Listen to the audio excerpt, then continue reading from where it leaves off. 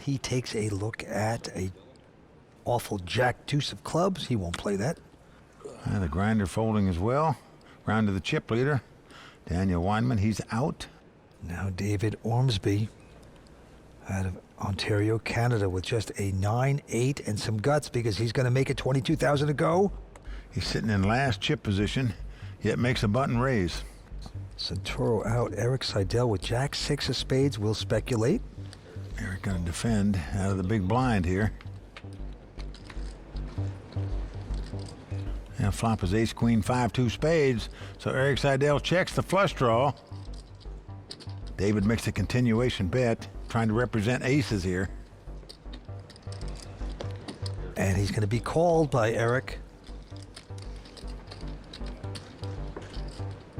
Going to the turn. Will Seidel hit the flush? Let's take a look. No, 7 of clubs.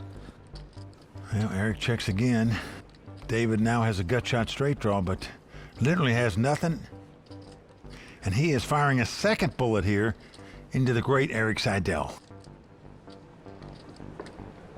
Yeah, 40,000. Seidel, though, he's not going anywhere with that flush draw. Down to the river we go. Well, a 6 comes off. This gives Eric 2 6s, but it gives David the stone cold nuts, the best hand possible, a 9 high straight. Seidel checking. David can't believe it. All in? All in? Well, he bet on the flop and the turn, hoping Eric would go away. Now, he's more hoping that he calls. Eric goes out, so David Ormsby bluffed his way till he made the nuts. Then made an all-in bet that didn't get called, but showing some heart there, Vince. Nice smile by him. He says it's his first time ever playing on TV.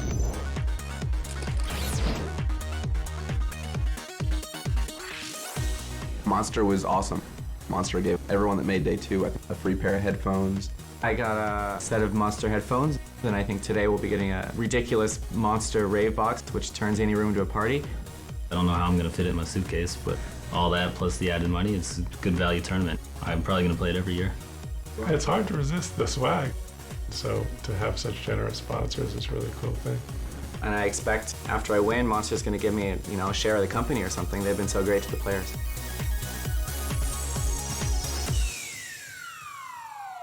Got them monsters on it. You know, Mike, I hear that if you stare into that rave box for a long period of time, you play better poker. Haha, we better get one then.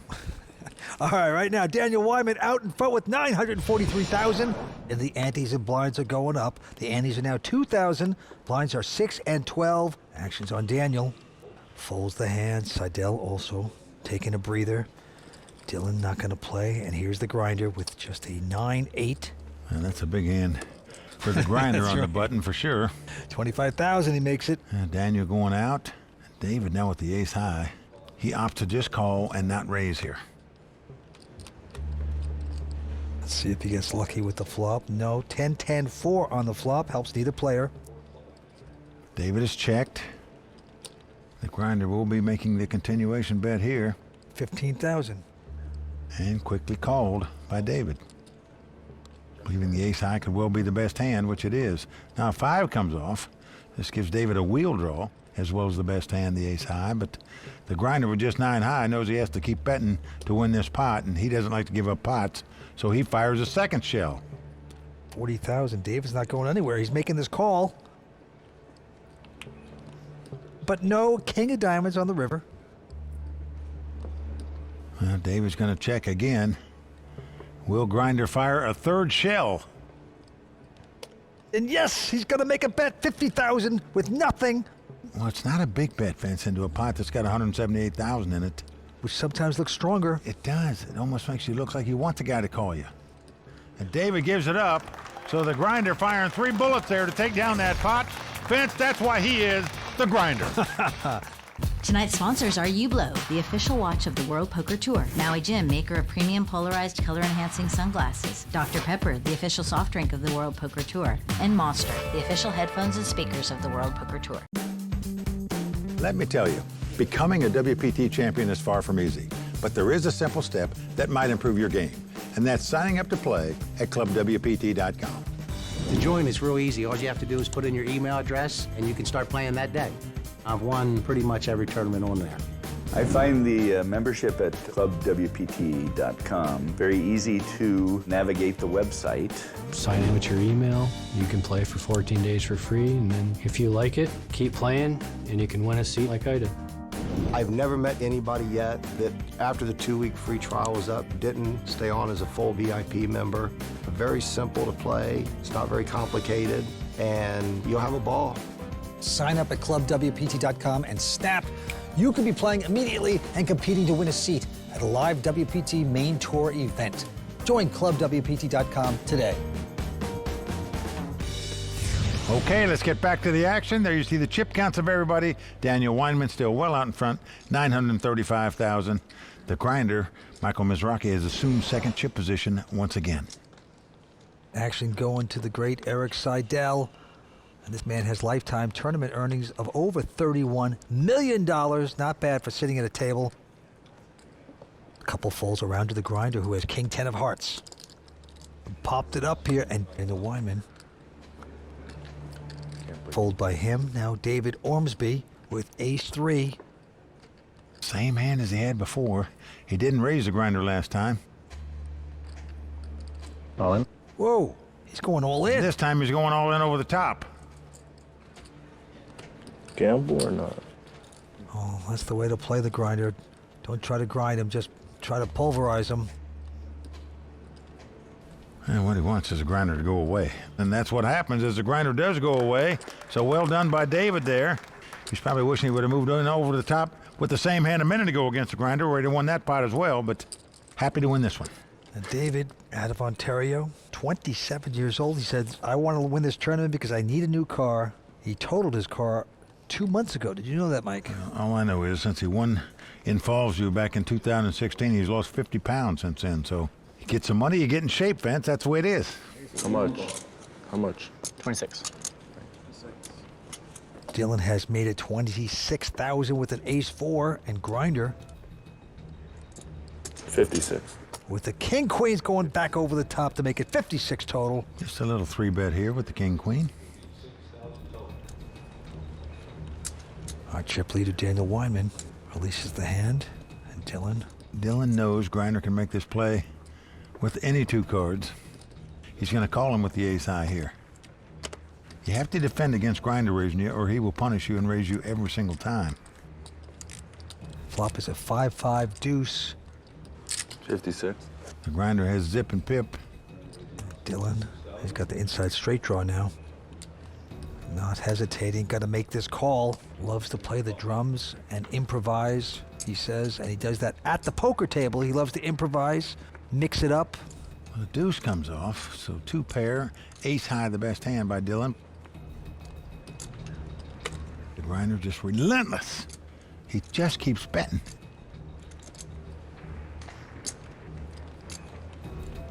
Tough decision here for Dylan. He knows the grinder could accidentally pick up a pair at some point. And he takes down the pot, so grinder winning pot after pot without having the best hand. That's how you do it. You just keep betting. You know, it's amazing. He knows everyone knows how he plays. He doesn't care. He says, hey, it's still tough to call me. The grinder is tricky. He's tough. You look at him and you think, like, how can this guy ever win anything?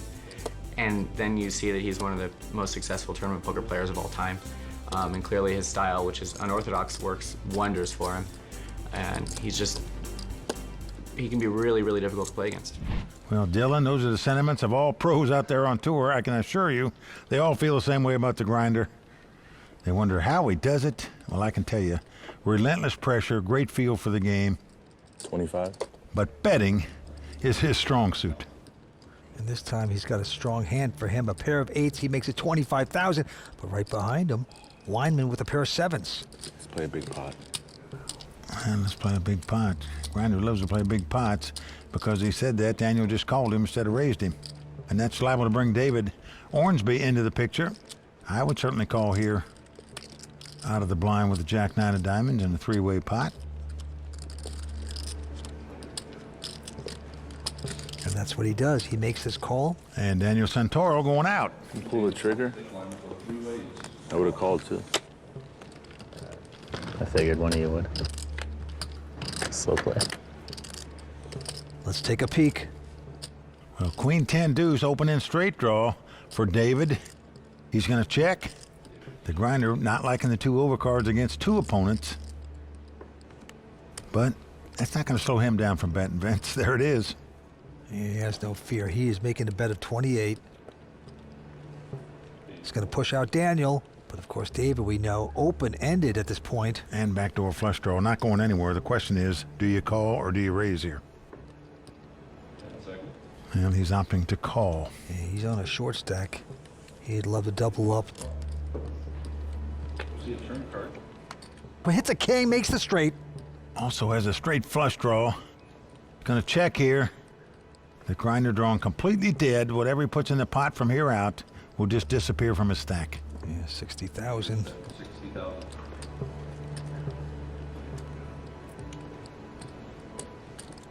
Against an aggressive player like Grinder, you just want to walk the dog. Just check, letting him keep betting. 6 of spade on the river, and David checks again. Digging the hole, putting the branches and twigs over, waiting for the sucker to fall in. All in. It's the grinder. Call. He has bet all in, and an instant call, of course, by David. David played this hand like a fiddle, Vince. I got to tell you, played it perfectly against this particular opponent. I think you're going to play Jack 9 as well for him. Suited. In the Mirage Poker Showdown, the World Poker Tour final table I made was Gabe Kaplan, John Juanda, Lee Watkinson, and Scotty Wynn, baby. What a lineup we've got at this final table. When we were three-handed, I felt this tournament is mine. I felt the confidence, I play good and I run good.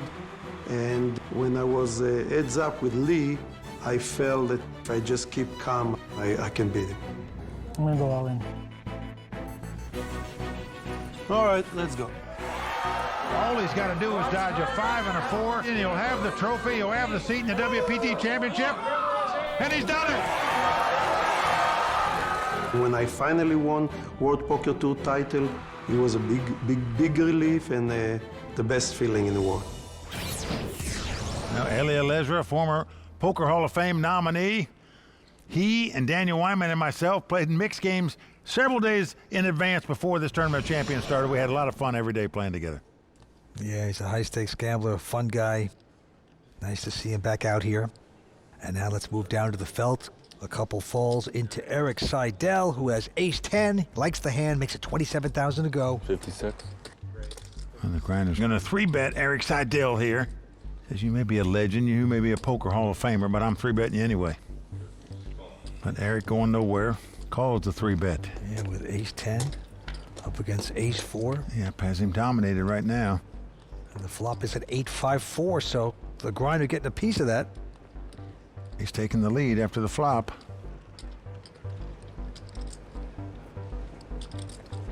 He's going to check. It doesn't want to fall into any traps with Seidel. It's going to check. Now the 6 of clubs comes off. Grinder checks. Eric checks again right behind him.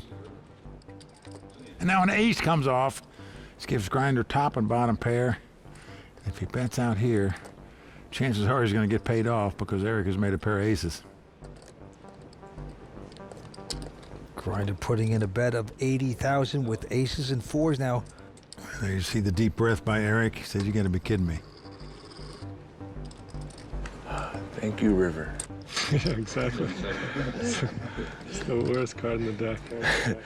How's it? He's curious. 2 pair. Everybody's curious against Grinder. So Eric does pay him off. There's the Grinder's mom, his fan club. I like bluffing, but so much more fun. He lives within walking distance of the casino, so a big favorite here locally. Michael the Grinder Mizrachi taking down that pot off the legendary Eric Seidel. Yeah, it's a great time to just walk over to the casino, but when you have a bad night, it's a tough walk home. Back on Seidel. Quickly folds it. Dylan also out. Yeah, the Grinder picks up Queen Jack. 25. Yeah, speaking different languages, very impressive. Makes it 25,000 to go. Weinman, though, right behind him with an ace-10.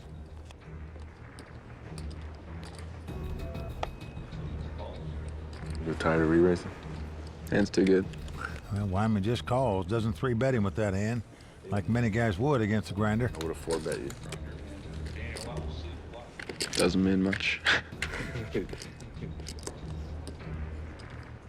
All right, the flop comes up at 4-3 deuce, 2 clubs.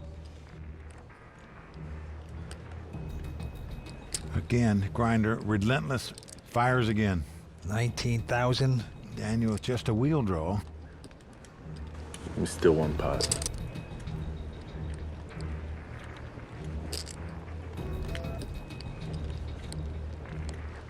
Daniel going nowhere, makes the call. This our range for sure. 7 of hearts. Turn card is a 5. That didn't change much. Changed a lot, and the Daniel won't be going anywhere. Daniel's got a small straight. Well, grinder's staring Daniel down. Wondering if a bet would win this pot for him. Well, grinder bluff betting there. He does bet. He's going to try to represent the hand that Daniel has. It's the biggest turn card in the world. He's just really laying it on thick right now. Let's see if Daniel goes for it. And he does make the call with it. 6 of clubs, that'll be interesting. Well, the board pairs 5s. The grinder just has queen high, but I would think you have to automatically assume your opponent's at worst got an ace in his hand, Vince, when he calls you on the turn here. The clock is ticking away. Will the grinder make a foolish bet? That's a time button he's pitched in the pot. Gives him another 30 seconds to act. Now, who puts in time buttons when they're thinking about bluffing, unless you're the grinder?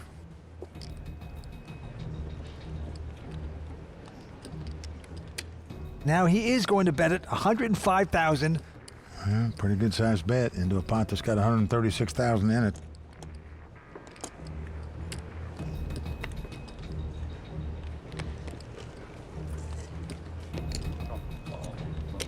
You got it. Straight's good. And Daniel is going to make the call with his straight, and he is going to take down the pot.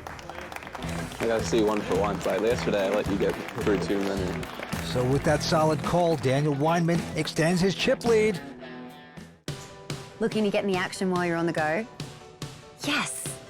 Then join me and other real players on Play WPT. And since you need to earn your chips, it's not just coin flips and all-ins at Play WPT.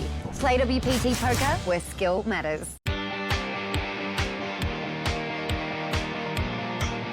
This is my first time at Seminole, and it's a very nice casino. It's been a great time. Everything here is nice, pool is nice. I didn't realize it was going to be such a high-end place. This is my home. I love it here. Literally, I've been here every day for the last probably few weeks. It's my casino, it's my poker room, and this couldn't happen in a better place. Well, welcome back. All the players love the Seminole Hard Rock Hotel and Casino. Why not? They put on great tournaments, great casino events. You and I love the steakhouse that we go to every night. Yeah, incredible restaurants, a great gymnasium and pool. It is fun here. All right, back down to the table. To the grinder. And Michael the Grinder Mizrachi from Miami, Florida, looks down at an 8-5 of clubs. It's a big hand for him. That's in his range of raising cards, for sure. There it is. Pops up to 32,000. Behind him, our chip leader with King Jack. Well, Daniel knows that grinder raises with these kind of hands, so he's just going to 3-bet him with a little King Jack here, up to 92,000. David goes out, and Daniel Santoro from New York picks up aces. He is getting these premium hands at the right time. He's picked up ace-king twice when somebody's raising front, moved in and taken it. I'm guessing he's going to go all in here. Come on. Seidel goes out, and now Dylan looks down at a king. Oh, King! What a time to get him.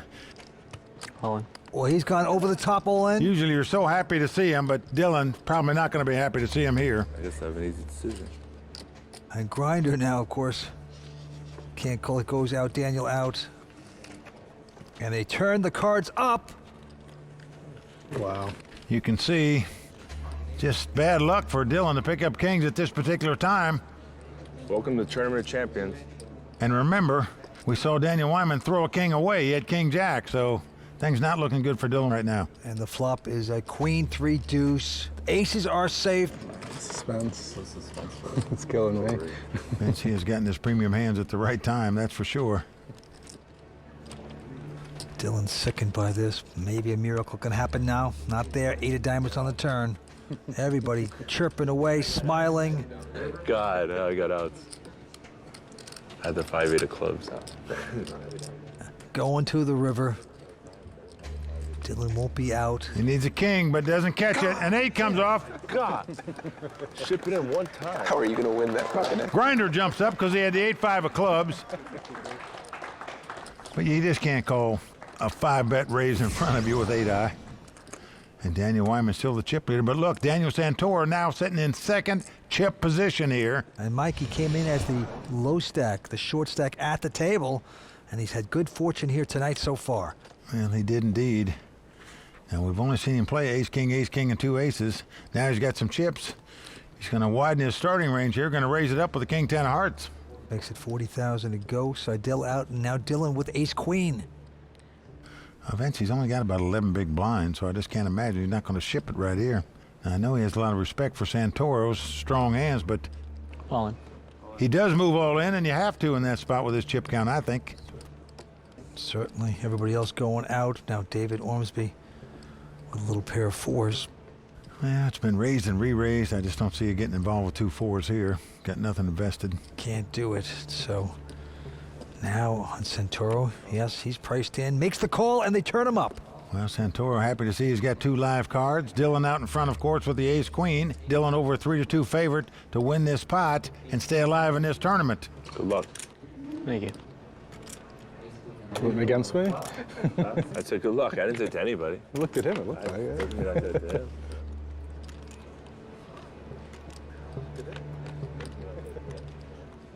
Oh, a king right on the flop. And Dylan saying, kings are killing me. He just had 2 kings, ran into 2 aces, where he doubled the guy up, and now the same guy just flopped a king to take the lead on him. Not over, Dylan. Catch an ace or 2 runners to make a straight. 2 running queens, but a 3 on the turn means Dylan Wilkinson must catch an ace on the river. Otherwise, he's going to be our 6th place finisher. Last card. A 6 of diamonds. Not going to work out for Dylan Wilkinson. Well, the UC Berkeley grad who majored in political science going back to the polls right now to figure out what to do, out in 6th place. Walking away, has to be very disappointed. He's over to talk to Matt Savage. Dylan, disappointing way to go. You dream about making the final table, then aces versus kings. Tell us about that hand. Someone else woke up with aces. I have kings, pretty much always going to go down that way. You know, great week, disappointing result. And with that, we end tonight's coverage from the Seminole Hard Rock Casino in Hollywood, Florida. Join us next time for more from the Monster WPT Tournament of Champions. For Mike Sexton, Vince Van Patten, Tony Dunst, Matt Savage, and everyone at the World Poker Tour, I'm Lynn Gilmartin. See you next time on the WPT. The World Poker Tour is sponsored by ClubWPT.com. Never lose a dime playing poker, guaranteed. I can outplay these guys. That's my shot. Got this. If I get the card, I prepare for this day. One time. Breathe. You never know when your time is going to come. To rise above the rest. To seize the opportunity. To be crowned a champion.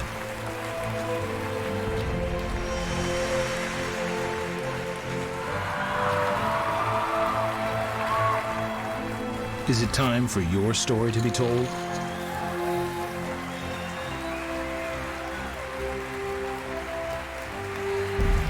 The World Poker Tour.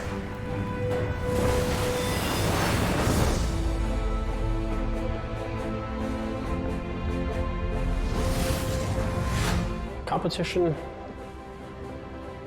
to me means all the players that are in my way. Competition is that natural thing inside me that makes me want to do better than everybody else. A bunch of people having the same passion and they want to reach to something bigger. Everything is a competition, so you want to strive to be the best in everything that you do. I am more competitive with myself than I am with other people. I just make a point to try to become the best person and poker player that I can be. I don't really believe so much the will to compete. I believe in the will to prepare, and I think that's what competition really is people who prepare and are ready to go to work when the chips are down. In Hollywood, Florida, the battle is on to become the champion of champions. Good evening, everyone, and welcome to the World Poker Tour. I'm Lynn Gilmartin. Tonight, we are coming to you from the Seminole Hard Rock Hotel and Casino for the Monster WPT Tournament of Champions. Joining me are Mike Sexton and Vince Van Patten. Well, Lynn, it's been an exciting final table so far. The guy that came to this final table as chip leader, Daniel Weinman, is still the chip leader. And two of the biggest names in poker are still at this final table. That's two-time WPT champion Michael the Grinder Mizrachi and the Poker Hall of Famer Eric Seidel. But Vince, Eric is sitting on a short stack. Yeah, he is. He's down to nothing. But, you know, it's great to see a talented player like Eric hanging around. This guy is so old school. He used to go to Nixon's home games. Anybody can come back, it's Eric Seidel. I don't expect any of these champions to go down without a fight, so this should be fun to watch. Now, players resuming, so let's get back to the table. Well, there you see the ClubWPT.com chip count. Daniel Weinman out in front with over 1 million in chips. Daniel Santoro in second place. He started this final table in last chip position, doing very well here so far. Mizrachi in third, Ormsby in fourth, and right now Eric Seidel, the Hall of Famer, in fifth place. Winner's going to take home close to $400,000 here. Blinds are 8 and 16,000, and he's 2. And let's go to Eric Seidel's cards with a little suited connector. Eric's got 23 WPT cashes. His sixth final table here, but he's out. The Grinder out as well. Michael Mizrachi, a two-time WPT champ. And the chip leader, Daniel Weinman, out of Stamford, Connecticut, will raise. Makes it 40,000 to go. Ormsby out. Now Daniel Santoro from New York. Ace-9 of hearts. Got to like that. And he will make this call. So we're going to a flop between the two chip leaders here.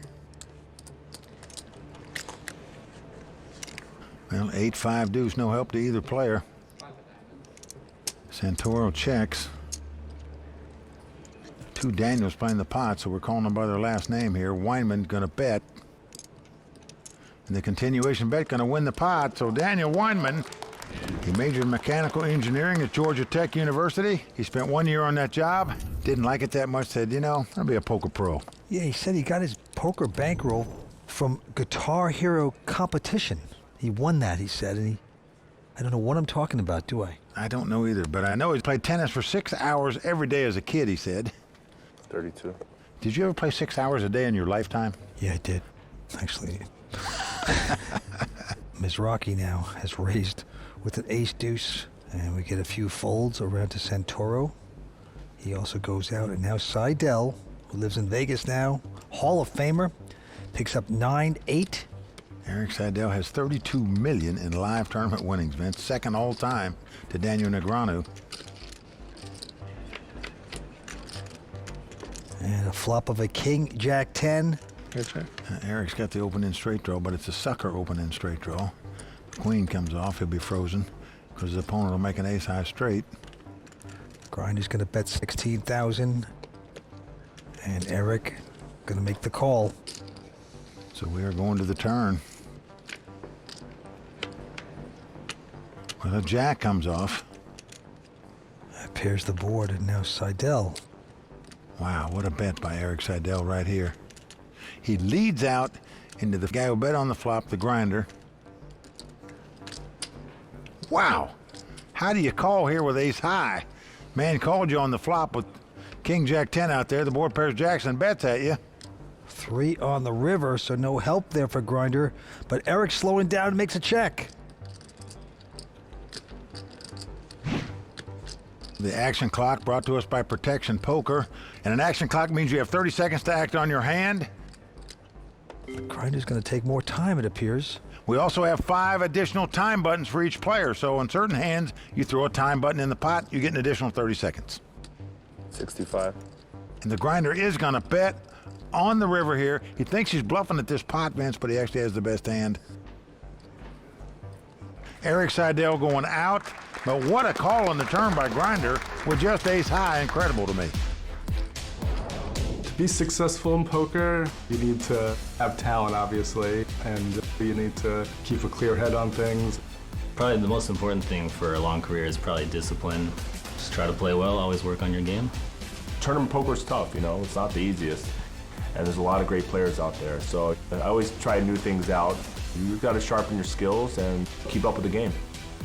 I think money management is the biggest key to success in poker. There are a lot of people who are out of the sport now because they have leaks in so many areas, but treating it like a job and being your own boss is kind of the key. If there's any kind of key to it, is that I love it. I love playing. I like to sit at a table with the best players in the world and try and figure out what the hell they're doing. And I like playing now as much as I ever have. Well, just great tips by all the poker pros at this final table. Listen to what they're saying if you want to play tournament poker. Yeah, it's good to hear Seidel say that, how much he loves it and what results he still has. And we talk about it all the time. Is it a young man's game? And mostly it is. But guys like him and you, I might add, have proven otherwise, which is nice to see.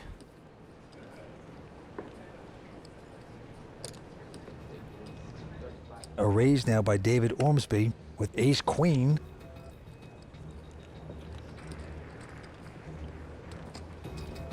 And will it get called by Mizrachi? Yeah, but he's got 7-5 of diamonds, going to call out of the small blind.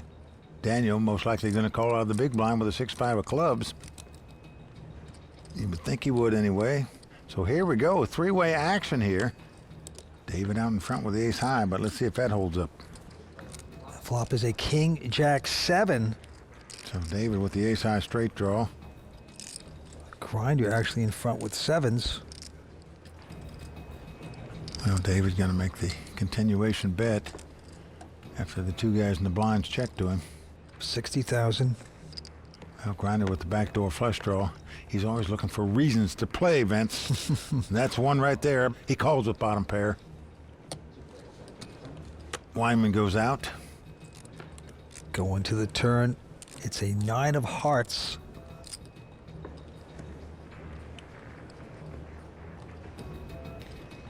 And the grinder, not exactly the card he wanted, but nevertheless, he's going to make a bet. 63,000. Well, Vince, David has the key card here, the ace of hearts. And he just calls on the flush draw and the straight draw. Going to the river. And the 10 of hearts comes out there. This gives David the ace high flush. Now, yes, there is a possible straight flush on the board. Action on the grinder.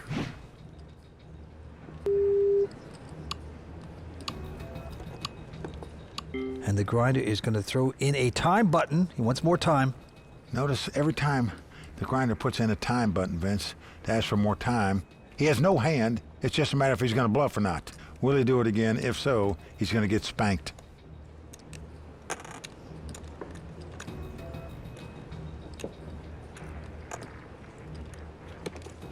He's going to bet at 150,000. David Ormsby, of course, ace high flush. Will make this call. Got it. Straight flush. You got it. He doesn't raise in case the grinder's got the 8 of hearts. Didn't want to lose all his chips. And the grinder stares down at the ace high flush and mucks his hand. Another pot for David Ormsby. Nice catch. Wins the pot, pays the time. Not too bad. Time pot, yeah. Well, Mike, it's pretty remarkable. We are about to finish our 15th season of the World Poker Tour, and it is just getting bigger and better than ever.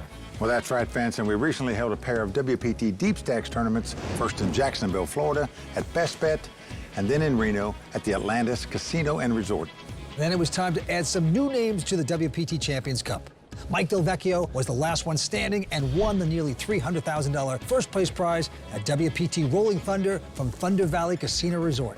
And Vince, it's been action-packed since we arrived here in Hollywood, Florida, where 2 new names were added to the WPT Champions Cup. First, Tony Sinishtaj claimed his victory at the Seminole Hard Rock Poker Showdown, winning over $660,000. That is big bucks. And then Ryan Reese made his first WPT final table count, taking home $700,000 in the final open tournament of the season, the Seminole Hard Rock Poker Finale. We extend our thanks to everyone who came out and played in the WPT tournament this season. We have big plans for the future, so log on to WPT.com and check out the tournament schedule. Now, let's get back to the action. And now we have Daniel Weinman. He is the chip leader. He's from Stamford, Connecticut. He's got close to 1.2 million in chips. Seidel now down to 140 in chips. Less than 10 big blinds, Vince, so he'll be looking to get it in soon, I promise you, and I'm guessing this is going to be it. He'll put it all in. He's only got about 8 big blinds, so he's got to ship it. Grinder goes out. Daniel Weinman can afford to play, but not with a 10-5. Ormsby thinks about it, but no, and now the only one to beat is Santoro, but he's got a pretty decent king-jack. He knocked Dylan Wilkerson out of this tournament with a king-10 of hearts. Could he knock Eric Seidel out with a king-jack? Or will he double him up if he calls? And he is going to call. I think you're going to call. That small amount of chance to knock out a legend. Either way, Seidel out in front with ace-5 up against king-jack. I thought you were worse than that. Eric Seidel, a living legend at poker, 32 million in all-time tournament winnings. And the flop is a queen-jack-10. So Daniel Santoro has outflopped Eric Seidel. Right now, Eric Seidel, the Hall of Famer, in dire straits. It's tough to win. Unless you're a luck box like me. An ace won't help Seidel. Seidel with 23 WPT cashes, 6 final tables, 270 tournament cashes in his career. Deuce of hearts on the turn. Well, Eric Seidel in dire straits. His hobbies are music and going to the theater. And if he doesn't catch a king on the river here, Vince, he'll be heading back to Broadway. Last card is a 7 of hearts. Not going to work out for Eric. Well, that's going to do it for the Poker Hall of Famer, Eric Seidel, out tonight in 5th place. Great Eric has to take the hard walk through the Hard Rock Hotel and Casino to Matt Savage. He will take home $73,000. Always a gentleman at the table. Let's go see what he has to say. Fell a little bit short tonight. I know you really wanted that car. I really did. Now I'm going to be taking buses in Vegas now. I think you'll be okay. Another great run, Eric. Great to have you here. Okay. And we have to say goodnight to Eric Seidel, while 4 players are still in the hunt to be known as the champion among champions. They say it takes one to know one, so we call on one of our own WPT champions, Tony Dunst, to give it to us straight in a raw deal. Everyone knows that if you never bluff, you become easy to play against. But that doesn't mean that bluffing all the time makes you difficult to play against. Ideally, you should balance value bets and bluffs at a frequency that makes you unpredictable. So what happens when you start bluffing too often? Let's break it down.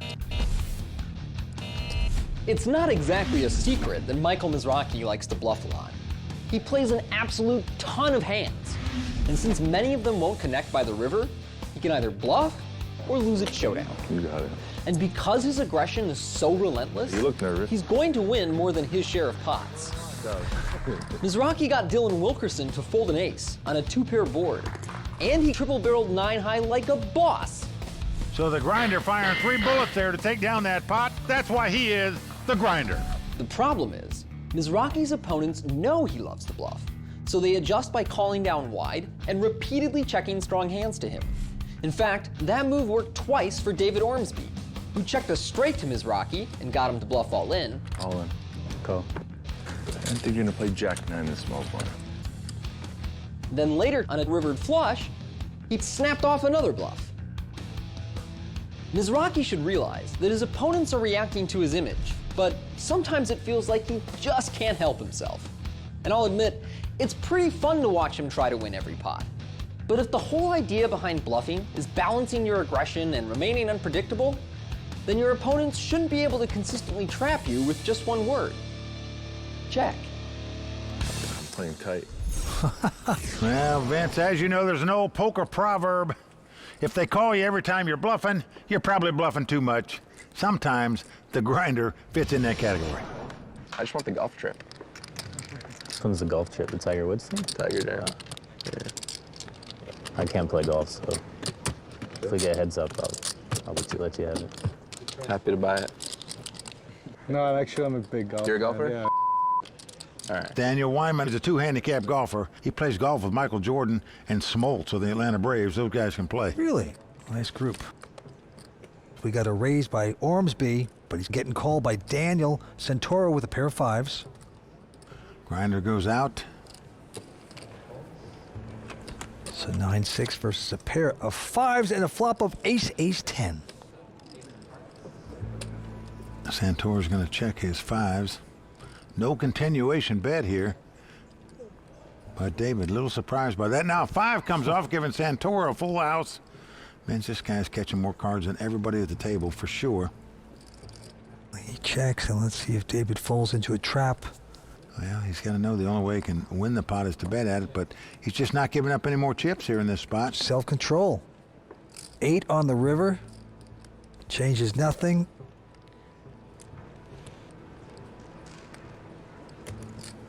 Santoro going to bet the river and win the pot, so even though David raised before the flop there, he didn't lose any more money after that flop, Vince. Daniel Santoro, great things happening for him here tonight. He's 31 years old, out of Belmore, New York.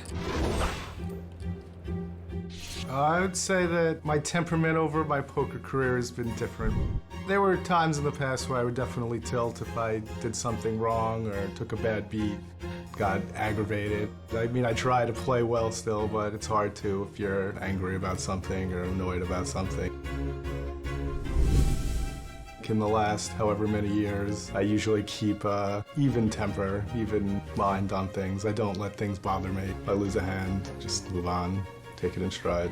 You just get older and you mature a little and you learn to let things go, because at the end of the day, if you win or lose, you go home and life goes on. The number one thing you need to know about playing poker, don't tilt after you lose a pot or two. It's the easiest way to do all your money. You got to deal with them. Move around. All right, the grinder from Miami folds his hand. Our chip leader, Weinman from Connecticut, with an ace-deuce. Well, Daniel Weinman going to raise it up to $35,000 with the ace-deucey. You have to widen your range of starting hands in a 4-handed poker game. Daniel number 2, Santoro, going to make the call here with the Queen Jack of Diamonds.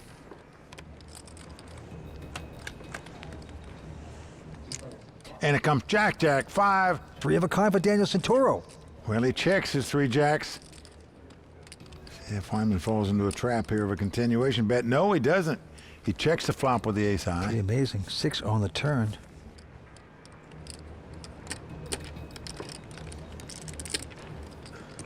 Now Santoro is going to bet at it. Now by betting here, you don't know if he's bluffing or if he's got a hand. Weinman trying to figure it out. And he's drawn completely dead and figured it wrong as he makes the call here with just the ace high. A river card, 8 of diamonds. Action back on Santoro. He said, hey, the guy called me on the turn. Maybe he'll call me on the river here. So he bets 100,000. Weinman trying to think, maybe my ace high is good.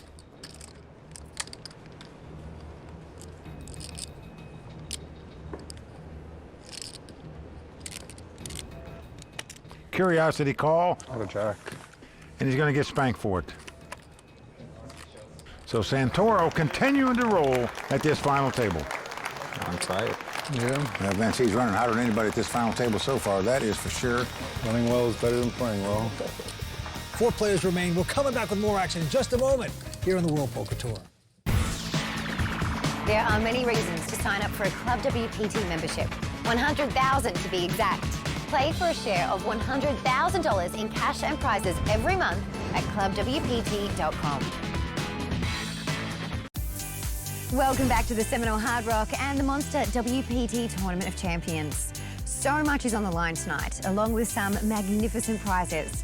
Each player at the final table will receive a Monster Superstar Rave Box, but the winner will really score, receiving a week stay with Wyndham Extra Holidays, a seat into Tiger's Poker Night, a custom BBO poker table, Monster headphones, a Hublot King Power Unico Carbon and Red watch, and a 2018 Audi S5 Coupe.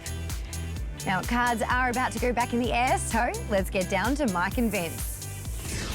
Well, there you see the chip count. Daniel Santoro out in front. Daniel Weinman in second place. And right now, Michael the Grinder Mizrachi bringing up the rear in fourth place.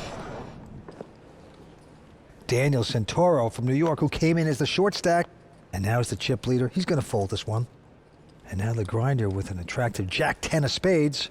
He likes it, and he makes it 32,000 to go. Well, Weinman now picks up ace-7 offsuit. And most of the time, when the Grinder raises, this is a good hand. But let's see how Weinman wants to do with this hand now. Just going to give it up, Vince. You could tell he thought about raising it and then said, I'm in good chip position. Why play a marginal hand? He gets out of the way. And Ormsby behind him with queen, 3 of diamonds, will make this call. And we'll see a flop. Here it is. It's a 10 deuce-deuce. Well, good flop there for the Grinders. He's flopped 10s and deuces as David checks to him. And the Grinder checks 10s up right behind him. Not worried about giving his opponent a free card. And he certainly did the right thing. His opponent now has got 2 pair, 3s and deuces. And is going to lead out and bet 25,000. And the Grinder going to call with 10s up. River card, another deuce. Both players have a full house.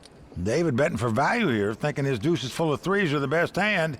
All in. Didn't even hesitate, Vince. Said, look, you got jacks or better, good luck to you. I don't think you do.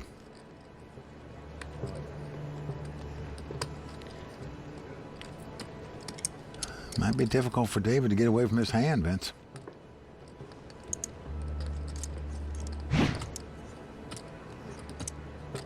There you see the action clock going off for David. Yeah, tick, tick, tick.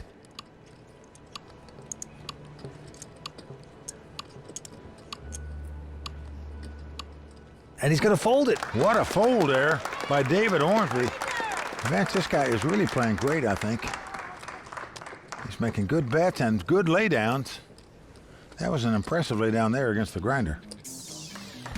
I'm so pleased to be joined by Noel Lee, the head monster. Now, Noel, what made you want to come back this season, not only as title sponsor, but also to add $100,000 to the prize pool?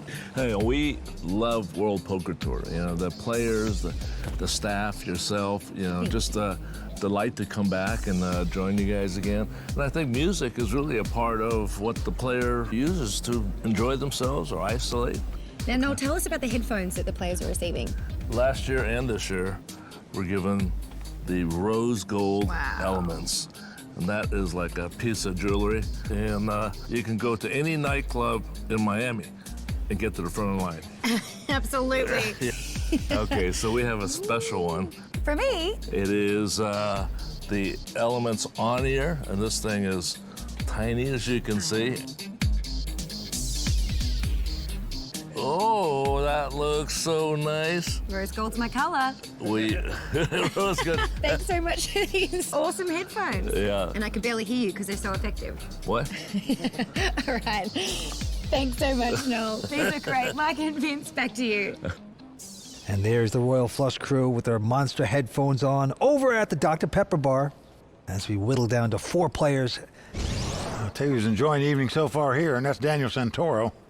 Big chip leader now with 4 left after starting out in last chip position. And we go back down to the money pit, going after the title of champion of champions of the season. And we get a quick fold by the chip leader Santoro. Now the Grinder with queen 5 up to his usual stuff, makes a raise, but right behind him, Daniel Weinman picks up the real hand. Pair of queens, and he'll re-raise to 80,000. Now Ormsby with an ace-jack. Well, he knows Grinder raises light.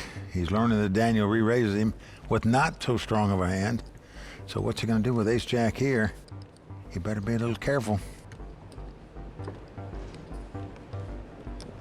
Wow, Vince, he is going to 4-bet this hand. 167,000.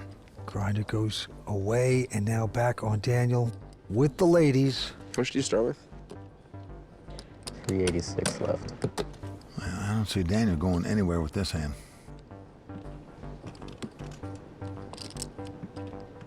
Oh. Yep, there it is. Wow, and a good laydown there by Ormsby. Well, Ormsby just picking the wrong time to 4-bet there. Many times it'd be good when these guys are raising and re-raising, but not this time. Tonight's sponsors are Hublot, the official watch of the World Poker Tour. Maui Jim, maker of premium polarized color-enhancing sunglasses. Dr. Pepper, the official soft drink of the World Poker Tour. And Monster, the official headphones and speakers of the World Poker Tour. Welcome back. We're in Hollywood, Florida for the World Poker Tour. Well, Vince, here we are at the season championship event, and I must say, we are styling.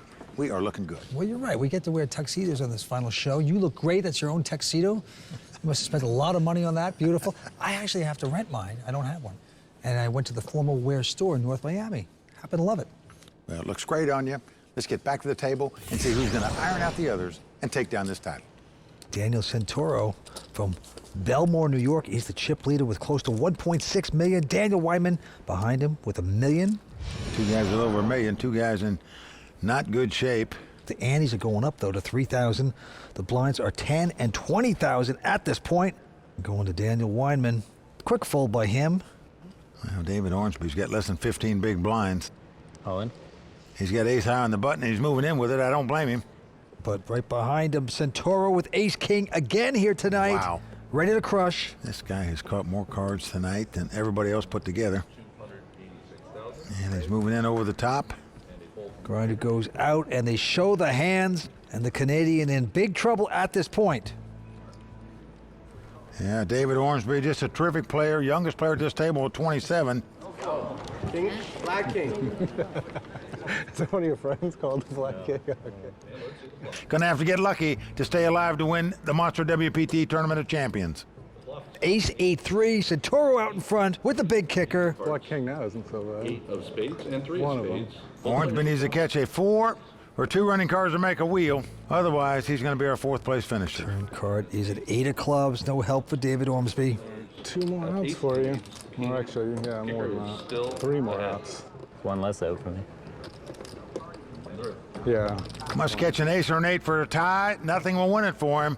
Last hope. Not going to be happening. 10 of diamonds hits the board. Nope, that's going to do it for the talented player David Ormsby from Canada, but just not his night tonight, Vince. Out in 4th place. That is right, 27 years old. He is gone, picking up 95,000. Let's talk to him. Great run this week. You started off short stack, but you moved up a couple spots. How was your experience this week? It was great. I love this tournament.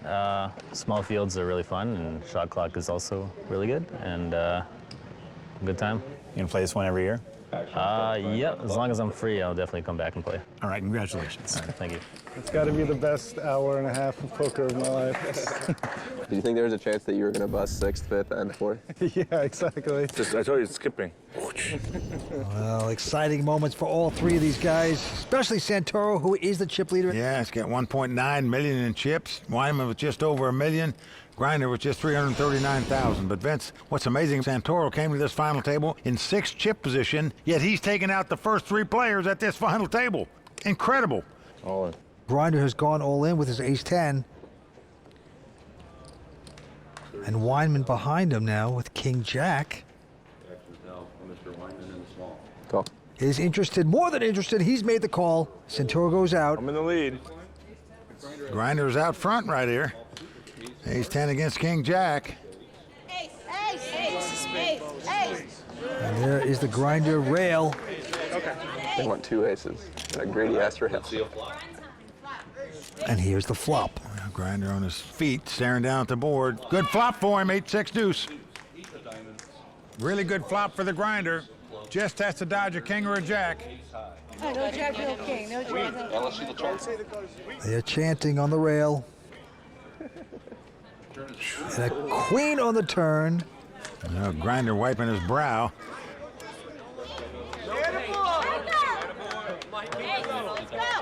Mike, look this way. Don't look this way. 3. God. River card. 4 of clubs. There it is. The Grinder's doubled up. And with that pot, Vince, He now moves into second chip position.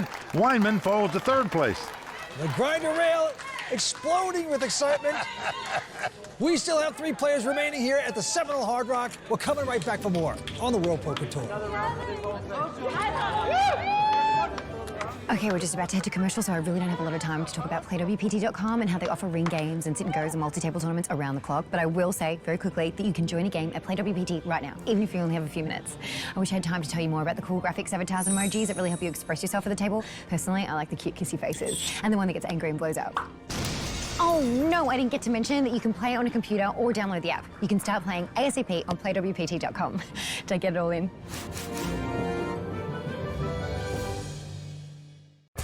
Well, we're back at the Seminole Hard Rock Hotel and Casino in Hollywood, Florida. 3 players battle for this championship, Mike. Yeah, Daniel Santoro well out in front with 1.8 million. Both his opponents have about 715,000. So Santoro, who started this final table in last chip position, now has more chips than both of them put together. And Santoro continues to get cards here tonight. He's got ace-10 here, and he'll pop it up to 45,000 total. And Vince, he has busted the missing 3 players at this table. So far, it's all Santoro. Weinman with ace-4 will call this. So ace-4 versus ace-10. And we are flopping, and the flop is an 8-3 deuce. Well, Santoro still out in front, but Weinman with the wheel draw. Santoro is going to bet after Weinman checks. 45,000. Weinman going nowhere, makes the call. Turn card is a 5, giving a straight for Weinman. Yeah, the joker for him. And he's going to check it. But Santoro not making another bet on 4th Street. Now the board pairs 8s. Will Weinman come out of the woodwork and make this bet, try to get some value?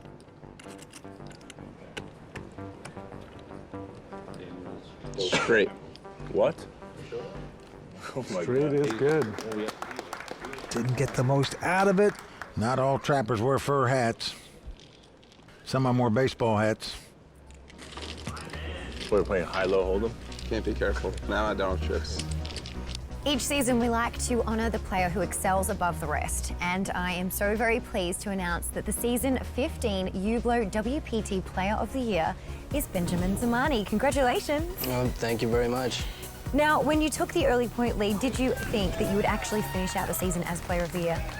Well, I thought I'd have to win a tournament somewhere along the way, but, you know, the WPT puts on great events and great tournaments, and to win one of their bonus prizes is pretty cool. Sure is. Now, along the way, you had some players nipping at your heels. You had Sam Panzica, our own Mike Sexton, very close. Were you sweating that leaderboard, hoping to hold? I was keeping an eye on it, but I was trying not to think about it too much when playing. Spoken like a true professional. Well, I have your custom one-of-a-kind Ublo watch. It even has the 15 marks there on the bezel. Wow, that is awesome. Thank you very much. It's pretty amazing. Well, congratulations again, Benjamin, our season 15 Ublo WPT Player of the Year. Mike and Vince, back to you. Yeah, congratulations to Ben Zamani. He started out fantastic in the season and held on. Rest of us just couldn't catch him, Vince. Mike, what an effort. Had a shot at it. Didn't quite get there, but still, can't complain about the year. Very good. We're back down to these guys, and right now, Weinman gonna raise with a king, 8 of diamonds. Santoro goes out. Well, the grinder with the 6-5 of spade gonna make the call. So these two guys clashing for the umpteenth time at this final table. King 8 versus 6-5, and the flop is at 8-8-5. Wow. Daniel Weinman has flopped 3 8s. The grinder's got part of the flop with 2 5s. Beautiful flop for Daniel Weinman. He's going to check it. We'll go into the turn. Another 5. Well, this could spell doom for Michael the Grinder of Mizrachi. He's got a full house here. 5s full of 8s. Unfortunately for him, his opponent has a bigger full house.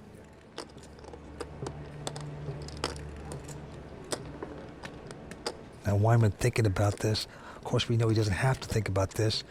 Do you just call and rope him in? That's exactly what he's going to do. He wants to break the grinder. He probably thinks Grinder's just bluffing at the pot. Now deuce comes off.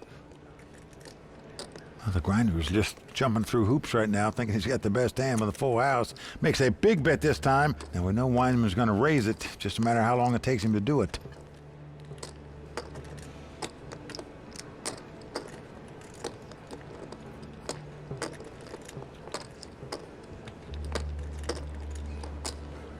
All in. Not a min raise, just going to push it all in. Now, will that scare grinder off? Well, grinder's got about 400,000 left. Do you want to put it all in here with 5-4? I mean, it's hard not to, but he's replaying this hand now. What's going on here?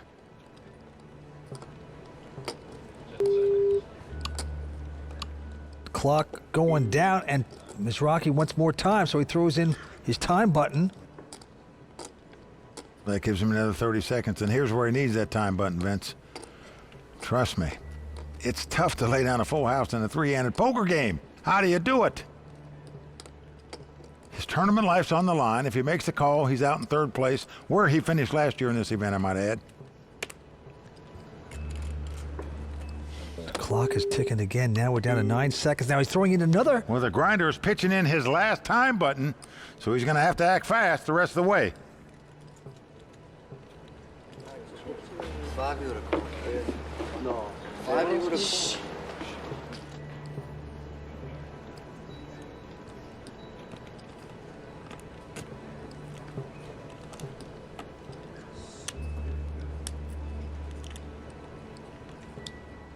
Down to 10 seconds again. 9.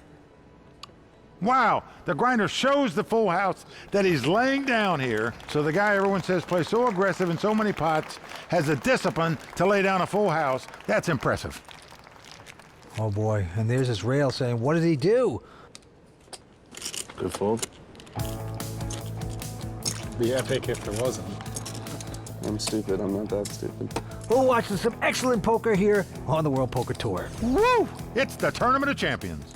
Vince, real poker players are sick of the all-in fest on those other social poker sites, so they're switching to playwpt.com. No more waiting for pocket aces and praying for them to hold up. That's not poker. That's right. Play WPT Poker, where skill matters. My name is Dietrich Fast. I won a WPT at LAPC. I actually thought I will win. I have the chip lead, so I'm pretty confident to win this. The atmosphere was crazy. I'm all in. I call it. It's an 8! Unbelievable. Now Dietrich must catch a jack or a 9 to win this pot. Jack. But the river changed the whole thing. A jack! Dietrich has done it! And I won. My friends from Germany and America went crazy, and that was awesome. Well, he's right about that, Vince. There's no feeling like that last card's over and you're crowned a WPT champion. And I was fortunate to win an event this season, and I'll be grateful for life for it. And I'll also be playing this monster WPT Tournament of Champions the rest of my life as well. Eligible now. Love it. You deserve it. You played well. And we're moving on. 3 players here. Down the stretch we go. And we have a call by Daniel Weinman. Wow, limps in the small blind with King Jack of diamonds. Most guys would raise with that, but he limped in. And out comes King Jack deuce. And look, 2 hearts out there. Wow, that gives Santoro a flush draw. We could see some fireworks here. Daniel's going to check the 2 pair, top 2 pair. And Santoro is getting the chips out with his flush draw. 35,000. With a possible straight and possible flush draw out there, I think you have to raise here if you're Weinman, and he does. He makes it 115,000 to go. Santoro. He does make the call.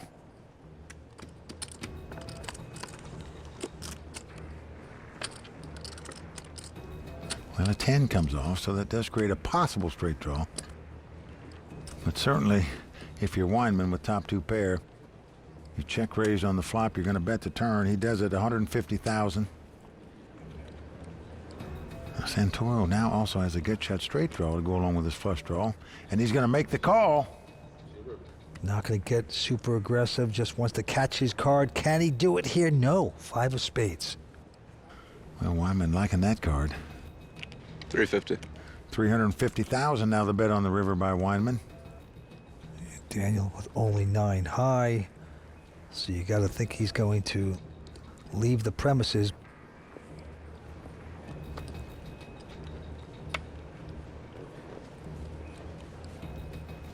He's going to lay that down. Weinman going to take it. Well, even with the pot that he did lose, Weinman regains the chip lead, as you can see, right there. Not by much, but by just a little bit.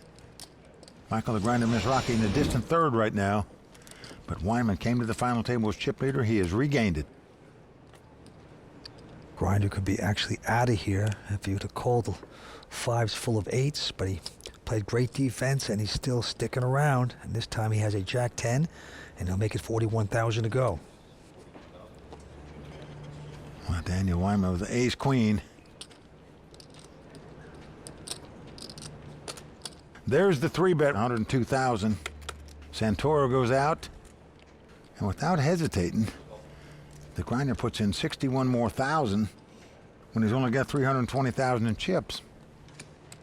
Well, he is gambling here tonight. Can he get lucky with the first 3? And yes, he does. 8, 9, 10 on the flop. What a flop for the Grinder. Oh, call. All in and called. And Grinder out in front with the 2 10s, also has the open end straight draw. So a queen won't help Daniel Weinman because that'll give the Grinder a straight. Daniel looking for an ace or a jack. The jack gives him a queen high straight. The ace gives him the lead. Should have just check folded. Weinman almost fell to the ground when he saw the snap call by Mizrachi. He was sickened that he made that move so quick. Well, the Grinder can get right back in this thing by doubling up here, I'll tell you that. Comes the turn. It's a 7. That's a straight for the Grinder. Well, now Weinman needs a jack to win the pot. Nothing else will do.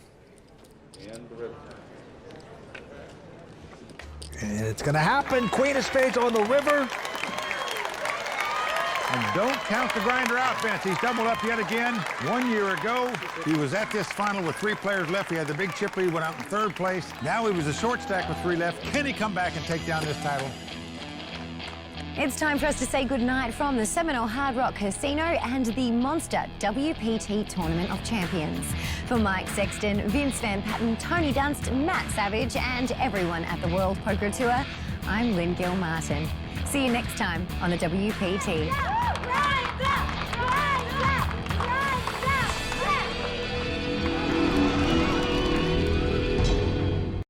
The World Poker Tour is sponsored by ClubWPT.com. Never lose a dime playing poker, guaranteed.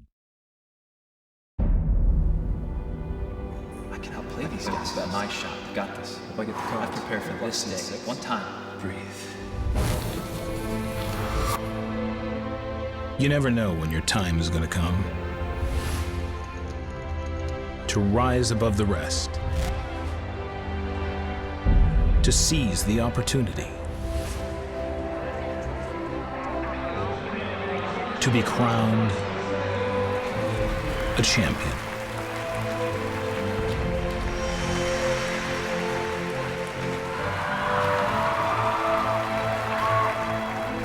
Is it time for your story to be told?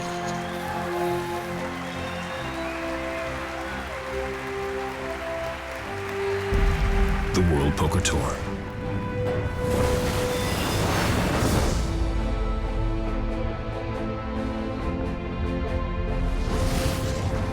A goal is just an aspiration. It's a mark you set that you attempt to reach. A goal is something you strive to achieve, and in poker that can be a title, amount of money to win. It can be a lot of things.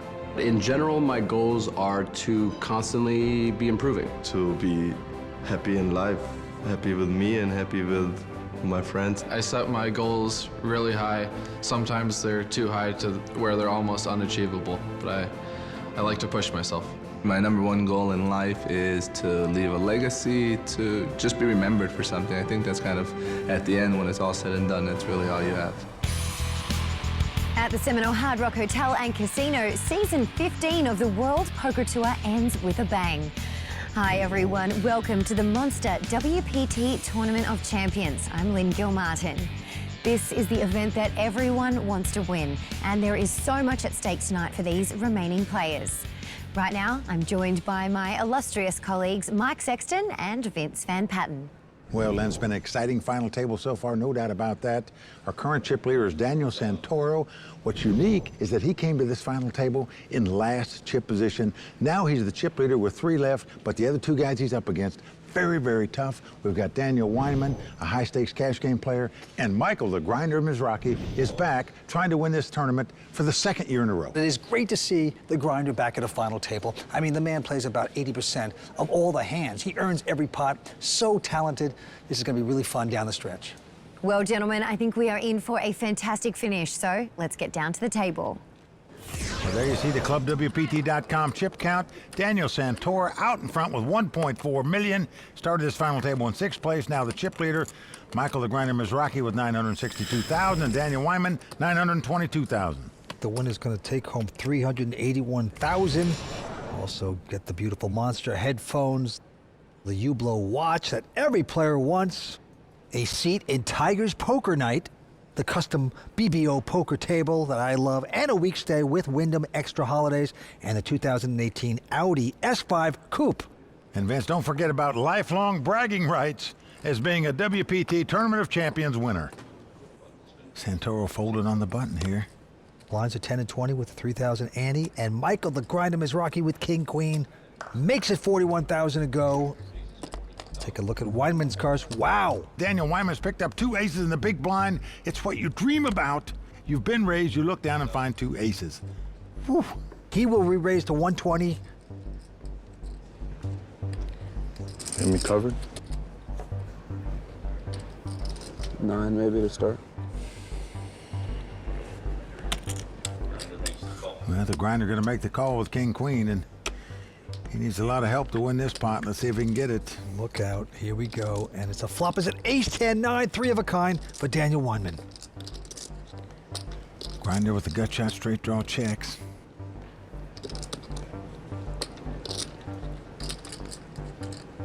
Let's see how much Weinman bets here. Look at this bet size here, Vince. 70,000 into a pot that's got 250,000 in it. But the grinder with the gut shot, straight draw, makes the call. Just build the campfire real slow. Reeling him in. Going to the turn. It is a king, so now the grinder hits kings here.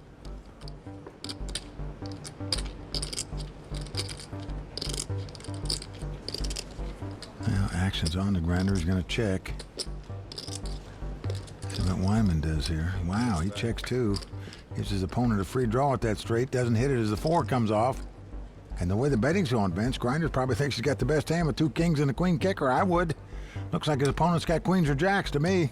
But Grinder bets for value here, 120,000.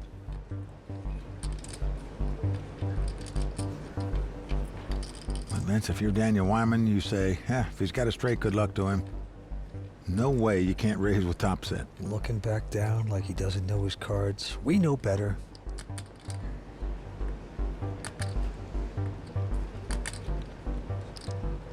All in. There you go. Wow, he's gone all in. He wants it all. That's another 600,000 to the grinder. That's a lot. Virtually all his chips.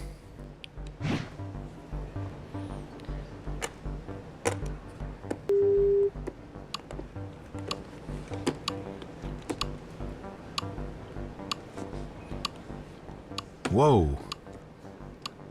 He acts like he was going to call there, Vince. But he opts to lay it down.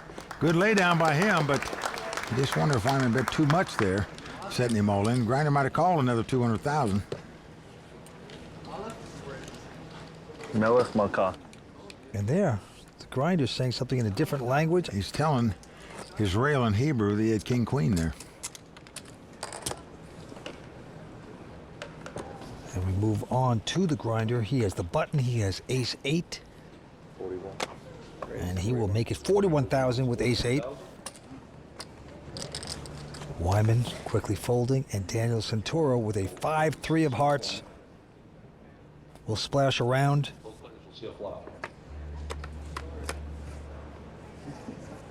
Oh, and what an action-oriented flop. Santoro's flop bottom pair with a flush draw. Grinder's flop top pair, but it goes check, check. And 3 5s now for Santoro.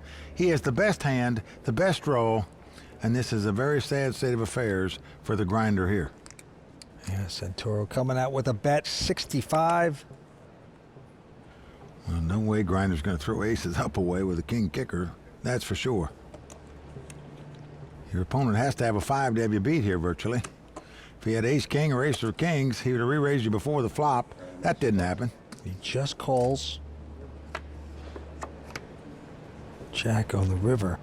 Daniel Santoro, what a show he's put on at this final table. He's also caught the most cards at this final table, no doubt about that. 31 years old from North Belmore, New York. Been a pro for 10 years. Got a 5. Grinder makes the call and doesn't like it when his opponent shows him 3 5s. And Vince, how good has Daniel Santoro run at this final table so far? Just been incredible. He's busted the 3 missing players at the table. He made another hand there to really knock the grinder down in chips. We are so excited to have Craig Lamanna and Scott Perillo from Maui Gym here at the Monster WPT Tournament of Champions. Guys, tell me about Maui Gym. Maui Gym is a premium polarized sunglass company. We were born on the beaches of Maui 30 years ago. And we really pride ourselves on having the best lens technology in the market. For us, it's all about the view through the lens, not just how you look at them. Now, all of the players in this tournament and the WPT cast had a custom fitting this week. Tell us how that went. Yeah, so the fitting went really well on all the players. Were able to come over, try on a nice assortment of styles, colors, shapes, and different lens colors as well. Totally perfect fit. They're really lightweight and very comfortable so that they can wear them all day long in 12, 13-hour tournaments or out by the pool and wherever they go. And I saw you chose a very nice pair here as well. I gotta say, I had a tough time choosing because they are really cool glasses, but I went with the moon bow. What do you think? Good choice? Really good. Perfect. I love them. And what is it about Maui Gyms that makes the color pop?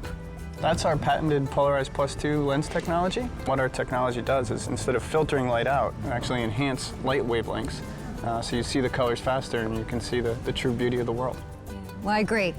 Everything looks fantastic through those lenses, and I love my glasses. Thank you so much, guys. Thank you. Mike and Vince, back to you. Well, Lynn, I agree. As a WPT champion, I was privileged to get a pair of Maui Gym sunglasses fitted for me, and they're fantastic. Well, Mike, I'm not a champion of the WPT, but I was given 2 pair of glasses. Oh, boy. For a guy that's in the sun every day like you are, you got to love them. I need them. All right, antes have gone up to 4,000, blinds at 12 and 24. We have a raise by Santoro. Grinder goes out.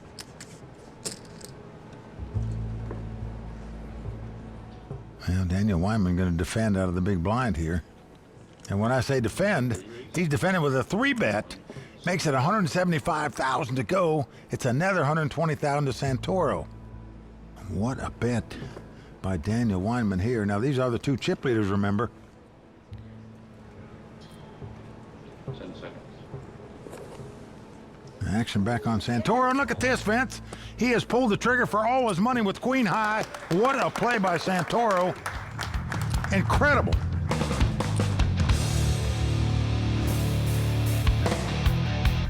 If you're a fan of the WPT, then you may have joined us for a game of poker on PlayWPT.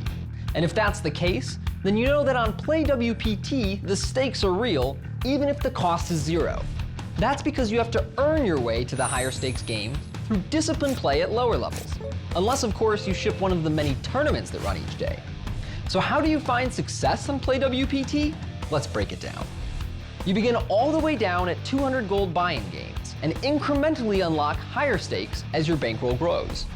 Build that bankroll for long enough and you'll reach the nosebleed stakes like 50,000, 100,000, but don't get ahead of yourself.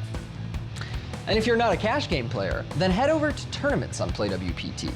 There's plenty of free rolls in case you're low on gold, and if you manage to take one of those tournaments down, then you can parlay your bankroll in a higher buy-in event. Best of all, you can access PlayWPT 24 hours a day. Plus, since the WPT is a global tour, PlayWPT is a global site, beamed directly to your desktop or mobile device for whenever you feel like turning your night into poker night. But really, the true way to find success is to play. So head to playwpt.com or download the app today. Going into my final table, I had a chip lead, so I felt pretty good about it. Probably more confident than I should have been. Jonathan's going to lead out and bet here with nothing. So the aggressiveness paying off there. That's my boy. and I happened to run really well. So even though I tried to slip up heads up, Poker God saved me. Well, Jonathan Jaffe just has to dodge an 8 or a 10 on the river to become champion. Can he do it? Queen of Hearts! It's going to work out for Jonathan! Winning the WPT was just an awesome moment. Well, Jonathan Jaffe, terrific player, in fact, made this final table a year ago in the WPT's first ever Tournament of Champions. Right now, the three-handed battle is being won by Daniel Weinman with 1.7 million in chips. The grinder down to 382. Takes a look at an 8-7, and he will take a rest. Weinman with a solid queen jack of clubs, just calling. Gonna play it sneaky, and Santoro fine with that. We'll see a flop. The flop comes queen 5 deuce. Great flop for Weinman as he's flopped top pair with a jack kicker. His opponent's flopped top pair with a 6 kicker. Weinman betting 24. Santoro with queens as well, making the call. Turn card is a 9. So Daniel Weinman, I think you have to bet this. Your opponent could have a flush draw, a small pair, gut shot straight draw, 130,000. And I don't see Santoro giving up top pair that easily, and he's not. He's made the call here. Going to the river. It's a deuce pairing the board. So Weinman's kicker gonna play. He's in good shape. He knows it. He's getting those betting chips out once again. Yeah, 240 he wants. The question is, can Santoro get away from top pair here? That's hard to do.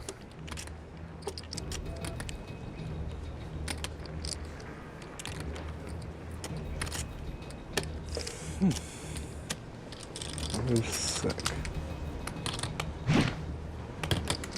Open at the bottom. There you see the action clock going off, brought to us by Protection Poker. Down to 5 seconds, Mike. And he's going to have to use a time button. 3, 2, 1, and muck. Vance, I tell you, we've seen some incredible play at this final table, both in terms of bluffing, 3-betting, 4-betting, 5-betting, and in terms of making laydowns. Grinder laid down a full house earlier. He just laid down top pair. And there you see Jason Mercier with his dog Marshmallow. Not sure who was having more fun there, Jason or Marshmallow. Go right back to it. Santoro this time with a solid ace-jack. He'll make it 55,000 to play. Grinder going out. Now Weinman with just a queen deuce.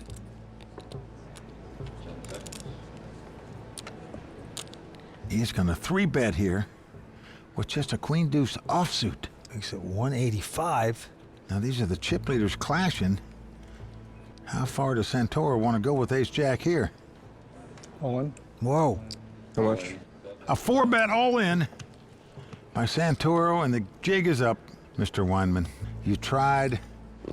I thought. Just didn't work. So Weinman gives it up. Daniel Santoro came into this event as the short stack. He is now in second chip position. Expensive misclick. What are you trying to do? About 50,000 less. Your stacks are over 100, right? Yeah. It should be about 3.3 million. All right.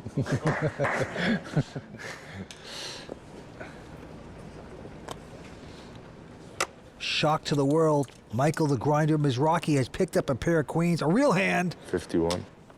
Well, one thing about very aggressive players, you get action when you do get a hand, so I'm guessing the Grinder's going to get a lot of action here. Call. Well, there it is. Santoro set him all in, and snap call by Grinder, and he is in great shape to double up. Queen. Queens versus king queen. And if he does, Vince, he'll move into second chip position behind Daniel Weinman. Go, Michael. Come, Michael. Come, Michael. We'll be here all night. I tear your hats. 2 of my hats. Well, Weinman enjoying the show because he's not involved in the pot. Queen hearts. Santoro has the king of hearts, the queen of diamonds. Who are you rooting for? You're rooting for a king, right? Yeah, but I'm rooting for me. If Santoro should get lucky, he'll have knocked out the grinder, the local, and will be on down into a heads-up battle. Flop is a safe 9-7-4 for the grinder. Yeah, so far so good. He's got to dodge a king or a running jack and a 10. Here we go to the 4th street. It's a deuce. Santoro must catch a king, otherwise the grinder will double up. Got to avoid the cowboys. Last card. It's a 3 of clubs. There you go. The grinder's arms are back up, Vince. He is feeling good again. And with that pot, has about $1 million in chips. Right in the thick of things here. Yeah, he has just gone to the 2nd chip position. Santoro down to 3rd. It's still up for grabs. We're coming back with more action here on the World Poker Tour in just a moment.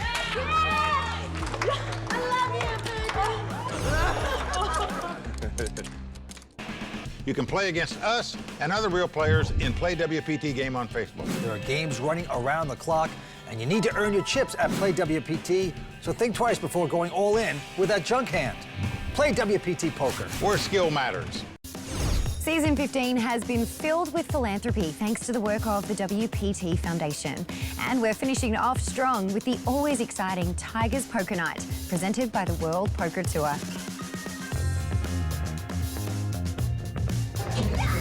I'm competitive in everything, whether it's basketball, Connect 4, poker, no matter what it is, I play to win, and I play a lot of cards, so I'm interested to see how this goes. My nerves are up because I have a feeling I'm not going to win tonight with all of these world champion poker players here. Oh yes, A6-6, that's exactly what I was hoping for. You check, I win. I got dealt pocket aces, which is hard to do, and I won with them, which is also hard to do, so I feel like it's going pretty good. The foundation's amazing, and so this is, I think, my 4th or 5th year that I've been coming. So I get to come out and hang out with some really cool people. They're just here to help, and that's what makes it special. We really believe that poker is more than a sport. It's a way of connecting people. And there's nothing more important than connecting them with a great cause like this. The mission of the Tiger Woods Foundation is pretty simple. We believe kids should have the opportunity and the inspiration to seek a better future. I think it's so important to be there as a mentor and help them succeed in the future. So they always have goals and they always want to strive to be their best. We just eclipsed 20 years with the Tiger Woods Foundation, so our future is really bright. We've launched tgreduexplore.org, which is a digital website where teachers can go on and download our lessons and our curriculum. And the big thing now that we're really looking at is how do we take some of this material and take it internationally. So that's a really exciting part of our future going forward. I couldn't have imagined any other support system designed better for me than the Tiger Woods Foundation. They have truly led me to where I am today, and for that I will be forever grateful. Monetary gifts are always valuable, but the most thing that we can give as people is our time. So giving these kids your time and showing them that you really do truly care about them is just as important as anything else. So much fun. To learn more about the Tiger Woods Foundation and other WPT charitable events, head to WPTfoundation.org. Now play is ready to resume, so I'll send it over to Mike and Vince to check the chip counts and get back to the action. Tigers Poker Night, just a great event for a great cause, Vince. Year after year, raising so many great funds. But right now, we have a great battle down the stretch here at the Tournament of Champions. Blinds are going up to 15 and 30,000 with a 5,000 ante. Let's go to the felt.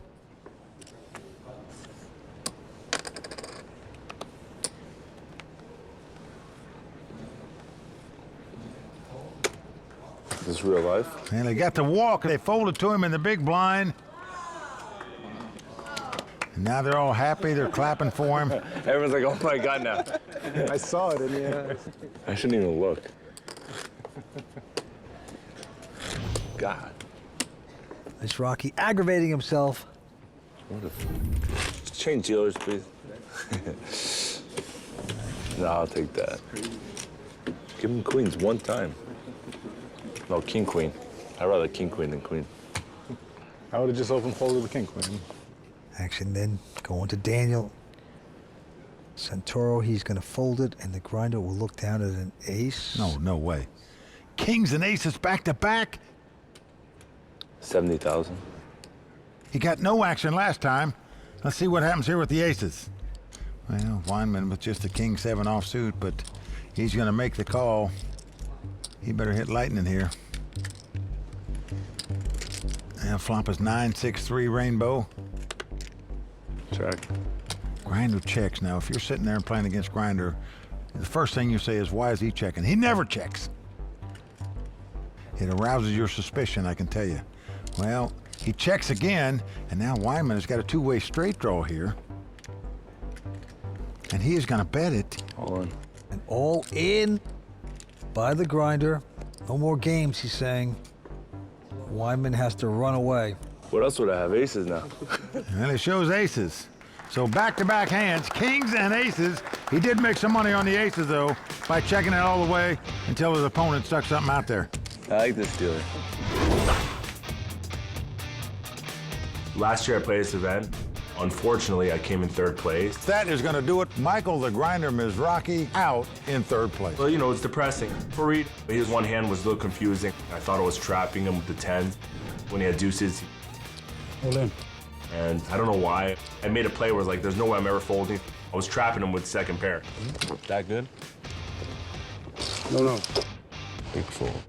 Oh, no, don't show it to him. I had a read on him, overthought it and just folded. You learn from your mistake. No one plays perfect, but it's nothing to do. It's just another tournament. I do this for the last 20 years, so just another day in my life. Even he acknowledges he makes a mistake sometimes. Last year, he wished he'd have made that call. Who knows, he might have been wearing the crown instead of Fareed. We are back at the Monster WPT Tournament of Champions. So many great prizes here tonight. Plus, each player at the final table will get their own Monster Superstar Rave Box. Now, you can take the party with you wherever you go.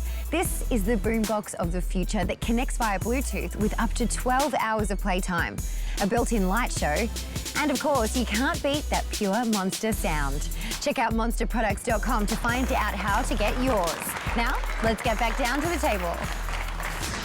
There you see Daniel Weinman, 1.7 million in chips. Michael the Grinder Mizrachi, 945,000, and Daniel Santoro with 640,000. Well, let's go down to the hometown guy, the Grinder, 36 years old. Looks at a king 3. The Grinder, 2 WPT titles, 3 World Series of Poker bracelets, including 2 in the $50,000 buy-in Players Championship. That's amazing. Well, he is raised to 60,000, and Daniel Weinman, our chip leader with a pair of 7s. On. He's going to rev it up and push it all in. Santoro out, and the Grinder. I saw a king. Hope you don't find another one. I see a king. I think it's 2 different ones. 28 seconds. I see a king. Oh my God. I see a king. You gotta go odd number at times. And now he realizes it. Okay. Weinman putting big pressure on the Grinder, gets the Grinder to fold. Huh? I saw a king. I kept seeing a king. That's why he's great. He sees cards that he doesn't even have. He doesn't need cards to play and to win. No.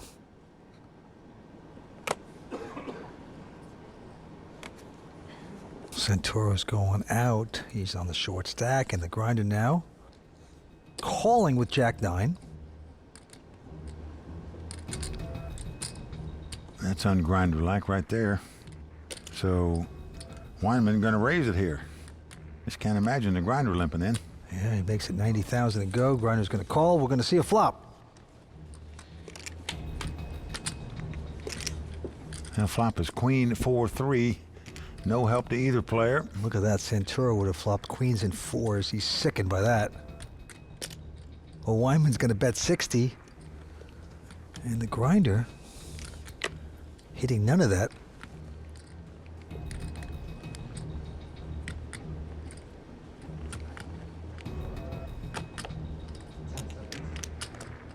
taking his time. The clock is ticking, and D's going to take a shot at a raise with nothing.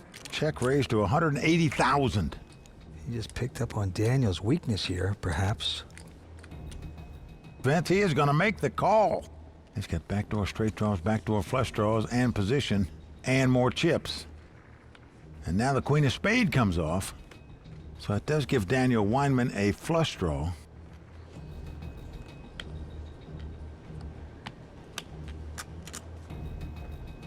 Well, the grinder's getting at the betting chips. He picks up a sack of chips, looks at Weinman, and then puts it in the middle of the pot, 180,000. Weinman got the flush draw, but nothing else, 9 high.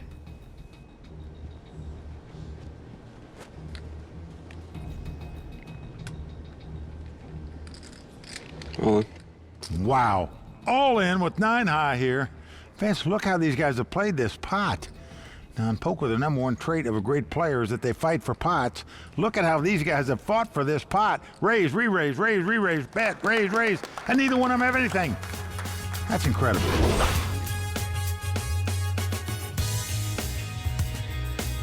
I went to college at Georgia Tech in Atlanta. Got into poker there, but before that I was kind of set on trying to be a tennis pro. Tennis was something I did growing up forever. I was, 6 years old, out there 6 days a week, traveling all over the US to play tournaments. At one point I was top 20 in the nation. But kind of realized that I was burning out too quick and there wasn't really a future in it. It was tough being competitive at an early age, but it definitely got me into this super competitive mindset, which I think is kind of continued throughout my poker career. Well, Vinny, he started tennis at 6. I don't think you were that young. Can you take him now, though? Oh, no, he is way too good for me. Oh, no. Vinny's setting the guy up right now, folks. I can tell you that. There's no poker player on tour can beat Vince Van Patten at tennis. I said it. He looked awfully good in those pictures. Everything going right for Daniel Weinman. Grinder goes out, and right now, Daniel Weinman with an ace-4. Home. He's just going to push all in with the ace-4.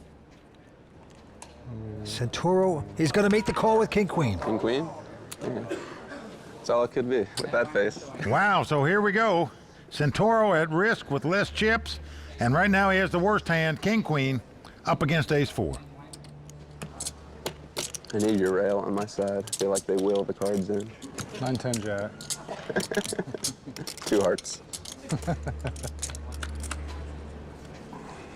Here we go with the flop. It is a queen, 8 deuce. Wow, right in the door, a queen. Santoro is taking the lead. Yeah, he has turned it around in a big way to double up against Weinman.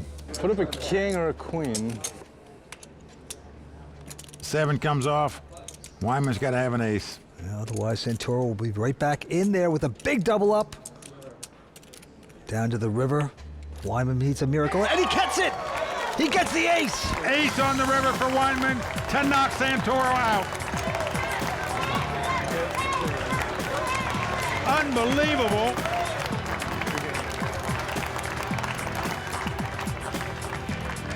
The great Santoro out of here. In 3rd place will take home $133,000. We are so close to seeing who will win the Monster WPT Tournament of Champions. Heads-up action between Daniel Weinman and Michael Mizrachi starts right after this. That was cool, what you just did. Well, Mike, thousands of dollars worth of VIP packages have been awarded to Club WPT members. You too can win your travel and entry to an upcoming WPT main event by playing on ClubWPT.com.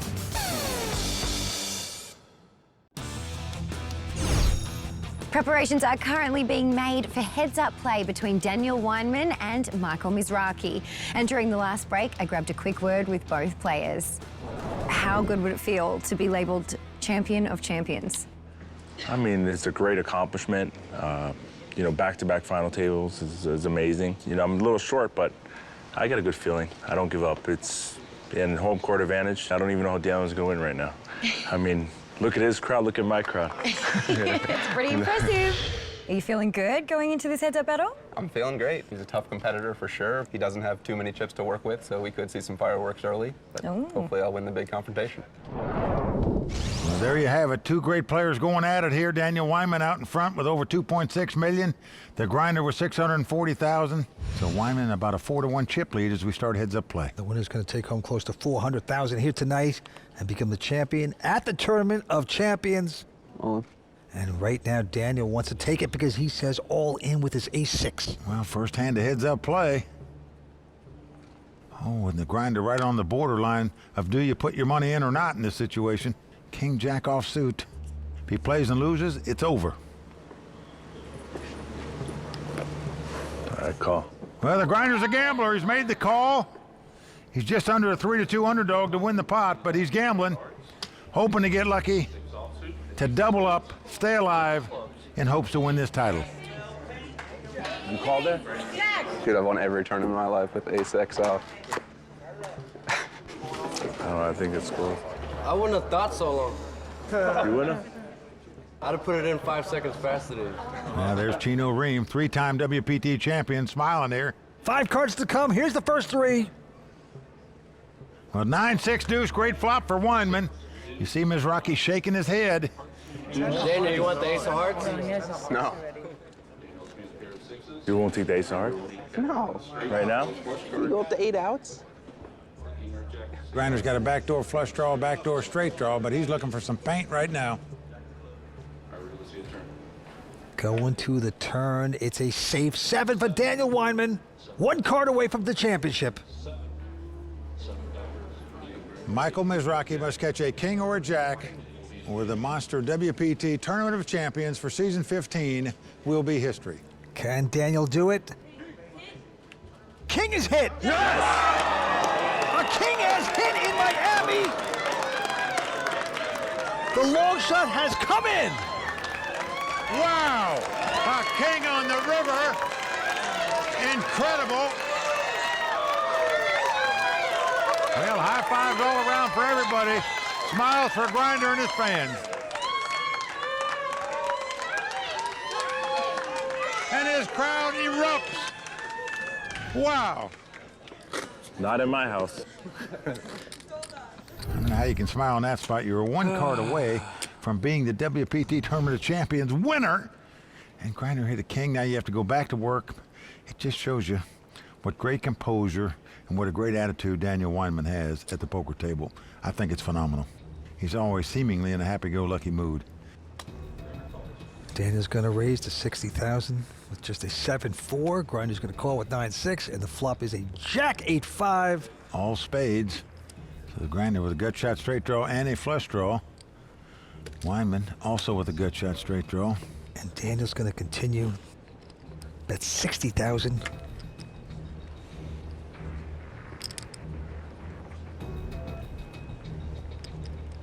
And the Grinder's going to call. Now this is the kind of case you don't know if you want a spade to come up. You don't know what to do with it with a 9 of spade. Now a king comes off, no help to either player. Grinder checks. And look at this heart that Daniel Weinman is showing with this Garfunkel hand he's got. 135,000 is bet. Instead of folding, like most everybody would do in this spot, the Grinder is getting out raising chips. He is doing it. 280,000. Advancing this Weinman moves in, the jig is up here. I mean, he tried and tried to win this pot. The Grinder just wouldn't let him. And he gives it up, so the Grinder earning that pot with bold play. Well done.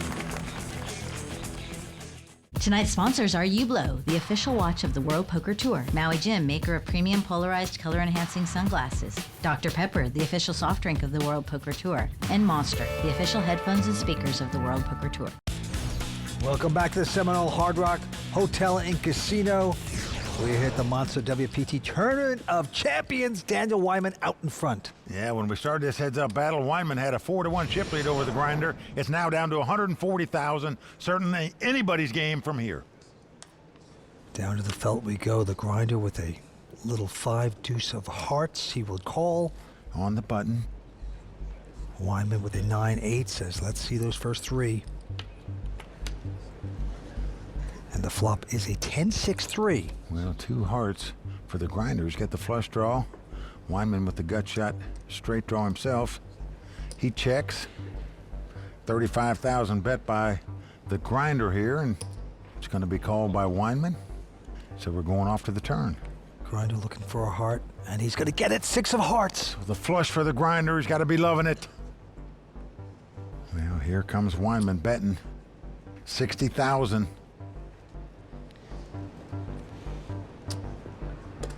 Well, the grinder just calls, doesn't raise here with the flush. River card is an 8. Well, this gives Weinman 2 8s. Now he's got check down value, and he does check. How much you playing? About $1 million? When you're playing heads up for the title, you know your number of chips, and therefore you should know his number of chips. He's the grinder. He just likes to talk a little bit. 400.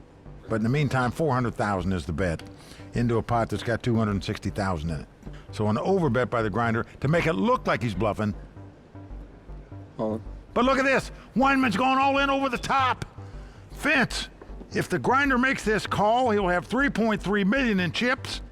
Daniel Weinman will be down to 140,000. Well, the grinder is out of time buttons, so he's going to have to make a decision within 10 seconds or his hand's going to be folded.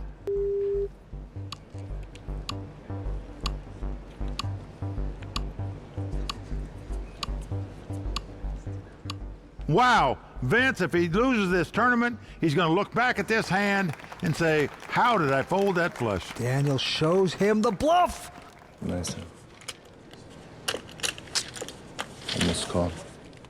Oh, he is mumbling to himself. Vince, he would have had 3.3 million to 100,000 for his opponent. Daniel just played that brilliantly. To think that he could take that down and make that move at this time, just amazing. We say it's easy to fold the flush, but what's the guy going to move all in with right there, unless it's a bigger flush or a full house? Blinds are up to 20 and 40, and here we go. Daniel Weinman this time just calling with 3 deuce of diamonds. Ms. Rocky okay with that, 8-7, and the flop is an 8-6-3. Gives Ms. Rocky 8 threes for Daniel. And we both check, and a deuce on the turn. That gives 2 pair for Daniel Weinman. Grinder with top pair, his opponent with bottom 2 pair. This could spell doom for the grinder here. Well, the grinder's come out and bet 40,000. And now 2 pair Daniel. Well, he is going to raise it. Yeah, 180. Well, the grinder could well go all in right here. Wouldn't blame him at all if he did. He's just calling though, Vince. Wants to see the river. The 10 comes off. That makes another possible straight, but you're not going to think anybody's going to 7-9 the way this hand was played. Grinder's going to check it. Daniel now with 2 pair. All in. And he is just going to push him. He wants it all.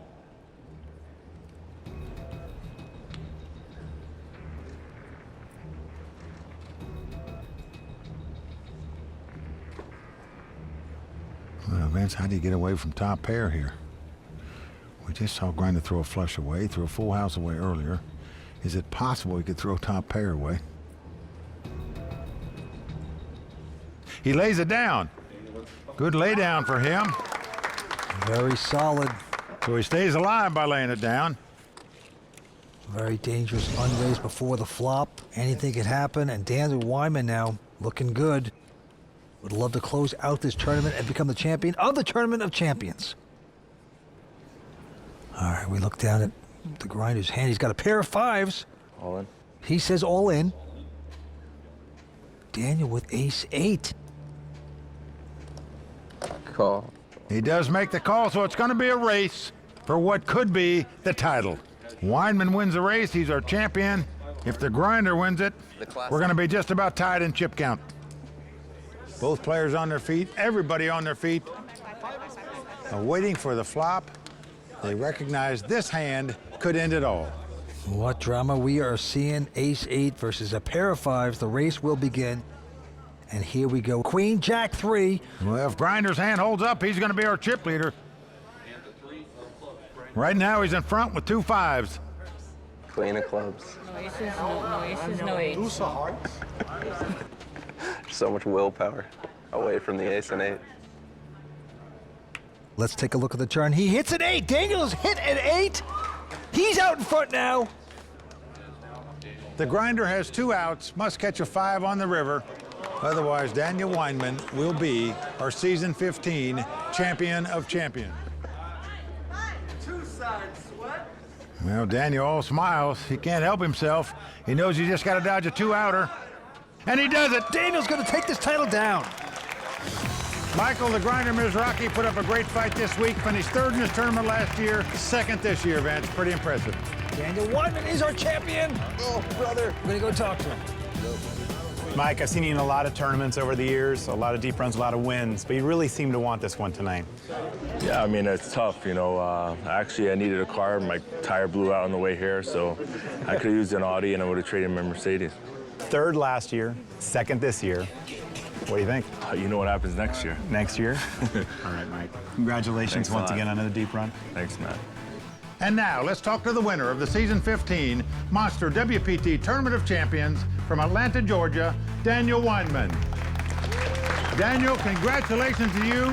Tell us what it feels like to beat a field of this quality and win this title. It's absolutely incredible, Mike. This was the toughest poker tournament I've ever played in my life. Just 66 incredible competitors, and to come out on top is really special. And in addition to nearly $400,000 in cash, you get a number of other prizes, including a beautiful set of Monster headphones, a Hublot watch, an Audi S5 automobile.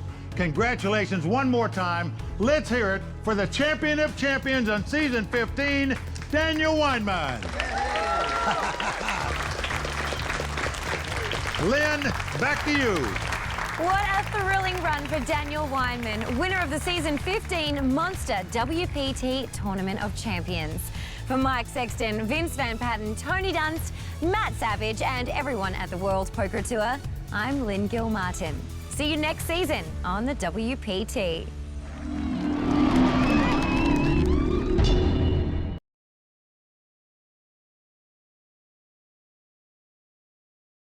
The World Poker Tour is sponsored by ClubWPT. Play poker for real cash and prizes today at ClubWPT.com. I can outplay these guys. That's my shot. Got this. If I get the card, prepare for this day. One time. Breathe. You never know when your time is going to come.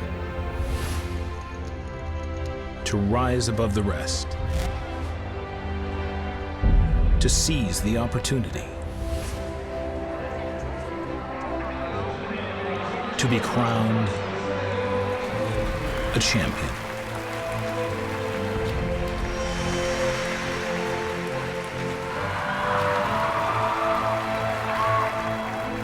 Is it time for your story to be told?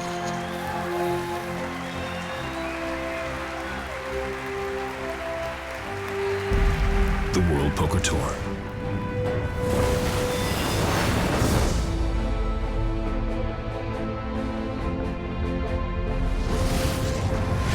Tonight, the WPT kicks off our televised coverage at the Choctaw Casino and Resort in Durant, Oklahoma. Good evening, everyone, and welcome to the premiere episode of Season 16 on the World Poker Tour. I'm Lynn Gilmartin. It's a pleasure to be back for a 3rd season at WPT Choctaw, and while the list of past champions of this event may be short, it's a list that every player would love to add their name to. Set in the beautiful southern plains of Durant, Oklahoma, Choctaw Casino and Resort has established itself as a poker destination where players have come from near and far to play in the first WPT televised tournament of season 16. World Poker Tour. And this event holds a special place in the hearts of past champions, James Mackey and Jason Bryn. I started out and I got really short. I was probably in 6 out of 6 and then just came all the way back. It was probably the best moment in my poker career.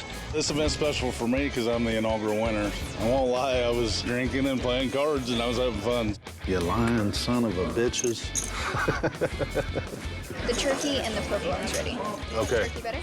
What's provolone? Cheese? That's the one catchphrase that everybody gets me on. I love provolone cheese, man. I order it all the time now. This season, the field swelled to 924 entrants over 2 starting days.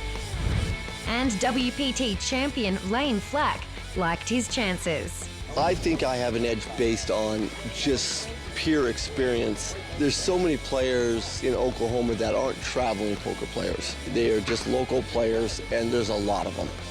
While recreational poker player Brock Walden, who raises performance horses for a living, thinks he has as good a shot as Lane. Well, there's gambles and long shots and horses just like there are in poker tournaments. The beauty about poker is everybody has a chance, you know, male or female, and I enjoy that and also enjoy winning. I'm here to win. I like to win, so that makes it a lot of fun. But the fun would end for some as the field continued to thin. Oh, this is so bad. This is so bad. That's going to be on TV.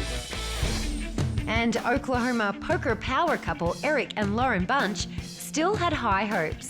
It's still really early, but the event is going well. I'm hoping to final table it with my husband. He got 4th last week in the Millie Guaranteed, so I'm hoping this week to run pretty deep.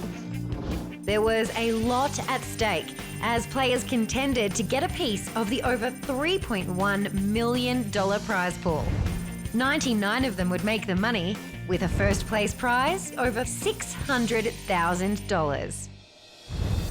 This season, the WPT is instituting the action clock in all main events, from one table out of the money until a winner is crowned. And 3-time WPT champ Darren Elias was up for the challenge. I think it's going to be good for the game. They're going to put the clock in place, so 30 seconds to make decisions, which can be pretty tough when you're playing for big money. And 8-handed is great. You get to play more hands. I think all tournaments should be 8-handed, so it's exciting. And congratulations all main event players who are in the money. And once everyone was in the money, including Lauren and Eric Bunch, Houston businessman and poker pro DJ Alexander adjusted his goal for the day. If I can find the bag, I'll be happy. If I can put 20 big blinds in the bag, I'll take that. Not greedy. Just move on to the next day. You keep fighting. The field continued to narrow and play became serious as only one more day stood in the way of a WPT final table. I'm gonna smash him with this candy. I'm gonna smash him. It was a beautiful day in Durant, Oklahoma. The serene setting made way for some intense poker action as it was the final day of playdown at WPT Choctaw. Congratulations on making this far. 24 players left. Guys, good luck. Only 24 players remained, all fighting for one of the 6 seats at the WPT final table. 20-year-old Michael Stashen was dominating the leaderboard with over $5.5 million in chips. Pressure's definitely on, especially now the pay jumps are big, but I'm just keep playing my game, not really switching anything up. I think I've played solid so far, so I don't really feel the need to change anything yet. When play got underway, short stacks were looking for early double-ups. Food delivery guy Jay Lee and local restaurant owner Andrew Wynn found theirs. Then Choctaw regular Jeff Kester found himself on the wrong side of a race, but was still proud of his play. Hell yeah, it represented well. With players continuing to fight over every pot, there were bound to be more casualties. Poker pro Blair Hinkle started to find his run good, and a little luck over his shoulder, reigning WPT Choctaw champion and his best friend, James Mackey. Oklahoma native Eric Bunch was building his stack and caught up with Ivy Tevez from the Royal Flush crew. What would it mean for you to actually get a World Poker Tour title? I mean, everything to me. I mean, anybody that watches the poker shows, they want a World Poker Tour title. So that's what I'm looking for today. With everyone trying to get a hold of chips, WPT champion Jordan Christos looked primed to double through fellow pro Josh Kay when disaster struck on the river. Oh. Jordan would have to settle for 20th place, and Josh sat back down relieved. Good luck, bro. You understand? Yeah. Sucks to not win $600,000 today or tomorrow, but it's poker. It's the price to play. Sometimes you just get it shoved in your face. So, I mean, yeah, it stings, you know. I'd be lying if, said it didn't sting. Josh Kay continued to find the cards he needed when his ace-jack outflopped Blair Hinkle's ace-king, sending Blair home in 16th place. I just couldn't get another boost. I got it in bad and doubled up, and then just now I got it in really good and lost. So the way poker goes. Josh's good fortune did not stop with Blair, as he busted 5 of the next 6 players. I think I did pretty well for not grinding as much as these sickos over here. Had 8 bigs, but he had a lot of chips, and he woke up with an ace, and the rest is history. Got kind of too aggressive, and that hurt me. But I bought in for a $100 satellite, so I capitalized on my $100 buy-in. With the field dwindling, Paul Fisher, a recreational player from Chicago, assessed the situation. We're down to 9 players and we're combining to 1 table. Everything's good. I'm happy to still be here. I started the day as the shortest stack out of the 24, so I'm thrilled. The pressure continued to build with the WPT final table in sight. Kevin Colenso, a regular on the World Poker Tour, had his run cut short at the hands of Eric Bunch. Then Daniel Nakic became the latest victim of a red-hot Josh K. With 1 more elimination to go, WPT champion Zachary Smiley applied pressure to the youngster Michael Stashin when he shoved on the river holding only ace high. Michael, holding second pair, went into the tank, used one of his time chips, and finally came to the correct decision to call. Both hands have to be shown, guys. Zachary would finish 1 spot short of another WPT final table. And the final 6 would get ready to compete for their first WPT title. While the players are settling in their seats, I'll turn it over to Tony Dunst and Vince Van Patten. Lynn, it is great to be here. Start of season 16, and I'm with my new great partner, Tony Dunst, the raw deal. Tony, we're gonna have some fun this season, right? We really are, Vince. It's amazing to be here. I feel so lucky and privileged to be offered this position, and I'm just super excited to watch a full season of final tables. Okay, well, listen.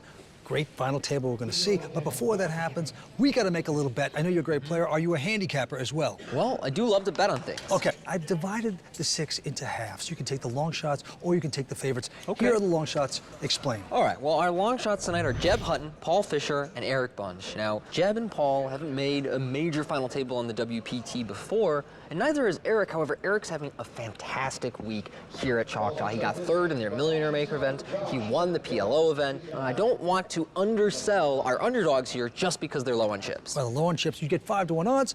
On the other hand, the favorites, Jay Lee, Michael Stashin, and Josh K. So you get the honors. What are you going to take? You want to take the favorites at 1-2, or the long shots at 5-to-1, Tony? What's it going to be? Well, I think you've set a good line here, Vince, because I'm oscillating between which side of the bet I want to take, but I've decided I'm going to go with the favorites today. Not only do they have 20 million in chips against the underdogs 4 million, but Josh K is a very experienced player. He's played under the lights before. He has a great seat here today, and I just kind of feel like he's the man to beat. You're still oscillating. Nope, I'm taking the favorites. Okay, he's taking the favorites. I got the dogs. We'll see what happens. Let's go to the felt. All right, guys, I got to get in on this action. But before we do, let's head down to WPT Executive Tour Director Matt Savage, who has grabbed a quick word with our chip leader, Josh K. Amazing rush coming into tonight's final table. How are you going to keep the momentum? Just going to play the way I played yesterday. You know, hopefully everything works out like it did. How's your experience going to help you tonight? I think just being through similar situations before, maybe a little bit more often than the rest, I might have a little bit of an advantage there. But, you know, you never know what happened. All right. Good luck tonight. Thanks. All right, well, it looks like action is about ready to start up. There is a lot of money at stake, plus a spot on the WPT Champions Cup. In addition, the champion tonight will also be awarded a Hublot Big Bang Steel watch, so a great deal is on the line for these players. All right, well, Josh K out in front with 11 million, followed by Mike Stashin at 7.6. After that, the rest of the field much shorter. Jay Lee, 3.4. Eric Bunch, 2 million. The winner's going to take home $608,000 here at WPT Choctaw. The antes are 10,000. Blinds are 40 and 80, and here we go. First to play is Jeb Hutton. He's got a pair of 5s. Jeb with just 20 blinds here in kind of an awkward position, decides to just make the fold. And now Paul Fisher, the senior at the table on a short stack. He's got ace-9.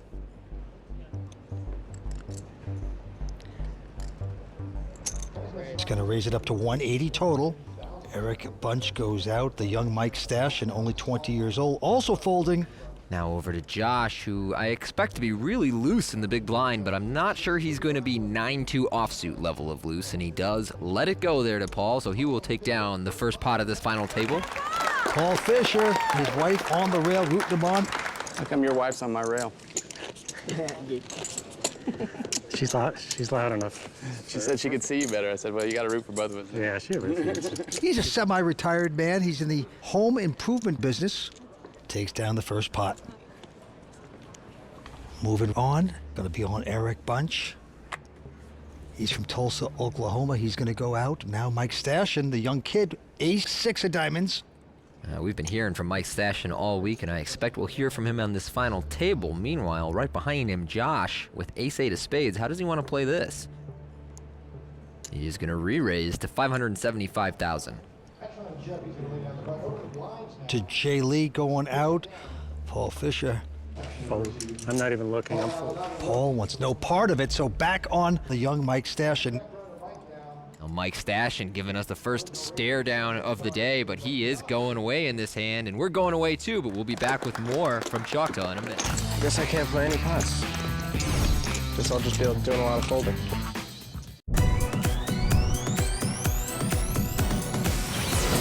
I love poker because it keeps you on your feet. You know, the game is constantly evolving, and it opens your eyes to new ways of thinking. I'd really just like to think about how I'm gonna approach the tournament. Maybe take like a cold shower, just get my mind clear, and then go and play my game. I'm just totally self-taught. I've never had any coaching or really read books. I watch a lot of it on TV, but I'm as ready as I can be. A WPT title has been on my list of goals that I want to achieve. Being down to 6 people, I feel like this might be my chance.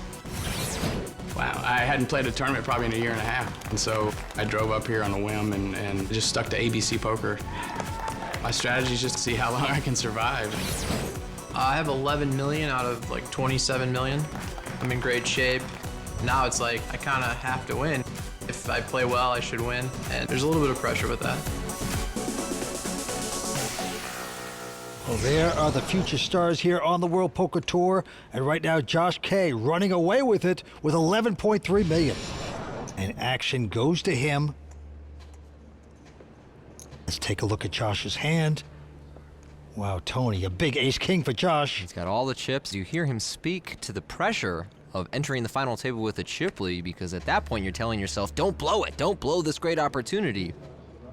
Well, he has raised it to 235, but around the horn to Paul. He's got ace-queen of diamonds. And this could spell serious trouble for Paul. He's got under 20 blinds with ace-queen suited. Most players would just be going all in. Let's see how Paul wants to play it. Call. He's just going to call, so perhaps this more conservative decision will pay off for Paul, and he'll avoid getting stacked here by Josh's ace-king. Perhaps Eric and Mike Stashen going out, so 2 huge hands going to the flop. Here we go. And the flop is a 10-5 deuce, so no one improving. Action on the chip leader, and he's going to stick in a continuation bet. Little does Paul know, that's actually a great flop for him, because it will prevent him from losing a significant amount of his chips to Josh. You see, he gets away there. Coming after my big blinds. Just playing like I don't know. I think it's a little personal.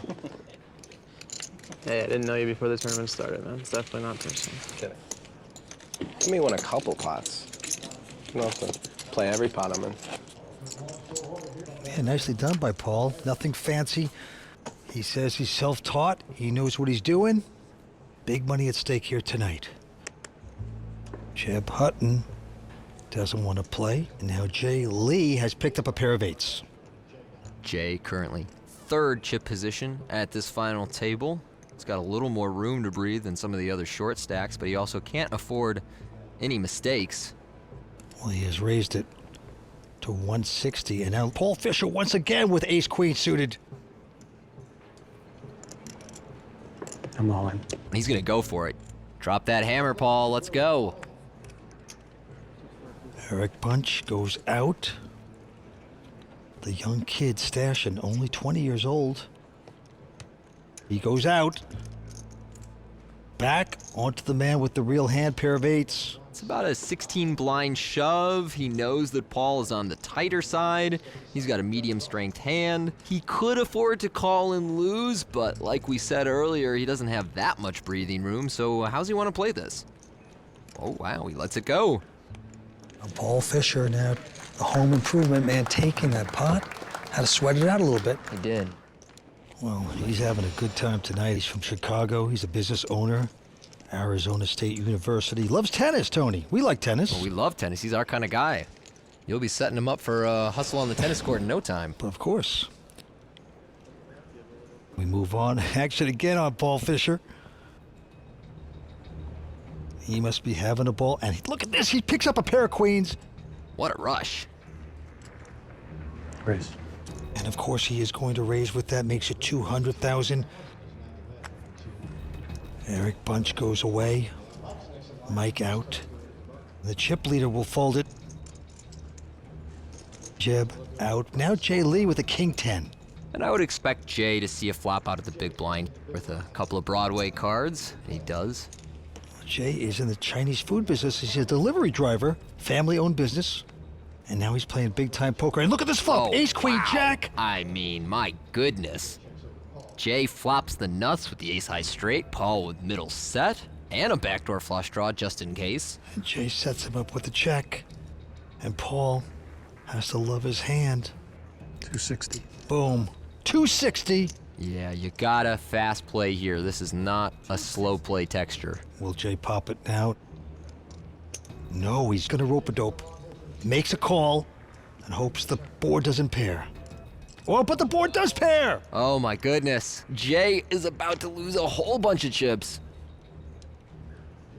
Oh, not a fan of that check there. This is a great board to keep betting and getting. Oh my goodness, and now there's two pair on the board, and all of a sudden, the straight for Jay Lee looks worthless. Check. And Paul checked this back. Oh yep, no! Yep. Wow. Ooh, should have. And I hit the ace. The ace. He was scared the guy might have had an ace. How did we not get all in? I'm gonna tell you something. Jay got off very cheap right there. Because I can't bet the river with the ace. I mean, Jay is thrilled. He's like, did you see that? I barely lost any money. What just happened? You should have lost a lot more chips over there. Yeah. Whoa. How many daily tournaments are there to win on ClubWPT.com? Well, there's Hold'em, Omaha, Pot Limit, No Limit, Free Roll, Qualifier, Tournament, Headphone Putters, and even WPT main event packages. That's a lot. Poker tournaments all day, every day. ClubWPT.com. All right, we're back here at Choctaw, where still Josh K well out in front, followed by Mike Stashin. Jeb Hutton, he is on the short stack with 1.3 million. And here we go. Winner's going to take home over 600,000 here tonight. I'm not complaining when I win a hand, though. So. And Eric Bunch goes out. Mike Stashin, only 20 years old, going to fold as well. It's into the chip leader, Josh K, with a king, 4 of diamonds. Just getting out those raising chips, Tony. Going up to 180,000 in the cutoff here. Jeb goes out. Jay Lee wants no part of it. So Paul Fisher now with a jack 10. Paul with a nice hand to see a flop with out of the big blind. 180. He's gonna make this call. I hope it's not as crazy as last time. I hope so not. And we're gonna see the flop, but he's got like that. Ace, ace, jack, so he gets a better flop than Josh. Yeah, this is a nice hand for Paul, but I'm a little confused that he's leading out here. He has a hand that's essentially a bluff catcher. I don't think he really wants to build a pot here when his opponent could have trips. Bet 250, and Josh is gonna stick around with king high. Going to the turn, it's a 10. 3 pair for Paul, but the only ones that play are the aces and jacks. Paul Fisher's gonna check into him. And now Josh. Gonna make a bet of 525,000, and we see the difficulty that leading out on the flop creates for Paul. Now he has bloated this pot. Strange hands. He's not really sure where he is in this hand. And let me add one thing. That is not a poker face, okay? There's a lot of things I'm seeing there. There's a whole package of problems there you're looking at. So a misstep for Paul and a well-played hand for Josh, and he will take down yet another pot. But it goes to show you don't always have to have a great poker face to be a good poker player, because he is doing quite well, and Paul Fisher is living the dream at the final table on the World Poker Tour. So what do I know? You gonna play 6-12 last night? Yeah. That's what I did. He said I didn't go in the pits. I played one too. Yeah, it was the best $500 I've spent. So, yeah. I don't play a lot of those games, so of course not. fun. Of course not. You played cash yesterday? He played 6-12 with some of the dealers and floor guys. I played some Papa Shadows trying to set the high score in the arcade. Jeb played all night last night with some of the staff here at Choctaw in a mixed game. I admire his gamble, although I would question his preparation for the biggest final table of his life. But hey, man, to each their own. Jeb with A7 has raised. It's around the horn. Mike Stashen has picked up the pair of aces. What you got there? 1.2 after that. I'm all in. And he is going to just shove it all in. Yeah, he's just going to rip it here and try and get Jeb to play for his stack. I wonder, though, if Mike just calls here pre-flop, does he have a chance to stack Jeb after the flop? We will never find out, though, and Mike, he is going to show the aces. I didn't want to bust you. Thank God my hand was terrible. First card I've seen over a 7 all day. Nice hand, Mike. Thanks. Never believe a man that says, I didn't want to bust you. Cannot believe that statement. Of course you want to bust him. But right now, Josh K has $12.2 million in chips, and Mike Stashen, only 20 years old, is in second chip position. Yeah, it's very cool, and we visit some properties that allow 18-year-olds and up to play in our WPT events. That allows some of the young and up-and-coming talent in the poker world to make our final tables like Mike Stashen. And Mike has put in a raise to 175 with a pair of sixes. But right behind him, Josh with A7 coming over the top to make it 600. And Josh relentless with his aggression in position against Mike. And you see him taking advantage of the fact that he is the chip leader and Mike is in second. And so Mike is very much disincentivized from playing big pots out of position against Josh. Don't like your big 3-bets. They're not fun. And you hear him talking about exactly that. Yeah, but sometimes it's tough to push a 20-year-old around. But I can't call. But he is going to get pushed around. He was on the clock. Josh K going to take this one. Can someone just jam on him when he 3-bets me so I can see his hand, please? Really curious. I'll do anything for you. Thank you. You want them to be the guinea pig? Yeah, I don't want to be the guinea pig. Josh K showing his understanding of tournament situations there and the fact that Mike should not be playing big pots against the only stack on the table that has an opportunity to bust him. And Mike, a little bit unlucky to draw specifically that seat with the chip leader on his left. Jay Lee, then Ace-Jack has moved it to 160 to go. Paul Fisher going to take a breather, goes out. Eric Bunch from Oklahoma not going to play, and now it's Mike Stashen with a very seductive Jack-10 of spades. This is one of the best hands to see a flop with, but you can also sense Mike's mounting frustration. And yeah, he's going to re-raise here, and he's turned a calling hand into a raising hand, and I think that's a result of him just trying to take down a pot after getting bullied by Josh in the previous hands. He makes it 400,000.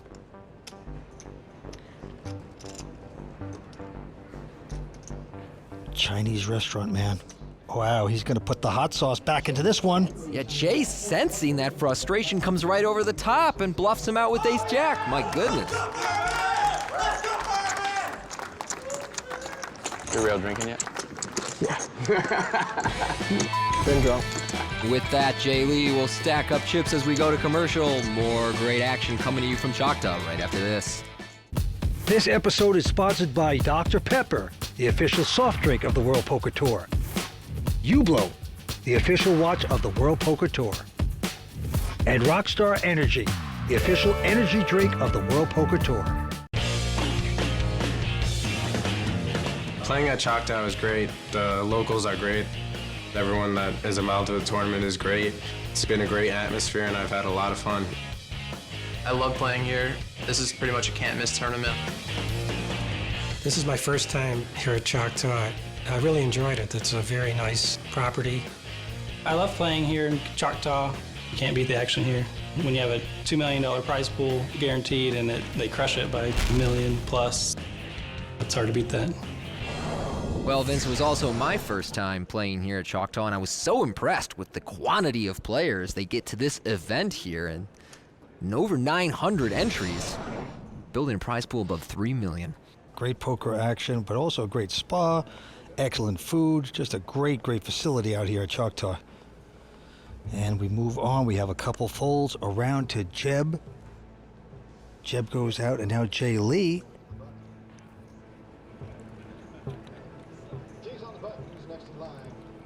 And he is going to raise it up with a queen 10. Paul Fisher goes out. And now Eric Bunch from Oklahoma has picked up a pair of kings. Cowboys here for Eric. In the heart of cowboy country, how does he want to play them? Well, he's going to play it aggressively. Makes it 580 to go. Back on Jay. Now, Eric Bunch is from Oklahoma. Believe it or not, he says he was almost a professional juggler. In fact, he used to juggle fire, Tony. Really? Well, he wants Jay to fire his chips into the middle right now because he recently saw him make a 4-bet pre-flop. He says, do it again, do it again. Yeah, boy, the clock is ticking down, so Jay is going to let it down. So the fire juggler is going to take down the pot with the pair of kings. There's Lauren Bunch over at our Dr. Pepper bar. She cashed 99th in this event, hanging out watching her husband. They met across the table. Oh, young love, Vince. Well, that's where romance should be happening, I think, Tony. You keep your eye open out here. I'm working on it, Vince. You'll never know who you are. No need to twist the knife over here. Yeah, forget it. Raise. All right, here we go. Paul's got an ace-queen again. He has raised to 205,000. Eric goes out, and now Mike Stashin from Massapequa, New York, not going to play. Josh also folding. Over to Jeb, our short stack, and he's got ace-king. This could be big trouble for Paul. He has dominated here, and Jeb only has about 13, 14 blinds to start this hand. So Paul getting an excellent price with a premium holding, but does he want to continue? There's Pam, his wife, and there's a good poker player with a bad poker face. Now with seconds ticking down on the action clock. Yeah. At best, it's a race. I'm folding. If I had that chip or that chip, I would call. Wow, what a big fold from Paul. Avoids disaster. Jeb takes it down uncontested. Nice laydown. I figured it was either ace-king or like jacks or tens. What a great fold by Paul Fisher, again at the table. So many players would get involved with the ace-queen, but he just mucks it. Well done. Yeah, that's twice already he was dealt ace-queen against ace-king and lost the minimum.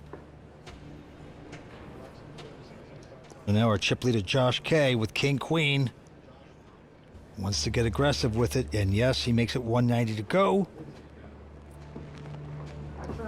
On to Jay. He's got queen 7 of clubs. He can't do it. Paul Fisher with an ace 10. Doesn't even think about it. Goes out. Eric with a king-queen of his own in the big blind. Yeah, the fire juggler considering this. It's always interesting when two players are dealt the same hand and we get to see them face off. Well, he is going to call. He's sticking around, so two same hands, and the flop is a 9-9 jack. And that's a pretty interesting flop for king-queen because both players have two overcards and a gut shot straight draw, but on a paired board where they can't feel super confident about the strength of the draw.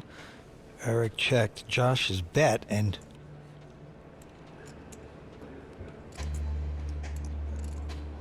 what's the juggler going to do? Look at this. He's going to re-raise. Oh, I like this very much, Vince. Eric turning his hand into a bluff, doesn't feel confident enough to call down, decides to bluff by check raising, and this is going to work out great. He gets Josh to fold the exact same hand, and so a very well-timed bluff from Eric there is going to work out for him as he drags that pot. Excellent play. 6 players remain here at Choctaw. We'll be right back after this. Looking to get in the action while on the go? Yes. And join me and other real poker players on Play WPT. And it's not just all-ins and coin flips at Play WPT. Fun, free poker, anytime, anywhere. PlayWPT.com.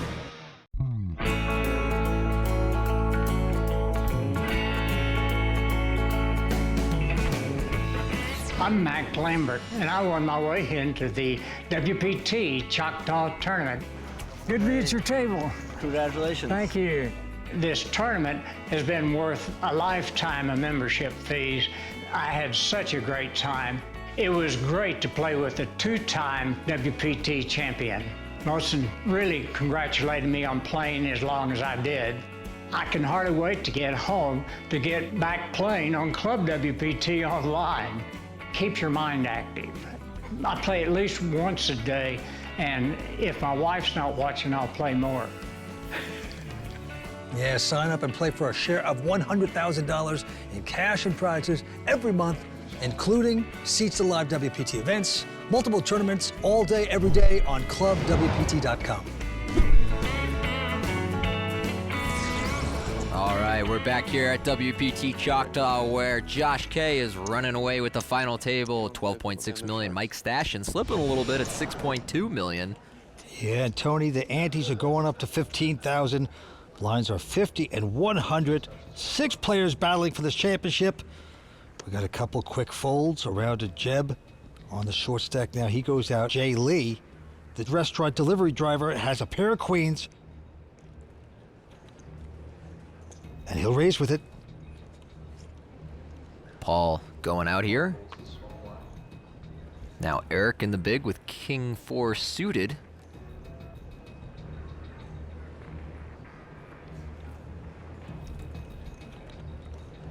And Eric will make this call.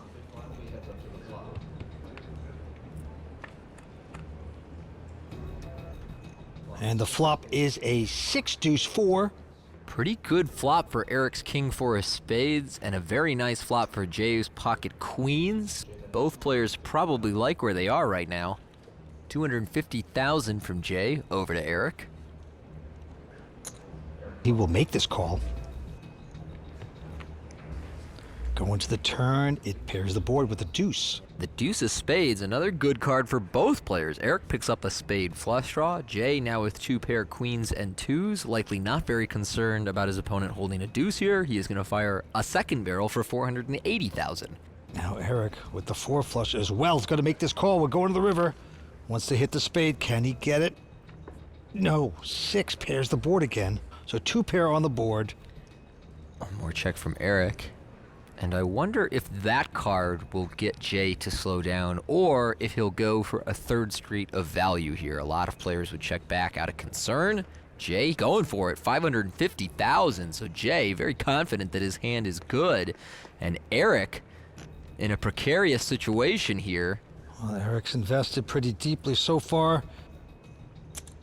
He's going to make this call and be disappointed. He's going to pay off, and Jay makes a great bet on the end and gets maximum value from his queens. They're going crazy for Jay Lee while he calmly collects his chips. Fireman! Get him good. Putting fires out today. Huh? An unfortunate hand for Eric Bunch. Drops him to the bottom of our leaderboard. Josh K still out in front with 12.6 million. Winner's going to take home over 600,000 tonight. Even 3rd in chips has 4.8 million, and forget about it with Mike Stashin and Josh K. Those guys are eclipsing the field.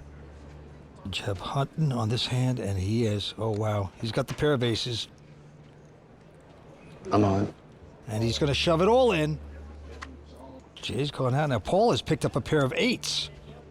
Thus far at this final table, Paul has been on the conservative side, not calling off his chips, and he gets away yet again. So very nice fold. And now around the horns of the chip leader, that is Josh, and he's got a pair of 7s. He's got well over 12.6 million in chips, so he can afford this call and speculate. Okay. He's going to do that. And so Jeb, all in and at risk, but in an excellent position to double up. 2 aces. Just needs to dodge an improbable diamond flush. Josh has been running good all tournament long. And Jeb gets the nice rub down by his girlfriend. One of the perks of poker. And he has to sweat out 5 cards to come. Well, the flop is safe there for Jeb. 9-4 deuce. Going right to the turn. It's a nice solid queen, so another good card there for Jeb. I folded 7 deuce. I had a 7. He's getting rub downs from everyone. The last card's a jack of diamonds. It's going to work out for Jeb. The aces hold up. Josh is paying off. 6 players remain here at WPT Choctaw, Durant, Oklahoma. Stay with us. One thing you might not know about the World Poker Tour is that all of the music you hear is custom made for the TV show. This season, we are featuring new theme music and invite you to take a peek behind the scenes at its creation as part of the WPT Legacy Through Art series. Hi, my name is Adam Pliska, the CEO of the World Poker Tour. You know, many people are surprised when they hear that we compose our own music on the World Poker Tour. But we're committed to bringing the drama and emotions that happened at the table to the screen. So today we've composed our own score for the show open, and, well, we hope you like it. Hit it, guys.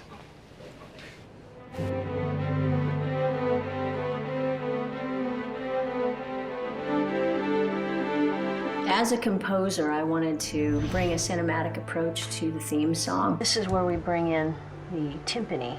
The opportunity to have an orchestra representing the theme song felt right. We didn't just want to make a show open. We wanted to tell the journey of the player. The theme song is called Rise Above.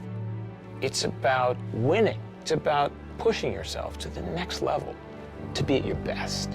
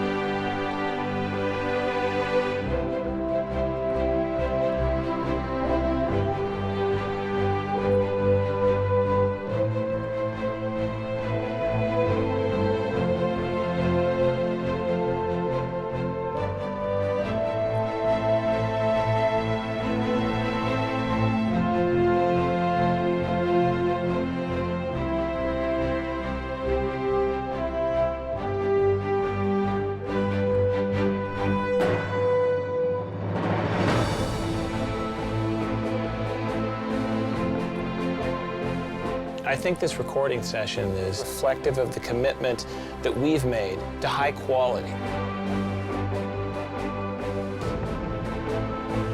To bring that drama, the emotions, the intensity that happens at that poker table to life on a screen, that's the art.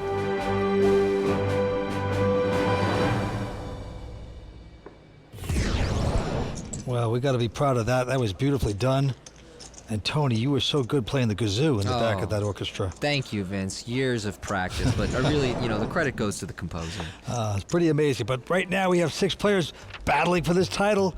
Josh K out in front with over 12 million. And action's going to be on Jeb. Got a folded. Jay Lee also going away. Paul Fisher from Chicago.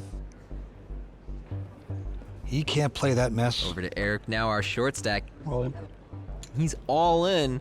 Just 5 big blinds remaining here and just trying to take down the blinds without a confrontation. Now Mike stash it behind him. Call. He's going to make this call with just a king-7. Nice call. Yeah, Mike knows the game here. He knows that Eric would be going all in on the button with a very wide range of hands. And Josh also going to come in here. He's going to close the action with 10-3 suited and make the call. So it is a 3-way all-in that Eric is actually in abysmal shape in. A lot of slop. Who will get lucky?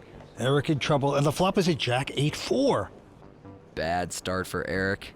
At this stage, he is looking for a 6 or a running straight to survive this hand. Check a possible side pot. Going to the turn, it's a 3. With that 3 on the turn, Mike picks up a flush draw, Josh picks up a pair, and now Eric needs a 6, not of spades, to survive this hand. No, and with that 4 of hearts, we are gonna lose Eric Bunch. King high. I got it. Played a real tough final table and did great over the last couple of weeks here at Choctaw, but comes up a little short in the main event. Well, that's going to do it. Eric Bunch drowns in the Oklahoma oil. Here at Choctaw, he's going to take home $117,000. He's our 6th place finisher, and he's standing by with Matt Savage. Eric, congratulations. You had quite a week here at Choctaw. Tell us about it. Well, I ran deep in 3 of the tournaments this week. The million guarantee, I got 4th in that. Then I got 1st in the Omaha tournament, and then I ran deep in this one. Obviously, I was looking for a better result, but I'll be happy with it. Does this give you title of best player in the family now? Not quite. She still got me by a little bit, but I'll be there pretty soon, I think. All right, well, congratulations. Hey, thanks a lot. All right. Thank you. Well, that hand marks the end of tonight's coverage from the Choctaw Casino and Resort in Durant, Oklahoma. Thank you so much for joining us, and we'll see you next time on the WPT.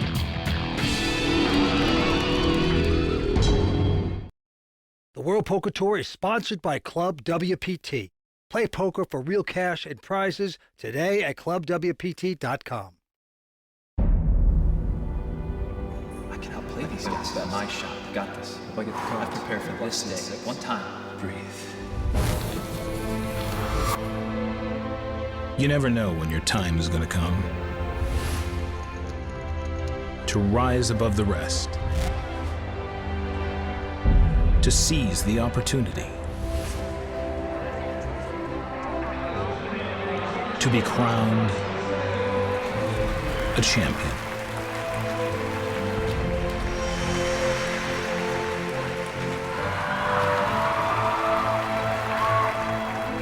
Is it time for your story to be told?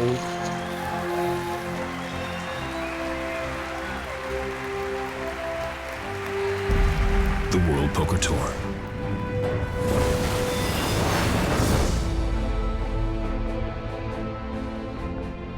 Tonight, the hotbed of poker action is here in Durant, Oklahoma at the Choctaw Casino and Resort.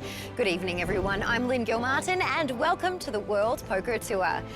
Joining me to call the game tonight are Tony Dunst and Vince Van Patten. Gentlemen, what are we in store for tonight? Well, Lynn, one player has drowned in the Oklahoma crude here at Choctaw. That was Eric Bunch. He is gone. We're down to 5 players. Josh K is the chip leader.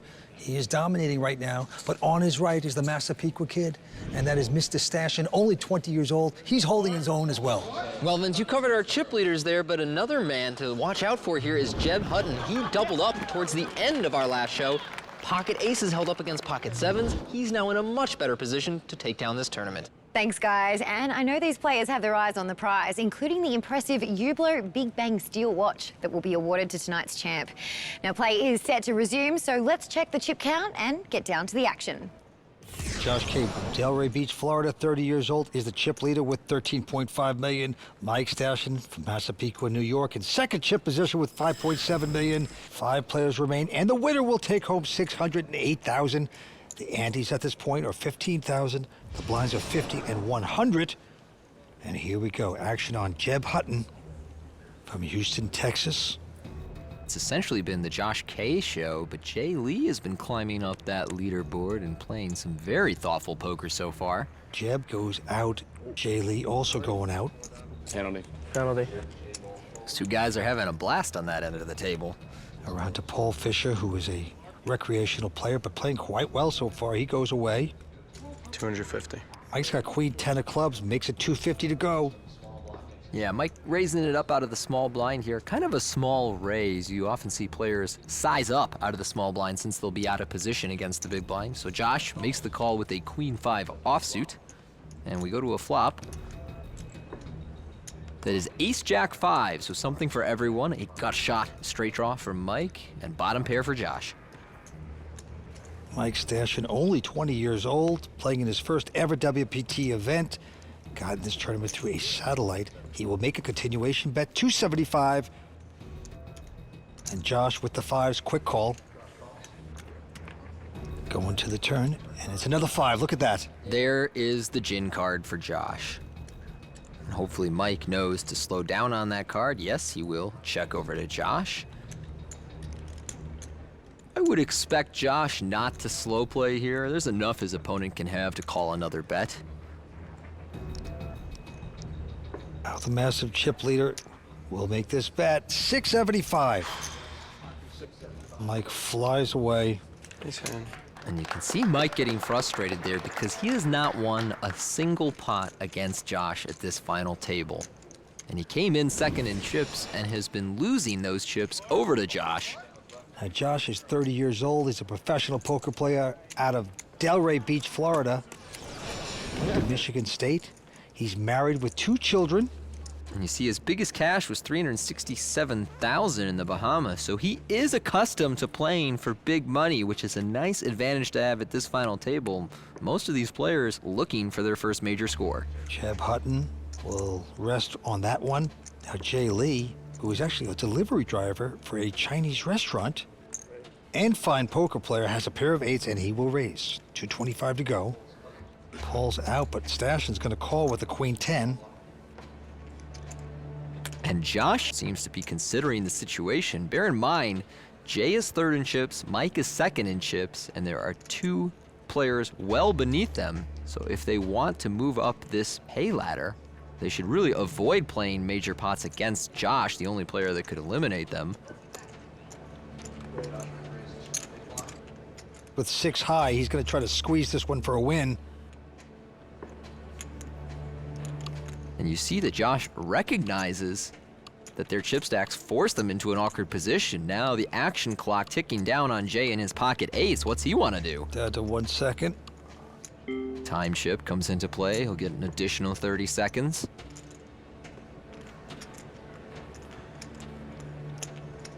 Wow, Jay Lee in a quandary. And he is going to fold his hand. Stash it also going out. So a nice squeeze play with 6 high by the chip leader will be successful. Another great recognition of the situation by Josh. Another frustrating fold for Mike Stashen, who gets increasingly annoyed with having to let go of every pot to Josh. And Jay Lee just kind of doing his thing, avoids the confrontation there and does fold the best hand, but so far has played some very smart poker at this final table. Blinds and antes are going up. We are playing 60,000, 120,000 with a 20,000 ante. And a quick fold by Stashen. And now Josh again likes to play a lot of hands, makes it 250 to go. And Josh is at a great table to play a lot of hands, not only because of the way the chips are distributed, but because his opponents are playing for their first major score. I'm sure they would very much like to ladder up our payouts and try and get some more money here, whereas Josh is thinking about the title. Paul Fisher here. I'm all in. He's going to shove it all with the same hand, ace-7. Wow, this is surprising. I mean, Paul has been very conservative. We saw him not go all in with ace-queen suited in a couple of similar spots. Now with ace-7 offsuit, he apparently just does not believe Josh anymore. Yeah, Josh doesn't like being pushed around. That's an additional 1.3 million. The action clock is ticking. All right, I'm out. And it's going to work. Paul gets away with that one. There's Paul's wife, Pam, in the audience. Just enough. Just enough. I was glad you didn't snap call. It wasn't that good. Well, thus far, Paul Fisher's timing has been impeccable. I'm a confident person. I've just always been self-assured, and I don't know exactly where it comes from. It helps my game just because I'm not like second-guessing myself a lot if I make the right call or don't make the right call. I'm not gonna kick myself. I just go on to the next hand and just try to do better. And Paul clearly enjoying his time here in Oklahoma and at Choctaw. He's a big fan of poker. Getting an opportunity to play at a WPT final table is the thrill of a lifetime. Even more exciting if he becomes our champion. Jeb Hutton with a quick fold. Jay Lee also going out. Paul again. He also elects to fold. And Mike Stashen from Massapequa, New York, picks up Cowboys. Pair of kings. And he even has them against his nemesis, Josh K. 275. And now he says, please re-raise me before the flop. Please make that 3-bet. Mike's made it 275 to go. And Josh with just a king 6 of hearts. Will he get out of line here? Call. Nope, he just calls it. So Mike, loving this moment right now, would love to get some revenge on the chip leader, and the flop is a 10-9-8.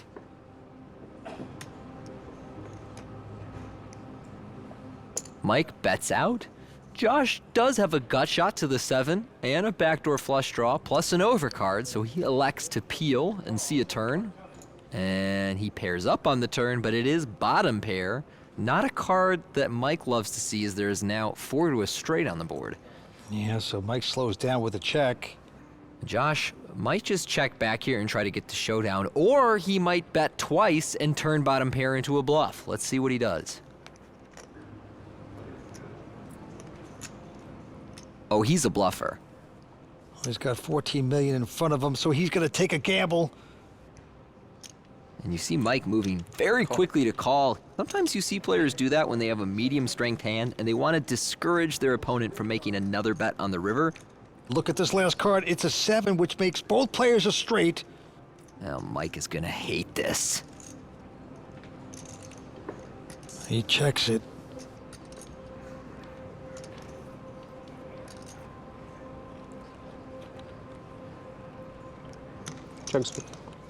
This is so sick, man. This is sick. And Mike is livid. I mean, he didn't even lose chips in this pot. He is livid. I can't win. I can't win. So sick, man. Mike's got a little bit of Hellmuth in him. The demeanor, his look, the constant frustration whenever he doesn't win a pot. Yeah. Every time, man. Every time. It's your time to win this tournament, I guess. I mean, the way this is going. So sick. Surprised it's taken that long for everybody to figure that out. Now the 20-year-old is steaming here. I haven't lost a hand in 2 days. Must be nice. Must be nice.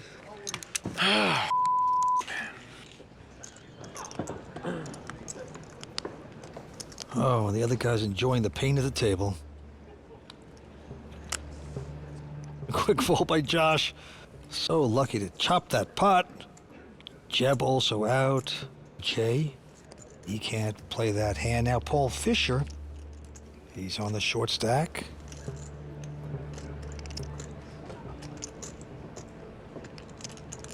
Raise. Paul is going to raise to 260. Call. And Mike is going to quickly call. And Mike didn't technically lose that last pot, but he's still steaming as though he did.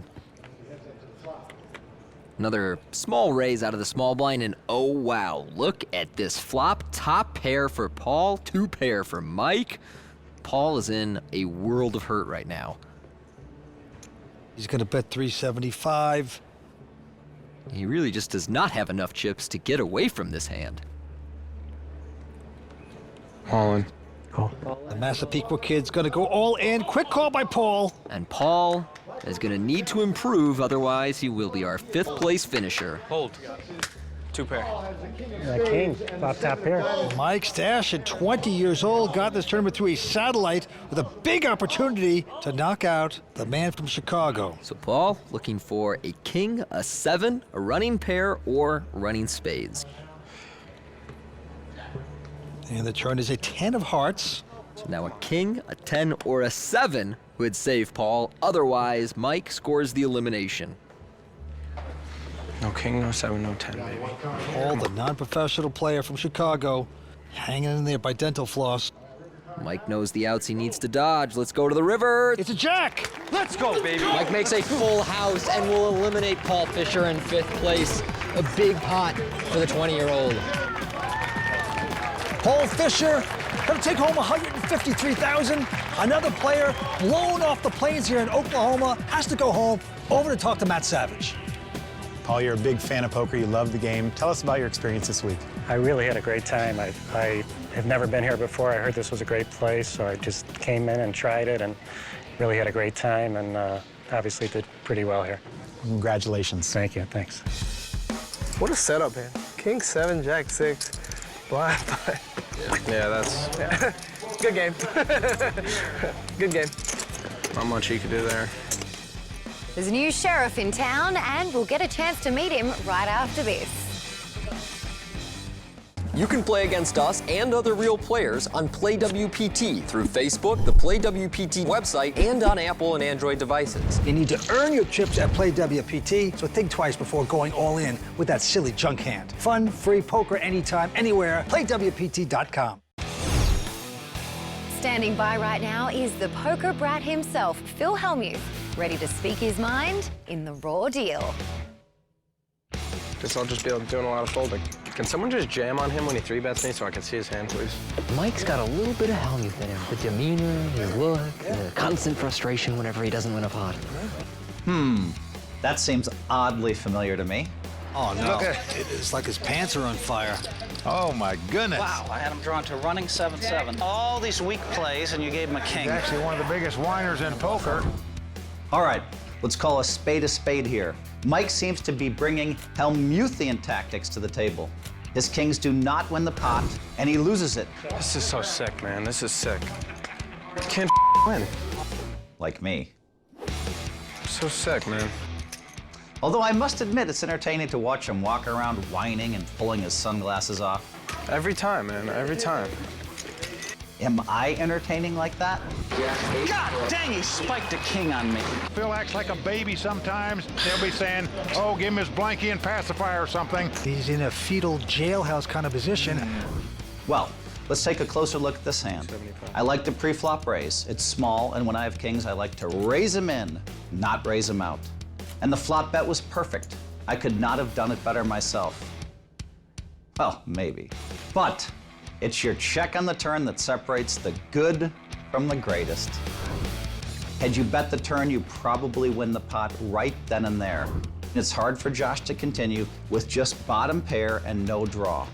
And with that check, there are a lot of hands that he could be holding that beat you on the river, like Jack 3 suited, Ace 5, and Queen 8, just to name a few. Don't give him a free card. Fire 700,000 and take down the pot. It's your time to win this tournament, I guess. I mean, the way this is going. Kid, I do like your style, and you have a lot of potential, but don't get ahead of yourself. You're no Phil Hellmuth. Yet. So sick. Well, it is too perfect that for Phil Hellmuth's first raw deal, there is a Hellmuthian player at the table talking it up. Nicely done, Phil. Welcome to the team here. And then we're down to 4 players here on the World Poker Tour. Cocktails? I want shots for everybody. I can't drink. Don't listen to him. No, nobody wants shots, I don't think. Unless he's ready. Unless he's ready. One more. One more round? All right, we'll wait. Somebody better card Mike's stash, and he's only 20. Jeb, you take mine. If we go shot for shot, gotta get the edge. They're having a good time. 4 players remain. Big money at stake. I'm sure Mike's never had a drink in his life. Wink, wink. All right, we go to the table. Josh, our chip leader with close to 14 million, has an attractive Ace 4 of diamonds, and he'll raise to 260. Jeb out. Jay Lee will also fold. Call. Stashing with the quick call with his horrible 10-6. Yeah, he's in the big blind, so he's getting a good price here. Why not? Flop comes out, he hits his 10s. Wow, this flop is all Mike. Top pair with the flush draw. Josh really has nothing here, just the overcard. But he's still got guts because he's going to bet 225. It's a good flop to go ahead and bet as a bluff. I can't fold, I was too small. But I would expect Josh to shut down when Mike continues. Can't fold. Sure you can't. And the club makes him flush. Well, and with that card, Mike is now 100% to win this hand. Josh is drawing dead. Unless he gets bluffed out of it for some crazy reason. They both check there. And another club. Oh, he has a straight flush, Vince. Of course, a jack of clubs would be a higher straight flush, or if Josh somehow had the queen jack of clubs. But overall, I think Mike has got to feel pretty confident he has this hand wrapped up. So now the question is, how much do you bet? Clock ticking down.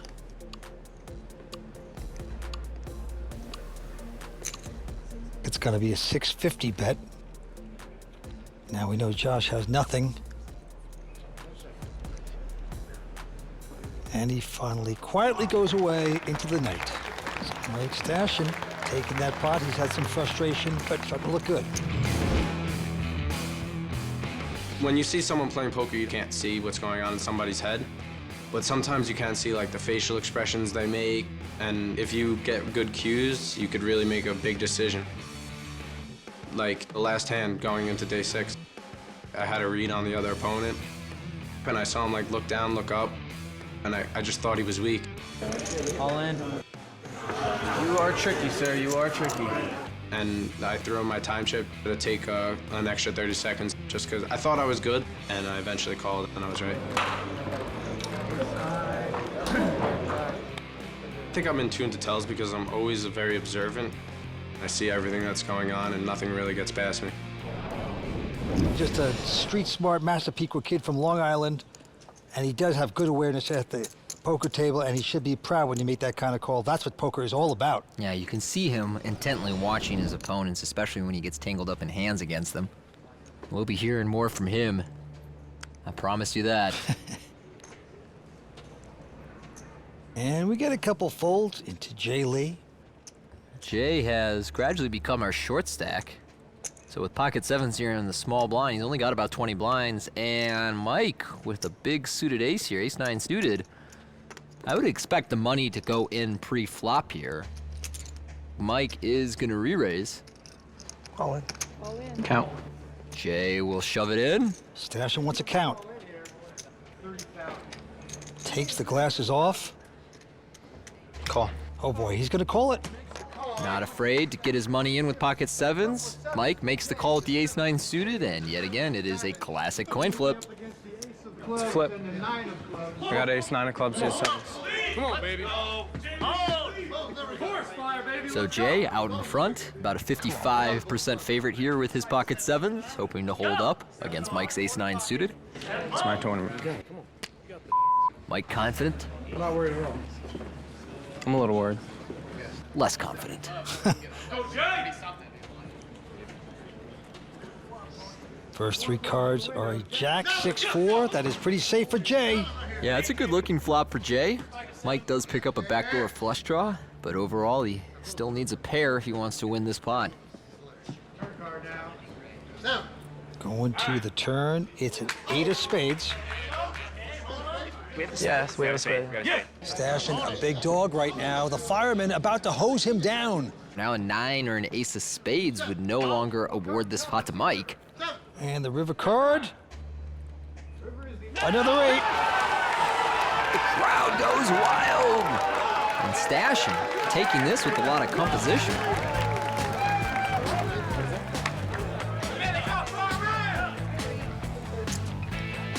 Nice hand. Jay Lee, the delivery man, says, send me the chips. We have to take a short break, but when we return, we'll get a taste of Choctaw's finest. 1832 Steakhouse is the finest dining facility in all of the Choctaw Nation, where its guests enjoy the ultimate dining experience. Most of its bill of fare items are steaks, but they also offer great seafood and foods from all over the country. The beef is certified Angus beef, locally grown on the Choctaw ranches. Today, the dining trend is farm to table because it shows freshness, wholesomeness, and the best food that the customer can get. Yeah, we had a couple steaks here this week. Phenomenal. And right now we're down to 4-handed poker here at Choctaw. The championship on the line. Get your name inscribed on that beautiful Champions Cup and get over $600,000. That's what the winner will get here tonight. As we go back down to the felt, Mike now with the king-queen. Mike reaching for raising chips first to act, going up to $325,000. Blinds went up to 75-150 with a 25 ante. Josh is going to re-raise with just 4 high. Josh loves to get involved when Mike is the open raiser. Jeb goes out, and Jay picked a pair of aces. Yeah, I was wondering when this would happen to Josh. Thus far, when he has re-raised Mike, nobody has found a hand behind him. This time, Jay wakes up with the aces.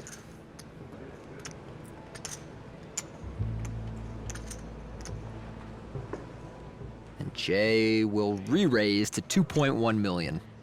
To the disappointment for Mike as he mucks his hand, and now Josh. Saving face, awful hand, bold effort, but adios. Bold. Yeah, he's selling it a little, most of all to Mike. And there he goes. He's gonna fold it, and the J. Lee boys are excited. Missing 2 of them. I thought y'all got smaller. Y'all let the other 2 go gamble? Off the deep end. Jay has had all the good hands at this final table so far, and they've all held up. You can see there he's moved up to second chip position, above 7 million in chips now. Came in as one of our short stacks, but as Mike and Josh have bled away, many of those chips have accumulated. Josh has gone out, but Jeb following with a pair of 6s. He'll make it 350 to go. And right behind him, Jay, oh man, aces and then queens. I mean, he just has a surplus of premium hands today, and at some point, people are going to stop believing him. He's going to re-raise. Jay goes to 875, and now Mike in the big blind with pocket 8s. This is a tough spot, Vince.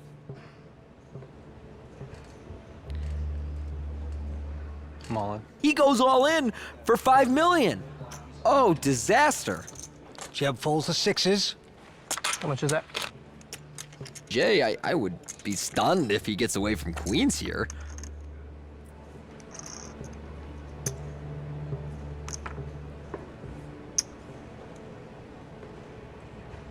Good call. Yep, and he's gonna make the call. I'm behind. Mike stashing I got 8s. a knife queens. going through his heart right there as he looks at queens over his 8s. Mike, who entered this final table in second chip position, is now at risk to go out in fourth place if he can't find an 8. There's the ring of Lee. All his buddies rooting him on. Can his queens hold up? It's a king, king, jack on the flop. Safe flop for Jay so far. His friend's asking for a king to end this right now.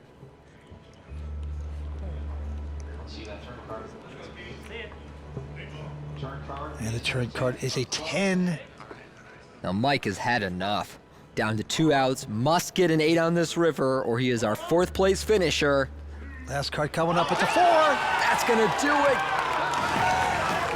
Well, there you have it. Michael Stashin, the Massapequa kid from Long Island, out of here in fourth place. Gonna take home $202,000, but he is stunned. Yeah, great result for the 20-year-old here tonight. Perhaps a little bit disappointed, though, after coming in second in chips. Yeah, he's over to talk to Matt Savage. Michael, how are your reads tonight?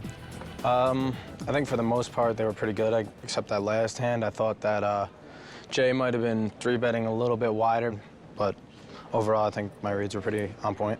What are you going to take away from your first WPT event? I mean, this was the dream come true, to be honest. Didn't really expect to get this far. The experience was great, and I think I'll be back. Well done. Thanks. Michael Stashin is out and only 3 remain, looking to be crowned a WPT champion. Stick around.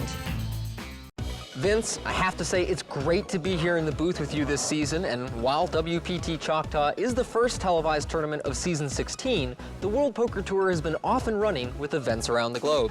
That's right, Tony. We added dames to the WPT Champions Cup on 2 different continents. At the first one, WPT main event in mainland China, Pete Chen was victorious at WPT Beijing at the Nuo Hotel Beijing. And then in Europe, at the Holland Casino Amsterdam, Danny Yara finished on top at WPT Amsterdam. And Vince, there are lots of players who also made their way into the winner's circle. Some WPT Deep Stacks tournaments here in the States at the Thunder Valley Casino Resort, Maryland Live Casino, Turlock Poker Room, and Seminole Hard Rock Hotel and Casino Tampa. There was a WPT 500 in Los Angeles held at the Gardens Casino, plus 2 WPT Deep Stacks in Europe at the Holland Casino Amsterdam and at Le Creuset Casino Berrier Cannes. Yes, a very impressive group of winners, and it could be you. Just join us at a live WPT event and check out the tournament schedule at WPT.com. Now let's get back down to the action here at Choctaw Casino and Resort. Now Jay Lee with 12.8 million, edging out Josh K at 12.6. Jeb Hutton, our short stack, a little over 2 million, but hanging in there. I'll tell you what, your last 2 days have been funny as hell, man. Watching you play, like coming in day 3 with 300 something. I had them all in ace-4 of hearts versus king-9 of hearts for 142K. Spiky little king ball, huh? Jay Lee, I can't believe it. Pair of kings.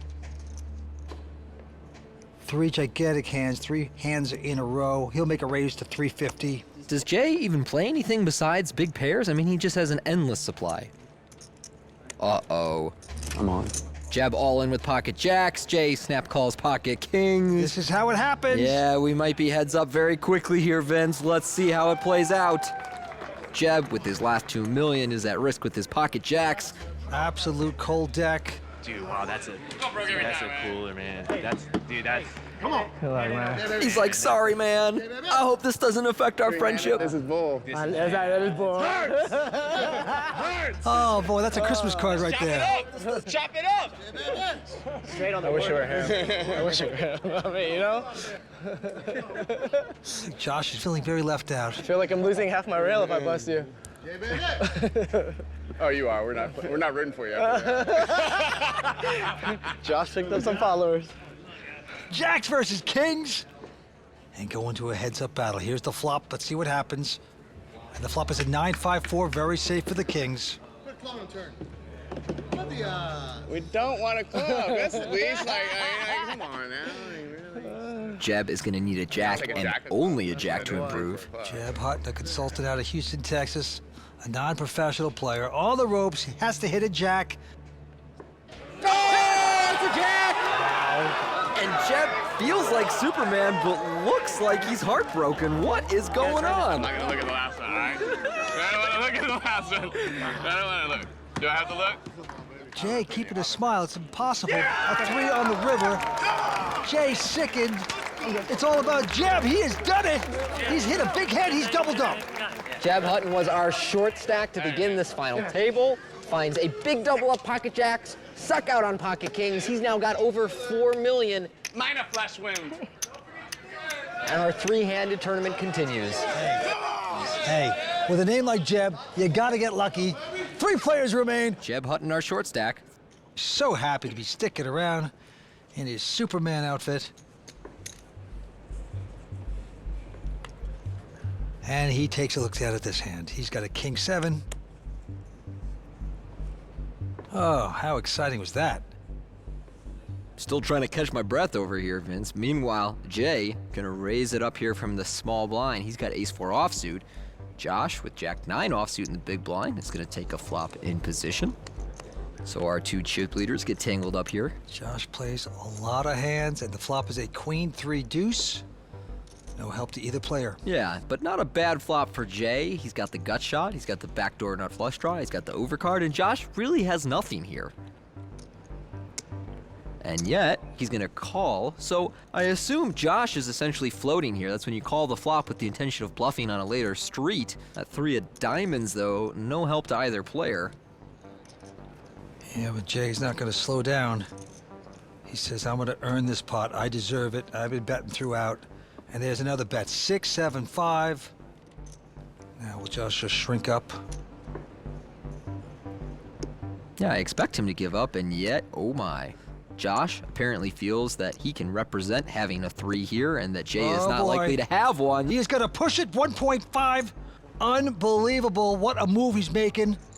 I mean, Josh has absolutely nothing. No pair, no outs, no nothing.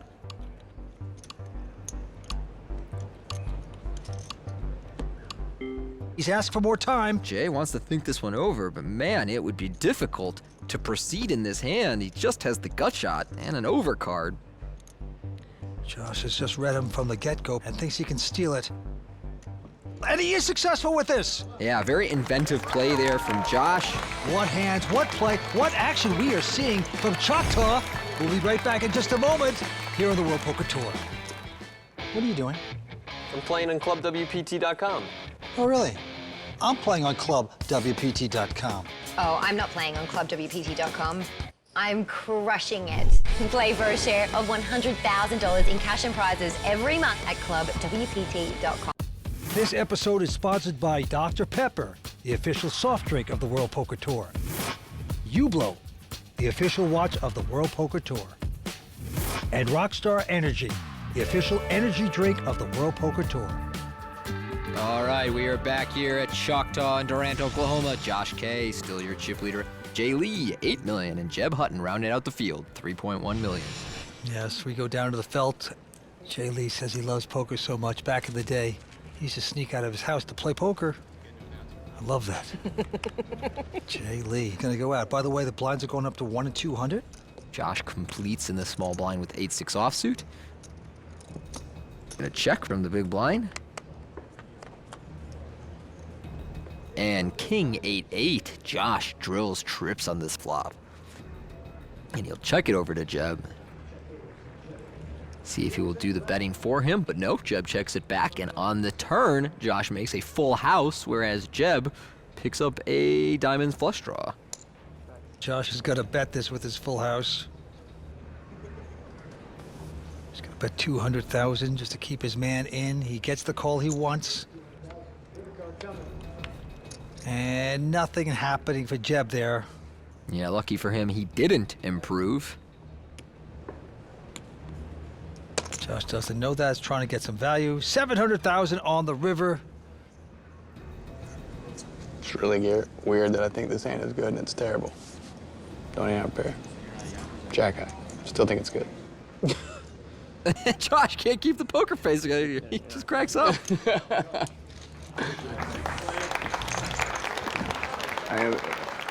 If you call Jack high, that hand makes TV, I think. Right or wrong? Right or wrong, it definitely is. Well, about 608,000 to the winner here tonight. We just had an amazing outcome here. 924 total entries at Choctaw this week. But we're down to these three. And action's right back on Josh, our chip leader. With just a Jack-9, we'll make it 450 to go. Jeb, very short here now. He's gonna go all in. He's got less than 2 million. That's under 10 big blinds. Jay Lee going out. Josh, receiving an excellent price here, is going to make this call. He figures it out. He was priced in. He's going to call it and hope to get lucky. I have ace-8. Jeb a slight favorite. Ace-8 up against Jack-9. Jeb goes to the rail. His tournament life is on the line. Needs his ace-8 to hold up. What? Josh goes to his lovely wife. Okay. You're gonna be on TV a lot. Oh, there's the Jack of Hearts, but all 3 cards are hearts. I have Jack. I have the pair, but he has a flush draw. So no ace or no heart. So Josh out in front with the jacks.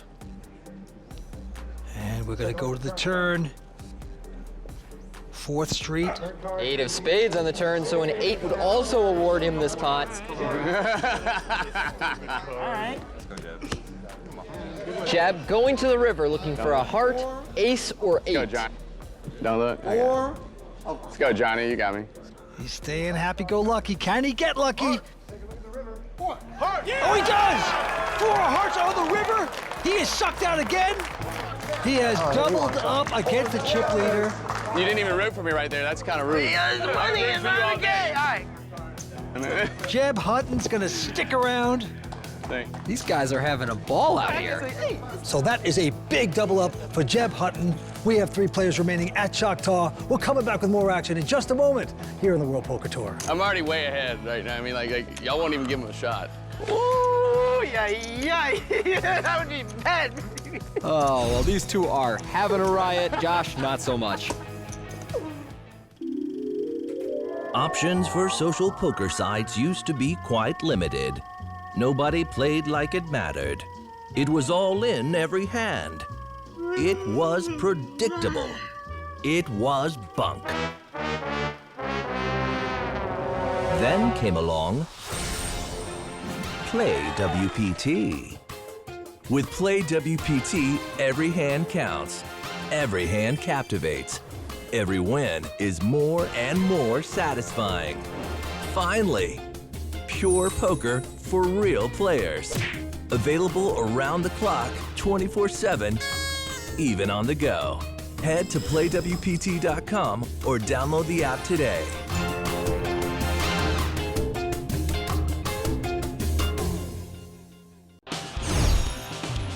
Welcome back to Durant, Oklahoma, here on the World Poker Tour for the WPT Choctaw. 3 players remain, and Josh K is our chip leader with close to 15 million in chips. Yeah, Josh has been the chip leader for most of this final table. Now finds himself three-handed with an excellent opportunity to get his name on that WPT Champions Cup. Jeb Hutton just doubled up in a big way. Now he's got a nice ace, queen of diamonds. Got to love that. He makes it 450 to go. Jay Lee goes out. Josh wants to take a flop here in the big blind with 5-4 offsuit. Josh likes to be in every pot, loves to gamble. Very deceptive, but look at this flop for Jeb. Ace, queen, 3.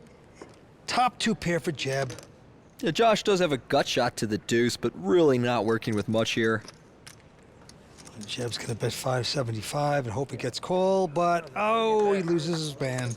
All right, let's go get it. I hadn't had this many chips. I didn't know where to put them. Well, there's... I'm messing. I know. Nice comeback for Jeb from Houston, Texas. He's looking around for something. What could that be? Where'd our cocktail waitress go? Oh, there it is. That's what it is. Jeb, clearly from the Scotty Wynn School of Poker. Well, those Texans love to play poker and drink at the same time. Loosen you up, and he's having a good time tonight. But on this hand, it's up to Josh with a jack, deuce of spades, and he'll raise it. 450 to go. Jeb with a pretty good hand here. He's got ace-9 offsuit. Yeah, but he's just thinking about the cocktail. Yeah, he's too caught up in his cocktail. He doesn't even want to play. Jay with a king, 9 of spades will call this. Jeb gets up from the table. He says, you don't have a waitress? I'll get my own drink. Wow, look at this flop. 8, 5, deuce, 2 spades. Oh, man, this is an action flop, Vince. Pair and a flush draw for Josh, 2 overcards and a flush draw for Jay. And the bet by Josh is 525.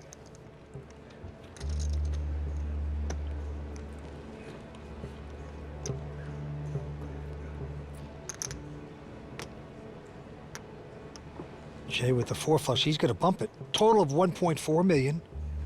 Jay does have a very strong hand, but I'm not sure he actually wants to play a big pot with Josh when Jeb is so much beneath him in chips. I'll go on. There you see, Josh goes all in, and so now Jay, if he calls, will be at risk of elimination in 3rd place. This is, in many ways, a disaster for Jay, unless, of course, he calls and wins the hand.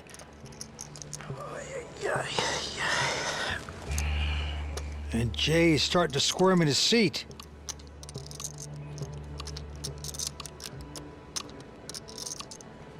He is down to 3 seconds.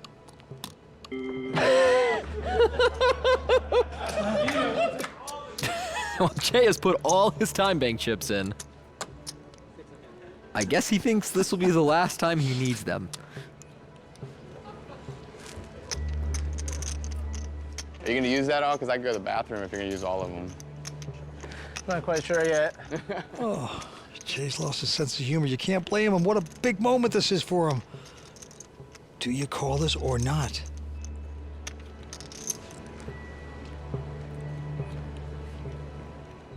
If Jay could use a lifeline to phone a friend, I'm pretty sure he calls Jeb. Oh, he's made the call. So it is Jay who wants to see a spade, but he'd be happy with a king or a 9. Josh wants the board to run out safe. Huh? Hit a 9 one time. Not a diamond. Time. Time, Booty. It's a spade! He got the spade!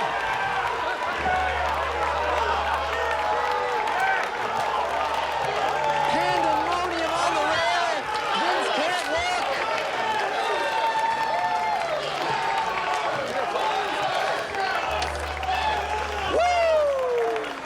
Woo! Come on. Jay Lee gambles, takes down the pot, and now he's the big chip leader. We've run out of time and have to say goodnight, but we will be back in Durant, Oklahoma for more coverage from the Choctaw Casino and Resort. Thank you so much for joining us, and we'll see you next time on the WPT. Jay, does that mean you want a shot now? Yeah, fireball. 2 fireballs.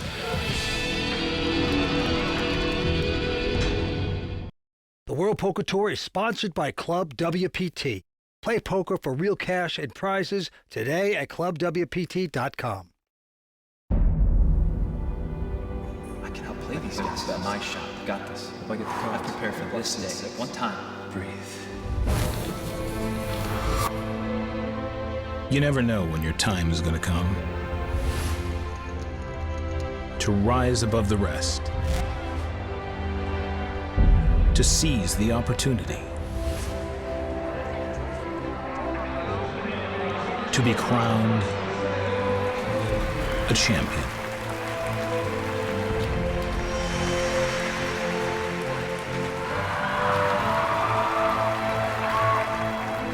Is it time for your story to be told?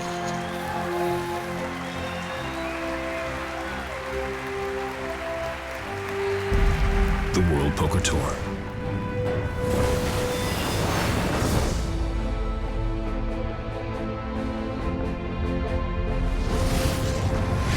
The Choctaw Casino and Resort in Durant, Oklahoma has played host to the World Poker Tour all week long, and tonight, the final cards will be dealt. Good evening, everyone. I'm Lynn Gilmartin, and welcome to the World Poker Tour. We are very close to seeing who will emerge victorious here at WPT Choctaw, and here to give us more insight are Tony Dunst and Vince Van Patten. Well, Lynn, very exciting. We are down to 3 players, and right now, the man they call the fireman, that is Jay Lee. He is out in front. He's got a lot of momentum. The fireman is definitely hosing these guys down. Yeah, but Josh K was the chip leader for most of our final table. Now, behind Jay Lee, he's really playing his game, looks comfortable, still like his chances. Yep, and then we have Jeb Hutton. He is mopping it up. He is sticking around like a broke cousin. Very interesting so far. Thanks, guys. We are so close to seeing who will have their name added to the WPT Champions Cup, plus be awarded a Hublot Big Bang Steel watch. Action's ready to start back up, so let's check the standings and get down to the table. All right, as you see on our leaderboard, Jay Lee out in front with 17 million, Josh K in second at 6.6 million, and Jeb Hutton rounding out the field, 3.9 million. The winner's going to take home $608,000, get his name on the Champions Cup. Now the antes are 25,000, blinds are 1 and 200. Here we go. Action on Josh K. He's got the button and he's got a big hand, ace king. And he will make it 450 to go. Jeb goes out. Jay with the queen 3 offsuit, gonna make this call in the big blind. And it is king jack 5 on the flop. Nice for Josh, top pair, big kicker. Jay getting none of that. He's going to check. Wow, Josh's going to check it, disguise his strength. 4 of diamonds on the turn. And that check behind on the flop is going to work out for Josh here. He induces Jay into betting the turn with nothing. 350 bet. And Josh going to string along. Okie dokie call, going to the river. It's a 7, no luck for Jay. And he is going to check it, giving up on the pot.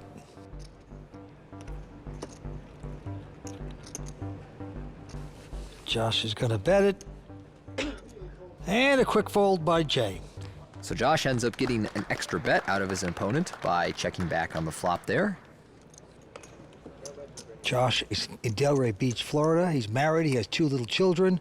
He's 30 years old. And he's made a lot of money in poker, done very well. Yeah, about to make a lot more. Josh here completes in the small blind with the 7-6. Jeb will check ace 5 in the big blind. And it is queen, 10, king, 2 spades. Not much for anyone here, but Josh is going to stab out of the small blind, 275,000. And Jeb, who has been mostly straightforward post-flop at this final table is reaching for raising chips with the gut shot. Yeah, he's gonna pump this up to 575,000, and that leads Josh to a very quick fold. So a nice bluff raise by Jeb. He gets away with one there.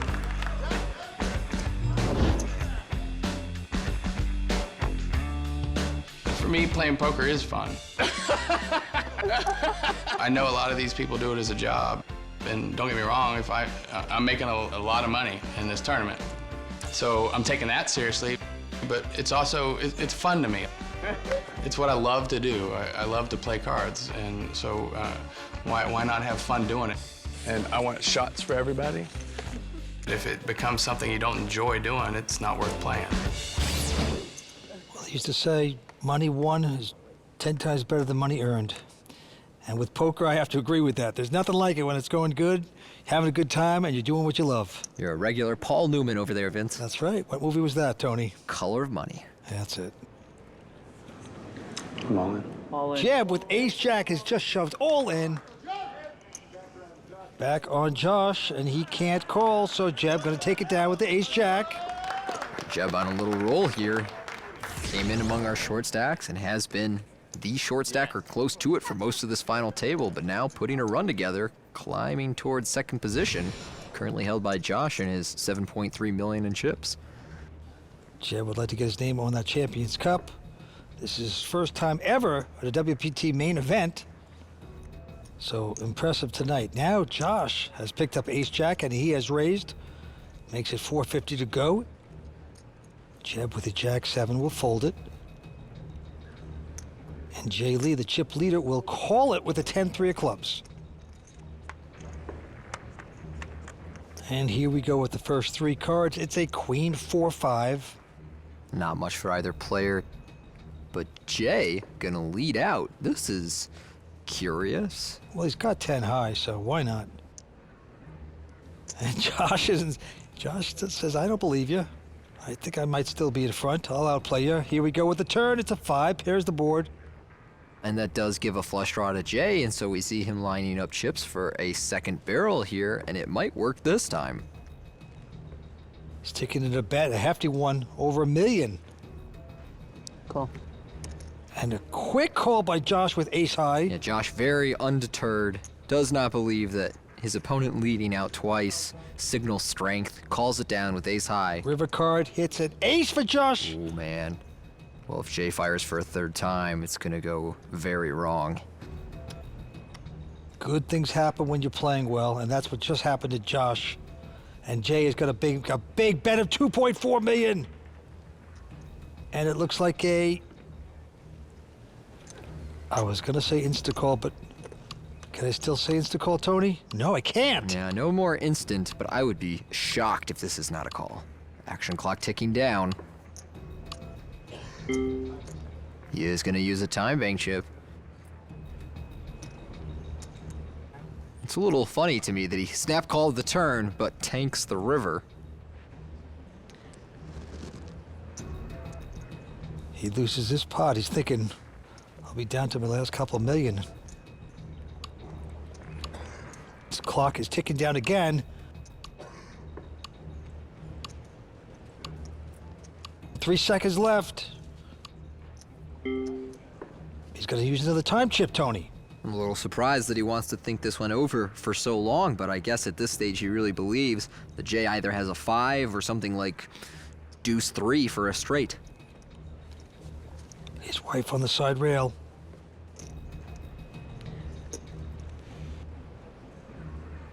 Action clock blinding down yet again.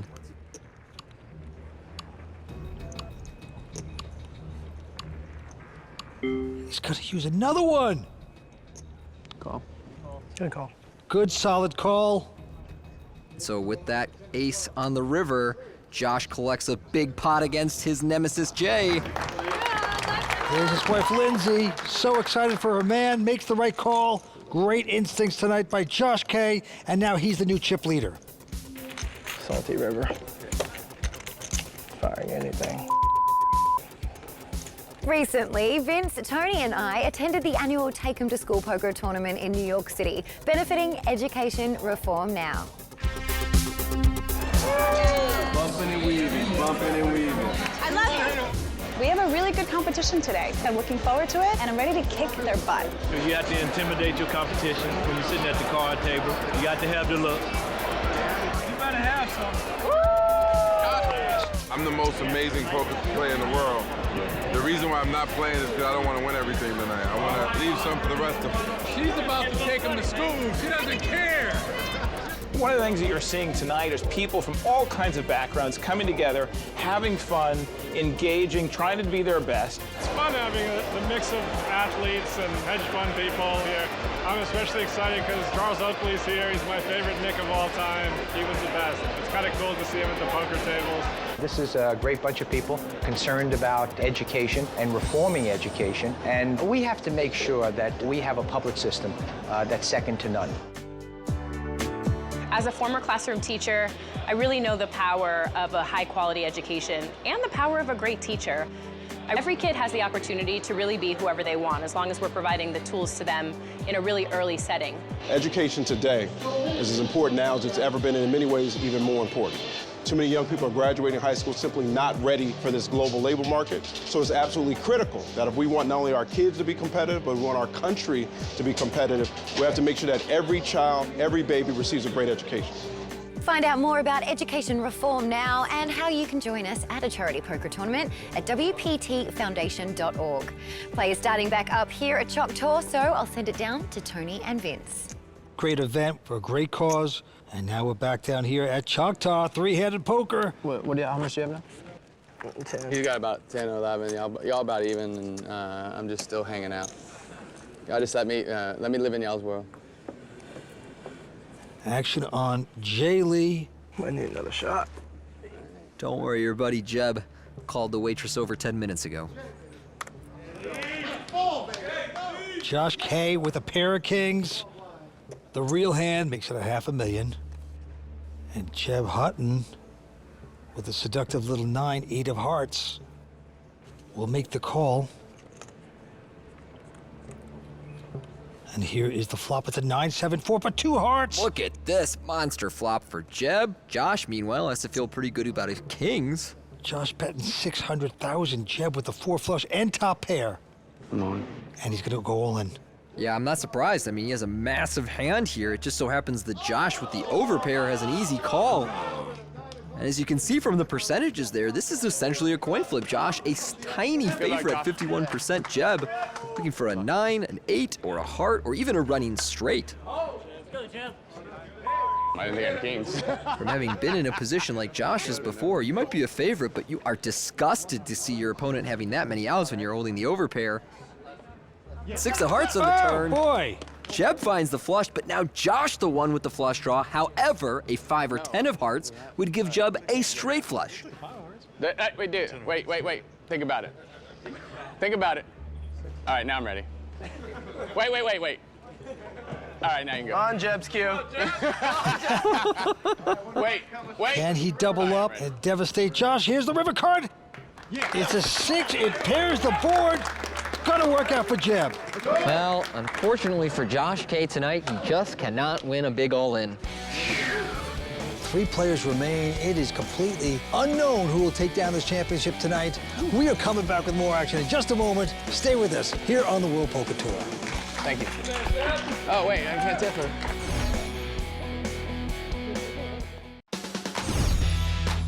Three-handed action. We are seeing it all here tonight at Choctaw, Tony. Well, for most of the evening, either Jay or Josh had a clear chip lead, but now Jay with 10.5, just out in front of Jeb with 8.9, and Josh at 8.1. Truly anyone's game. Yeah, it's wide open. Let's go back down to the felt and see what happens next. All right, Jeb first to act here. He has the 10-7 of diamonds on the button. And, oh, wow, he makes kind of a tight fold there. Jay now in the small blind. He is going to call. Check. And Josh now with a 9-8. Says, let's see him. Here we go with the flop. It's an ace-7-5. Jay with bottom pair fires out 200,000. Josh has a gut shot and a backdoor flush draw. And he is going to raise. I like this play, Vince. When you have a weak draw that you don't really want to call with, it's a good opportunity to turn it into a bluff. But Jay here, undeterred with his bottom pair, makes the call. Big pot built in here, and the turn card is a queen, giving two pair there to Jay. What a card for Jay. Absolute dream card, and no, what is this? Oh no, Jay, don't lead out. Give your opponent an opportunity to bluff. He just tried to bluff you, let him keep doing it, no! Well, he bets over $1 million. And he's gonna chase away his victim. Wow, so Jay wins the pot, but loses an opportunity to win more chips. Just needed to check there, Vince. Well, he knows in the past he gets a lot more action from Josh when he leads out. That time didn't work out, but he still takes the pot.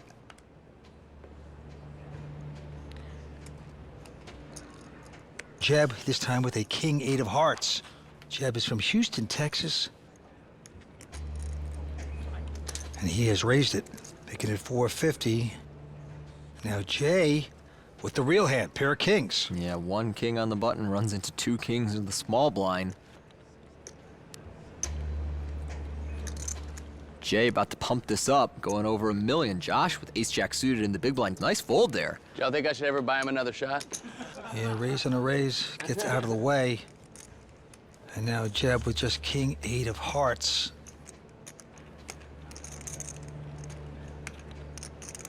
And he lets it go. I had one of those. I had one of those. A lot of love at the table here tonight. I was born and raised in Austin, Texas. I love it as a city. Growing up in high school, I played football. What I really enjoyed about it was the team, the family. You build relationships. Just like football and poker, I've developed a good group of friends. They'll definitely walk me through some stuff, give me pointers, what I could do better, what I did bad, what I did poorly, what I did good. And it's become very helpful. It's Stuff Rider, or Bones, Mush, or Slum, Boots, Lukial, MSG, all these guys.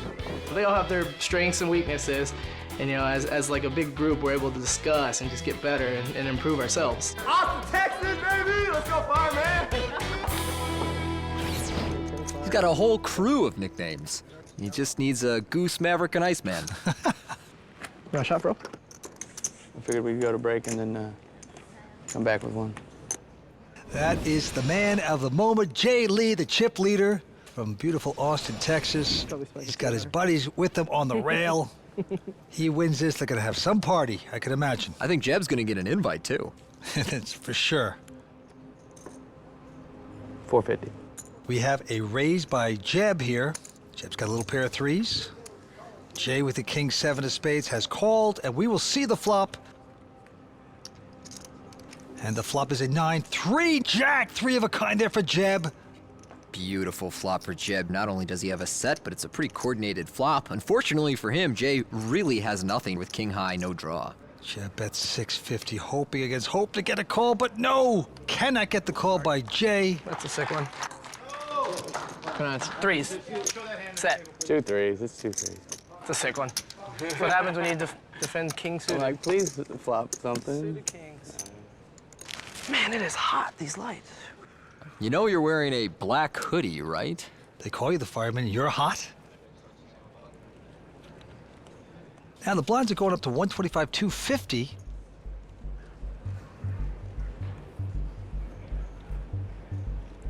Jeb looks down at the old Doyle Brunson hand, 10 deuce. Doyle Brunson won back-to-back World Series main events with the 10 deuce offset. And Jay with a queen 5 has raised it to a nickel. Josh is gonna make this call with a 6-3. And here's the flop.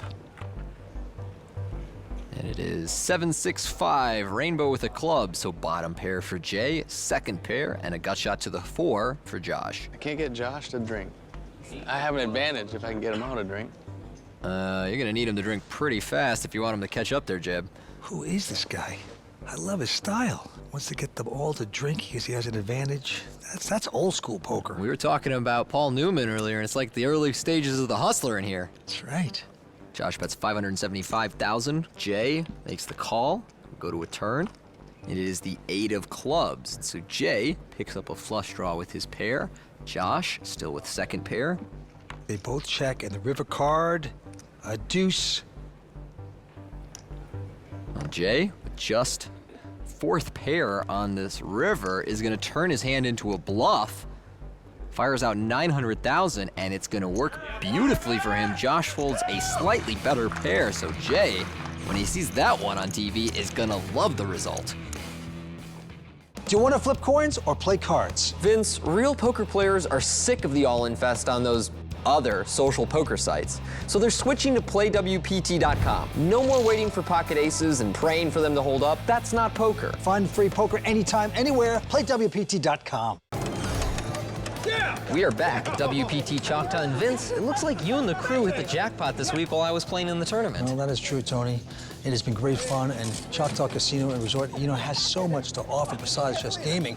In addition to the great gaming, there's wonderful dining, there's entertainment, there's a spa, there's phenomenal pools. So I always have a great time here at this world-class resort. And these players at the final table are sure having a great time, too. So, looks like play is starting back up.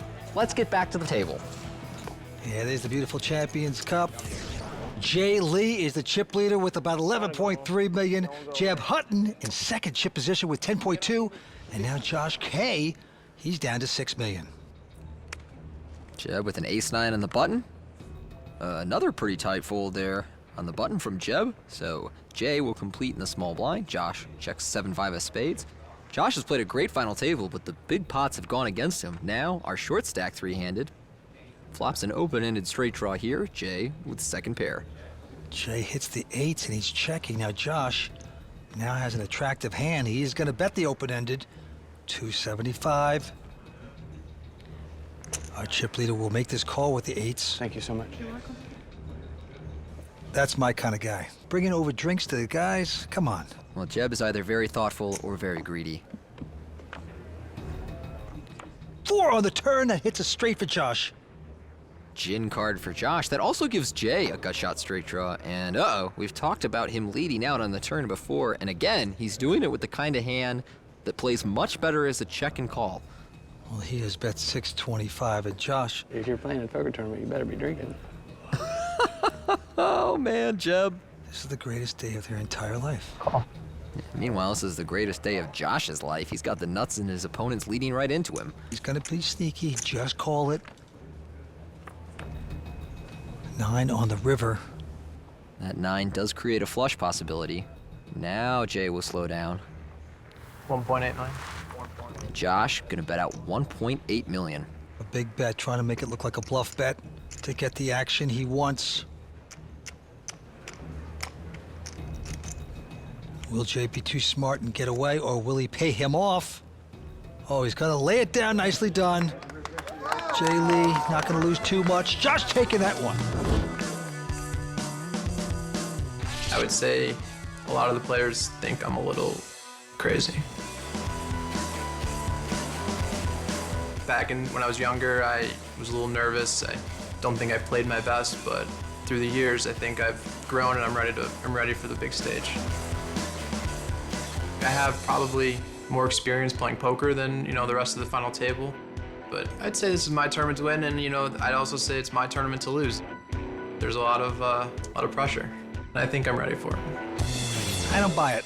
It's either your tournament to win, or you're gonna lose. It's not both, all right? You can't have both. You can't have it all. No. Yeah. I didn't know I was that close. Meanwhile, Josh is the one attempting to break up the love fest between Jay and Jeb.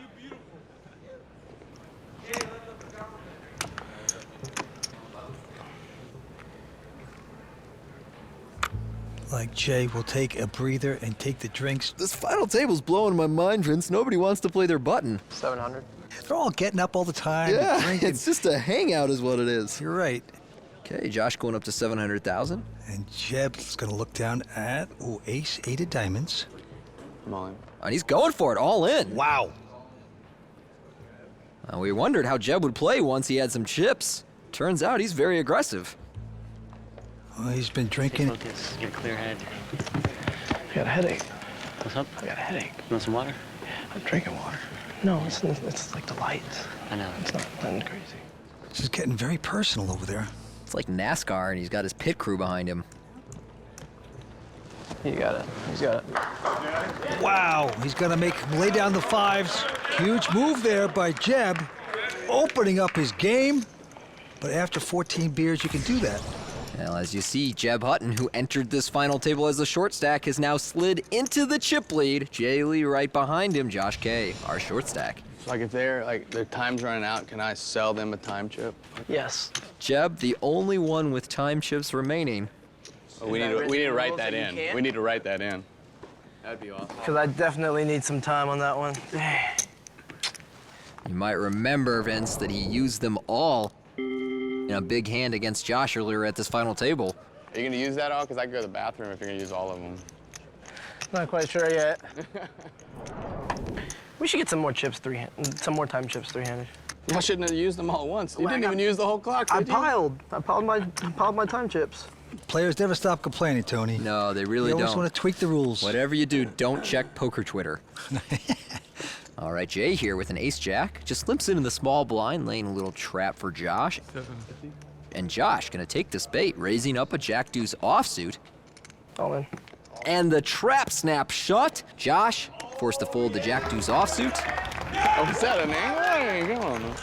And Jeb slurs out something he's thrilled about. He's turned into Dean Martin all of a sudden.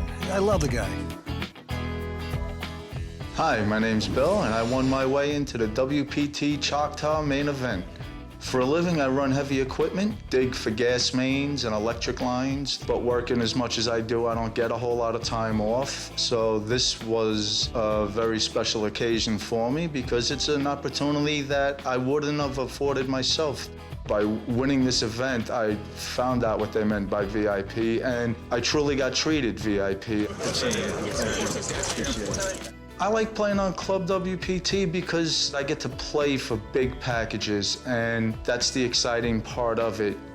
There's always a game, always a tournament, always something fun to play for. You just put in an email, and it's just a lot of fun, and it's real easy to do. You play at your own leisure, and that's the best part of it. Find out how you can play for a seat at a live WPT main tour event. Real cash, real prizes, ClubWPT.com.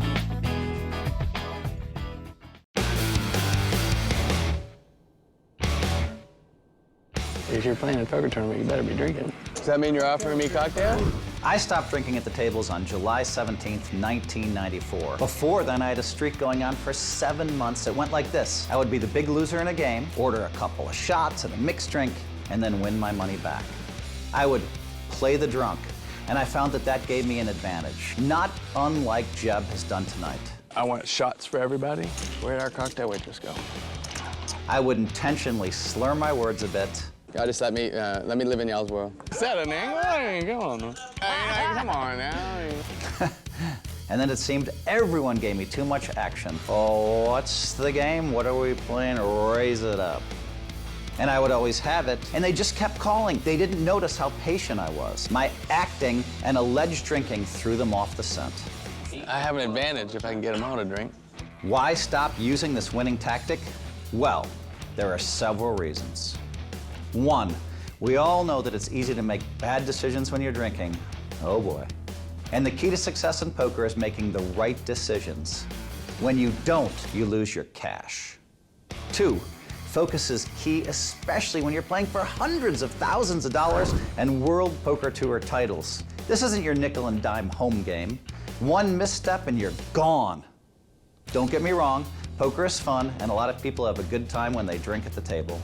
In fact, I used to know a guy who was unbeatable when he was drinking. No one wanted to play with him for the first 1, 2, 3, 4, 5 drinks. But when he hit number 6, he was easy money. Yum, yum. Oh, you're such a know-it-all. Goody-goody. Meanwhile, Jeb Hutton, the man who never met a cup he didn't want to see the bottom of, our chip leader, 11.4 million, Jay Lee, 11. Josh, still our short stack. Cocktails. All right, going back down to the felt. Josh, he's going to complete here with a 10-7 of spades. Jeb, go. We'll check a 3 deuce offsuit. Here we go with the flop.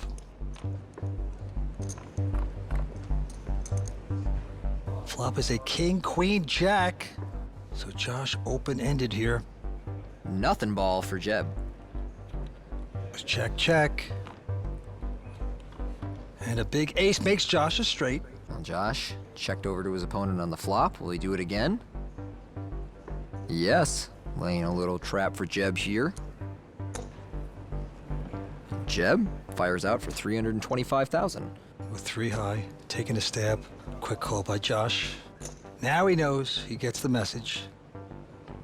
And the river, a 10, a diamond. They both have the same hand. Look at this. Disappointing for Josh. All in. Josh, smart to move all in here, just in case Jeb has blurred vision and ends up folding. There you go. So he has a laugh about it, but they will chop this one up. Y'all didn't like 3 high? Was that not good there when I bet it? Well, he's happy to chop that pot. Josh disappointed with it. Can't believe you called on a draw. Wait, no, you already got there. Jeb having a hard time finding a straw. I would have liked to get the whole pot instead of half of it. Last season, the road to becoming the Hublot WPT Player of the Year travelled right through Choctaw, where Benjamin Zamani made his first of 3 final tables and earned valuable Player of the Year points. The winner tonight will jump into the top spot on the leaderboard, but it is a long season and building momentum is key. We'll continue to keep you posted on changes to that leaderboard. Now, let's get back to the action. There you see Jay Lee out in front with 12 million, Jeb Hutton just behind at 11 million, Josh KR short stack about 4.5 million. Things turning around for Josh K. Such a talented player. And this time he gets a big hand, ace-king. Maybe this is where he turns it around, Vince. And he's gonna raise $500,000. Jeb goes out, and now Jay looks down at an ace-queen. Oh no. All in. Yeah, there's nothing Jay can do here. That's absolutely the right play. Josh makes this call, and he's in a great position to double up. Gah! What an opportunity for Josh. Queen ball. Queen ball 1 time. Jay squirms, begs for a queen. Jay and Jeb over with their crew. It was Jay's crew, but then they adopted Jeb. It's not a big deal either way, no matter what. Josh hugging his wife. Now, if Josh can get this double up and hold up, he has a chance to win, but no! Josh has played such a good final table, gets drawn out on again. Sickening. Oh, and for the time being, Josh K has been sucked out again. It is a queen high flop. Okay. But he still has hope. Could get a running Jack-10 for a straight or catch a king for the better pair. Let's go to the turn. No help on the turn, and so a king and only a king will save Josh K. Otherwise, he's our 3rd place finisher. Josh staying very stoic, hopeful. Blank me 1 time. Blank me 1 time. Perhaps he could get real lucky with the king, but not to be a jack of spades. Do it. Josh K came into this final table as the chip leader, played great to the situation, but unfortunately could not win his all-ins. I know you're excited. We're on the money. Let's focus. Josh K out. He's going to take home $270,000. He's over to talk to Matt Savage. Josh, what changed from yesterday to today? You know, I just didn't win a lot of, all-ins, but, I think I still played well. They played well also. Sometimes one person has to win, one person has to lose. Was it really tough to defend against their rush of cards there at the end? Yeah, I think I held my own pretty good. There were 3 big all-ins that, didn't go my way, and that's pretty much what decided it. Well, nice score for you. Congratulations. Thanks. Josh K is our 3rd place finisher here at Choctaw. When we return, Jay Lee and Jeb Hutton will be playing heads up for the WPT title. Vince, people ask me, can you really win on Club WPT? Well, Tony, the tournament's running all day, every day, and $100,000 worth of cash and prizes available every month. The answer is yes. Sign up at ClubWPT.com.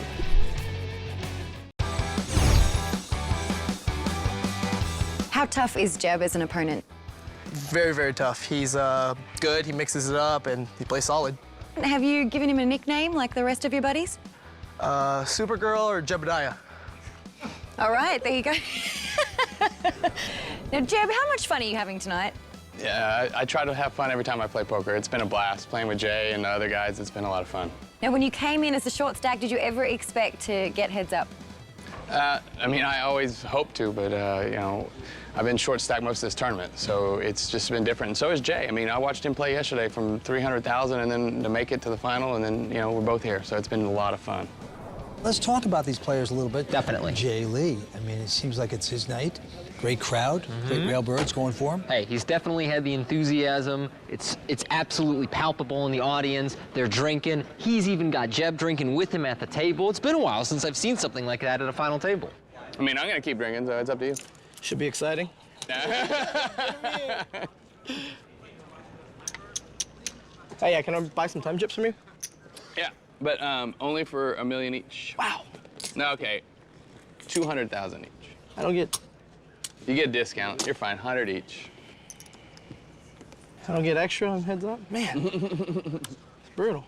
It was so classic when you threw them all in at once. I was just laughing. I was so mad. This is the beginning of a beautiful friendship, I tell you. All right, here we go. Jeb with just a 5-3. 550. Jeb has really opened it up here as the evening has gone on. Meanwhile, Jay in the big blind has ace-queen suited.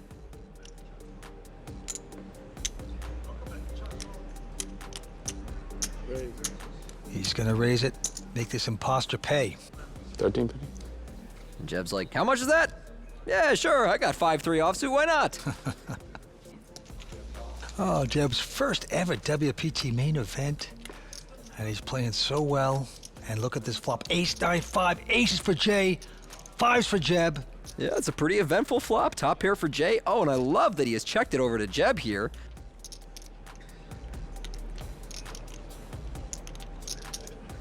And he is going to fire out with this bottom pair. 875,000.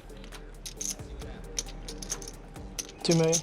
Ooh, and Jay raising it up to 2 million. Well, I love his flop check, but I think a check call would be better against someone apt to bluff their stack off. Now you're kind of taking the opportunity away from Jeb, but he does get an extra bet out of his opponent. So Jay starts off our heads up portion of the tournament by taking down the first major pot. No more best friends. Jay Lee looking real serious now. Yeah, looking serious all of a sudden. He knows this is the opportunity of a lifetime playing in his first ever WPT and might just be a winner. This time he's got just an 8-7, but he will raise it. 550 total. Jeb with an 8-6. Jeb makes the call.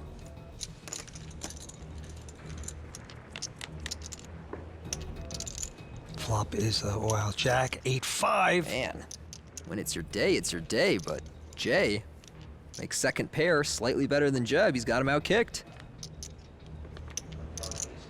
Ace on the turn, it's a spade. Ace of spades actually improves Jeb's hand, gives him a spade flush draw going to the river. Jay, after checking back the flop, now gonna bet out 550,000. He wants to get a little value from worse hands, plus protect against those spade draws. Jeb will make this call. Down to the river we go. What's it gonna be? A 7, giving 2 pair now to Jay. Great card for Jay. You can bet this river confidently now. It's gonna be a nice big bet. He bets 1.6 million. Call. Jeb just snap calls him. Jeb really should have thought that one through. Pretty tough to be good there. Well, he went with his guts and it didn't pay off. Nice, MJ. Tied up, I'm sure, on the river. I think we're talking about when Hellmuth, you said he had that 6th drink. That's right, yeah. I think that Jeb has gone from a guy who was loosened up to a guy who is spewing it up. Here's a chopping today. There's a chopping today? This episode is sponsored by Dr. Pepper, the official soft drink of the World Poker Tour. Hublot, the official watch of the World Poker Tour. And Rockstar Energy, the official energy drink of the World Poker Tour. Welcome back to Choctaw in Durant, Oklahoma. We are having a good time. They're playing for big stakes. And Jay Lee from Austin, Texas, out in front with 21 million. Jeb, just under 6 million, trying to battle back in this heads-up match. He's a river rat. Two guys from Texas having a ball. Drinking, playing poker, going after big money, and right now it's on Jay with a 9-8 of spades. It's going to raise it to 550, and Jeb looks down at ace-5. Come on. Jeb is going for it, all in. It's about a 20 blind shove here, so I really like the play. And Jay has kind of a decision hand here with 9-8 suited, but nope, he's gonna go away. So Jeb gets away with that one. I don't need to call you with that 8. It's just so sick. I wanted to be right, you know? One time, right? Let me be right, please. For 1-6, yeah, I want to be right. Realizing after the fact that he didn't have to call with that 8. Come on, buddy, you got your time bank chips, use them. Oh, Jeb's got a real hand, pair of kings.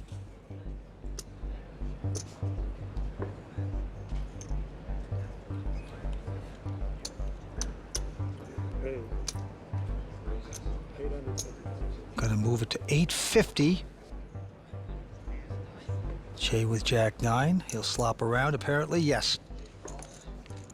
So a big moment here for Jeb Hutton.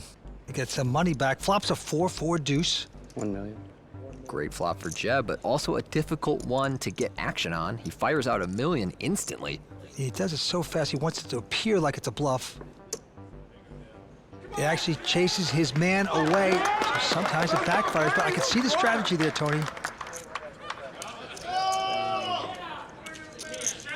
Now we got a shot of Michael Stashin sitting in the audience watching this heads-up match, daydreaming about what could have been. And he played well tonight.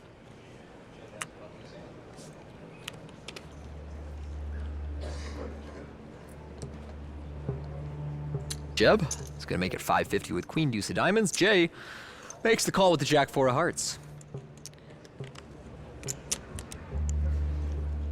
And it is Jack-4-4. Is this real life? And 2 diamonds for Jeb. No! Jay has just had all the hands when he's needed them tonight. Both players check. 7 on the turn. Another check from Jay. Look at him slow play this full house. All right, Jeb. Wow, another check. Oh, wow, no. a diamond, which gives Jeb a flush. No. This is gonna be a disaster for Jeb. I don't see how he doesn't lose most, if not all of his chips at this stage. Well, Jay is gonna bet 750 now. The question is, do you repop it? Yeah, I think Jeb is gonna wanna play for more. 2 million? He wants to play for 2 million. Greed can kill. It's close to half his stack. And that is music to this man's ears. He could taste the title. Oh, Jeb just looks like he got punched in the gut. I call. He calls it. Oh, it's over. Yep. Have to call at that point. He was trapped beautifully, and it's over. Vince, a lightning-fast heads-up match ends with Jay Lee taking it down. For today, the favorites went out. Your underdog will have to come through on another day. There is a champion here at Choctaw.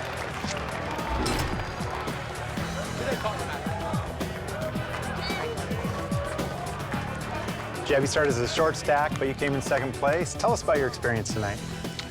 It was experience of a lifetime. We had a blast. Playing with these guys has been, I mean, it's just been a pleasure.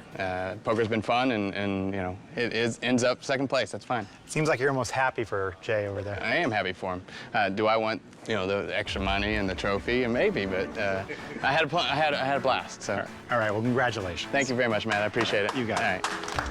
Okay, I am here with the champion of Choctaw, Jay Lee.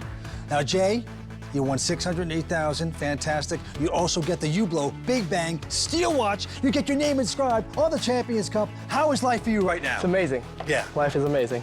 What was it like to have the kind of rush to make it happen, to be the champ?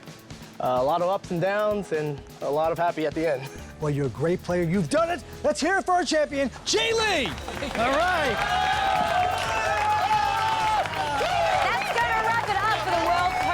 Coverage from the Choctaw Casino and Resort in Durant, Oklahoma. Thank you so much for joining us, and we'll see you next time on the WPT.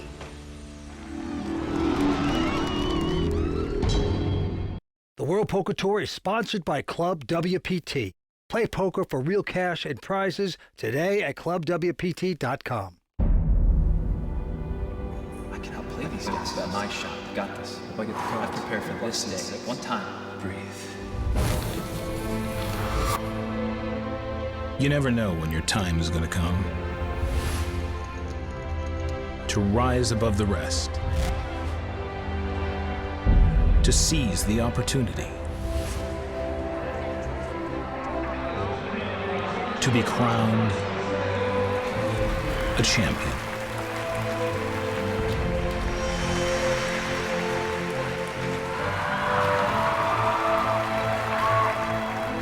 Is it time for your story to be told?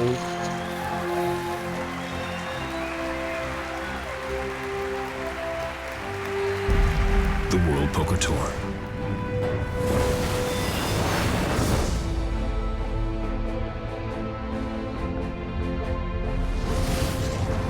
The Bicycle Hotel and Casino in Los Angeles, California plays host to the latest stop on the World Poker Tour. Good evening, I'm Lynn Gilmartin. Since season 1, the Legends of Poker tournament has lived up to its name. It's where Hall of Famers Doyle Brunson and Dan Harrington became WPT champions.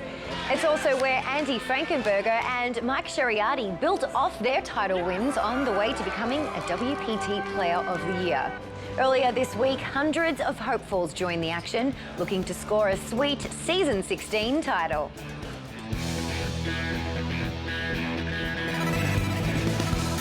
As play got underway at the Legends of Poker, players were having a great time, catching up with old friends, sharing birthday cake, and other shenanigans. These guys were trying to get a read on the boss over here. A favourite pastime was spotting poker legends in their native habitat. Well, I just bumped into Scotty, and Barry Greenstein is sitting across from me, so there's two legends right there. Mike Sexton could have found one in the mirror. I'm just a legend in theory, but you're a real legend if you win this tournament. 4 of this event's previous winners were in the mix, but getting lightning to strike twice here would be difficult. As expected, there's going to be a lot of good talent in this tournament. So who's the big winner? I've been looking forward to this stop on the tour all year. After registration closed, the numbers were released. 763 entries created a prize pool well over $2 million, with 668,000 in store for the lone survivor. With so much at stake, the mood got decidedly more serious. You guys 6 bets me all in with 10 $10. Are you kidding me? As players were determined to advance. During day 3, the introduction of the action clock kept play moving. 20 more seconds to Hollywood. Polarizing pro William Kassouf playfully taunted reigning Legends champ Pat Lyons. Pat, they're not focusing on you. The camera's on me right now. Before long, deuces cracked aces, and the money bubble was popped. Congratulations, you're all the money. Cashes were secured for the remaining 81 players, who started making their way to the payout desk. I'm all in. The biggest moment of the day was when local player TJ Shepard busted in 47th place and was celebrated as the winner of the billionth WPT prize dollar awarded in the 16-season history of the tour. While TJ celebrated his finish, DJ Alexander, who recently placed 13th at WPT Choctaw, was hoping to stay longer. Today has been really bad. I've lost 2 flips and 3 out on the river and another big pot, but still have about 50 bigs, so I'm still in there. Worthy contenders were falling like dominoes. That's it. And as the night drew to a close, fearless local pro O.D. Darden bet Phil Hellmuth off trip 9s. Wow. Everyone wanted to know who got the raw deal this time. Is it fair to show? You're not going to take it wrong way. Come on, sort it. That was just bluffing. That was just bluffing. The King High bluff prompted a warning from Phil. I promise you, when you bluff me, it's like a potato chip. It tastes so good, you're going to do it again. No. That was the last one. I'm done.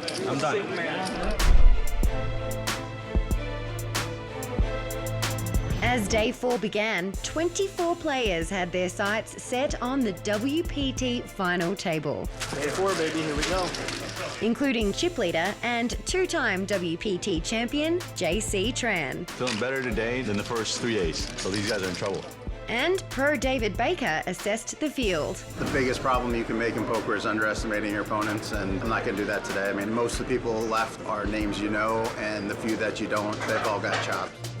Early action saw stacks grow, while others disappeared. Tables were rebalanced, and Odie Darden was once again seated with Phil Hellmuth. Ole. Before long, Odie shoved into Phil on a board with paired kings. After running out his last 3 time chips, Phil's hand was dead. He showed trip kings. Out of respect, I'm going to show you something, okay? So, good fold, Phil. You want to just play games? Is that what it is? All around the room, play was intense as payouts were growing and the WPT final table was closer in sight. I'm dangerous with the chips, just letting you guys know. With JC Tran's elimination of Alex Greenblatt, the final 9 gathered at one table. DJ Alexander shoved ace-10 well behind Jared Griner's pocket aces until he paired the flop. And rivered trips to survive. Oh my God. Odie Darden wasn't as lucky. JC Tran's set of 8s sent him home in 9th place. I just had the second best hand every time, every confrontation I had, so that was it. All she wrote. Later, Art Papazian took up Odie's mission of messing with the poker brat. After Art shoved on a 4-bet, Phil folded queens face up. We gotta set you guys up so well on these spots. And Art gleefully showed a 4 of diamonds. What the is he doing? He gave me all the money. Why would you do that? If he knew I had queens, he would never have tried that. Jared Griner went out in 8th, the 3rd elimination in a row by JC Tran, leaving them 1 away from the TV table. DJ Alexander had it all on the line once again, behind Adam Swan's pocket kings. He tried to stay hopeful. We need to do it again. Adam scored trips on the flop. But the turn brought the heart that DJ needed for the double up. On the very next hand, Doc Sands was the one with pocket kings. He called JC Tran's 4-bet shove in great shape until 2 queens on the flop gave JC trips and rivered quads to seal the deal. JC bagged up a towering stack of chips. But the rest of the finalists know the only thing that matters is who holds them all in the end.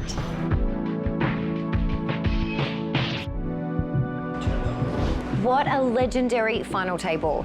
And while everyone's settling in for battle, I'll turn it over to Vince Van Patten and Tony Dunst.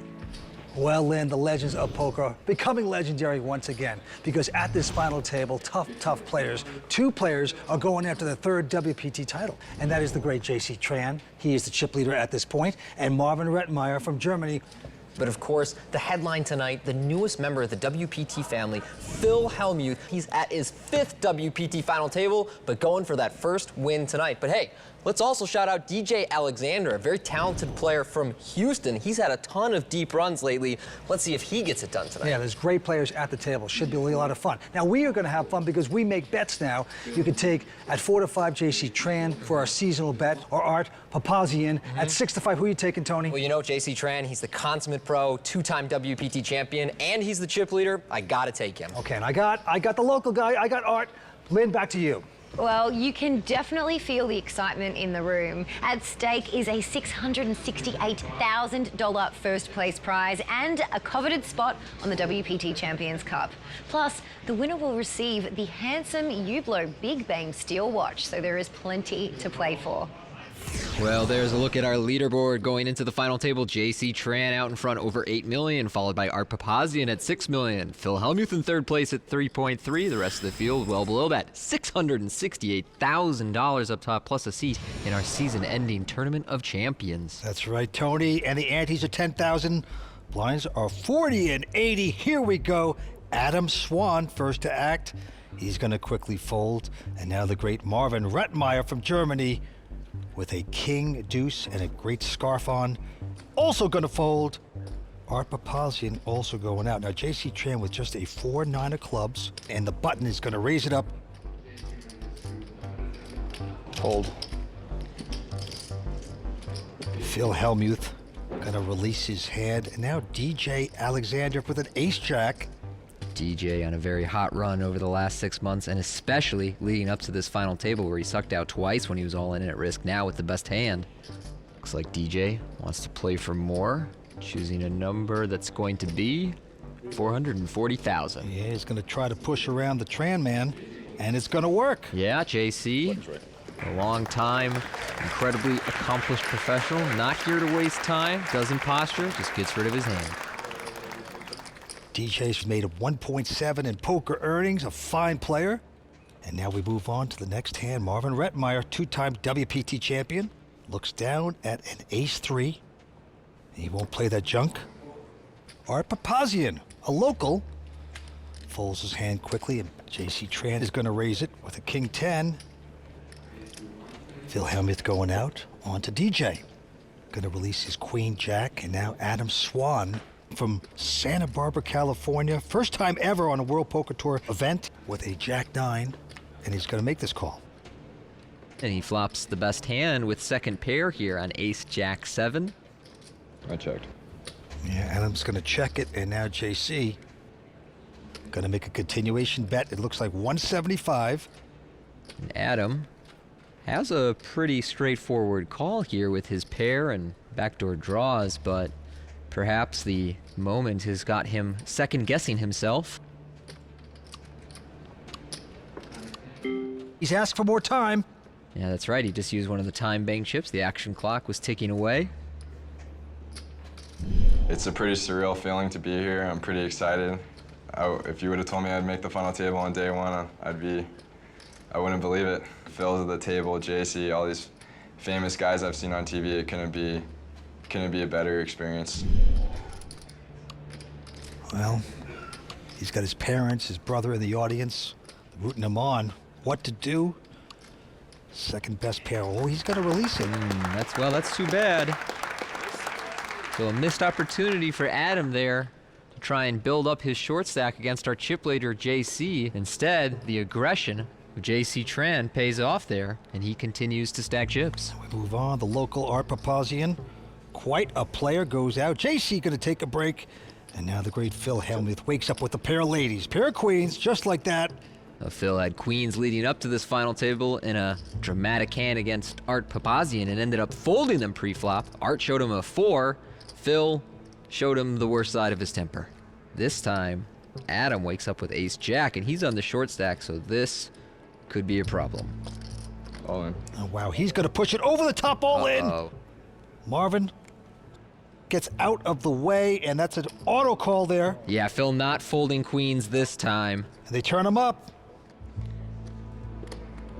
Phil Hellmuth out in front with the ladies. I thought you fold that, Phil. Adam references the hand against Art. Yeah, Adam Swan, a dog here, Tony. Needs an ace, or perhaps a couple of jacks. 5 cards to come, here's the flop.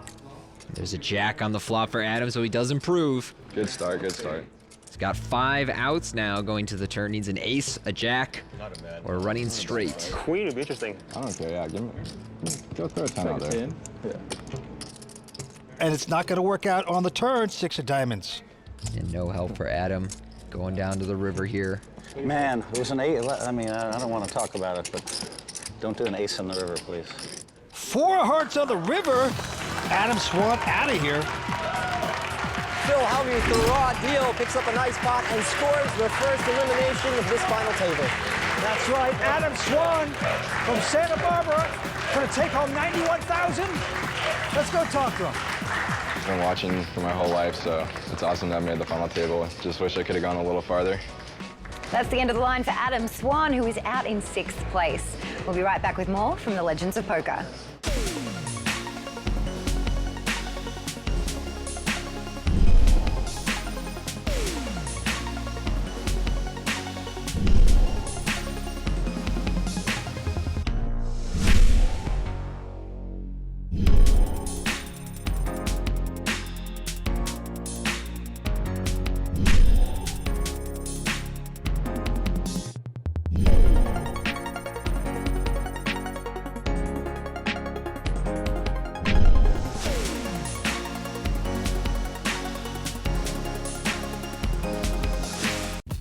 This episode is sponsored by Dr. Pepper, the official soft drink of the World Poker Tour.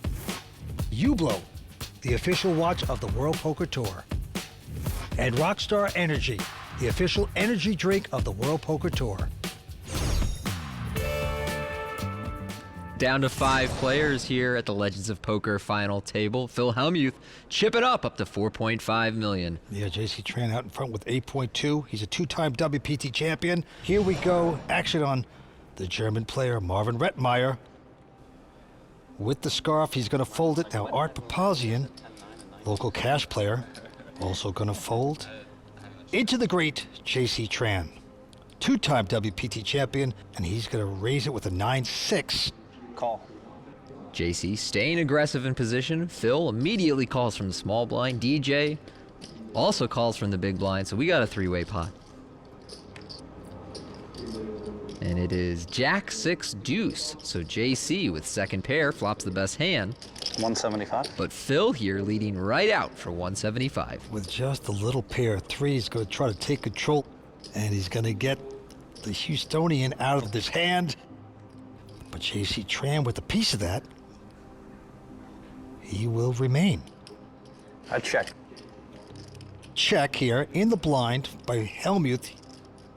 7 of diamonds on the turn. Not sure what to make of checking in the dark there, Vince. I think that kind of clues your opponent in about the fact that you don't have a really strong hand, because you might want to give that the opportunity to bet on the turn. Yeah, but you could be going the other way with the monster and doing the same thing to look like you're weak and snap him.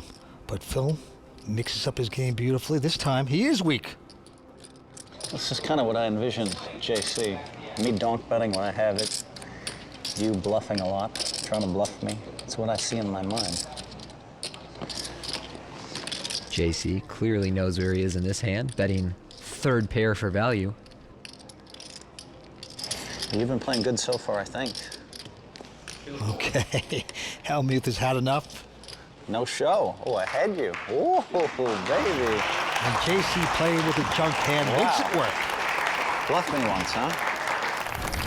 Keep you wondering. Well, at least now the game is on, JC. I can't win this. If you just play straight up against me, I can't win. I need you to I need you to do some crazy. No That's crazy. the only way. I mean, when I'm hitting hands, I don't need to do anything crazy. You shouldn't, but you don't know that. You think you have to outplay me to win. But I'm just saying, when I'm hitting hands, I don't need anything crazy. It's okay, you win that one. All right, we go back to the action. Papazian, the local cash game hero, has quite a reputation around here in L.A. It's always interesting when a cash game regular makes a big final table. They often think really well post-flop, but are a little out of their element pre-flop and do their best to negate that. All right, it's around to Hellmuth, who picks up a pretty decent ace-9, and he will make the raise to 225 into DJ, who goes out. And now the German, Rettmeyer. And Marvin is pretty short. He's got about 15 blinds. And Phil is raised fairly large here, so this is awkward for Marvin. I think he would often call a smaller sizing, but you see him fold there. You are getting snapped. Snapped. And my mind made up. I know you're moving in with any ace, any king. I opened for a little too much. Wow. I should have opened for 200. 200 is better. 200 looks weaker. I opened for too much. I knew it right away, too. It gives you a chance to fold ace-deuce because I put just a little more sugar on it. Whereas if I open the regular, you're just shoving ace-deuce 100. You're hurting my brain with too much strategy talk. I can't deal with this right now. I don't know what's going on. Try to keep up, son. We're just playing no limit hold'em. It's too tough for me. Try to keep up. 40. Small blind's 40. Yeah, Art not going to be pushed around on the table or above it. I'm not messing with you today, Phil. You can't help yourself. I'm going to trap you. Phil, I'm a veteran, dude. 25. I'm a 25-year-old veteran, bro. How old are you? 25. I was right here at this. Let's go to this hand, Art Papazian. 29 years ago, I was right here. Quick fold by him. J.C. Tran with an ace-deuce of hearts will make a raise, 175 total. Into Hellmuth, who has a nice ace-9 offsuit. And the button. Hellmuth's aware of the fact that JC is opening a really wide range of hands here while he has the chip lead and control of the table. So he makes the call in position here with ace-9. Go to this flop, heads up, and JC outflops him, 6-3 deuce. JC getting a little piece of that. He's going to check, though. They both check. 6 on the turn, pairs the board. That's a very nice card for JC, and he recognizes it. Goes ahead and bets 200,000. Phil doesn't hesitate, quickly makes the call. He believes ace-high is good. 8 of diamonds on the river, so Phil get nothing, but he may still think he's in front. Yeah, that's a pretty good card for JC all around, and he's going to come in with the value bet. Oh, very impressive. 350 he bets. Yeah, that's a great bet from JC. He knows exactly where he is in the hand, understands that if he's going to get called by a worse hand, it's likely ace-high, and he can't bet too big or Phil is unlikely to call. Okay, buddy. That's 2 you outplayed me. He's got to muck it. I don't mind. You can keep up playing me, but then when I trap you, one of these hands you have to lose a milli. Would be fair, right? 5 players remain here on the World Poker Tour. We're coming right back. Stop playing mindless all-in, all-the-time poker on those other social poker sites and start putting your skills to the test at playwpt.com. The chips don't come easy, so your opponent will think twice before going all in with 7 deuce. Authentic poker anytime, anywhere. Playwpt.com. Looking to get into the game? Sign up at ClubWPT.com and you could win big, just like Ken Edgecombe. Hi, my name is Ken Edgecombe. I live in Houston, Texas. I won my way into the WPT's Legends of Poker. For a living, I work at SA Exploration. I'm a vice president of health and safety. In my career, what helps me to play poker is the analysis. Analyzing players, statistics, understanding numbers, being able to think on my feet, and hopefully make the right decisions. Practicing my game on ClubWPT is pretty necessary to my game. There's a lot of different tournaments that I can play. It's a fun place, it's an opportunity to improve your game, and you don't lose any money. Yes, play for a share of $100,000 in cash and prizes every month, including seats to live WPT events. Real cash, real prizes, ClubWPT.com. All right, JC Tran, still our chip leader, over about 9.4 million. Art Papazian at 5.7. Phil Hellmuth, 4.5. DJ Alexander at 2.3. Marvin Rattenmeyer, our short stack, under $1 million at 900K.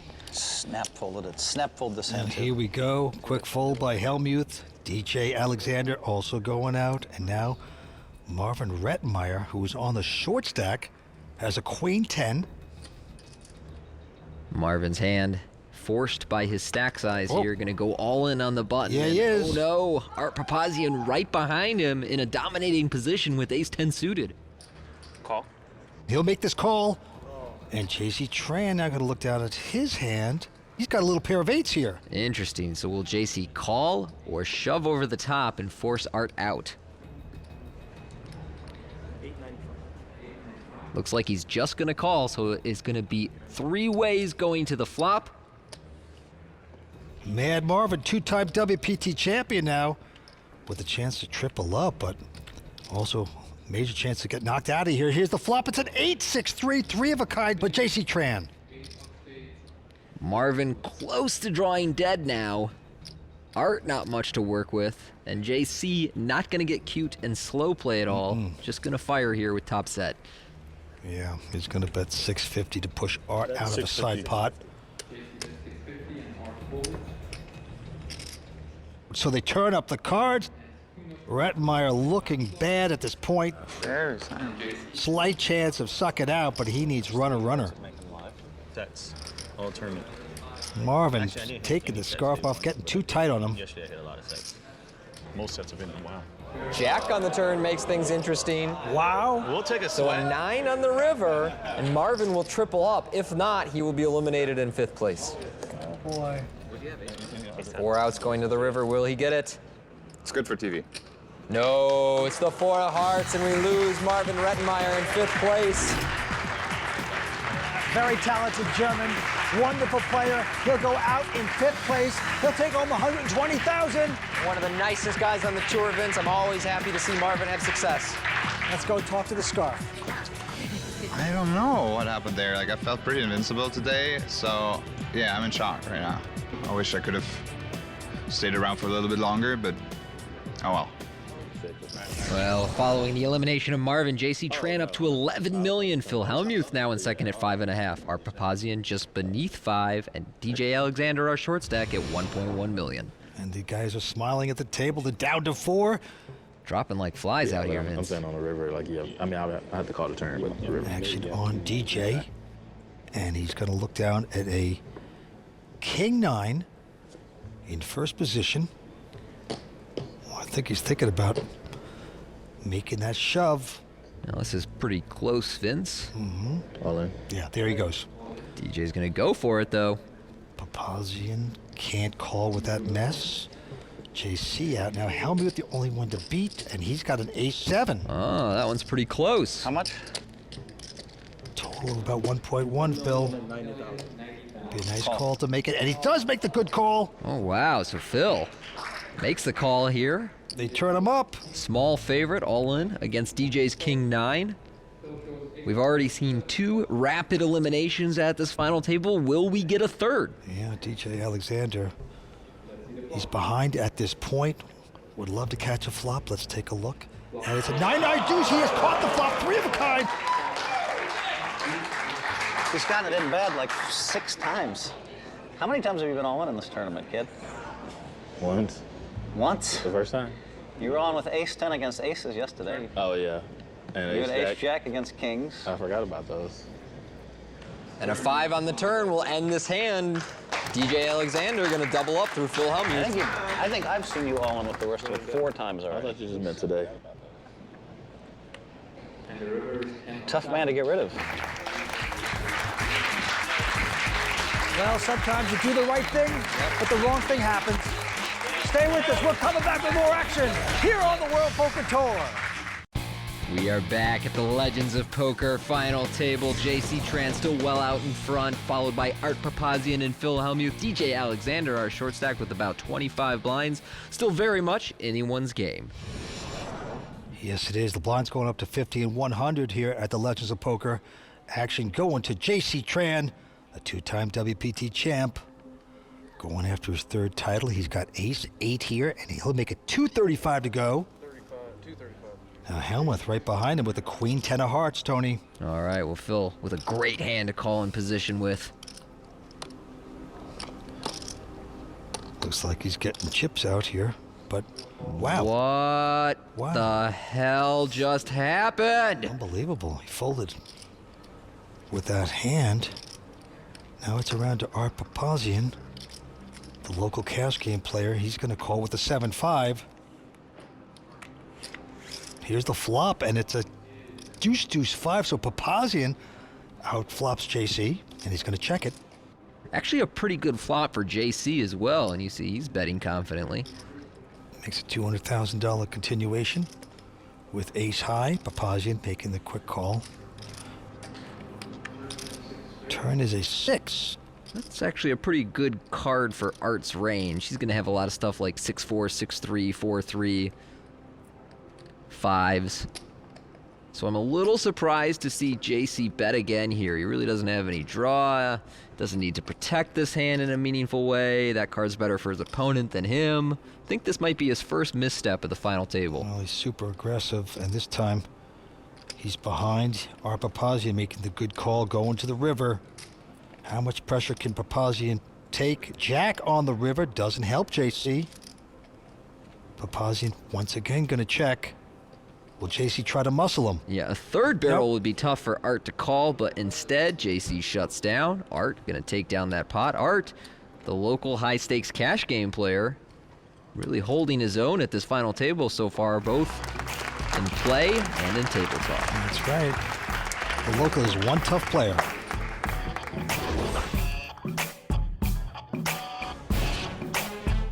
I'm hooked on poker.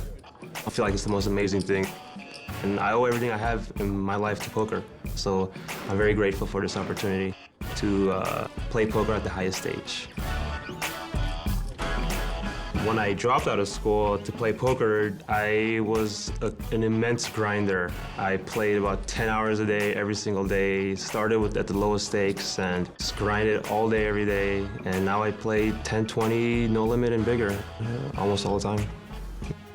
I'm so excited.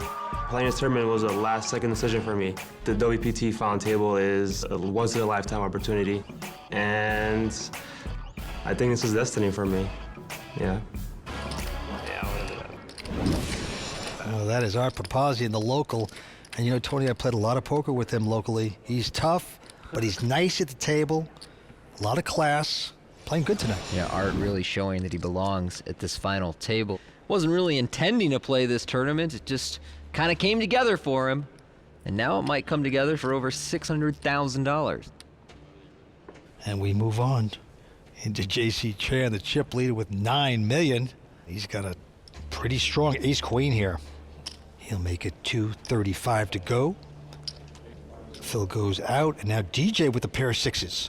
And DJ only has about 20 blinds left after that last hand. Papazian goes out, so it's back on JC. All in. Whoa, JC going all in. DJ, is that what you wanted? Well, JC plays his part. It appears DJ yes. plays his, makes the call, and it is a classic coin flip for DJ Alexander's tournament life. DJ, you've been lucky against everybody. I don't know if you can get lucky against him. I think you're right, Phil. Plus, he has a little the best of it. DJ's not used to the best of it. That is true. DJ's used to coming from behind. Yeah. That is true. Like if he had like ace-6 here, then this is like foreign territory for you, man. You're ahead. You got it good. DJ Alexander, a slight favorite over the ace-queen at this point. Okay, safe so far for DJ, 9-10-7. JC looking for a running straight or one of his two overcards. A king will give him an additional out to the jack. Give him a king. JC with an ace, queen, or jack. All right, see the river. It all comes down to the river. And it's going to work out there for DJ Alexander. As a king hits the board, DJ is going to double up. We still have 4 players remaining here at the Legends of Poker. We're coming back for more here on the World Poker Tour.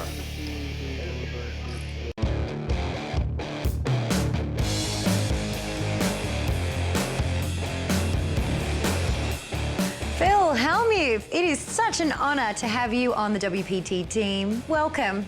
Thank you. You know, when they asked me to be involved, I'm like, where do I sign? Oh, so what's your game plan for the raw deal?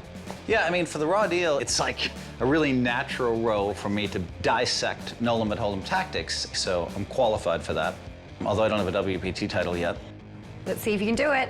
You did win your first title right here at the bike. You reminisced on that experience in your new autobiography, The Poker Brat. I'm really proud of that book. It's, my hands still hurt. It took like 6 months to write it. I bet. There's a lot of content to put in there. It's been a fun life. I'm really having a lot of fun every day. Amazing. How much has the bike changed since back in 1988 when you won that big title? Well, first of all, the bike has beautified itself quite a bit in the last 3-4 years. We're in a nice suite right now, so a lot of good energy here from the bike. I mean, I really like this place. That's kind of a key for me. Well, thank you so much, Phil, and once again, welcome to the family. Hello, world. Yeah, that's Phil Hellmuth, who's doing quite well here tonight with close to 5.3 million in chips. But the chip leader is J.C. Tran with 7 million. Art Papazian in second chip position with 6.3, and DJ Alexander with 4.1 million, Tony. Yeah, early in the final table, JC raced to an enormous chip lead, but things have evened out since. Now, anyone's game as Phil Hellmuth looks down at ace-jack on the button. Yeah, things have gone very smoothly tonight for Phil Hellmuth, except for that one hand where DJ disappointed him. But he's got his composure back. Phil's raised now. Art Papazian now has a pair of 9s. Art elects to 3-bet here, goes up to 675,000 from the big blind against Phil's button raise. Phil cranes his neck to get a better look at Art, who is stoic as usual.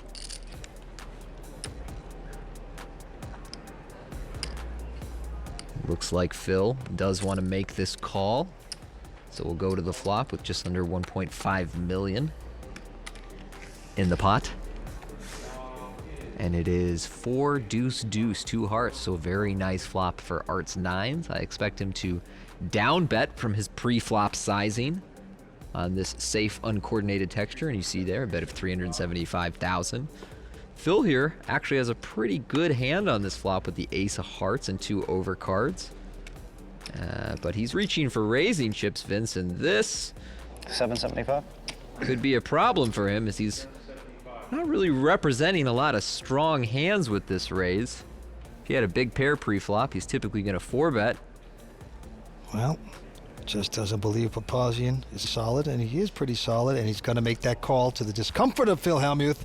Yeah, Phil perhaps getting a little frustrated with Papazian, doing what he can to take down a pot. 500? But doing it in a spot where he doesn't necessarily represent a lot of strong hands, so fires another 500,000 here. This deuce is not a card that's going to deter Art from calling down with his nines. Yeah, Phil needs to hit the ace of the jack, not to be, as a 6 appears. Ace jack? Papazian going to check, and Phil has had enough with the bluffing. Uh-oh. Guy was going to go nuts. Uh-oh, he's starting to steam. Come on. I thought he was going to go nuts on me. Phil lost more than was necessary there, but perhaps getting a little frustrated with Art trying to push him out of the pot, trying to find a way to win. Dang it all. Unlucky, Phil. Unlucky. Well, it was a flip. I got all 5 cards. Unlucky. It was unlucky. It was unlucky. Don't worry, buddy. I min-raised so you would re-raise. That was pretty unlucky. You don't understand, though. I get it. Phil, you gotta make it $3 million on that river. And DJ adds the late needle. He's gonna give me all the money, I swear to God. I min-raised to try to get him to re-raise. Well played, Phil. But he actually well had played. It. No, I mean, I min-raised to make you re-raise, and you happen to have it that time. That's very unlucky for me. But you're gonna give it to me, don't worry. Now we're putting big chips. So far, you've been giving it all to me, Phil. So I don't know what you're talking about. Nice hand, buddy. Thank you. It was a good hand. To date, over $1 million worth of VIP packages have been awarded to ClubWPT members. You too can win your travel and entry into an upcoming WPT main event by playing on ClubWPT.com. Welcome back to the Legends of Poker. JC Tran, still your chip leader, out in front with 8.2 million. Art Papazian making up ground, 7.6 million. Phil Hellmuth in third place at 4.7, and DJ Alexander, your short stack, 2.1 million. That's right, Tony. And the antes are now 20,000. Blind's going to be 60 at 120. Here we go. Action on Poker Pro. DJ Alexander is going to fold that. Art Papazian, our local. He has an attractive Queen 10 of spades. 250 to go. JC with a Queen Jack of hearts. Just calls. And Phil Hellmuth with an Ace 8 of clubs. Well, this is pretty interesting, Vince. I'm not sure whether Phil will re-raise or call. These are my kind of hands. What am I gonna do? I guess I call. Three-way action. I guess I call. Phil, you scare me, man. You should scare me, Phil. Not sure anybody enjoys Phil's table talk as much as Art Papazian. Here's the flop, King Jack 10. That's a pretty interesting flop here, Vince. We've got an open-ended straight draw and middle pair for JC. We've got an open-ended straight draw and bottom pair for Art. They all check. King on the turn, Tony. JC still in the lead here. Now he's gonna bet. Hellmuth has had enough, goes out. And Art Papazian, open-ended with a pair of 10s, making the call. To the river we go. Yeah, Art can only get a 10 to win, but a 9 or an ace would chop the pot. 7 on the river. JC with the jacks in this hand out in front, coming in for a value bet. Yes, 760 he wants. JC so far playing beautifully post-flop at this final table. Always trying to get the most out of his opponents. Now has Art in a bind. Will he pay him off with the 10s?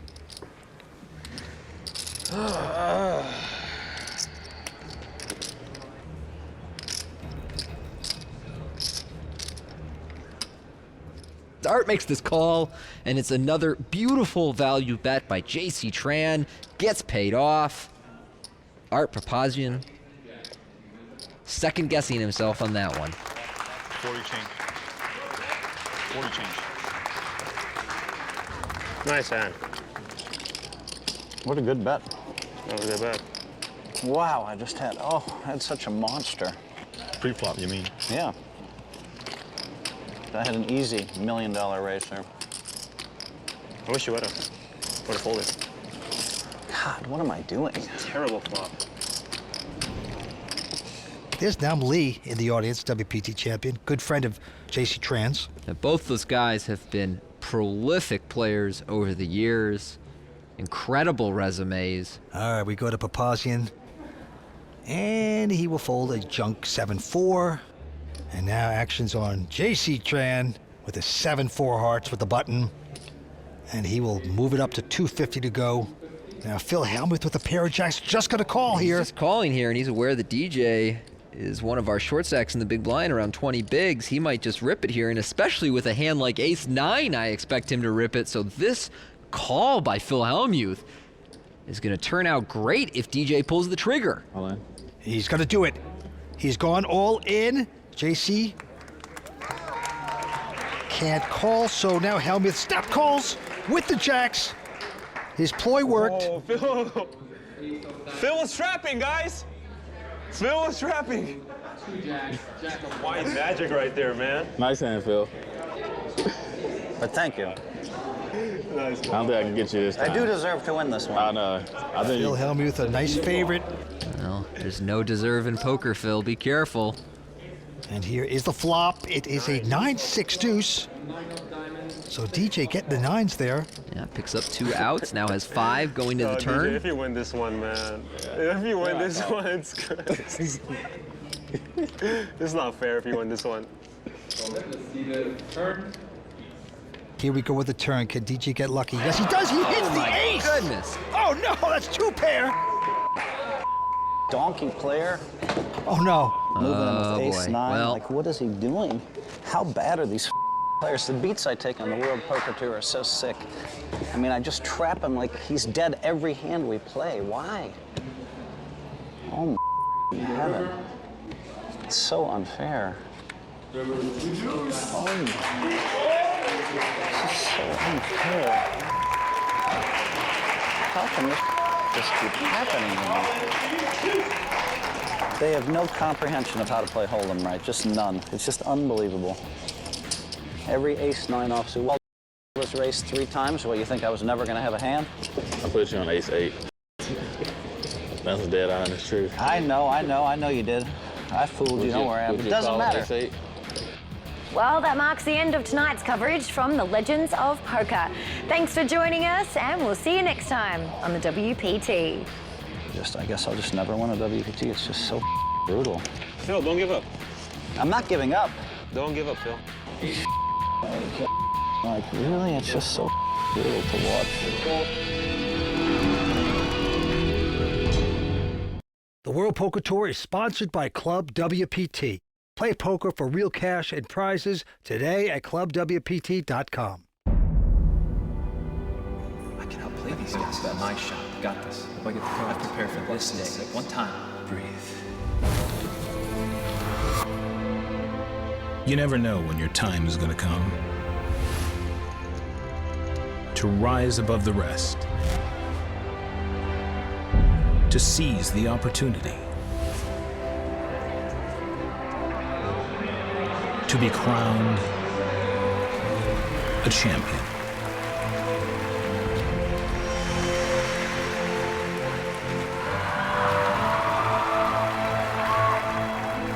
Is it time for your story to be told?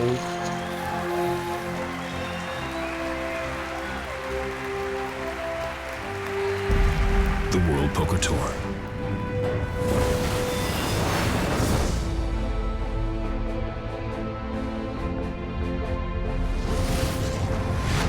Tonight, we're in Los Angeles, California at the Bicycle Hotel and Casino for continuing coverage of the Legends of Poker.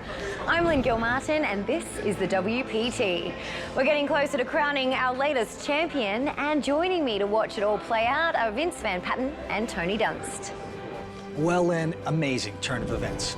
The poker brat himself, Phil Hellmuth, is completely imploded now. I guess I'll never win a WPT event.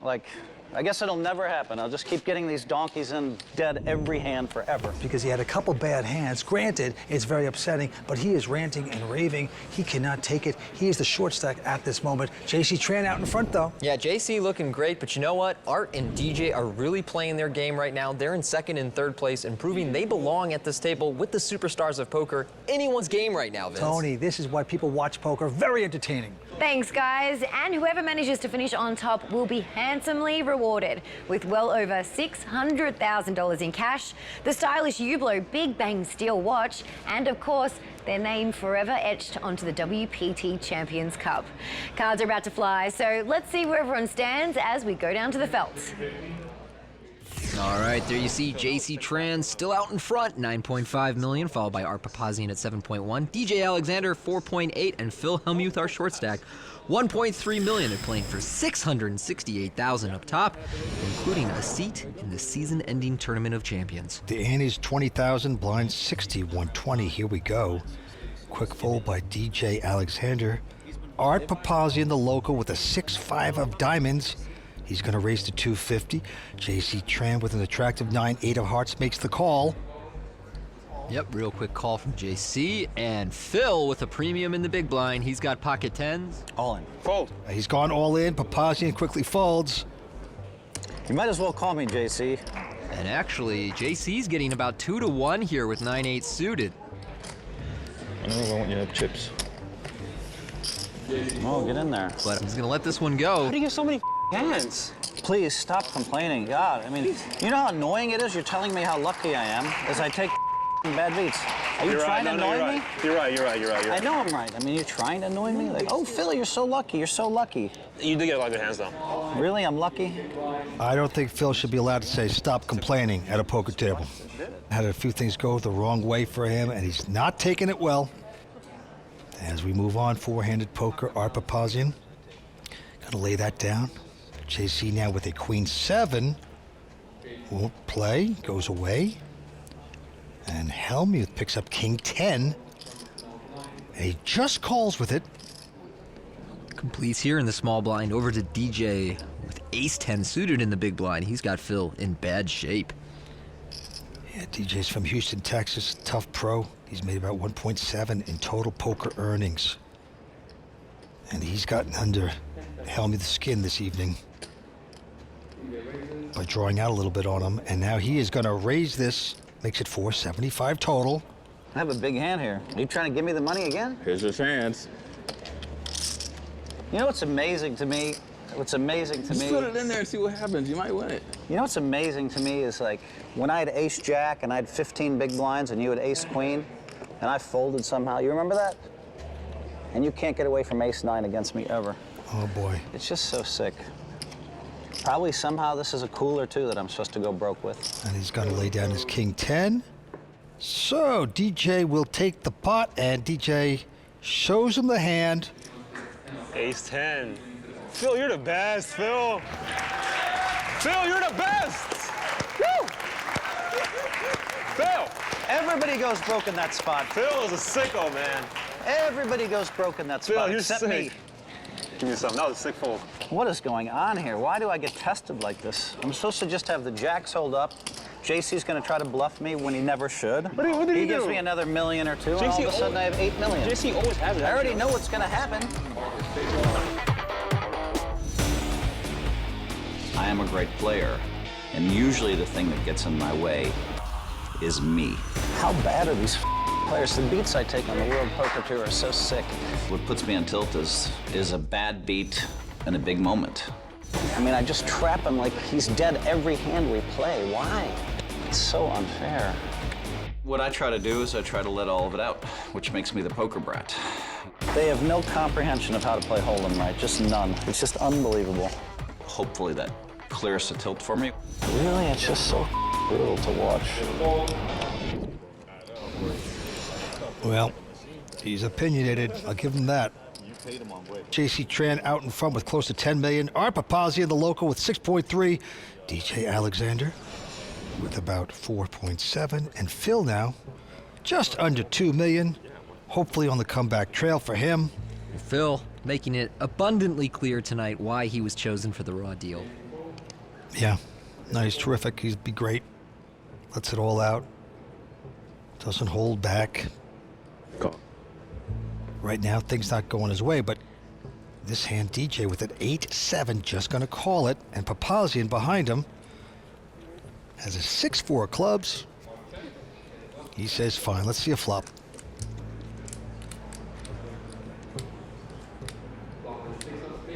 And an ace, 8-6 flop. Something for everyone here, middle pair. DJ, Art, bottom pair, backdoor flush draw. And he is going to bet now after DJ checked over to him.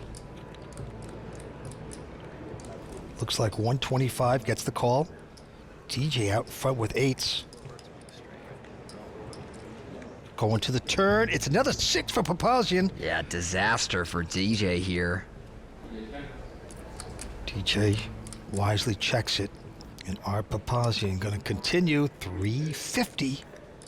3 of a kind now. Uh-oh. Wow. DJ escapes.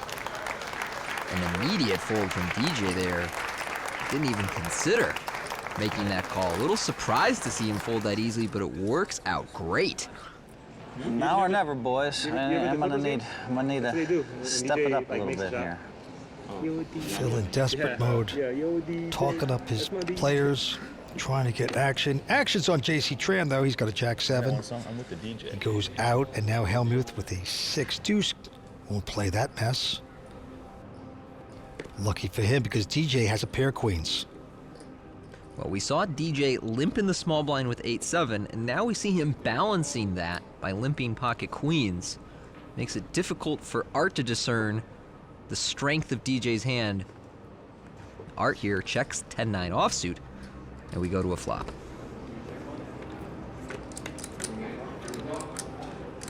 And it is 7-5-3, so queens still well out in front. A little surprised to see DJ check that flop. Well, he wants to get the action, perhaps. He checks, and Art's going to bite with just 10 high. It looks like a bet of 125. And DJ with the superior hand, just calling, going to the turn. Well, DJ getting what he wants so far. But that ace on the turn can't excite him, although I'm sure he would expect Art to raise most of his aces pre-flop in position in the big blind and with a chip lead. Now Art's going to check wisely behind him. Now Jack on the river. Papazian hitting nothing. DJ from Texas wants to get a little value, perhaps, and he's going to put in a bet of 350. Art quickly folds his hand. Art, of course, doesn't have anything he can call with, so a quick hand between our two young professionals at the table. You even got him over here now. Got that side pick? Yeah. What's going on? At this point, the crowd has adopted DJ as their favorite, despite being surrounded by some of the superstars of poker and a hometown hero. Respect the GOAT. Always respect the GOAT. DJ making his mark on this audience. And he's playing beautifully tonight. As we move on, a fold by Art, and now J.C. Tran considering his Jack-9.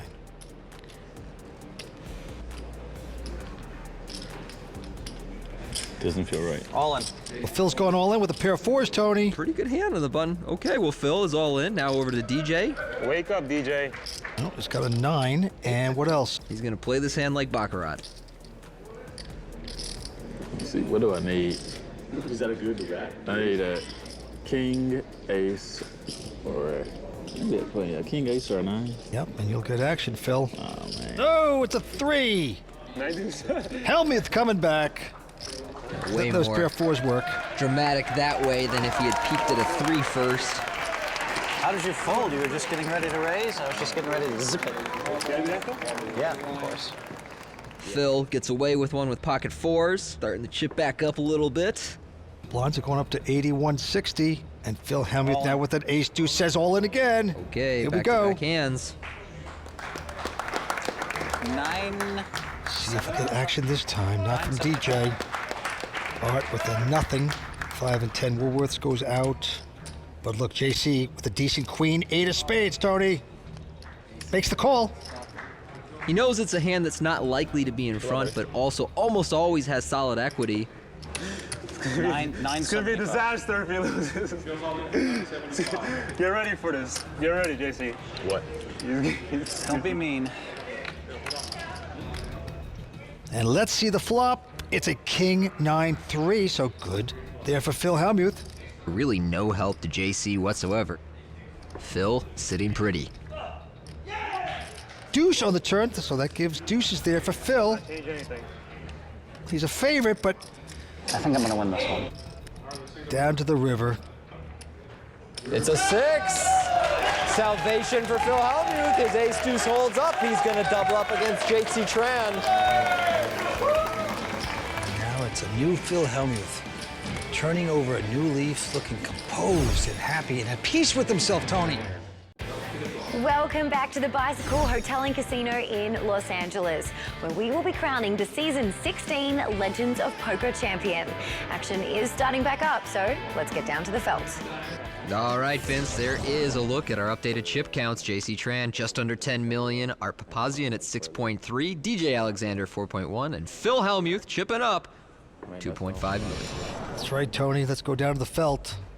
Art Papazian, cash game savant here in Los Angeles. Rarely plays tournaments, first to act. He will fold it. And now JC Tran with the queen, 8 of hearts, our chip leader. And he likes his hand, makes it 350 to go. Now Phil wakes up with ace-king in the small blind. All in. He knows just what to do. DJ Alexander gonna squeeze a king 10 of diamonds.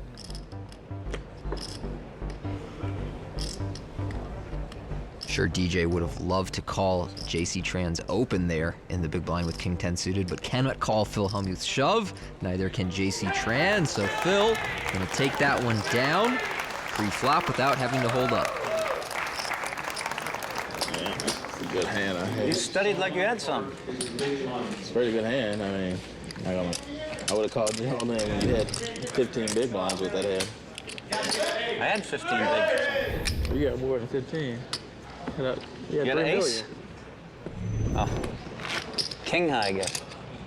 Phil Hellmuth has made pretty amazing 21 million in career live earnings, 14 bracelets at the World Series, and no WPT titles yet. He's going to quickly fold a king 9 of hearts in first position. DJ with an ace 3.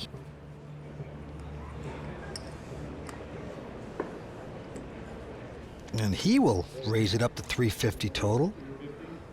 Papazian with no hand.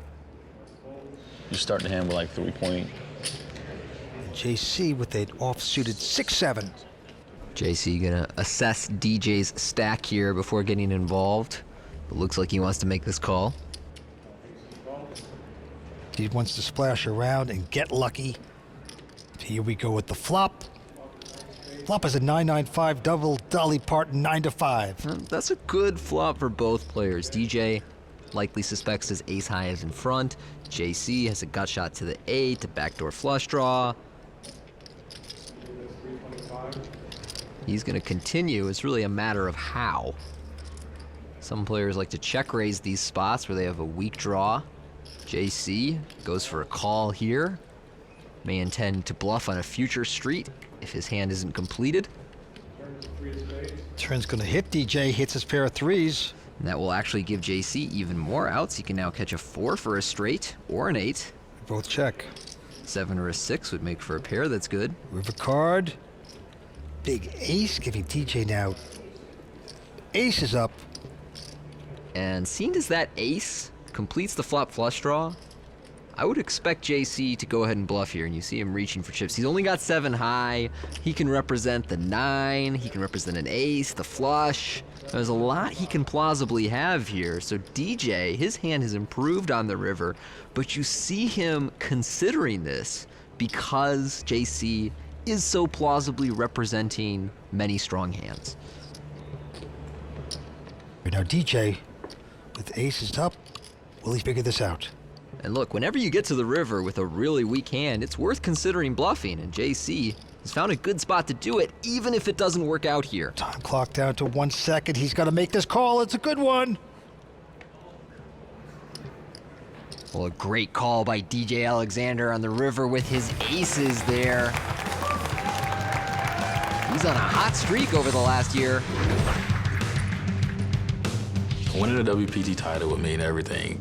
Itching my name into that trophy, that would be amazing. I started playing poker at 22 with a group of friends, and early on, I won a substantial amount of money. And I was like, oh, this is easy, so this is what I'm gonna do. And then I found out that it wasn't so easy. Yeah, winning this one would be pretty big. Well, he's quite a character. He actually said that he quit his job selling suits in a department store to go professional in the game of poker, and he has been very successful ever since. He gave up my dream job for this? Well, it's great to see when it happens. Down to 4 players. And we move on. JC Tran won't play this. Phil Hellmuth has come back nicely. 400. He's going to make it 400 with an ace-7 of spades. Yeah, Phil was well below $1 million, storming back here, but now runs into the aces of DJ Alexander. Wow, the weapons of mass destruction at the right time. DJ just re-raised pre-flop, or is he going to get cute and slow play by just calling?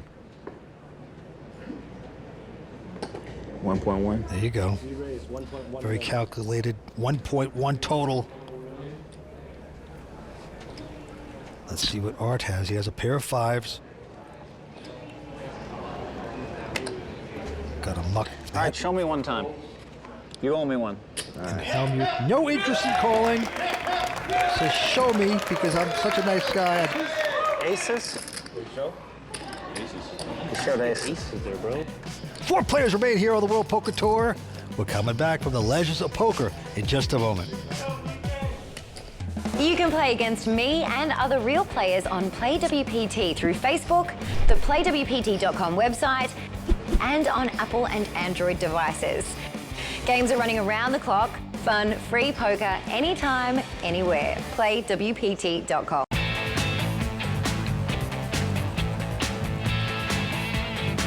This is a special place for me. This is a place where I won my first major tournament. I love the city of LA. I love coming here and playing, so I've been looking forward to this stop on the tour all year. The bike is great, and they just remodeled. And everything just looks nice and classy and comfortable, and I'm at home here.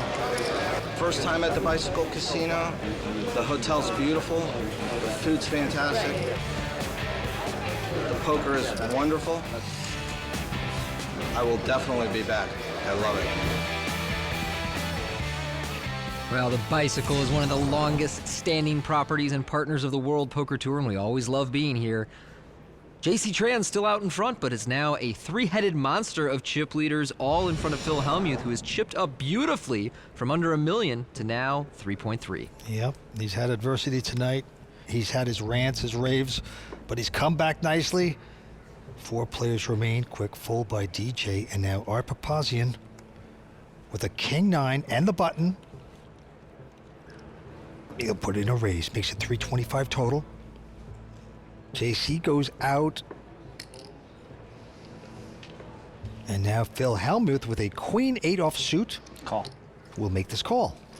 It's about time, Phil. Let's go. Let's do it. Art gets very excited every time he gets in a hand against Phil Hellmuth. Just another opportunity to tilt him. Flops an ace, king, jack. King's there for Papazian. 350.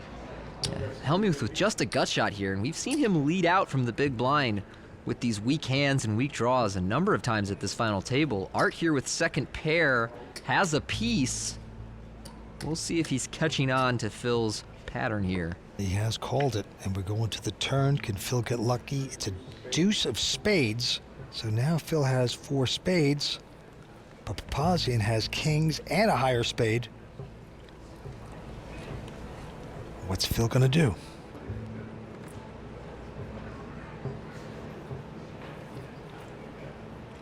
I bet $1 million. Wow. Wow. He's going for it. He's betting $1 million. Way behind. This is a difficult bet for Art to call.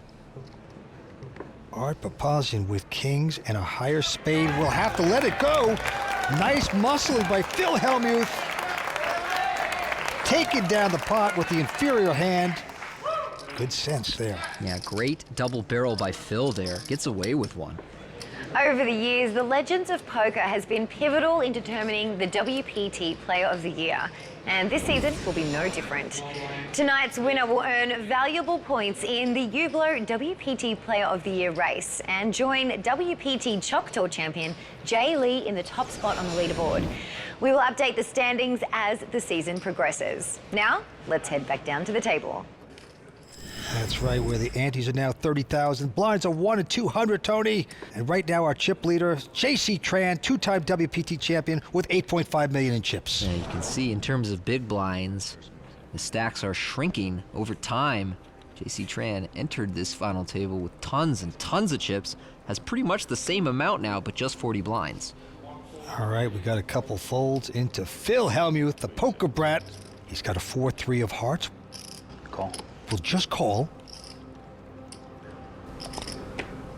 And DJ Alexander looks down at a 10-8 of diamonds. Oh, that is a strong hand against a limp in the small blind. I'm a little surprised that DJ just checks here. Doesn't want more money in the pot. Yeah, they're gonna keep it friendly. 4-3 versus 10-8, and the flop is a 10-5 ace, 2 diamonds. So a 4 flush for DJ. DJ has everything here. Check. Phil does have a gut shot to the deuce, but of course the deuce of diamonds would give DJ a flush. So not a lot happening for Phil here, whereas DJ has a hand so strong that he would be happy if the money just went in. Well, he's bet 350, Phil. 975. He is gonna make a move here at the wrong time. Yeah, Phil's last bluff worked out great for him against Art, but this one against DJ will not end well. 975. And DJ with 10s and the 4 flush. I mean, he's saying to himself, hey, if Phil has an ace, I'm behind at this point, but with the 4 flush and 10s, what are you gonna do? All in. Yeah, that's what you're gonna do. Push the poker brat around when you can. You got the 10-7 of diamonds, huh?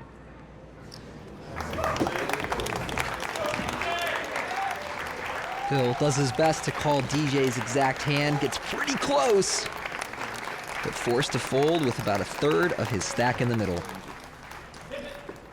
When's it my turn? Have I beat you one big pie yet in like 3 days? I trap you like trap. You've been fairly unfortunate against me. He's gonna. I mean, what do you think? He's just gonna run like this forever? I mean, maybe the rest of the day. I don't know. Maybe just for a week or two. I don't know. I see guys come and go. They run really hot, and then they can't beat me for 10 years because I just. Hey man, I'm still here. here. And bad all the time. I'm one of the few, right? Yeah, you had your hot phase against me, and then things didn't go so well for a while. No, we didn't play. We didn't clash for years. Very colorful player. Phil Hellmuth, talented, opinionated. You can see from this final table that he will be a natural fit for the raw deal. Yeah. Meanwhile, mixes up his play here and limps the button with Queen 7. I'm a believer in some button limping, but not with hands like Queen 7 off. DJ with King 9. DJ has been punishing Phil Hellmuth all afternoon. Wants to do it again, makes the call. You guys want to use my card? Art has made the call, so 3-way action. Here we go. Flops a jack deuce. Really not much here for anyone, which leads me to believe that whoever is the aggressor is going to take down this pot. 340. Well, Hellmuth sees an opportunity. with his nothing hand. He's going to bet 340. And they both have to go away. So Phil Hellmuth, never giving up, takes that one down when he didn't quite deserve it. That is a poker professional at work. Will he come back and win his first WPT title? We will see. Coming back for more here on the World Poker Tour. All right, coming back from the legends of poker, J.C. Tran still out in front at 8.4 million, DJ Alexander 6.8, Art Papazian at 4.4, and Phil Hellmuth, the raw deal, just below 3.2 million. Yeah, the masters of the game going at it. Four-handed poker. Blinds are 1 in 200. Here we go. Quick fold by Hellmuth. Let you boys duke it out. DJ Alexander also folding. And now Papazian with a pair of nines. Art out of position here against JC, gonna raise it up from the small blind to 500,000. Into JC Tran, who has a king 7. And he can invest in this and will. Makes the call. And JC is in position here with a decent hand, getting a pretty good price, so he goes to a flop and doesn't find much on Queen 8 deuce. Art, well out in front, will check over to JC and try and induce some bluffs. Yeah, JC is going to fall for it. With nothing, he is going to bet. It looks like 450. JC opening the hand ends right here. But Art, clearly not going anywhere with his nines, makes the call. All right, going to the turn. Can JC get lucky? No, 4 clubs. Papazian again going to check. So JC truly has nothing here, perhaps hoping that Art has a weak pair or ace high that will fold to a second barrel. Well, that's 875. He's going to try to muscle Art Papazian out of this. Not going to happen. Very steady, makes the good call, going to the river, and a king hits, and that's going to hit JC Tran. Unbelievable. Jackpot for JC Tran here. Oh boy. Nothing better when you're bluffing, getting called, and then all of a sudden you hit. It's poker nirvana. JC Tran hitting the kings on the river. Now he wants to take some more money away from Art Papazian. Oh boy, that's a big bet, 1.5. Well, we spoke before about how comfortable Art is hand reading after the flop, and I think he recognizes here there's not that many combinations that JC can be bluffing with. Oh, See, boy. there he gets away. So a nice fold from Art Papazian. Only puts money in when he was ahead. Well played hand, but a bad result. Yes, it is. Bluff and hit, and then take the chips. That's the way JC Tran's going to play tonight. JC Tran, he's an extremely tough player, zoned in and focused, going for his 3rd WPT. JC Tran says, finally, I've done it. If ever a guy deserved to win a World Poker Tour title, you're looking at him right now, JC Tran. JC has a ton of chips, and he's on my left, which is not fun for me. But I'll hopefully make some good hands versus him. JC Tran and I played a lot in the past together. For a long time, he considered me a rival of his. And so I think he has a lot of respect for me, but I think that he's a great player. I have a lot of respect for him. Well, he's in pretty good position, but he does have to deal with me. Well, JC Tran has made over $12.5 million in poker earnings, a couple bracelets to his name, 2 WPT titles, going after his 3rd here. It's 100 for you. And he's out in front with $10.3 million in chips. JC is really unanimously respected around the poker community. He's been doing this for 20 years and has been successful for all 20 of them. It's very impressive to see that kind of longevity. All right, on to this hand. Art Papazian now with a pair of 8s. And, you know, he's short-stacked at this point. All in? He's going to fire it. He's going to fire it all. Yeah, Art under 13 blinds here on the button as a pretty straightforward decision. JC Tran, meanwhile, with ace-8 offsuit in the small blind, actually has a difficult decision. I'm curious to see what he does here. He might gamble with this, try to bust Papazian out of here. Call. And he is going to gamble. He's going to call it. Now, Hellmuth still hasn't looked at his hand. Let's take a peek. He's got a king. And... Oh, man, I thought I had kings. oh, no. He's scared himself there a little bit. He had king, queen. He's going to muck it. So they turn up the cards. Art, a nice favorite. Got it in good. We got it in good.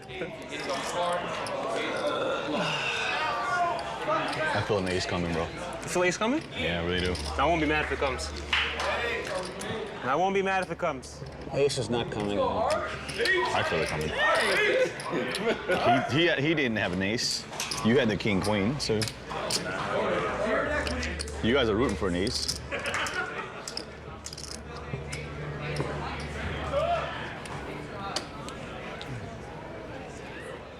Snowman, one time. Come on, Snowman. Survive the summer. Do the halfway out the door. Let's go to the flop. And it's queen 10-5, 2 hearts. JC does have the ace of hearts. Back there flush draw, back there straight draw. So he has a backdoor flush draw. 9 of Go hearts. along with his ace high.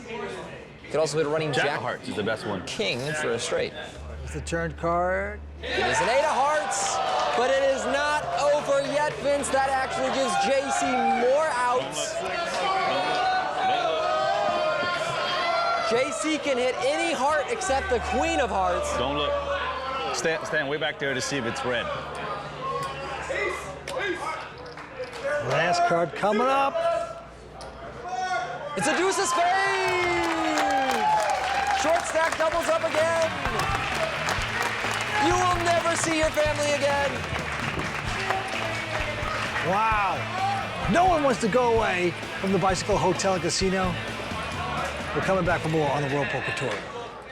How many reasons are there to sign up for a Club WPT membership? Well, Tony, I'll tell you. I'll give you $100,000 to be exact. Play for a share of $100,000 in cash and prizes every month. Poker tournaments all day, every day on ClubWPT.com. Well, we are in our 16th season here on the World Poker Tour, and over the years, we've awarded a lot of prize money. And I mean a lot of prize money, Tony. You said it, Vince. I'm proud to be one of over 200 players to have earned $1 million out here on the World Poker Tour.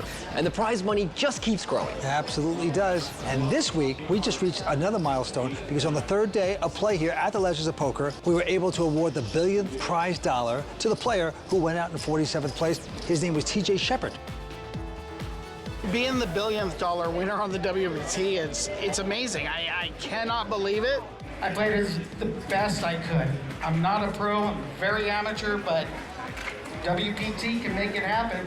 Yeah, TJ won a seat at next season's Legends of Poker main event. Plus, he gets accommodations right here at the Bicycle Hotel and Casino. And I've never seen someone happier to bust out of a poker tournament. That's true. And all the remaining players in the field were gifted a bottle of color wine to commemorate the occasion. Yeah, it was beautiful. So congratulations to TJ. But right now, we have more money to be awarded here tonight. So let's go back down to the felt. JC Tran still our chip leader at 8.5 million, being chased by Art and DJ, both a little below 6 million. Phil Hellmuth, your short stack, 2.5 million. Yellow magic, right? Yeah, the blinds are 1 and 200 with a 30,000 ante. DJ Alexander. Poker pro out of Houston quickly folding. Art Papazian with an ace-5. Local cash game expert. Wonderful player. He's going to raise to 425. Phil with 13 blinds elects to just call pocket twos. Oh, wow, look at that. Check. 3 of a kind on the flop for Phil Hellmuth as a king-queen deuce appears. Art's going to check. And an 8 on the turn. Phil Hellmuth with 3 of a kind at this point. How are you going to play it, Phil?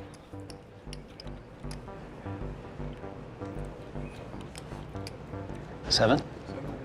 So there's the bet. 700. Why can't you have king, queen? Really? And Art just runs away quickly. Phil shows the hand. Bottom set. I checked back the flop. Yeah, bottom set. Owned. Got owned, Phil. Yeah, You got really been owning me. You got owned, buddy. Jeez, you're kind of mean, aren't you? Yeah, sort of. Does it serve you well to be mean? He's a jerk. I win a lot of money being nice to people. Hey, jerk, what are you doing? I lost the pot at least. Let me at least give something out of it. Take you 200 back. I don't know, Phil, you called me a donkey, man. I didn't call You you. didn't call you a donkey. I didn't directly call you a donkey. I said these donkeys. These donkeys. Donkey player. Moving in with ace-9. Like, what is he doing? How bad are these players? The beats I take on the World Poker Tour are so sick. No, but I'm saying I'm okay with Phil when he says these, but when he like directly say something at somebody, I'm not all right with it. I finally flopped the set, baby. Like It's a little unfortunate you didn't have anything. I like Phil too. You know, Phil's a good dude. I didn't say he lied. Phil's a good dude off the table. Just sometimes his poker brat takes over and just. I like when I don't want to deal with that. Donkey. It gives me power. Now, meanwhile, the poker brat completes in the small blind with Jack-8 offsuit, and DJ checks in the big blind with King-7. Something for everyone on this flop. Middle pair for DJ, gut shot and an overcard for Phil, and both players check. Yeah, they do. A 9 on the turn, so DJ 7s and 9s. Yeah, it's a nice looking card for DJ. Hellmuth has bet $500,000, trying to steal it, but DJ going to stick around, going to the river. Let's see what happens. Oh my goodness, a 10 giving Phil Hellmuth a straight. Yeah, gin for Phil. 800,000. Hellmuth has bet 800,000 to punish his rival, his nemesis.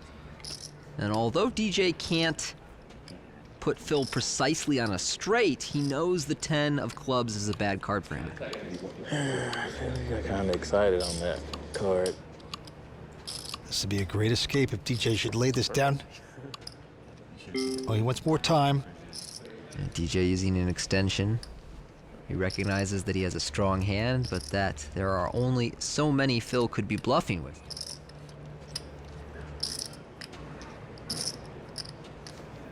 That's the one you showed me to bluff, Phil?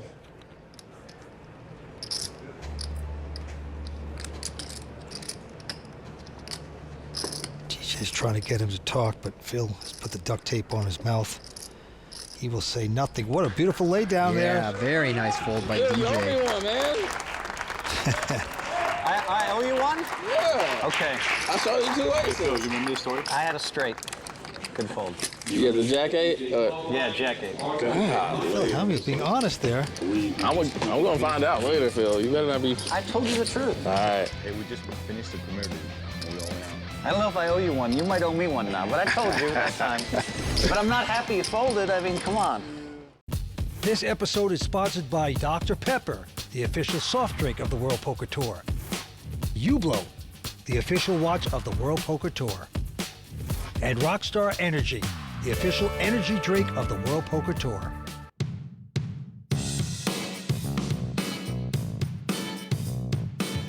We've had an eventful week on the World Poker Tour, and I am joined by Parker Theo from Color Wine. Parker, what has it meant to you and Color Wine to be a part of WPT's $1 celebration? For Color Wine, we're all about celebration. What better celebration than the WPT's $1 Can't beat that. It's marvelous. So. Now, you've introduced your wine here this week to the poker players. Has there been much of a response? From what I've seen, they love it. It's a wine that can be enjoyed in any situation. That's what we shoot for, is we're not a fancy wine. This is, I think, a perfect atmosphere for everybody to be able to enjoy it. Yeah, that's right. I love the vibe. Well, thank you so much, Parker. Once again, I am a huge fan of Color Wine, and action is starting back up at the table. So let's get down to the felt, and I have to find a couple of glasses. Me too. Yeah. JC Tran out in front with $7.9 million in chips. JC holding steady. He's had the chip lead for most of this final table and already has his name on the Champions Cup. These other three players attempting to get it there for the first time. Action on Poker Pro. DJ Alexander quickly folding, and Art Papazian behind him with the button has a Jack 6 of hearts. Seems impressed by it because he's going to raise $425. JC Tran in the small blind going away. Phil has 10 deuce offsuit in the big blind. 1 million. And he's raising, he's making it $1 million. Oh, Art boy. quickly goes away, and well, Phil spins a garbage hand into gold. That's right. He's got to be proud of himself. His buddy Doyle Brunson won the championship with the World Series a couple times with that horrible hand. 10 deuce. He also won here, that is Doyle Brunson, in season 3, right here at the bike. So Phil's going to take that bluff to the cleaners, and right now the blinds are going up to 122.40. Here we go, Papazian and Queen 6. Art not shy about attacking the big blind of Phil Hellmuth, raising it up to $500,000 with Queen 6. Yeah, JC Tran going out. Now Hellmuth is going to peak at an 8 and a queen.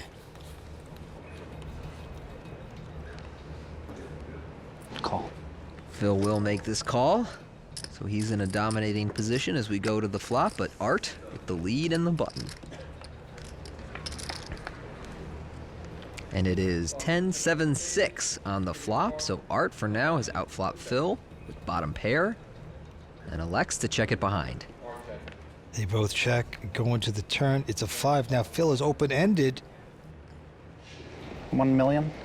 And look at this. Hellmuth going to take a stab at it. Try to push his player away before he hits. Phil's been very aggressive on the draw today, and I really like his bet sizing here. If he bets small, Art's decision is easy with any pair, but because Phil has bet big, you can see him deliberating. He's making this call. He believes he's in front, perhaps, and he is. Great read on Hellmuth. Down to the river we go. Last card coming up. It hits a 9. That means Phil Hellmuth has hit his straight. What a card, and he's getting the chips out.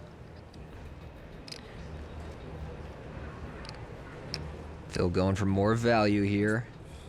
Oh, and Art has to quickly fold the hand. Close to 1.5 was bet. Things going right for the poker Brat. Phil Hellmuth raking that in with the straight. Credit to Art for routinely putting in money when he's in front and folding when he's behind. Runs like God, dude. I can have like 10-8 there, 6-8 there, 7-8 there. I can have pocket 8s there. I can have 10-9 there. I can have 6-9 there, 7-9s. Deck. That's all we have time for from the Bicycle, Hotel and Casino. But join us next time when we will crown the champion of the season 16 Legends of Poker. Thanks for joining us, and see you next time on the WPT. The World Poker Tour is sponsored by ClubWPT. Play poker for real cash and prizes today at ClubWPT.com. I can help play these guys. That's my shot. Got this. If I get the card, I prepare for this day. One time. Breathe. You never know when your time is going to come. To rise above the rest.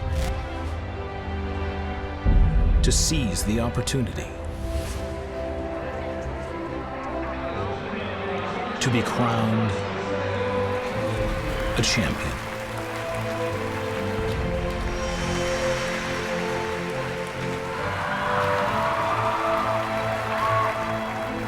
Is it time for your story to be told?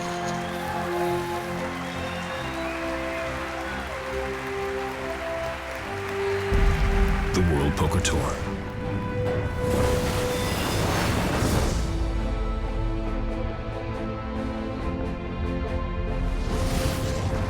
It's going to be a legendary night tonight at the Bicycle Hotel and Casino in Los Angeles, California. Good evening, I'm Lynn Gilton, and this is the WPT. This final table has been stellar to say the least. And here to get us caught up on where we stand are Tony Dunst and Vince Van Patten. Well, Lynn, we have seen it all here tonight. We're down to 4 players. JC Tran is the chip leader. He came out as the chip leader originally, and he's a great player. He's going after his 3rd WPT title. But now, in 2nd chip position, is the poker brat himself, Phil Hellmuth. Now, don't forget, he went down to a very low stack. How bad are these players. The beats I take on the World Poker Tour are so sick. He was ranting and raving. He was going berserk, but he's back in second chip position, Tony. Yeah, Phil was really on the ropes. He was below 10 big blinds, but his patience has paid off here. The big names have all the chips right now, but don't count out DJ out of Houston, who's a tournament pro, who's had a lot of success recently on the tour. And Art is a cash game regular here in Los Angeles, and he's shown that he belongs at this final table tonight. Either of them still very much a threat to take down this title. Lynn, they're all fighters. They're all great players. Let's see what happens. Thanks, guys. Whoever takes the title tonight will rake in a $668,000 payday and the impressive Hublot Big Bang Steel watch. Plus, their name will be added to the WPT Champions Cup, and that is an honor money cannot buy. Now, action is starting back up, so let's take a look at the standings and get down to the felt. All right, thank you, Lynn. As you see, JC Tran still our chip leader with 10.5 million. Phil Hellmuth now in second at 5.5. Art Papazian at 3.8. And DJ Alexander, your short stack, a little above 2 million. 668,000 up top, including a seat in the season-ending Tournament of Champions. Action with DJ Alexander. He's got 6-4 diamonds. Andy's now 40,000. Blinds are 122.40. DJ goes out. Art goes out. Wow, I thought my first walk. No, not with this hand. JC with a pair of deuces, and he's just going to call. Raise 6. The poker brat himself, Phil Hellmuth, with a queen 4. He's going to try to push around JC with a raise. Total of 840. JC going nowhere, makes this call. We're building a pot. It's a big one. And deuces play a little awkward out of position, but flopping a set can negate that pretty quickly. Awesome flop for JC here, but not much for Phil to work with. Oh, check, check. 9 on the turn. Well, 3 hearts on the board now. Can't imagine that JC wants to give Phil another free card. Come on. They just try to give me their money. I got limped in 8 million times. I finally raised him, and he called with like a king 4. They're so bad. God, he'd have all the chips. If he could just be patient, he'd have all the chips. You just try to give them to me. I almost re-raised you for you. Yeah, I know, JC. I know. You get a line for all of it. Don't worry. All right. My turn against you, okay? I almost re-raised you for you. I'm serious. But then I realized you had more chips than I thought. My turn, JC. Hey, I limped. No, you raised every button. I let you get away with all this. You know what? Then you came after me with your trash burger. Fine. All right. Let's play poker. If you had a million less, I'm putting you all in. Should have gotten away from all these hands, but no, I let you run us over, and now I'm going to start 3 betting. If you had a million less, I'm putting you all in pre-flop. I'm just telling you, it's not the king 4. I'm being honest. Let's play poker. If you had a million less. No more talking. No more showing. I'm not showing any more hands. Let's play. Yeah, come on, man. It's no fun when you don't want to pot for 16 hands or whatever it's been. What about me, Phil? Fold. Yeah, but you tried to steal a few. Fold. I'm just waiting for them. I'm just waiting for you guys to make mistakes. That's what I'm doing. We all make mistakes. Just gotta be a win when the opponent capitalizes. All right, a lot of banter by Hellmuth. JC just trying to play his game, but right now Hellmuth with a jack deuce. 600. With the button, he's going to try to push this. Makes it 600 to go. DJ from Houston, Texas, tough pro. Been playing professionally for 7 years. Going to think this over with the king 5 of spades. Well, he's going to fold that and let Hellmuth take that pot. Well, if you ever thought that Phil's emotions were just an act, you only need him see him make a 4x raise with Jack 2 offsuit once following a giant to know that's not true. Oh boy, what would it be like to be Phil Hellmuth? Inside that mind. I figured after 30 years in the game you would become very zen about the beats and the swings, but it's almost like the frustration and agitation of poker has just built up in Phil over the years. All in. DJ with a queen 4 spades has to shove it all in. Yeah, DJ under 10 big blinds here. Got one out. Now look at JC Tran can't play his suited connector. So DJ will take that pot down.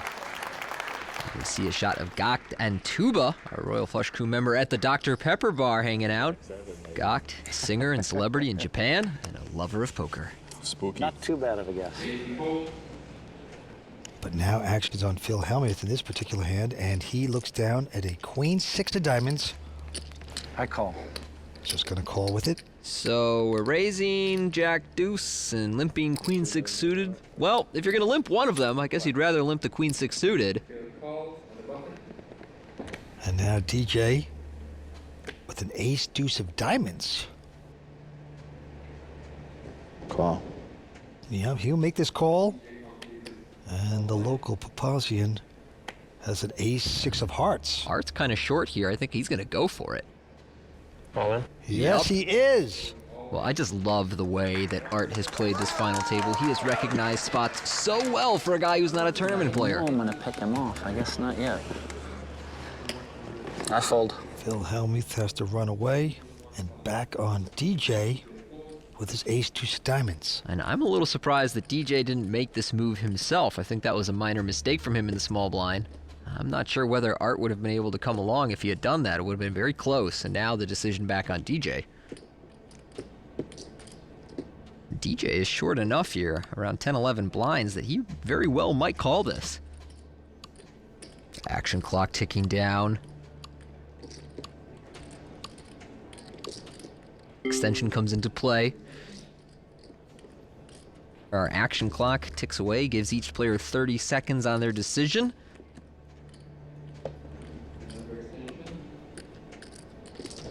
That's the first one. Yeah, I was just paying off. That was the first one. But each player is allocated some time extension chips. And DJ's gonna make this call, so he is all in at risk and behind. Art Papazian in great position to break his man. Who has who covered? Yeah, he has me covered. Oh, you see that call? Yeah, I thought you were weak too, honestly. I may have called you with ace deuce. That's like bottom, probably bottom already. You don't like the call? I don't care. You're okay with I'm like, different. Oh, you're okay with this? I'm different, I don't care. Would have been a good time to limp with my ace jack or ace queen. Good likelihood of a chop here, and that's what DJ is hoping for. Here's the first three. Oh, there's a 6 right on the door. No, And so a likely chop pot has now gone to almost certainly being awarded to Art if he can fade the running diamonds. No deuce. Really? You're not even giving him a deuce? A deuce, bro. No deuce. Give him a deuce. No deuce. Wow, you're too greedy. Okay. Give him a deuce. He's never been here. Give him an 8. Give him an 8. Give him an 8. He's never been here Okay, before. 8. He got chop out. Give him an 8. Give him the 8 of diamonds. All right, at least he said 8. All right, that's more fair. That's more fair. Yeah. Going to the turn. Big card, Tony. Jack of hearts, and that is it. That's it. DJ is going to be eliminated in 4th place. Put on a great showing at this final table and been running really well over the last few months, but did not get his first major title here tonight. DJ Alexander, he'll win $161,000. Let's talk to him. I'll be back. I'll definitely be back. That's the spirit. He's a great player. Fun to watch him play. He had to take a lot of abuse by Phil Hellmuth, but he walks away with good money, and we're down to 3. Nobody deep stacked at this final table anymore. JC Tran, our chip leader, a little above 40 blinds. Art and Phil hanging in the 20 big blind zone, so these stack sizes could change hands very quickly. Quick fold by Art, and now JC Tran with King 4 of hearts, just calling. Check. Phil's certainly not going to raise with the 7 deuce. And here's the flop. Oh my goodness, 3 of a kind. Just like that, 3 deuces for Hellmuth. Phil, thrilled to see that JC is firing out a bet here. Certainly is. 240. Phil just okie dokie. I'm just going to call. Trying to disguise the strength. 8 of hearts on the turn. JC might be wising up. He checks. Check. Check, check. Card. A 6. JC with just king high. He's going to check again. 500. Just king high on the river. I would be surprised if he pays this off. The flush draw got there. Not a lot in the way of bluffs that Phil can get to the river like this with. If he had, a 10 high or a 7 high or something, why wouldn't he just bet the turn? Or why would he call the flop to begin with? So I expect JC to fold here, even though he's fairly high up in his range with king high. But, there's another part of it is that you want to be right. Maybe I can make this call and see how Phil's going to react to it. So he does make the call. It's always happening, Phil. Always happening. Things turning around for Phil Hellmuth, the poker brat. 3 players remaining. Are we ready to roll here? Yes, we're ready to shoot. I'm ready. You're ready. Where the heck is Lynn? Hold. Yes! Oh, I won! Poker tournaments all day, every day on ClubWPT.com. The bike is known for legends, and we have Japanese music legend Gakto right here. Welcome. Hi. Hey. Now tell me, when you are not entertaining stadiums full of fans, you're playing in poker tournaments. Yeah, I love playing poker. You can play with just about anyone. That's true. I mean, you can play with the world's best. For example, you played with Daniel Negreanu at Tiger's Poker Night last season. How was that? I love his style. Makes everyone have a good time. This guy likes diamonds, just a little bit. Play the good cards, that's right. Now, have you enjoyed playing here on the World Poker Tour? Yeah, a whole new level of experience to me. A lot of top players. I really had a wonderful time, and I hope to make it to the final table next time. Well, I hope you do too. I'm so glad that we got to see you here on the World Poker Tour. Thank you so much, Thank you. Gakto. And action is starting back up at the final table, so let's get down to the felt. Yeah, well, Tony, Gak's a heck of a player, too. He lasted a few days here, didn't make the money, but he's tough.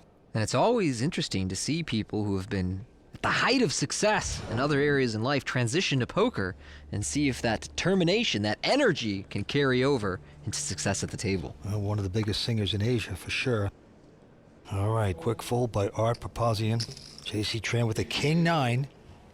He'll raise to 620 into Hellmuth, who has a queen-8 of diamonds. Call. And he'll make that call. 2 guys from Northern California battling it out, and a 6-4-3 happens on the flop. Well, not much for anyone, and they both check. And a deuce of diamonds on the turn is a pretty good card for Phil, who picks up a flush draw here. 800. And this board represents his big blind range much better than it does JC's range out of the small blind. So Phil fires out 800,000. JC really doesn't have much of a hand here, but we also don't see him waste time on decisions, so I'm not sure what he's considering, but there he goes. Got it. You got it, right? He's going to lay that down. Hellmuth taking that with the 4 flush. You're capable of checking the open ender there? No, I'm capable of checking a lot of things there. Deal's off for a couple of hours. Unless you want it on, we could put it back on. I don't really mind talking about hands. Okay, on to this hand. Got a raise by JC again. He's got 9-5 of diamonds. And fold. Phil Hellmuth. Take a breather. Papazian with a 7-9. He seems interested. Yes, he is. He'll make the call. Here's the flop, Jack 9-6. They both hit 9s. Art's kicker does play here, out in front of JC's 5. They go check, check. 3 of diamonds on the turn. And now there is a very good likelihood that Art's kicker will play on the river. Well, he's putting in a bet now, 350.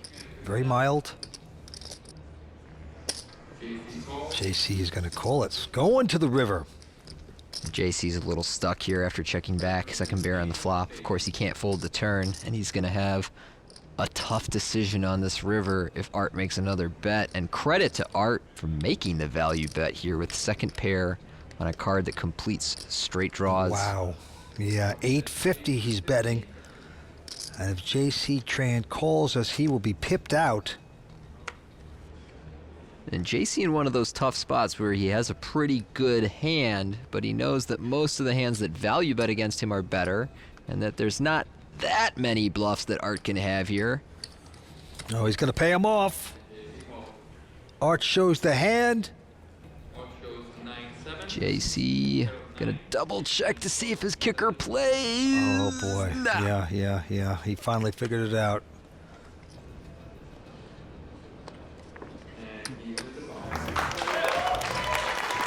All right, Papazian looking good. He's a local, he's a cash player, and he's taking it to these tournament players here tonight. Yeah, Art is a guy I expected to have some difficulty with these short stack, tournament-oriented situations, and yet he has maneuvered them so well through the duration of this final table that I think we are really seeing the emergence of an excellent poker player. On to the next hand, Phil Hellmuth with an ace-7. 700,000. Hefty raise, gonna make it 700,000 to go. Papazian can't play an 8-5, and J.C. Tran, will he play? He's 6-4 diamonds. Nope. A quick take by the poker brat Phil Hellmuth. Can't say. I mean, you can say you got it, you can't just say you have it. I mean, what you have. You said deals off. Action going to Art. Papazian. He's 25 years old. Only been a poker pro for 2 years. And he's raised it up to $500,000.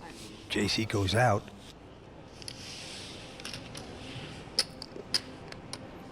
$1.5 million. Wow, look at this move by Hellmuth with just a 10-6. Oh, I like this very much. Phil has a great image for pre-flop aggression. How much you start a hand with? $7.5 million. And he's chose a hand that's sort of barely good enough to call from the big blind, but might play better as a bluff. He's come right after Art here. He's made it 1.5, and Art with the decision now, and he is going to release the hand. Great play by Hellmuth. The poker brat is coming back. Not without a lot of adversity tonight. And with that pot, Phil Hellmuth takes the chip lead, Vince. Whoa! 3 players remain. We're coming back for more on the World Poker Tour. This week, Henry Osborne received the VIP treatment, complete with his travel, accommodations, and his seat into this tournament, all thanks to ClubWPT.com. What I love about poker is the challenge. I'm into land development and building, and I'm in business with my daughter. In our business, it's a very competitive business, and so this is very similar. Then I found ClubWPT, and I really had a good time playing. I can play on the weekend and try to win a trip like this. You know, this is really a VIP experience. Everybody is so friendly. I got to meet Vince, and I got to meet Lynn. I'm from Milwaukee, Wisconsin. Big Packer fan, as you can probably see. Tony Dunst and I had a lot to talk about because he's originally from Wisconsin. He's a big Packer fan. Looks like I got here just in time, huh? Right on time. Ready to eat supper. I played with Mike Sheriotti, who had won this before. Very friendly guy. I'm here to have fun, joke around, and play my best poker. Play for a seat into a live WPT main tour event. Multiple tournaments, all day, every day, on ClubWPT.com.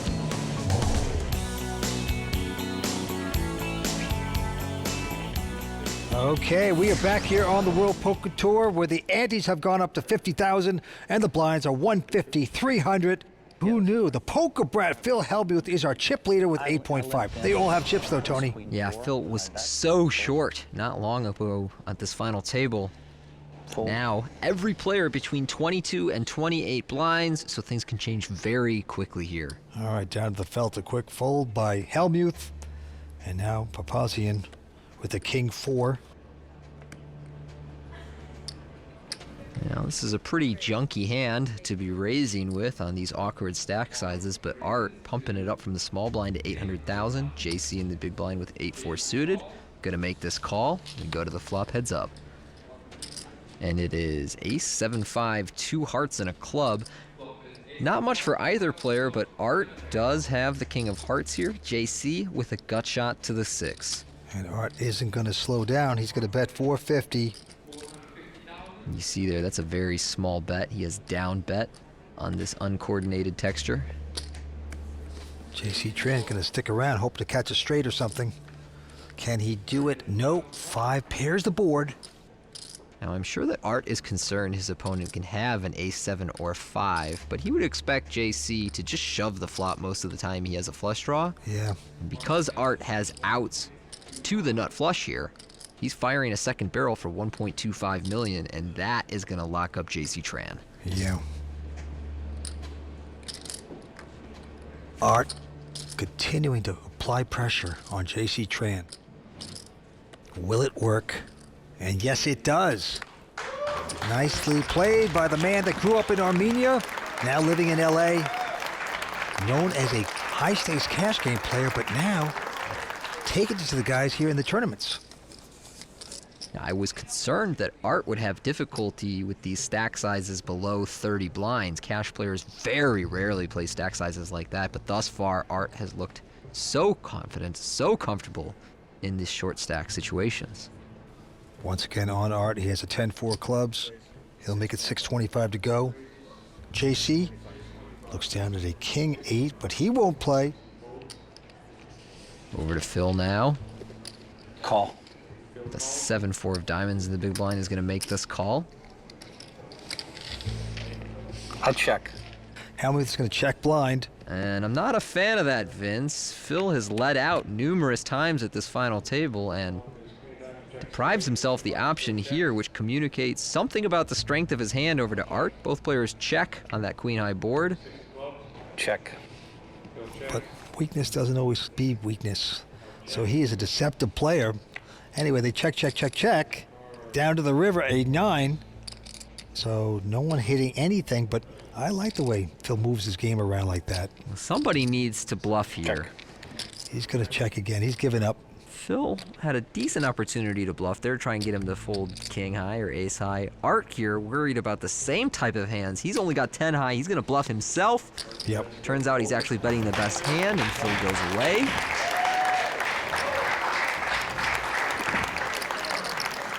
I don't know, you felt a little weak that time, buddy. Well, he did check every street, Phil, so yeah. I played it like you were strong. No, I'm kind of... Oh, if I'm going to win this tournament, it's because I figure it out right on which I had you pegged yesterday pretty much. I would imagine I'm pretty hard to read. Yeah, I agree with that, Vince. I think that Art has been very difficult to read at this final table. He's played a really balanced strategy, both in the way he's playing his hands and acting during them. All right, here we go. J.C. Tran with the button. Ace-8 makes it 7:50 to go.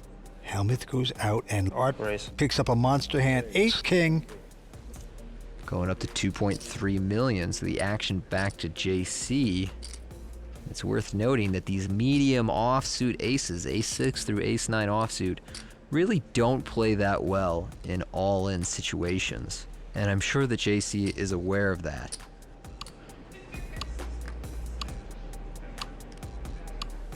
Action clock going down to 5 seconds. Has to make a decision. It'd be a great laydown at this point. JC uses one of his time extension chips. Things haven't gone his way, and now he's getting pushed around in this hand.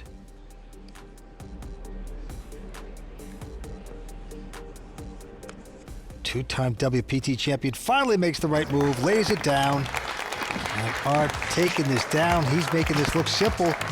Who's going to take down this title, Legends of Poker, at the bike? We will see. We are coming back for more action in a moment on the World Poker Tour. Okay, ho, ho, ho. I got you where I want you, Tony. Not if I have my river card. Right. Oh, no. No. No! Needling your opponents on Play WPT is not only allowed, it's encouraged. Download the Play WPT Poker app today. This episode is sponsored by Dr. Pepper, the official soft drink of the World Poker Tour.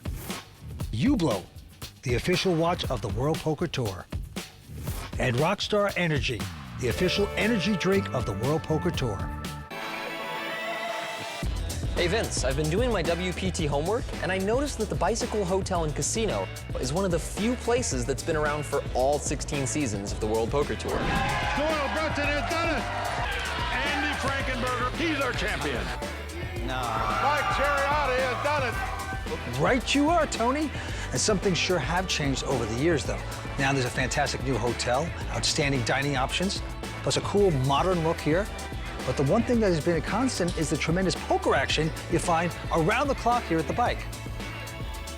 I know I've enjoyed playing here, and it sure looks like the players at the final table do too.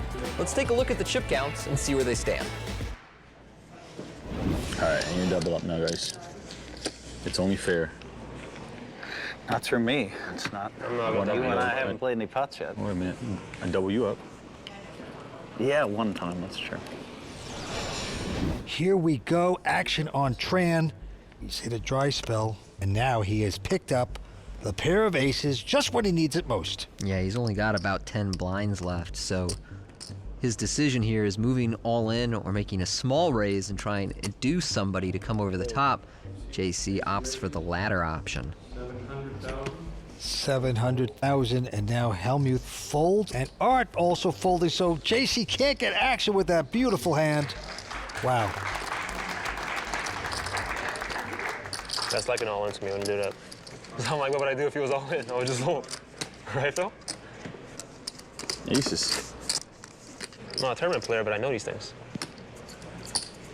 JC Tran has 7 brothers and sisters. He's the youngest of 8 kids.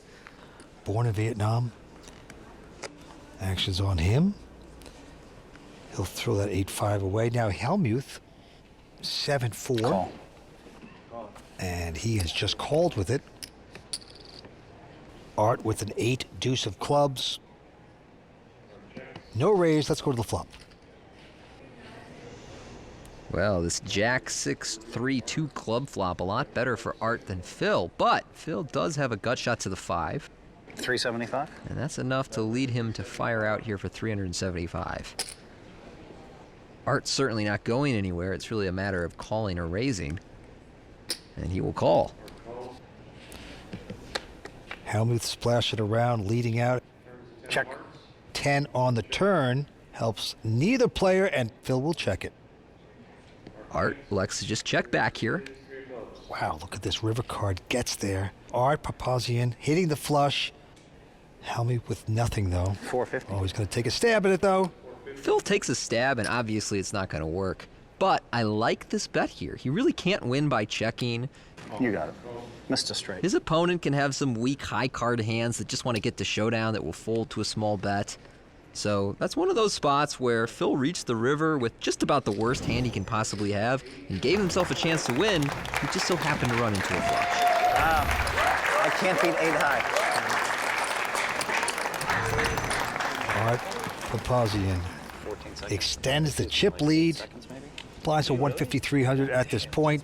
Action on JC, who has an ace and a 10.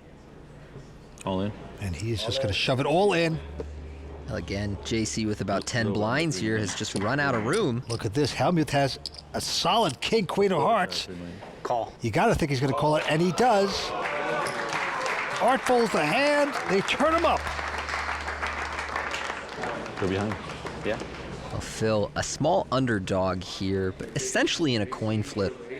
There's been a lot of dry flops. JC Tran feeling decent about the ace-10. He's a little bit out in front over Hellmuth. Either way. Pair the board low. Bill. I think it's gonna come 7-7 deuce.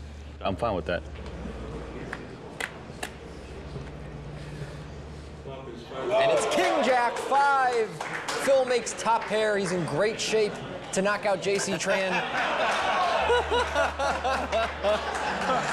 Oh, you see JC there knows what outs he's looking for. If it has to be an ace, ace of hearts, give me a few outs, you know? Ace of hearts is fine. Yeah, JC Tran came in as the major chip leader, 2-time WPT champion, in trouble right now. As we go to the turn. It's a 4 of hearts. And so now Phil picks up a heart flush draw, meaning that's not fun. ace of hearts is no longer an out. Barry Greenstein. JC with 5 outs going to the river. Deuce of diamonds, no luck. Phil will eliminate JC in 3rd place. Came into this final table as our chip leader and held it down for a long time, but eventually ran out of steam.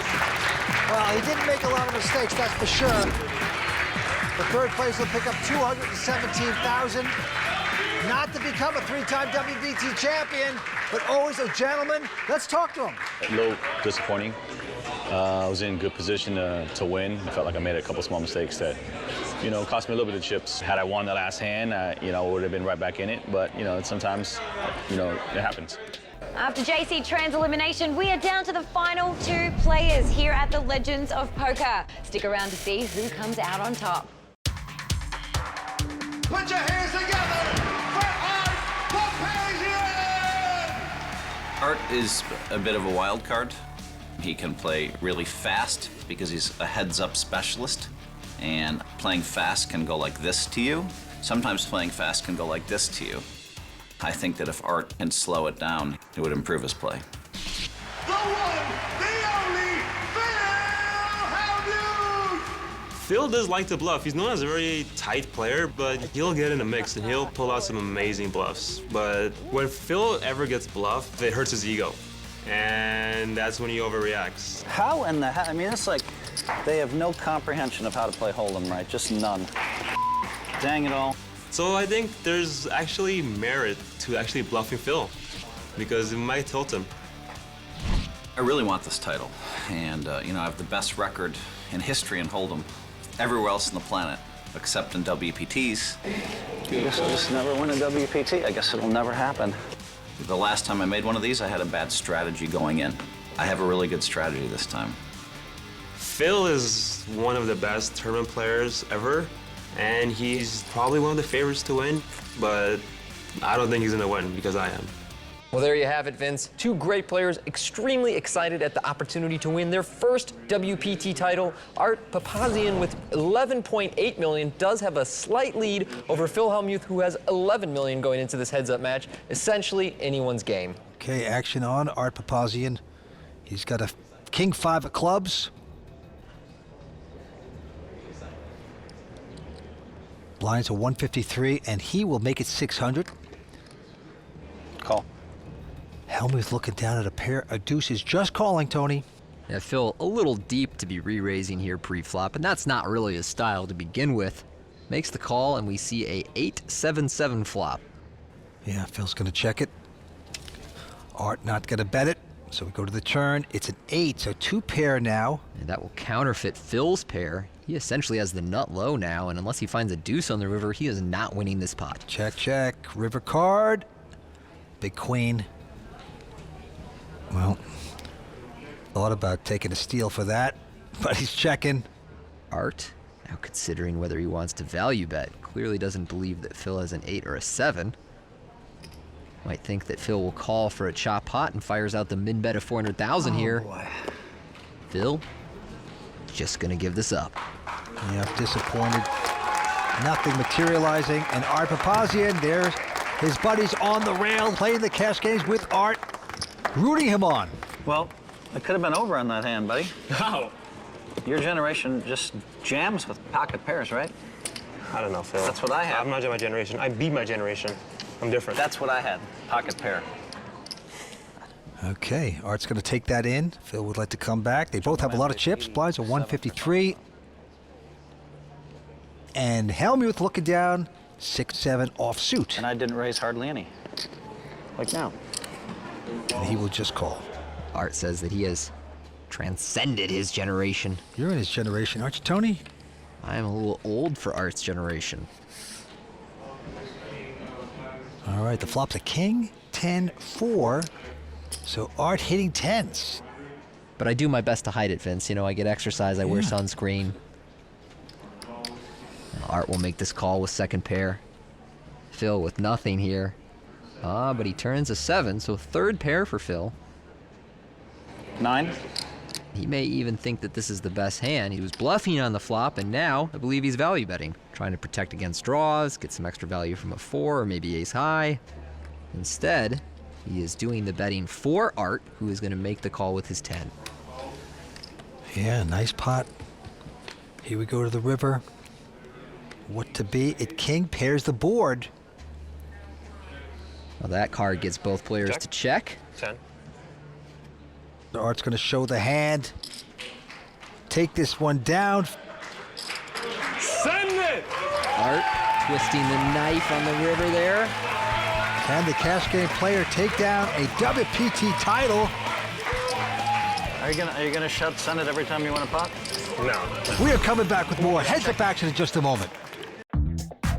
Coming back to you from the Legends of Poker here in Los Angeles. Art Papazian out in front at 13 million, and Phil Hellmuth about 10 million in chips as we play 150,000, 300,000 with a 50K ante. Action with the raw deal, Phil Hellmuth. Yeah, and this time he picks up a real hand. Pair of jacks. 6. And he'll make it 600. Min raise. Papazian with a queen deuce will make the call. So a big opportunity here perhaps for Phil, and the flop is a jack 7-7, just jacks full for Phil Hellmuth. 3. Art just runs away. If you had ace-7, the match was over, that's for sure. That's it? That's the game? Game over. Full house! Full house! Why did I bet that? I mean, if you have a 7, we're getting it in anyway. Just let me catch up. Yeah, what am I doing? Let me catch up, Oh Phil. my God, I should have just checked that. Maybe you have queen 9 offsuit and hit a queen. I had a queen. Oh. What could have been, Phil? What could have been? I mean, it's unlikely a queen comes, but if it does, oh baby. Yeah, you get a couple bets out of me. Yeah, sure. Couple straights. All right, we move on. Art now with a little suited connector, 4-5 of clubs. And he will raise that. Min raise to 600,000. Phil with a pair of 5s behind him. Well, Phil mentioned that Art's generation plays the small pairs a little different. I can tell you that most of them would just go all in here. Pocket 5s under 30 blinds heads up. Phil elects to call. He does, and he checks before the flop. And look at this, ace-2-3 gives the nuts to Papazian at this point. What a flop. 950. And what just happened? Phil check raised here. And I don't know what he's hoping for. Certainly if Art is just bluffing, he'll get him to fold something that has 6 outs. But if he has an ace, he's never folding. And as it happens, he has a big hand, and Phil is bluffing into a spot where he is basically drawing dead. Yeah, but Phil doesn't know it yet. Jack on the turn. 1.2. And, oh boy, he's going to continue. Oh, he thinks, boy. I can make this guy believe something if you have nothing. But we know better. Huge flop there for Papazian. Flop the straight, and now he's reeling his man in. I mean, at this stage, Phil is hoping his opponent floated the flop with no pair, no draw, and now is just going to fold the turn. I don't really know what this is. 7 on the river, and Phil is finally giving up, perhaps. He is checking it. Okay, disaster averted. At least he didn't put more money in. It's true. And Arts wants to get a little value, and it's 2.6. That should end the hand, because at this stage, it's essentially impossible for Art to be bluffing. I mean, what hand could he call a flop check raise and turn bet with that doesn't have anything by the river? Basically hoping for something like 6-5, and you've got 2 of the 5s in your hand, so how likely is that? Is Phil really gonna, considering this, paying him off after everything? Uh-oh. He's not a believer. Apparently he's gonna make this call. Oh no. Oh no, Vince, I can't watch. Just a complete misstep by Phil Hellmuth, paying him off. Oh boy. Are you kidding me? I feel like I should unretire from the raw deal for that one. Well, Art taking down a big pot. Got every nickel out of that one. Wow, I just knew before the flop you had nothing, so I didn't even re-raise you with 5s. Wow, what a lucky flop for you. That was a lucky flop for sure, yeah. Well, Phil lost about half his stack in that hand, but likely even more of his mental fortitude. And this time he picks up a gigantic ace-king. He could use some revenge. 6. Moving it up to 600,000, and Art has king-queen. Phil is pretty short here. I think Art's going to go for it. King-queen's very strong heads up. All in. And he does so. And Phil with his insta-call, trademark double-fisted mash the chips in the middle call. Yeah, Hellmuth in a nice place here. Finally out in front nicely with ace-king up against king-queen for a big double-up possibility. Art Papazian, the local, his first ever WPT main event with an opportunity to win this.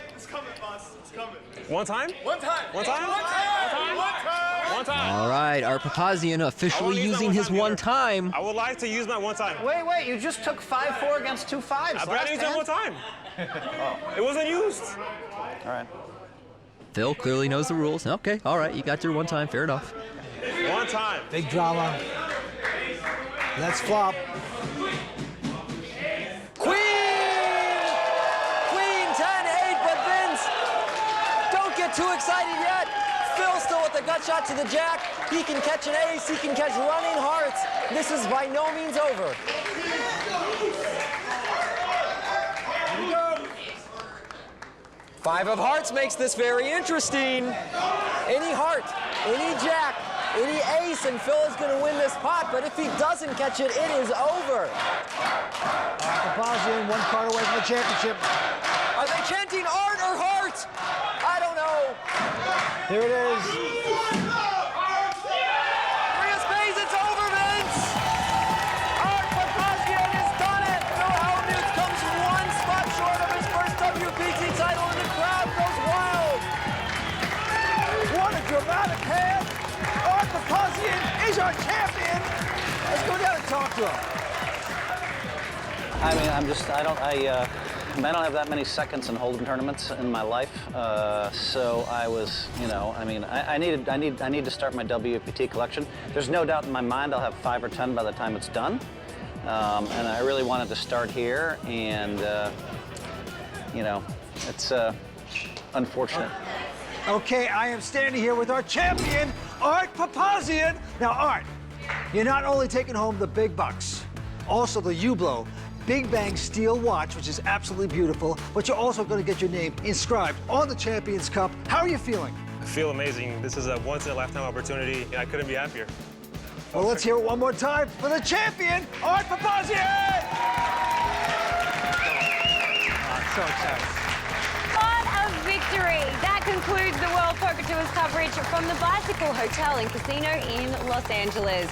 We're glad you can join us for this winning moment, and we'll see you next time on the WPT.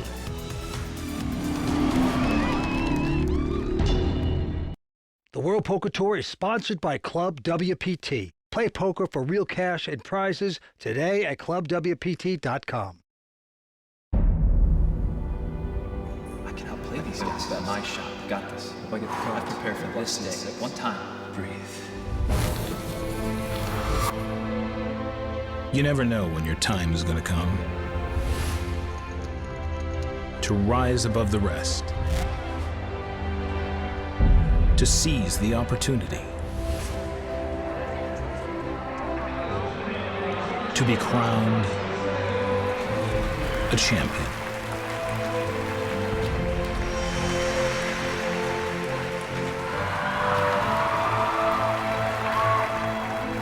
Is it time for your story to be told?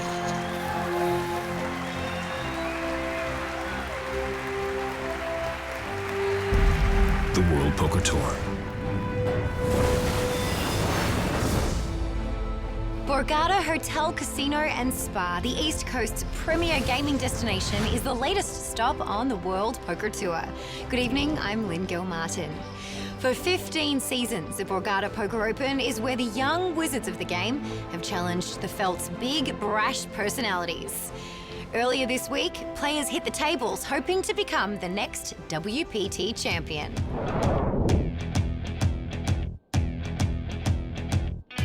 We here? Yeah, ready? Not so much, but we'll play anyway. We're definitely ready.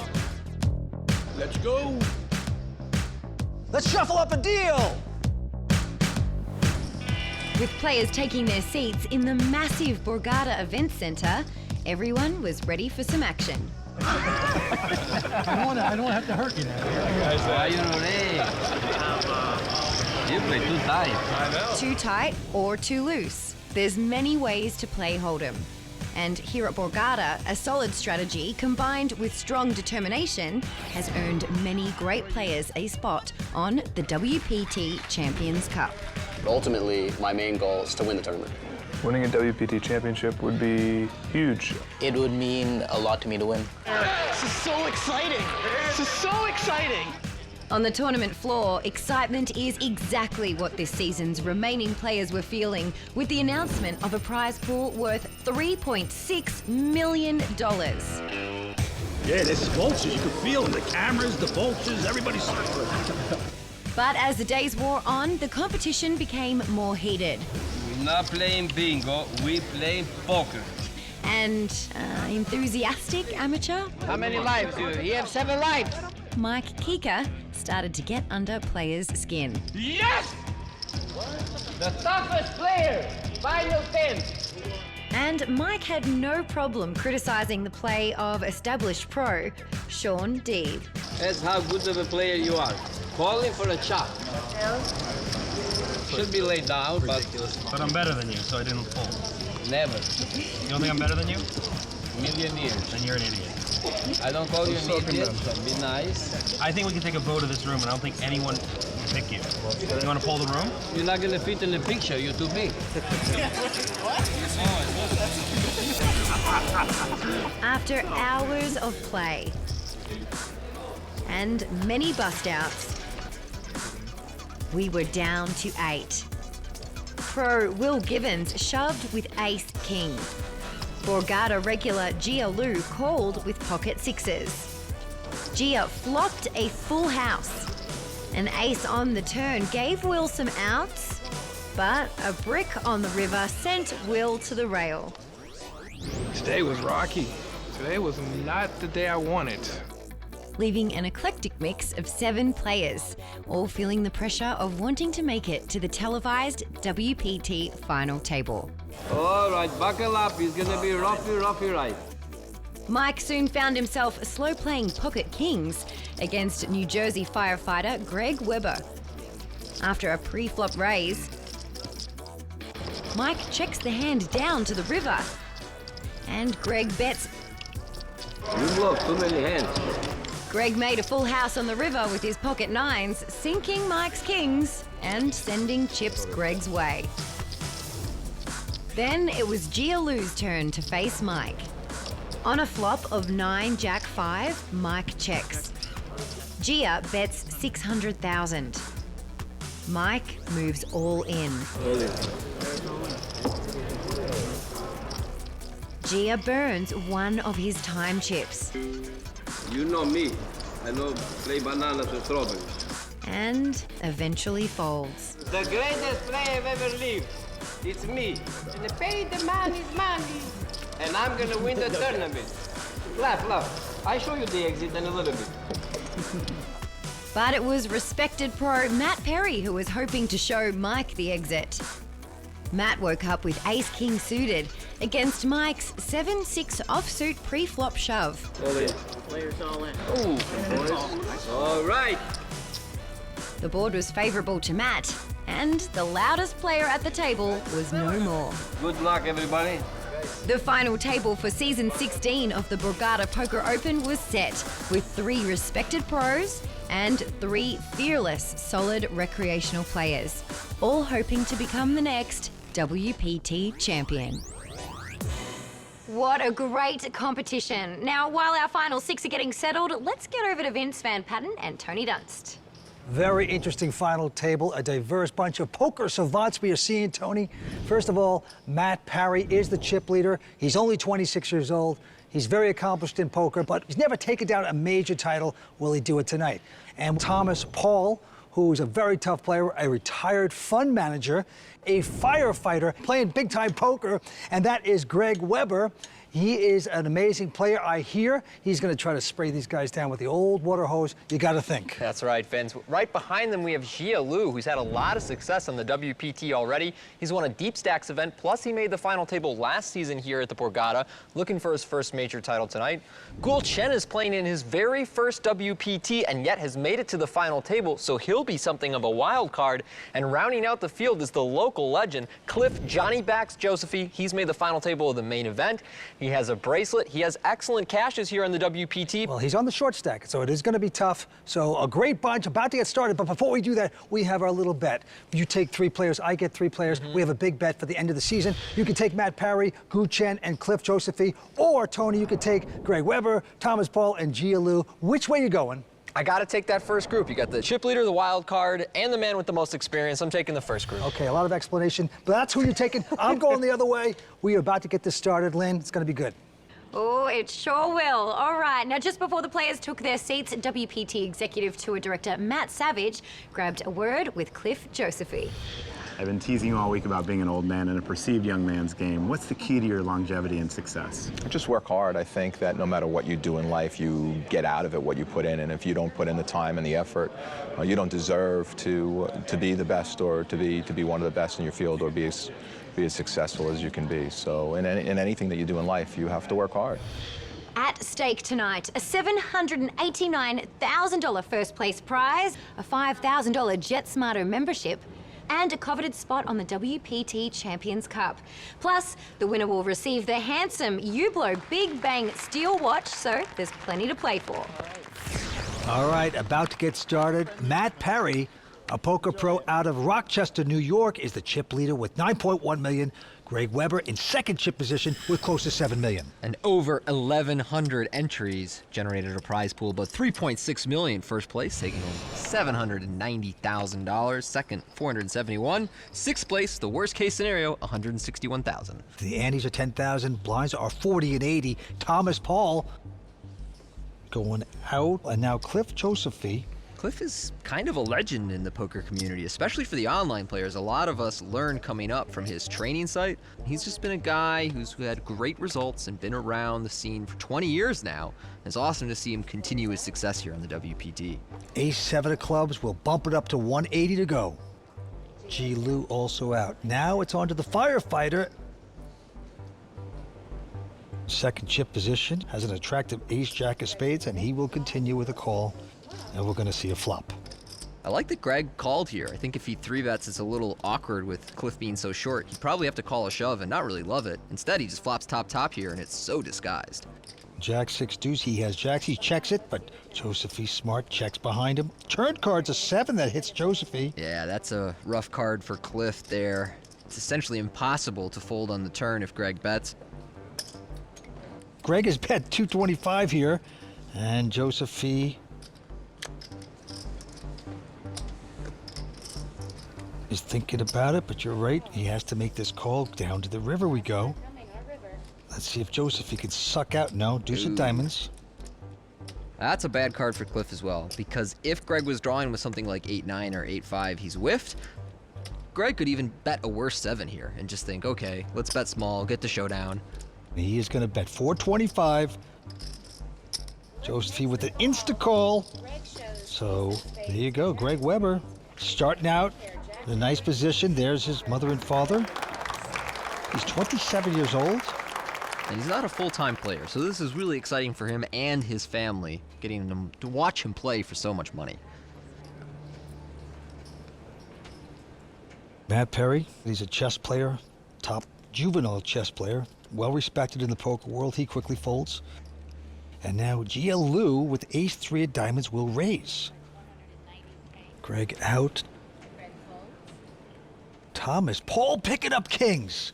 Thomas Paul, I expect to be a thoughtful player. I mean, he's an ex-hedge fund manager. He was part of the MIT Blackjack team. He's not a full-time poker pro, but I expect him to play well and think about the game. 480,000. Who needs to think? You got a pair of kings. You pop it up. You notice his hand shook a little bit there as he put the money out. And if you watch a lot of live poker, you realize that typically happens when people are strong. 1,950,000. But over the top, Gia doesn't believe him. He's going to raise it to over $1 million. I gotta say, Vince, I like the play. We know staring at Thomas's kings, this is not gonna work out for Gia. But if you're gonna make a move like this, using one of the weak-suited aces is an ideal hand. He obviously didn't see the shaking hand, and now, I'm all in. Right over the top, Thomas says, I wasn't kidding around. Gia, tail between his legs here, going, oh, what the heck did I just do? He's trying to make it seem like he had a little bit of a decision, but we know he had a 3 in his hand. Bye-bye, Gia. Good attempt, but Thomas Paul taking a big one down with a quality hand. He's 46 years old. Now, he's a retired fund manager, a former bond trader for Goldman Sachs. Yeah, and I know it didn't work, Vince, but I like where Gia's head was at. And that tells me that he came to play today and is comfortable taking risks, because it's early in the final table and you see him making light 4-bets. And that is not something that a casual but passive player would do early in a final table. Greg Weber now looking down at a little pair of 9s. Well, he is going to raise this with the 9s, makes it 180, but Thomas Paul with ace-king right behind him. Just gonna call the ace-king. I like this. I think that he and Greg are both really deep. Greg's not likely to get out of line, but oh my goodness. Cliff Josephine, what a time to get the pair of aces. You got 2 suckers in there on your right. Yeah, well, either Greg or Thomas is about to lose a bunch of chips because they both have really strong hands, and I would be so shocked if they both found a fold when Cliff pops it. Action clock ticking down there on Cliff as he decides his action. Now, he will not go all in. He makes it 640, so he wants to get some value out of the aces. 640,000. Folding behind him. A little over $2 million. Back to Greg Weber with the 9s. This is a tough one for Greg. One thing for sure, he could take the heat. You get it? The heat, fireman. I was so focused on the hand, I just completely missed that gold. It's gonna be a long night. The action clock is ticking away on Greg. Action clock does allow 30 seconds for each decision, but if you need an additional 30 seconds, each player begins the final table with 8 time bank chips. Nice fold there, Greg. Thomas is stuck though. I'm all in. I call. Call it and called. There's really nothing he can do. Sometimes you get coolered in spots like this. Could use some red cards. Stop. Stop. I had a big one too. Barring catastrophe, Cliff Josephine is going to double up here and be in good shape to make a run at his first WPT title. Flop is at 873. It's a good flop. That's a very good flop for me. I like that flop. Got a 1 in 24, 50 chance, I think. I believe you. Thomas Paul is actually drawing dead. Gia Lou had a king, so did Matt Parry, so this is over.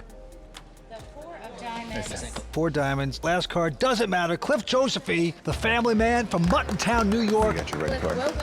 Oh, 1 diamond short. 51 years old, gonna double up in a big way. We're just getting started here at the Borgata Poker Open. We're coming back for more on the World Poker Tour. This episode is sponsored by Dr. Pepper, the official soft drink of the World Poker Tour. Hublot, the official watch of the World Poker Tour. And Rockstar Energy, the official energy drink of the World Poker Tour. Not only have I played Borgata, this is my home casino.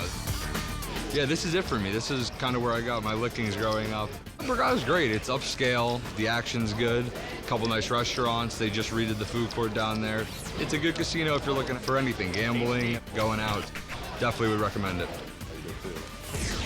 Well, great to see Scott Blumstein, the 2017 World Series main event winner, hanging out with us here at WPT Borgata. It was essentially his home casino where he made a reputation for himself before really making a name for himself, taking down that event this summer.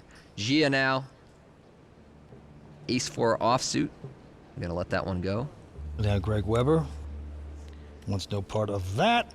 Thomas Paul taking a break now. Cliff Josephine. Cliff reaching for chips, he's gonna raise it up. Cliff raising king 5 in the small blind into goo. The 9-8 in the big blind is currently our short stack. As we said at the top of the show, Goo is a wild card, and we don't really know what to expect from him. So maybe he's folding his big blind way too much, and Cliff is attacking that. Cool. Doesn't play that much poker, but he is making the call here. He actually owns a restaurant in Jersey, a Chinese restaurant. Well, he's gonna own a chain of restaurants if he takes this thing down. Mm-hmm. Flops at ace, ace-3. And this is a great flop texture to bet small on. And you see Cliff fire 80,000 into 500,000. And that's because he knows that Goo is not that likely to have an ace. And if he doesn't have an ace, it's hard to continue. So he doesn't bother using a large bet. Well, Goo hit none of that, but that doesn't matter. He is going to take a raise. Wow. I do like this from Gu because he's fighting for pots and he knows his opponent isn't representing much. The problem is he's not representing much. Wow. Cliff recognizes that and shoots right back over the top of him. This is really cool. He sees through it. He's saying, listen, I don't believe if you had an ace, you're going to raise me at that point. Great psychology. So he comes back over the top, and now Gu probably has to say goodbye. And he does so. Wow. You're at the top of your game today, Vince. I don't know. Cliff on the top of his game as well. 3-betting people with king high and right about it. Should have showed the jack 10. Would have been good for the game. Greg Weber in second chip position.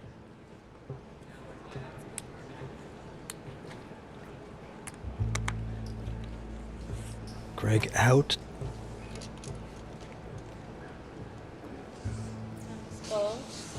All right, a bunch of folds. Gu has raised this with his king 4. I like his aggression. And Matt here with queen 9 suited in the small blind is probably looking to 3-bet. He might call, but against Gu,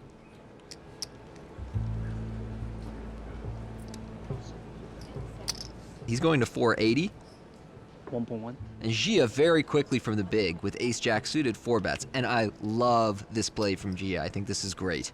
Gu's out, and now Matt Perry saying, what did I do? I didn't see him. I have to go away too. Gia Lu gets them to fold the hands. Now in the audience is Simon Lamb, his buddy. And Simon, no stranger to final tables at the Borgata. Tonight, merely an observer instead of a player.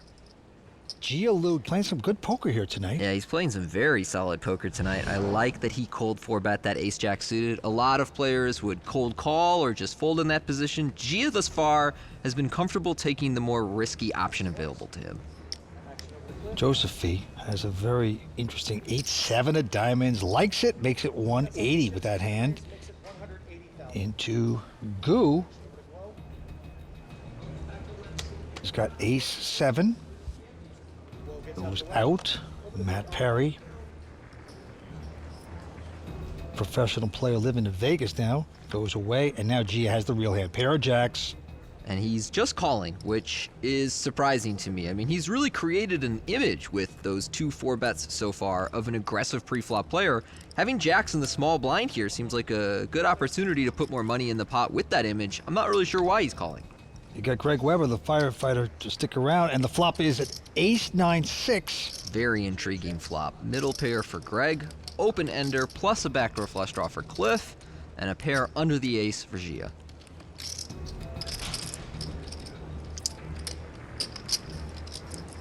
Cliff Josephine, raised before the flop, will make the continuation bet of 240. Gia has to be disappointed with the ace popping up there, but he is in front at this point, makes the call. And Greg has a piece of that. This would be an easier fold for Greg if he had jack 9, but because he has 9-8, he's also trying to factor in whether he should peel with the backdoor straight draw. But he makes the right decision, does get away here. So here we go. It's at 8, so that gives Josephine a pair plus the open-ended. Gia checks. And Josephine also checking. Down to the river we go. And a 7. Cliff has 2 pair. I don't know why she is betting here. He bets 400K into $1 million, and if I had to guess, his intention is to bluff because he can't really get called by a worse hand. So I believe he's trying to make Cliff fold something like a weak ace. This is a little awkward. And he's going to lay the 2 pair down. Wow, and I guess Cliff was just convinced that his opponent either had the flush or a straight and was forced to fold his 2 pair. That's a big bluff from Gia there. Oh, Tony. This is the life, huh? Fun? Yeah, there might be a break in the action at the final table, but there's always a game on Play WPT. Fun, free poker, anytime, anywhere. PlayWPT.com. I love it. I'm good.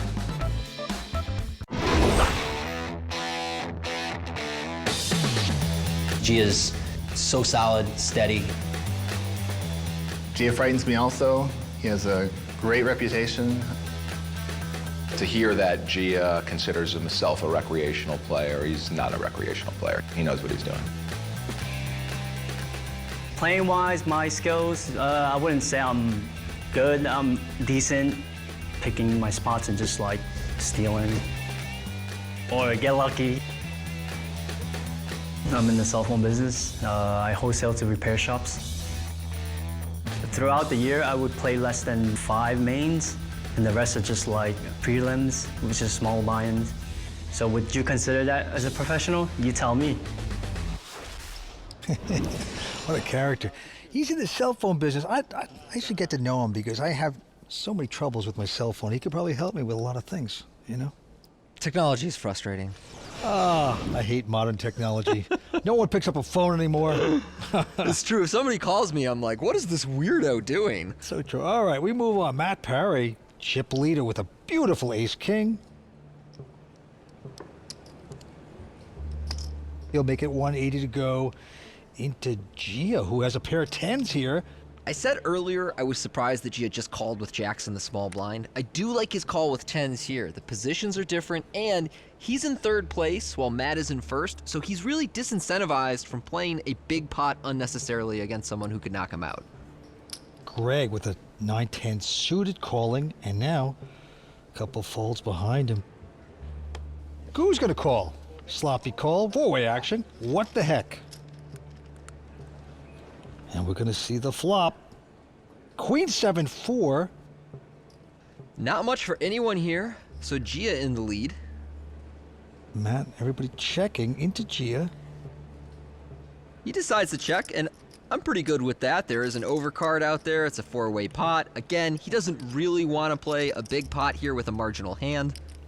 5 on the turn. Now that's good for Goo. Open-ended now, and he will check it. Matt Parry. Beautiful ace-king, nothing materializing, but he says, I'm going to try to steal this right now, $500,000. Matt's not necessarily representing a lot with this bet, but he's just picking up on the fact that his opponents are playing kind of straightforward right now, and if anybody had anything good, they probably would have bet the flop, so he's just going for it and assuming that his chip lead and his aggression are going to carry him through here. Man, but Goo with the open-ended. Does he want to play? No, he lays it down. I do like the fold. He wasn't getting the right price, but he does have the option of leading out himself there. Wondercam came up, was a 10, so... Wow. So if Gia gets to the river, he spikes the case 10 and has a very easy decision if he faces another bet. It's tough to play against pros. They take pots when they don't deserve it. Matt Parry just doing that. The antes are now 15,000. Blinds 50 and 100. Greg Weber not going to play. Thomas Paul with a king-queen of clubs. He is going to raise with it. Josephine out. Goo, who's out.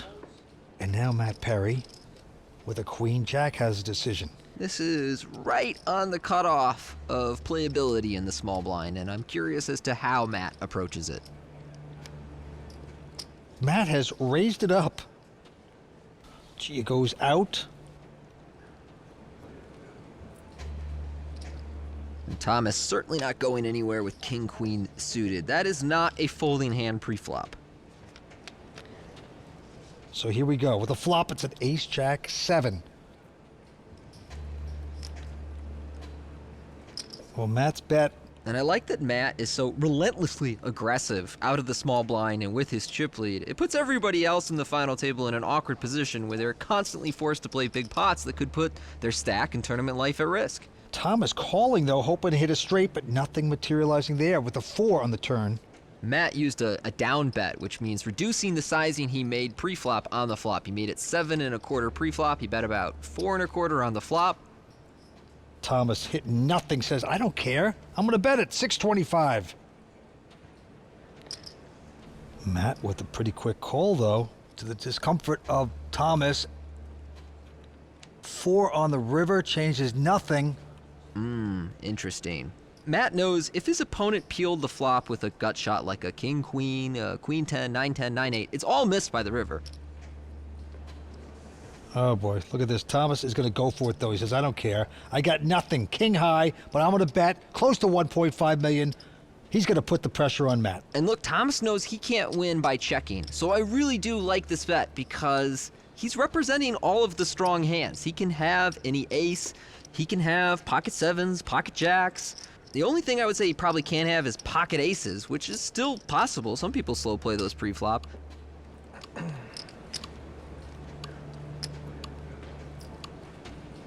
$1,450.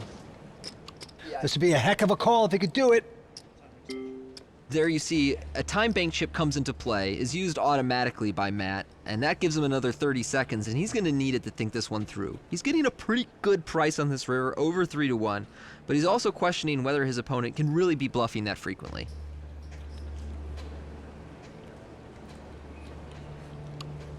And look at the time clock ticking down again. And that's Thomas Paul's fiancée, Jen.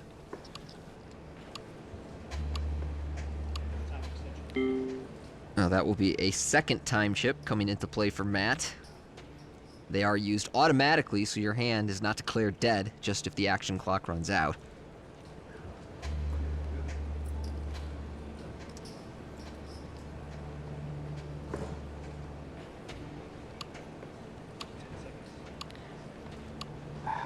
And the clock is ticking down once again. He's gonna fold it. Yeah, can't blame him for that one. Thomas gets away with it. Matt loses the hand and 2 time bank chips. There you go. His fiancée Jen excited. Nice hand, Thomas. Thank you. We're coming back for more on the World Poker Tour. Welcome back to the WPT and Borgata Hotel, Casino and Spa in Atlantic City. We are looking to crown the next Season 16 champion. Now, action is starting back up, so let's get down to the felt. Well, Greg Weber, our new chip leader, he's edging out Matt Perry, who lost some chips before the break. And Goo in 6th place, a little under $4 million. Action on the firefighter, the chip leader, Greg Weber. And he's got an insignificant hand. Folds the hand. Thomas also out. Cliff out. Goo not wanting to play. And around to Matt Perry. Ace-5. How much to start with? I just can't. Is there like a... Yeah, it's about like 5, 6, 5, 5. It's always so awkward in that seat.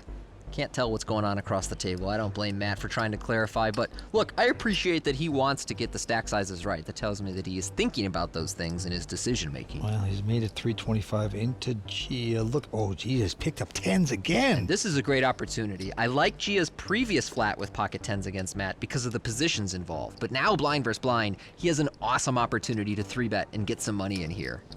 He does not. Okay, I don't get it. The flop's at ace-9-5, and now he's wishing he could have pushed him out because Matt Perry hitting aces. And there's the continuation bet, 375. This is going to get awkward for Gia because you have to start questioning how many bets am I willing to call with the ace overcard out there. And he does have a backdoor flush draw to the 10, but as we know, that would be beaten by Matt's ace of diamonds if it were to come through. A 9 on the turn. And that is not the card Matt wanted to see. Matt's gonna check.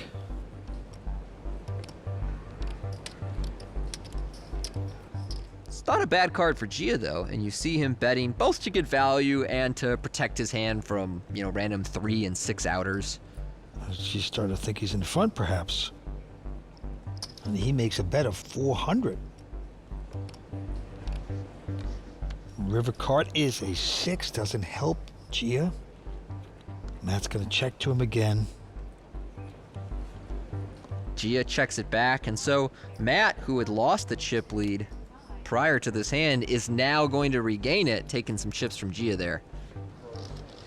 A bit of a missed opportunity by Gia to 3-bet pre-flop and create an aggressive dynamic with Matt. He was certainly making those kind of plays earlier. We saw him 4-bet ace-3 suited, but for whatever reason, he has changed his approach. Blinds are up to 60-120 with a 20,000 ante. And Gia now with a king-queen. We'll raise to 260 to go. And behind him, Greg has an 8-7 suited, which in these situations you can play as a call or a 3-bet, as long as you don't fold.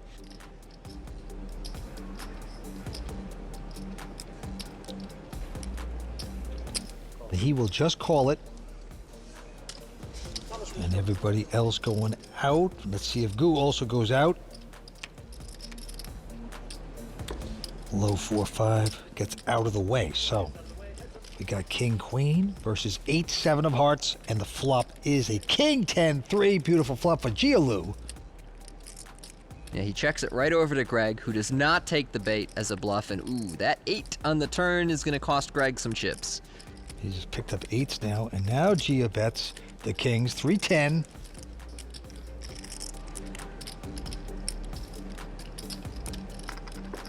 So Greg is not about to fold a pair here to 1 bet. As you see him continue, the real decision will be on the river. 5 of diamonds. Gia looking solid here. 800. That is a great card for Gia because now his opponent can tell himself, well, if Gia had any of the prominent draws, Jack 9, spades, 9-7, whatever, they've all missed on the 5 of diamonds. So if he was bluffing the turn, he's still bluffing this river. But if you think your opponent is likely to check a king or a 10 and then bet twice, you've got a very awkward decision here. Action clock ticking down to 7 seconds.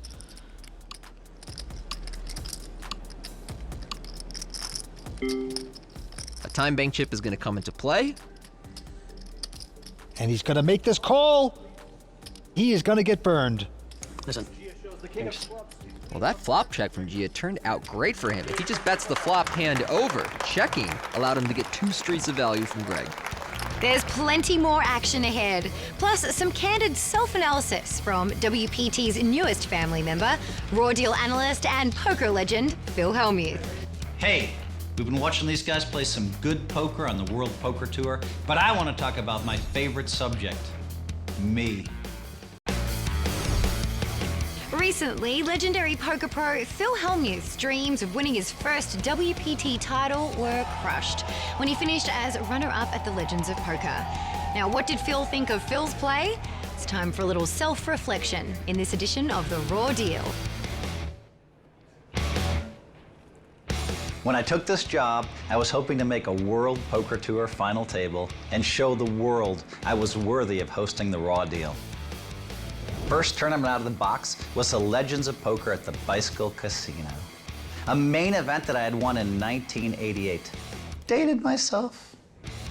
With 763 entries, it was a tall order, but somehow, some way, I fought all the way to the final table, and now I get to do what other poker players routinely do. Make fun of Phil Hellmuth. Ha ha ha ha ha ha ha ha. Wait, did I just say that? Well, I guess I deserve it this time. With 4 players left, I was feeling my oats when I made a quick decision. JC raised it up on the button, and I quickly glanced down at pocket jacks. I had noticed that DJ was re-raising a lot from the blinds, so in seconds, I decided to casually smooth call JC and let DJ overplay his small pair, or ace high. All in. Sure enough, DJ took the bait, hook, line, and sinker, and moved on with ace-9. JC folded. I snap called. Now it was a 5 million chip pot, and I was 2.5 to 1 favorite, 71% to win it. Phil was strapping, guys. Nice hand, Phil. I do deserve to win this one. But the turn card was an ace, and I felt snake bit. The beats I take on the World Poker Tour are so sick. Donkey player. My mind flashed back to the bad beats I always seem to take late in World Poker Tour tournaments. Dang, he spiked a king on me. I whined and lamented my bad luck. It's so unfair. It's just so unfair. He's dead every hand we play. Why? What do you expect? I'm the poker brat. How do these players beat me? The beats are so sick. Oh, it's just unbelievable. Oh, and I swore way too much. Brutal. Whoops! Would they fire me already? I'm telling you, that Hellmuth guy needs to rein it in. He needs to clean his act up. Or does he?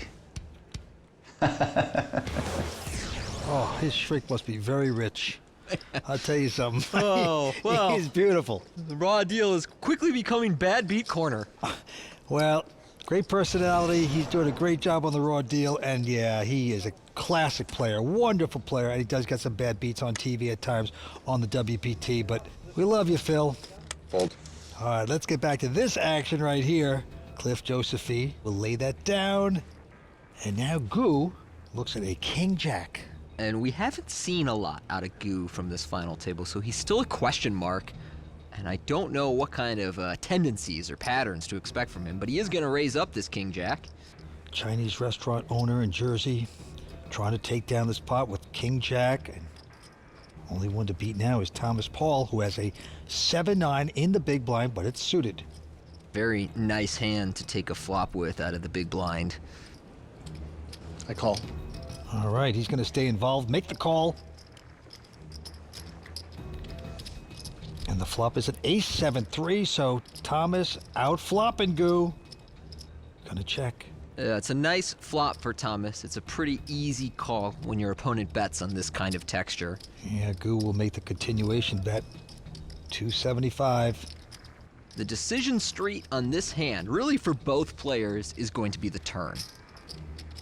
I don't know whether Goo is the kind of guy who fires a double barrel, and here you see he's turned no equity. He doesn't have anything besides king high. So is he the kind of guy that keeps up a bluff here, or is he the kind of guy who, whenever he doesn't have a strong hand or a big draw, just checks it down and tries to get to a showdown? I don't know, and I doubt Thomas does either. And you see the action clock ticking away there. One tell you see from inexperienced players is they act quickly when they're certain of their decision, and they take longer when they're uncertain of their decision. So you see Goo here, not exactly sure whether he wants to bet, but he is gonna fire here, 650,000, and this time, it's probably gonna work for him. I mean, that is a tough bet for Thomas to continue with. Thomas wondering, does this guy really have an ace? That's a big bet, and Goo puts the hot sauce in his face. Gonna take down that pot, beautifully done, and shows it. Oh. Shows the hand. Only one hand. Oh, Goo opens up the fortune cookie, which says, I just bluffed you, sucker. What do you get as a Club WPT VIP member? You can save money on shopping with Saver's Guide. Save money on events with Score Big. Save big, win big at ClubWPT.com.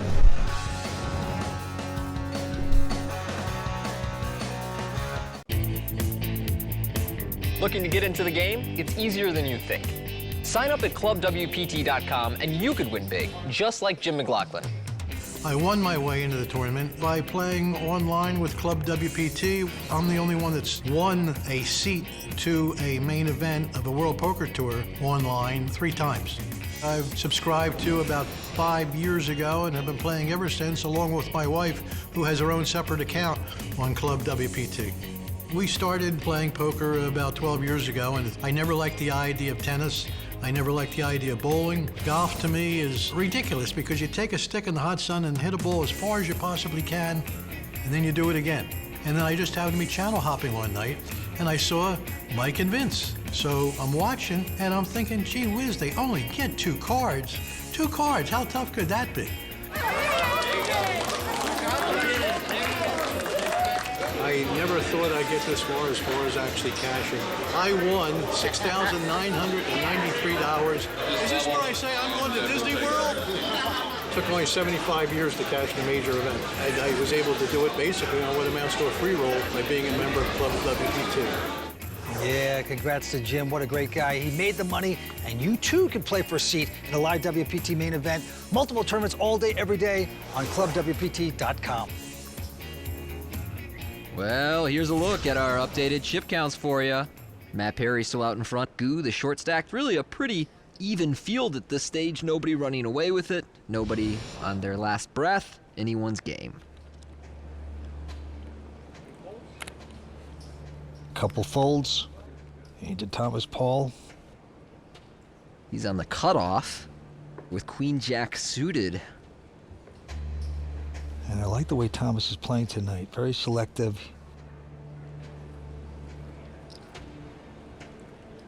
And he is going to raise to 275. Cliff goes out. Goo. Oh, wow. Look at that squeeze. Beautiful pair of kings. Let's go, Goo. Well, this is going to be trouble for Thomas because Queen Jack suited is not a hand you fold very often pre-flop, especially against one opponent that plays very well post-flop. So Goo gonna 3-bet to 860,000. Matt goes out. And I would expect Thomas to call in position and take a flop. Oh no, Thomas has just put Goo all in. This is gonna be a disaster. I'm on it. And that's a quick call. Goo has been pretty snug pre-flop at this final table. He really seems like the wrong guy to make this move against. That's not good. It's the same hand in blackjack. Thomas remains smiling, though, hopeful. Anything could happen. Right now, Goo has all his chips in. Thomas would be down to about a little bit over $1 million if he should lose this pot, but we will see. 5 cards to come. Here is the flop. It's an ace, 8, deuce, and that is not good for Thomas Paul. We got some serious sunglass on sunglass violence going on here. Oh, that is the card, Vince. The 10 of clubs. That creates a world of possibilities. Come on. Pay the ball. Come on, one time. Pay the ball. Any club, 9, king, and they will all be delivering this pot to Thomas. Goo, the owner of a Chinese restaurant. Pay the ball. Come on. He's like, pair the board. 8 of clubs, no good for you, bro. Oh, it's a 3 of diamonds. Goo gonna take down a big one and double up, and that is gonna demolish Thomas Paul's stack. Oh, yeah. It's kind of really scary, man. Wow, 15 outs on the river. That is brutal for Thomas. I mean, you just didn't have to do that, so he's not out of this tournament, but he's only gonna have about 1 million chips left. Well, that marks the end of tonight's coverage from the Borgata Poker Open here in Atlantic City. Thanks for joining us, and we'll see you next time on the WPT. The World Poker Tour is sponsored by ClubWPT. Play poker for real cash and prizes today at ClubWPT.com. I can outplay these guys. Got my shot. Got this. If I get the card, prepare for this day. One time. Breathe. You never know when your time is going to come. To rise above the rest. To seize the opportunity. To be crowned a champion.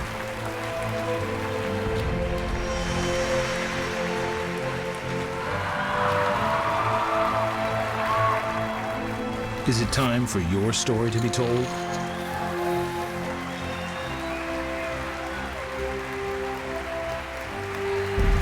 The World Poker Tour.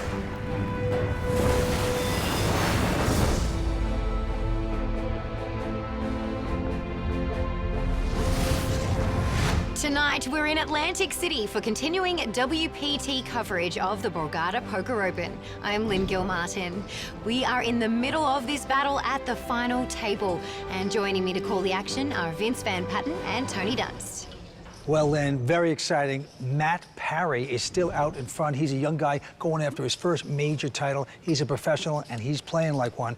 But the guy that's surprising is Greg Weber. He's a firefighter. He's not a professional player, but he is heating it up. He is spraying these guys with the hose. Very impressive, Tony. Yeah, that's right, Vince. But you know what? The story right now, for me, is that both our short stacks entering this final table, Gu Chen and Cliff Josephy, doubled up when they were all in and at risk. And so now they are very much in competition for their first WPT title, along with the rest of these guys.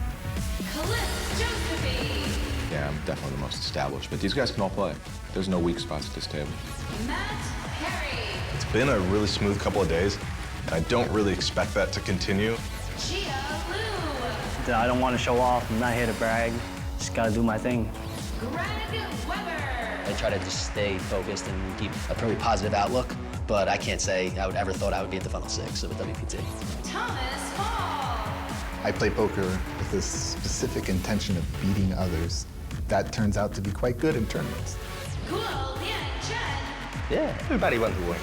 Everybody wants to play championship. Tonight's champion will win over $789,000, a $5,000 JetSmarter membership, the stylish Hublot Big Bang Steel watch, and of course, their name will be added to the WPT Champions Cup. Cards are ready to hit the air, so let's get down to the final table. All right, thank you, Lynn. Matt Perry out in front at 8.6 million. He's followed by Gu Chen at 7.2, and our short stack for the moment, Thomas Paul, a little over $1 million. All of them competing for $789,000 up top. Andy's at 20. Blinds are 61-20. Action on the firefighter, Greg Weber.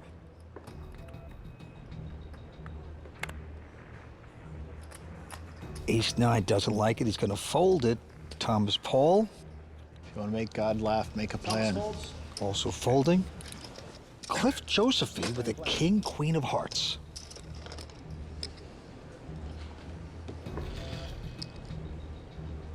Cliff is going to assemble a raise here. 270 to go. Gu folds. Matt Perry, the chip leader, goes out, and now Gia with a pair of jacks. He does cover Cliff here, so although Thomas is really short and at risk of going out, Gia doesn't need to worry about getting eliminated by Cliff. So I'm a little surprised he just called pre-flop, but either way. Flop is a 9-8-3. Gia looking good, but he's going to check it. Cliff has a 4 flush here, though, on the flop. That's 300. You know, again, in Gia's shoes here, it's close between calling and raising. And he is just going to call it. 3 pairs the board. Awesome card for Gia, and one of those cards he should maybe lead out on because your opponent is going to check back in position so frequently. Well, he checks, hoping to hit it hard on the river. Not to be, a deuce of diamonds. So Gia's out in front. 600. Gia certainly value betting now. Cliff flopped huge, but got to the river with nothing besides king high. And he appears to be thinking about this. Wow.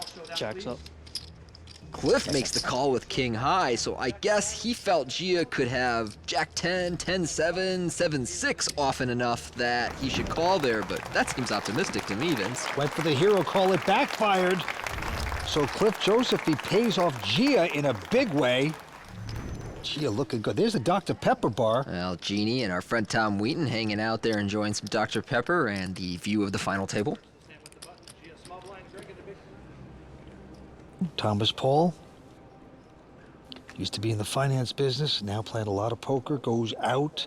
Cliff gonna take a breather, licking his wounds after that last debacle. And now Gu, who has a Chinese restaurant in Jersey, is gonna raise to 250.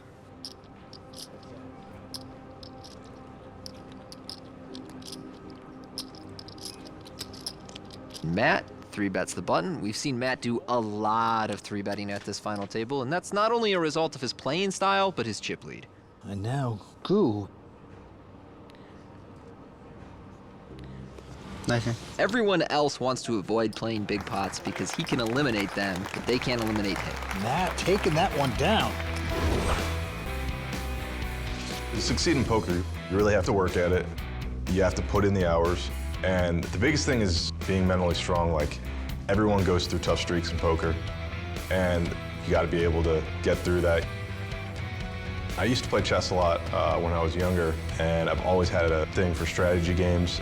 And when I found poker, I was kind of like, wow, it plays to a lot of my abilities and, you know, my interests, but I can also make money at it, much more so than in chess, and it just worked out perfectly. Matt Perry, chess player, top juvenile chess player out of Rochester, New York, now living in Vegas. I've played some cash games with Matt Perry before. He was very composed, thoughtful at the table. He's got a great, aggressive game. It's fun to make a little money at something you're good at. A game that you don't have to have the best hand. You gotta love poker. Fold. Action with Gu here. With a solid ace-king.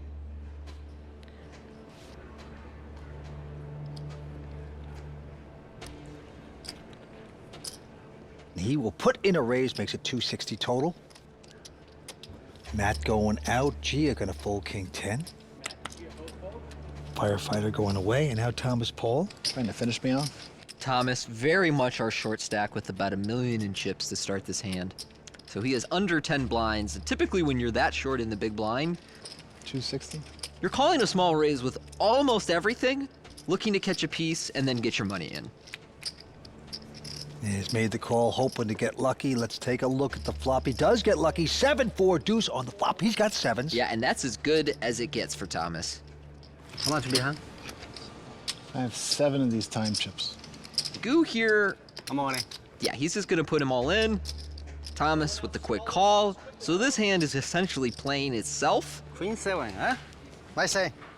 Sevens out in front. Thomas Paul with a big opportunity to double up. Club's no good. I see it's coming. I feel coming. Thomas. That's not good. Looking at the okay. He's like, all right, well, if you say so, I'll just gather up my things, take my glasses off. Not gonna need this hat anymore. Jack of spades on the turn. Didn't come then. Those male face cards, they're not what we want to see. Thomas looking good. Down to the river. Can Thomas double up? Big favorite to do so. One more card to dodge. There's Jen, his fiancée, sweating it out. Oh, boom! A king! I told you I'm coming. It is going to knock out Thomas. And just like that, we lose Thomas in 6th place in dramatic fashion. Nice playing, bud. Goo knocks out the first player of this final table and improves his position. Thomas Paul out of here in 6th place. The former fund manager has to say goodnight. And right now, our first casualty, over to talk to Matt Savage. Thomas, tough way to go out there on that river card, but tell us about your experience this week. Oh, I had a great week. I mean, 5 straight days of poker, it's a little grinding, but I came in a really good place today. I had what I thought was a pretty solid plan of waiting for one of the 2 guys on my left to 3-bet me light and shove on them, and that didn't work. Well, an amazing run this week, and yeah, great players. I mean, I don't know, I had a great time. So I had a great time. Well, thank you. Well done. Thomas Paul is the first player we have to say goodnight to. Stick around for more from the Borgata Poker Open. We needed a good suck out. Needed a good suck out. Looking to get in the action while on the go? Yes! Then join me and other real poker players on Play WPT. And it's not just all-ins and coin flips at Play WPT. Fun, free poker, anytime, anywhere. PlayWPT.com.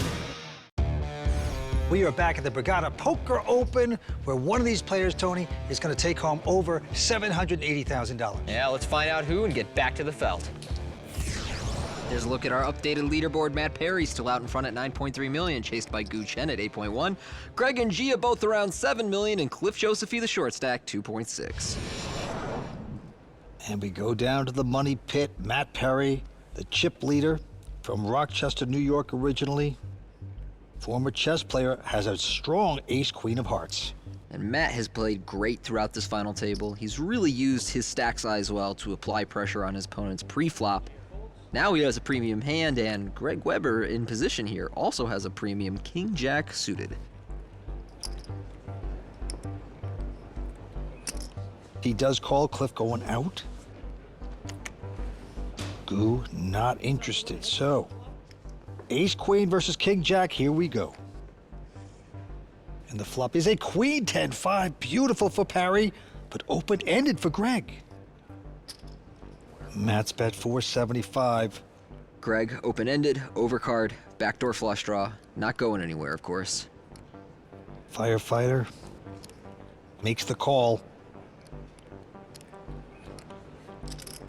Going to the turn. Can he get there? No, not there. Deuce of clubs.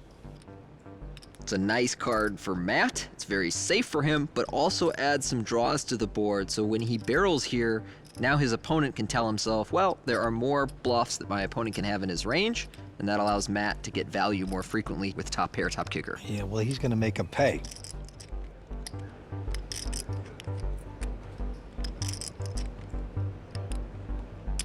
And the firefighter now involved with a big pot. He'll make this call and have to get lucky on the river.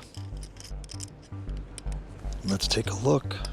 When he does so and ace hits, he's hit his straight, beautifully done.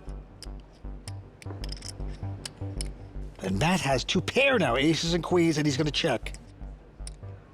And that's an intriguing card because it completes the most obvious flop draw, King-Jack, and it completes the backdoor flush draw. So Matt has checked over to Greg. I don't expect him to get away facing a bet, but I also know he won't be happy facing a bet, even though his hand is improved. God, I hate that river. That's a 2.4 million bet by the firefighter. And there you see Matt struggling with his trucker hat, knowing that something is very wrong here, despite the fact that he has rivered top 2 pair.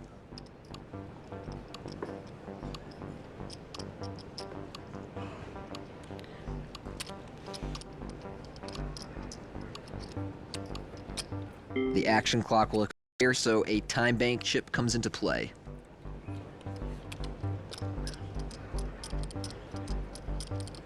This should be a heck of a laydown.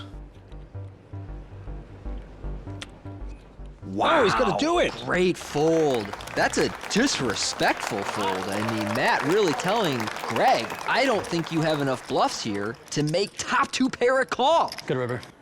Yeah. And Greg tells him, like the last card, but you never know. Guy didn't show it. Makes you think. Wow, nicely played all around. Well, however tonight finishes for Matt Perry, he is going to feel really good when he watches these episodes and sees him making these great plays. Goo, this hand with a pair of 7s has raised. And now Matt Perry with a strong ace-jack. He will make this call. Sorry. And I think part of the reason you see him opt to just call here instead of 3-bet, as he has done so many times, is now he is not the chip leader. Goo actually has more than him, could knock him out of this tournament if he were to 4-bet and they played a big pot. Oh, Greg Weber with an ace-10. 250. 250. He's got some money in there. Yeah, Greg has a choice here between squeezing as a 3-bet, ace 10's a pretty good hand to do that with, or just calling, and he elects to call. Here's the flop, it's a queen-9 deuce. Helps no one.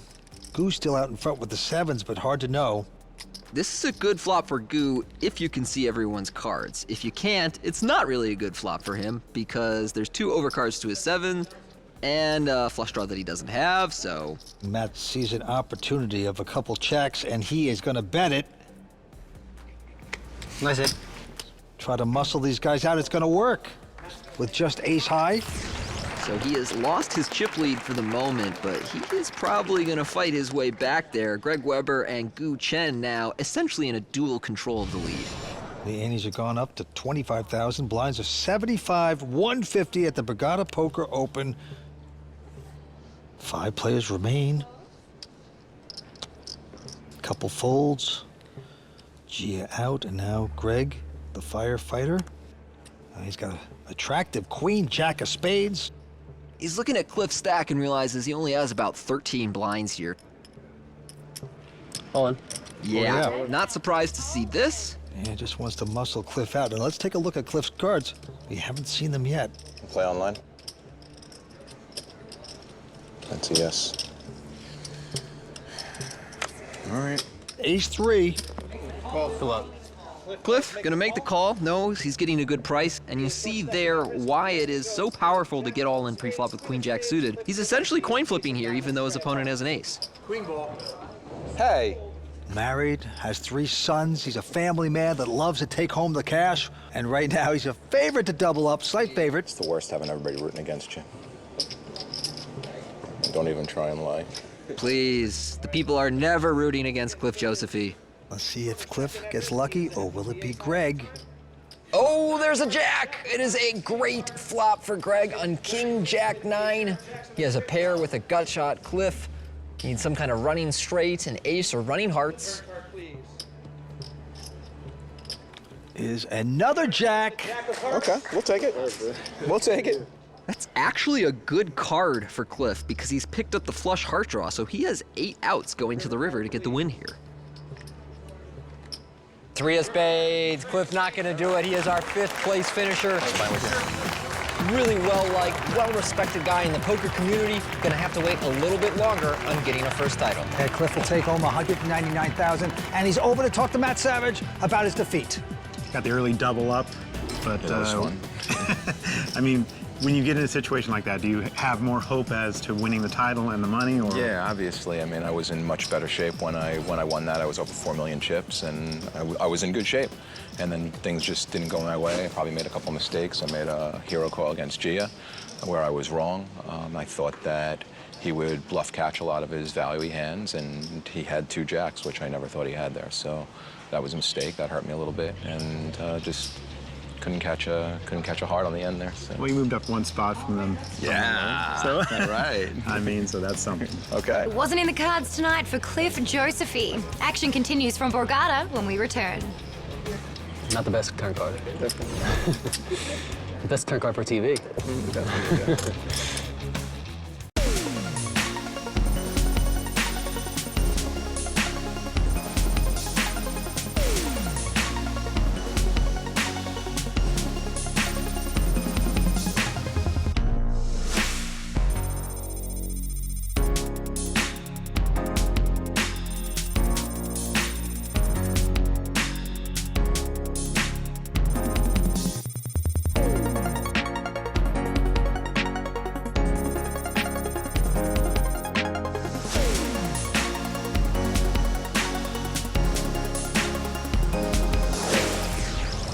A field of over 1,100 entrants has been narrowed down to 4. Greg Weber out in front, 12 million. Our short stack, Gia Lu at 6 million, still has 40 blinds. All right, we go to the felt. Action's going to be on Matt Parry. He's got about 7 million. He's got a king 10. Grew up in Rochester, New York, now living in Vegas, living the dream, 26 years old, makes a raise to 325. Gia with a little pair of 4s will make the call. And after losing Cliff Josephy, I would say that Matt Parry is the most experienced player at this final table, and he looks like it tonight. So composed this evening. Gu with ace-3 of hearts. He likes to also call, so 3-way action. Going to the flop, it is a king, jack 4, 3 of a kind for Gia. What a flop, and Matt Parry hitting top pair. This is bad news for Matt. Gu checks. Matt makes the continuation bet, 525. And Gia with the set. Just calling. Gu folds. 5 on the turn. 1.25. 1,250,000 Matt bets. I like that Gia has opted to slow play here. There's really no reason to raise the flop, and if you do, it looks incredibly strong, and you're basically saying you either have a huge hand or, queen 10 of spades. And Gia just slow playing the set, makes the call, trapping beautifully. Deuce on the river, irrelevant card. Matt Parry, will you keep betting or what? 1.35. Oh, wow. He bets 1,350,000, thinking he's making a value bet. Where's the sledgehammer going to come down? All in. There you go, all in. It's hard for Matt to get called by a jack or a worse king, but oh man, this is tough. Red alert, red alert. Matt has bet on all 3 streets. Here you can see on his face, the moment Gia announced all in, he felt nauseous. Matt now facing a very difficult decision on this river. What he's thinking about is that it's difficult for his opponent to be bluffing, because that means he would have called twice on a draw and then ripped it in on a bluff on the river, which can happen, but is a very rare play from most opponents. Time clock down to 4 seconds. And what's more time? It's also really hard for Gia to have a strong hand here, because if he had king jack, he would likely raise either the flop or turn. If he had pocket jacks or kings, he would probably re-raise pre-flop. God, can't go bluffing here. I'm so sick of this bluff.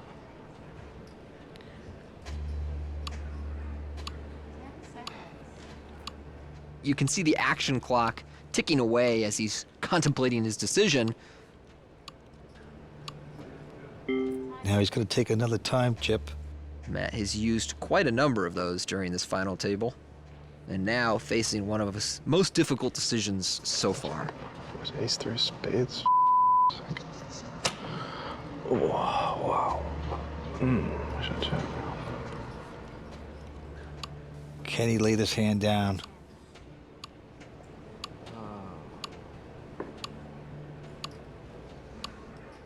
Yes, he's going to do it. Very nicely done. Saves the last bunch of money.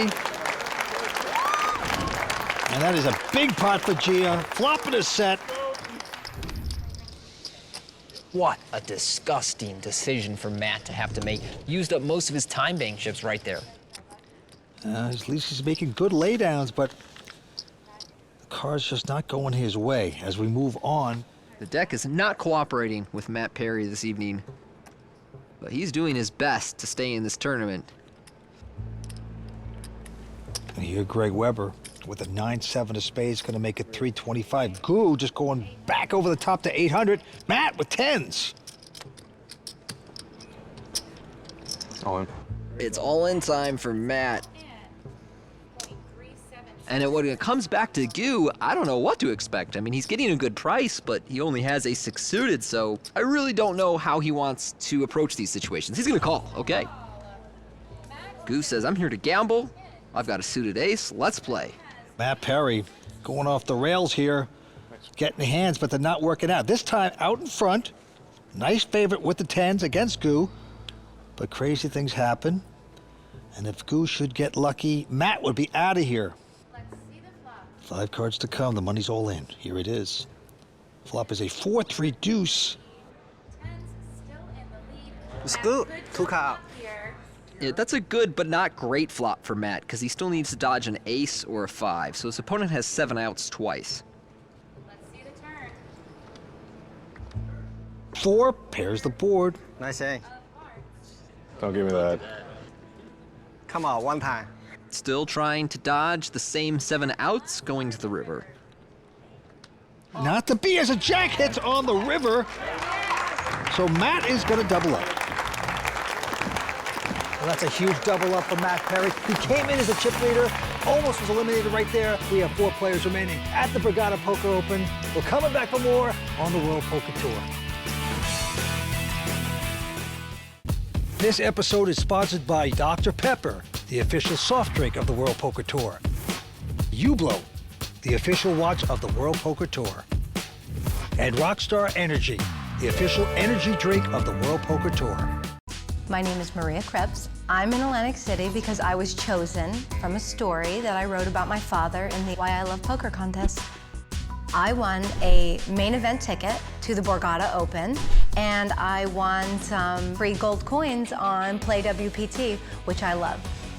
When I was little, my dad worked all the time, and on the weekends he would play cards, and I never understood why. When I was older, friends of mine said, do you want to play poker? I'm like, well, do I ever have to be a blind? I don't want to be a blind at first. I was bit from the very first hand, and it came to me immediately, my father's passion for poker. The one thing I learned with Alzheimer's and my father is I would just talk, and I could never reach him. When I talked about poker, my father lit up, so it made me realize that was his true love. I love everything about poker, the ups, the downs. I know after losing, you think, why do I love poker? I still love it today as much as I did yesterday. I love PlayWPT because it's low risk, high reward. I get to enjoy myself and play poker, which is a poker player's dream. Maria had a great time here at Borgata and really loves PlayWPT. Check it out for yourself. Get started on playwpt.com on your computer or download the app today. We are back here at the Borgata Poker Open where 4 players remain. Greg Weber, the firefighter, out in front with 12.5 million in chips. Jialu in second with 9.5. Matt Perry, 7.3. And Gu Lin Chen, the Chinese restaurant owner in Jersey, has about 4.4. Action's on Gu. And he's going to fold this one. I like his hand selection so far at this final table. A lot of recreational players either play way too many or way too few hands. Gu has been right on the money so far tonight. Matt opening up King 6 here on the button, and Gia making another one of those surprising and kind of confusing calls from the small blind with a premium hand. I mean, Ace-Queen suited is an awesome hand, and you're facing an aggressive opponent, so you should want to get more money in the pot here. I don't really understand the call. It's an unorthodox move, and it doesn't always work, but this time it's really not going to work as a 10-10 jack hits, making Greg 3 of a kind. And if I didn't like the pre-flop action, I like this flop action even less. This is just not a good flop to be leading out on. It's pretty easy for your opponents to connect and not fold. And Greg, of course, with trips, not going anywhere. Matt gets out of the way. 9 on the turn. So, oh yeah, he's got the memo. Yeah, that's a good card for Gia, but also not one he should expect to get many folds from Greg on. So you see him check over there, and now it's just going to be a question of pot odds once Greg bets. Yeah, Greg's going to bet a hefty 850. Now Gia's open-ended, but no, he's no moss. He's going out. One of those hands where he sort of put money in all the wrong ways. He would be one tough guy to play at the fire station, wouldn't he? And they waiting all the time for a fire to happen. He's playing a little poker. Let's play some poker. Well, guys, I got a duck right here. I know we got some hours to kill. That's right. I got some chips. I'm buying the beer. What a ringer at the fire station. No scare, huh? That 9 doesn't scare you, huh? No one have a 10. It's a good bet. You hear the fire bell go off, you just go, wow, no. Breaks up the game. Not that fire thing again. Greg might be able to retire from his firefighting days if he takes down this one. There's almost $800,000 up top, so. Goo has raised, and around the horn, Gia picking up 10s again. All in. And he's gonna shove it all in. This time, Gia absolutely knows how to play pocket 10s. Goo is our short stack, 20-something blinds on the button, raises it up, and Gia just rips it in his face. And Goo is too shallow to call a hand like ace-3. There you go. Now he's got to lay that down. Gia, being a gentleman, shows the hand. Trying to needle him? No, not at all. He showed me 6s, I gotta show him. I got ace high. Ace high, no good. Greg Weber continues to pad his chip lead above 14 million now. The blinds are still 75-150 with a 25,000 ante. Here in Atlantic City at the beautiful Borgata Poker Open. Action goes to Matt Perry. He's got a pair of 7s. And he will up it to 325. Gia folds it. Greg with an uneventful 10-7. He's not gonna play, so Goo now with a 9-10. Will compete. Yeah, that's a nice big blind hand, and he has outflopped Matt here, so middle pair for Goo, and an under pair to the king and 10 for Matt. Goo checks to him. Matt gonna slow down and check 2, going to the turn. It's another king. And that's a good card for both players, because now their hand strength has improved, and it's made it much less likely that their opponent has the king. Goo will check over to Matt one more time, and you see Matt here sizing up, trying to get some value from Goo. He very reasonably believes that he has the best. Now I will say there's not a lot that Goo can call with on this turn besides a king or a 10, maybe an awkward deuce somehow from the big blind. Well, 6 on the river doesn't help Matt. Goo checks it. So Matt has a good hand here, but I question whether he can really be called by worse. This may be too thin. Well, he's gonna bet it. And you see Goo just snaps with the 10, and Matt already feeling a little bit dirty about making that river bet, likely realizing it was a little too thin in the end. Matt Perry perhaps misstepping there, but Goo on a nice roll right now as 4 players remain at the Borgata Poker Open. First time I did that this tournament. You've been right on pretty much every other time. As soon as I was throwing it, I saw his hand, it was like... You know, Club WPT VIP members not only enjoy unlimited poker, All right. they also get access to hundreds of hours of great content, including past episodes of the World Poker Tour. Take your game to the next level. Watch and play at ClubWPT.com. Well, we have had the pleasure of spending the entire week here at Borgata, and it's easily one of the best resorts on the East Coast. No kidding, Vince. It's first-class gaming, a great poker room with awesome action, and the restaurants, bars, and nightclubs here are fantastic. No, they really are. The Borgata is the best. They have it all. And having all the chips is the goal for our remaining final table players. So let's check the chip count and see where everyone stands. Greg Weber, 14.8 million is your chip leader. Gia Liu at 8.8, Matt Perry 5.6, and Gu Chen just beneath 5 million as we play 75K, 150K. Action on Gu. He is going to peek down at an ace-6. And he's going to raise. 325 to go. Matt Perry not interested. Gia also folding. And the only one to beat is Greg. He's got some money in there with the 7-5. So he will make the call and see 3 cards. Flop is a 7-6 deuce, so Greg is out. Flop Gu. Great flop for Greg. Not only does he have top pair, but his opponent has the nut second pair. And Gu is going to continue his larceny. Makes the continuation bet of 325. Greg's not going anywhere, makes the call.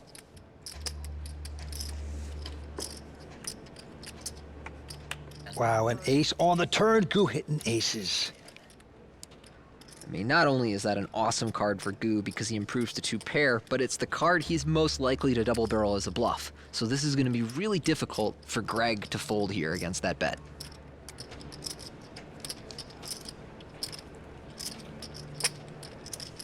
He is going to pay him off there on the turn. Go into the river. Can Greg get out of this? No 8 of spades on the river. Greg is checked. There's about 3 million in the pot, which is roughly what Gu has behind here. So I'm not sure if he'll just all in or size it down a little bit, but he's going to think this one over before taking his action, and perhaps he's trying to inspire some doubt in his opponent about whether he is bluffing or value betting. The clock is ticking down. And he's going to take more time. I think he's trying to disguise the strength of it. 2.10. 2.1 million. Yeah, if this is by design, it's some beautiful acting by Gu, because he does look genuinely uncertain about what he's supposed to do. And now Greg is faced with an awkward decision.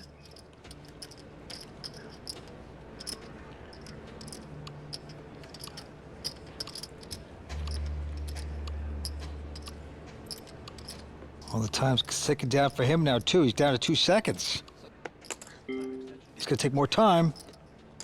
Just have King Queen again. It's unfortunate for Greg that Gu has not really run a lot of multi-street bluffs. That ace king that big? No. Aces. 2.1. And it would be a major mistake. I mean, you got to give him some credit for something. He never stopped betting. And Gu can have any of the aces and still Absolutely. be value betting here, so it seems awful thin to make this call. Taking more time. You're a really big hero. I look like an idiot. Oh, no, Don't do it, Greg, Don't no! do it. No! And the firefighter getting a little smoke inhalation from that one. And Gu, beautifully done. Try not to pass out, Greg. Brilliant move by Gu right there. Hats off. Guy's in his first WPT tournament ever, and he makes that kind of move. Yeah, very nice hand from Gu there. Nothing fancy, but got maximum value, whether that was a result of his posturing on the river or the image he has at this table. Gu, all of a sudden, really in contention for this title. Okay, Gia now, with the button, is going to raise up 6-3 suited. Greg, looks like he got the wind knocked out of him a little bit in that last hand. He's got Queen 10 suited here in the small. And he'll make the call. I wonder if Greg's mental composure will maintain. Now, it could be tough to keep your mental fortitude when something major goes wrong like that, especially when you know you made the wrong play. Flop is a 10-7-6. So Greg out in front with the 10s, Gia catching 6s. Both players check. The turn pairs the board with the 7. Now Greg with 10s and 7s is going to bet 425. And Gia will make a call. Doesn't believe Greg. And a 10 on the river, giving a full house at Greg Weber. Well, that counterfeit Gia's 6s. So this should be an easy fold for him on the river.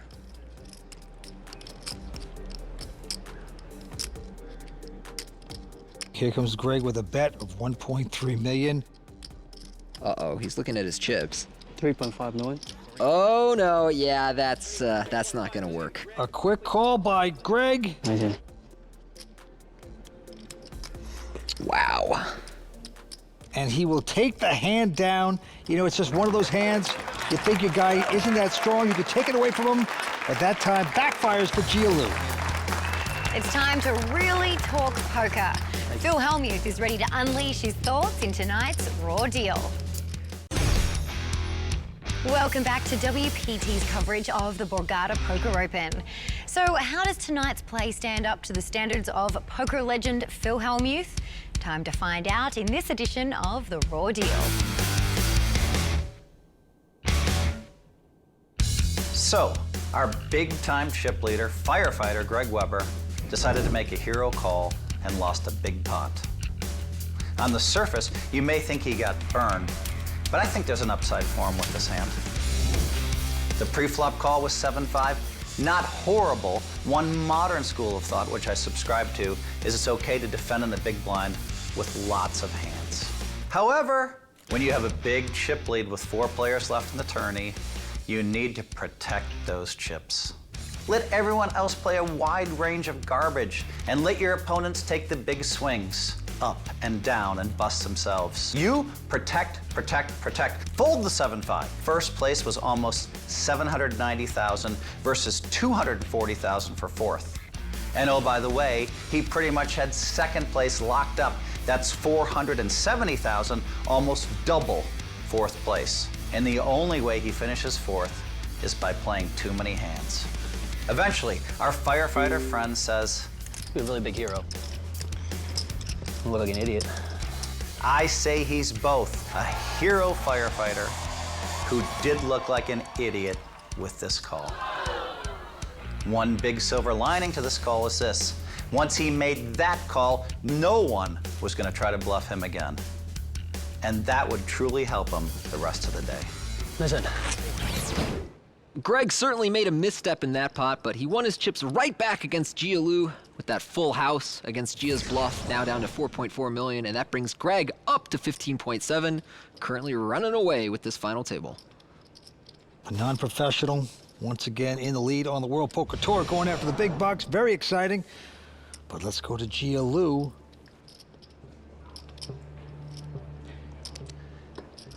Smiles as he mucks a bad hand. And now Greg, our chip leader, with the king deuce of hearts. Raising it up here to 3 1/4. Goo is out. And Matt with 8-3 of spades here in the big blind. Now you heard Phil Hellmuth talk about a lot of players these days defend their big blind with almost anything. Matt is definitely of that type of thinking. However, he will also balance his 3-bets from the big blind by using some very weak suited hands, and he's clearly selected 8-3 suited as one of them. So he uses that as a bluff and forces Greg on the button to fold his king deuce suited, so a nice hand. And there's Matt's parents. Matt's only 26 years old, lives in Vegas, and he's a former chess protege. A lot of former chess proteges have converted to poker over the years. One of my best friends in poker is Dan Smith, and he was a chess protege in his teens. WPT champion now from our event at the Bellagio. At 200,000 blinds, Goo has a jack-9 of spades and is going to make it 425,000. Over to Matt. And Matt is reaching for raising chips. Now, Vince, I've talked about how much I've liked Matt's strategy of 3-betting frequently pre-flop. This is the first time at the final table I really don't like it. He has picked a complete garbage hand to do it with, and he really doesn't need to use hands this bad on the button. And he's done it against Goo, who has been kind of sticky so far. Well, he's only got jack high. Doesn't have to make this call. And most players in Goo's position prefer to call. Sometimes people fold or 4-bet. Often we see a call, and that's what Goo elects to do here. So we'll go to a flop. 10-7 versus jack-9. The flop is a queen, queen 3. but 2 of them are spades, so a great flop for Goo. Not a bad flop for Matt if he wants to try and bluff his opponent, but we know that Goo has spades here. Wise enough to slow down. There's another spade, so there you go. Now what, Goo? Oh, I love this check from Goo. I love it. You gotta dig the hole, put the twigs and the branches over it, and wait for the sucker to fall in. Well, trap set. Boom. 950, he has bet.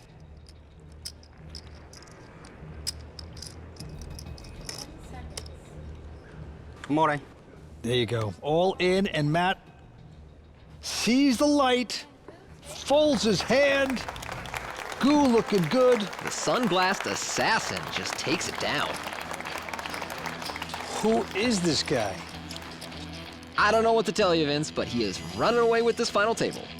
That's all we have time for from Borgata Hotel, Casino and Spa in Atlantic City. Join us next time when we will crown the champion of the season 16 Borgata Poker Open. Thanks for watching. See you next time on the WPT.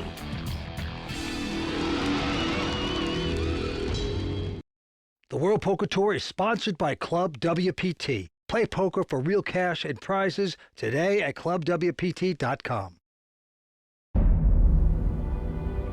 I can outplay these guys. Got a nice shot. Got this. If I get the call, I prepare for this day. One time. Breathe. You never know when your time is going to come. To rise above the rest. To seize the opportunity. To be crowned a champion.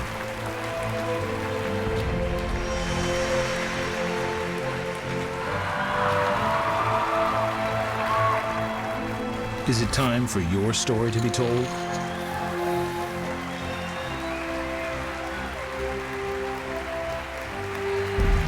The World Poker Tour.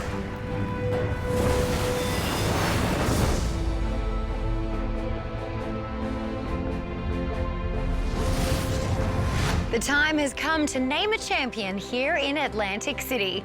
Good evening, I'm Lynn Gilmartin, and welcome to WPT's coverage of the Borgata Poker Open. I'm joined by Vince Van Patten and Tony Dunst, who have been keeping a close eye on the action. Well, in very interesting tournament. Matt Parry came in as the chip leader. He's the pro at the table, but no longer. There is a firefighter, that is Greg Weber. He is showing that it's all going up in smoke for these other guys. He has turned on the hose on these guys. He is the chip leader, and he has a lot of chips, Tony. He does indeed. Greg playing some fantastic poker tonight. Matt, essentially the lone professional against 3 non-professional players. Goo, in fact, playing in his very first WPT, still at this final table, making some interesting moves in contention. That's right. Big money at stake. Very fascinating tournament. Thanks, guys. Whoever wins this tournament will pocket a cool $789,000 and a $5,000 JetSmarter membership. They'll also take home the impressive Hublot Big Bang Steel watch, plus their name will be added to the WPT Champions Cup. Absolutely one of poker's biggest honors. Action is starting back up, so let's get down to the felt. All right, thank you, Lynn. As you can see, Greg Weber out in front at 13.7 million, Gu Chen at 12, Jia Liu at 4.4, and Matt Parry rounding out the field at 3.6. They're playing for $789,000, including a seat in our season-ending Tournament of Champions. The antes are 25,000. The blinds are 1 and 200 at this point. And Greg Weber, the firefighter, playing so gallantly here this evening. Gonna bump it up to 425 to go. Gu behind him with a pair of 5s makes this call. Gu in position here. Definitely going to take a flop with his pair. Matt Parry out. Jia in the big blind also wants to come along with ace-8 offsuit, so we have a 3-way flop of 10-6-3 rainbow. Actually a pretty good flop for Gu's 5s. Jia checks.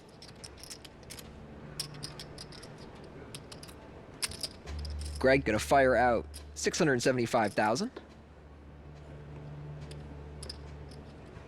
And Gu, with his pair of 5s, gonna let this one go. Jia has no way to continue and also folds, so Greg's continuation bet there is gonna work for him. Takes it down with nothing. I'm very competitive, I played sports my whole life. I actually went to Rutgers for sports management, so I wasn't on the firefighter path, but my dad and both my uncles are firemen, so they kept pushing me to take the test. I mean, people have a bunch of different views of how it actually is, like you see like Chicago Fire on TV. It's not that intense. When there is a fire, you actually gotta do it. It's tough work. You gotta go in there and really give it your all and try to help people out, but I wouldn't, trade my job for the world. Even before I started firefighting, I was playing poker, so I was kind of accustomed to taking chances and, stepping out of my comfort zone. So they definitely do go hand in hand, taking risks with firefighting and poker. Wow, what a hero, Greg Weber, and a family of firefighters, and now playing great poker here tonight at the Borgata Poker Open. He should be very proud. But let's go to the felt. It's on Goo. Quick fold by him, Matt Parry, who came into this final table as the chip leader, and now he's struggling. He's limping this button, which is a first from him at this final table, but I like that he's mixing in the play at this stack size. Gialou with Jack-9 makes the call. Greg checks in the big blind with a 4-deuce. And we see a flop of Jack 8-5, 2 clubs. So great flop for Matt, a problematic flop for Gia, and I'm very surprised to see Matt check back on that flop. They all check, a 3 on the turn now. That 3 does give Greg an open ender to his 4-deuce. Greg's coming out with a bet of 375.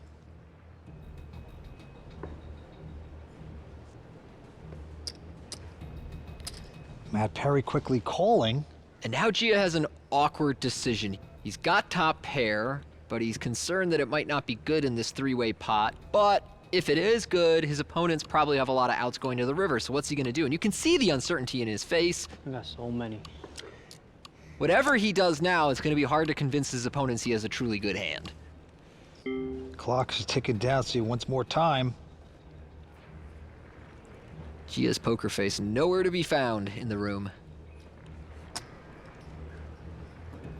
1.2. Oh no, is this raise for value? Is this a bluff? What is this?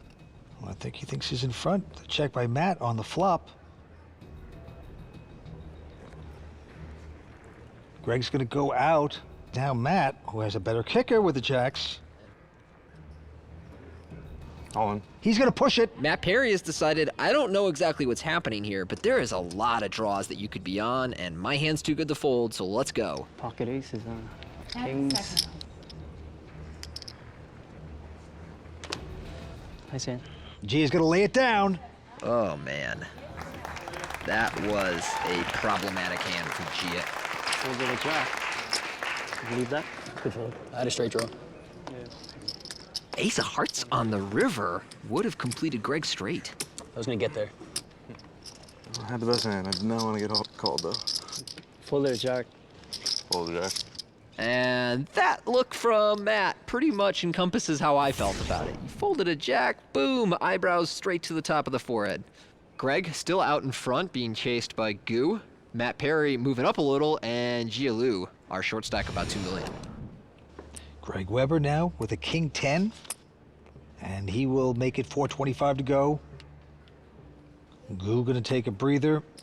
Matt also taking a rest. And Gia looks at, oh, a beautiful ace-king. Well, this one Gia knows how to play. All in. Yeah, he's on the short stack. He's gonna push it all in. And this is actually pretty close for Greg because he's getting an excellent price, and he does have 2 Broadway cards. So whenever you're getting close to 2-1 and you've got a couple of Broadway cards in a spot where your opponent can be all in with a lot of hands, it's pretty tempting to call. And Greg does make this call. Listen. He's gonna be behind, but I don't think that's a call that should be faulted. Not faulted, but he is a big dog at this point. A chance of doubling up Gialou or knocking out Gialou. Let's see the flop. Love to see a 10 on the flop, and here we go. It's a queen 8-7, and there's 2 diamonds. Diamonds. Covered. That's a pretty safe flop for Gia. Doesn't need to worry about the backdoor flush draw, just running straight to the 9 and a 6. Ooh. 6, yeah, so now Greg has a shot at a straight here. Paint? No paint. So now any 9, any 10, and Greg will hit it. Otherwise, Gia gonna double up here. The 4 hearts, safe for Gia Lu. He will take down that one. Play so bad. He is married. He has a 3-year-old daughter. Another one on the way. So stupid. I have king 10. Like, it's just right on the borderline. No, you have 4, you get committed. Yeah, I think I have to call. Gia, now with the double up, is going to try and recover, recompose himself, and make a run at this title. Play goes to Gu. Fold by him. Matt with a strong ace, queen of diamonds. And Matt has started this hand with 26 blinds, so this is a really powerful hand in the button at that stack depth. Makes it 450 to go. Greg picks up ace-king at the best time. Total disaster for Matt. A little over 5 to start the hand? Yeah, like 5.2.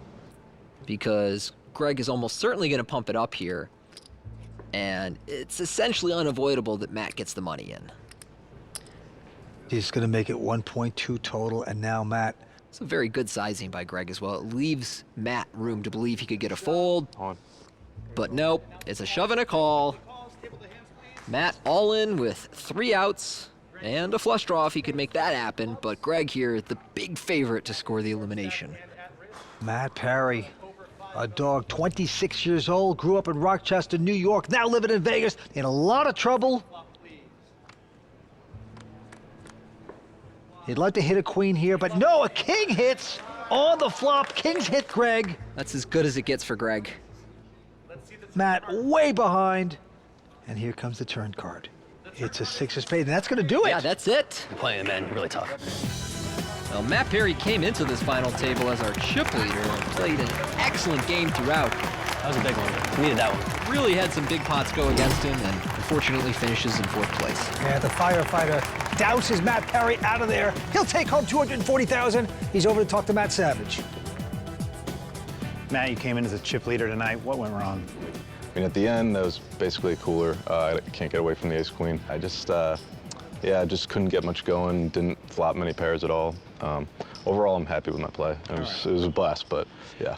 Well, congratulations on your deep run. I'm sure you'll be back. Thanks. Pretty sick. That's a gross cooler, right? Yeah. With Matt Perry out in 4th, we are getting closer to naming a new WPT champion. We'll be right back with more WPT action from the Borgata Poker Open. Borgata's just the best. I've been playing tournaments here since I was 21. I just love coming here. You know, they have great restaurants, the water club, the regular Borgata, great places to stay. I can't say enough good things about Borgata. Borgata, it's pretty amazing. Besides playing poker, you have the nightlife, you have these bars, you can just hang out. Very nice place. I never got that. Very good. #1 casino.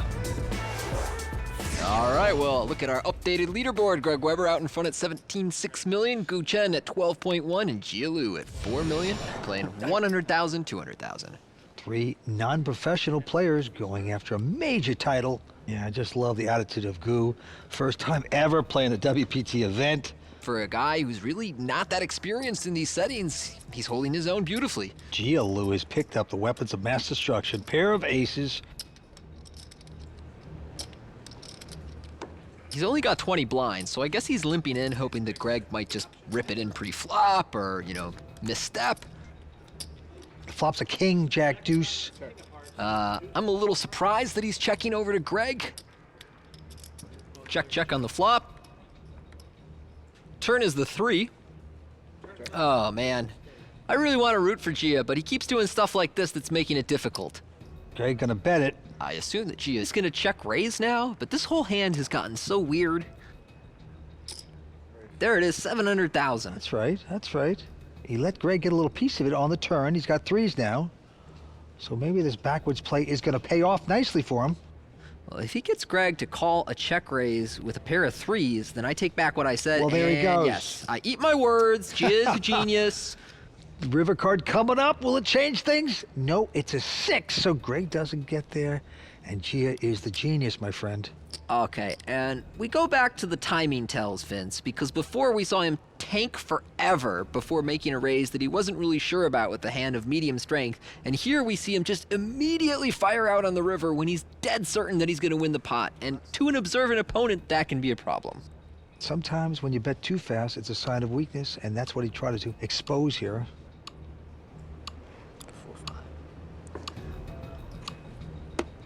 Well, he's going to take more time. Now, if he gets the call for this, you got to give it to him. Oh, it'd be such an impressive way to get paid off for $1.5 million. For whatever reason, Greg just does not believe people on rivers. He didn't raise before the flop. He's played it very unconventionally. He's getting paid off! Goodness. I take back all of my words times infinity, Vince. Now, listen. Gia is one of the greatest players I've ever seen. He just got paid off so much more than I ever would have with aces in that spot. Lucky, lucky. It's not how you do it, it's if you do it. And right there, Gia has taken down a big pot. He's back in action. Maybe he just knows his man, because Greg just could not find a fold there in a spot where there was no reason to call down that wide. All right, some strange poker, but good poker. I like it. Yeah, another nice pair for Gia here. Going up to 550. Our blinds are now 1 1/4, 250,000, so 500K is the minimum raise. Meanwhile, Greg has ace-jack in the small blind. Gia has started this hand with 30 blinds, so Greg is going to 3-bet here to 1.5 million. It'd be an interesting decision if Gia decides to go with his eights and rip it. Goo, in the meantime. Yeah, what's Goo thinking about here? King 8 of diamonds. Taking his time. Goo has used a time bank chip and then raised before, so if he were to do it, I don't think his opponents could say confidently, well, he thought for a while, therefore he's not strong. Goo has done it. He has cold 4-bet bluffed the King 8 suited. The only issue here with Goo's 4-bet is that he sized it very small. So even if Greg was just stone bluffing and had a nonsense hand, he's priced in to see a flop. Action clock ticking down on Gia now. Full. All right, he'll let his eights go, so the best hand is in the muck. Greg is almost certainly concerned because Goo has not done this kind of thing very much at the final table.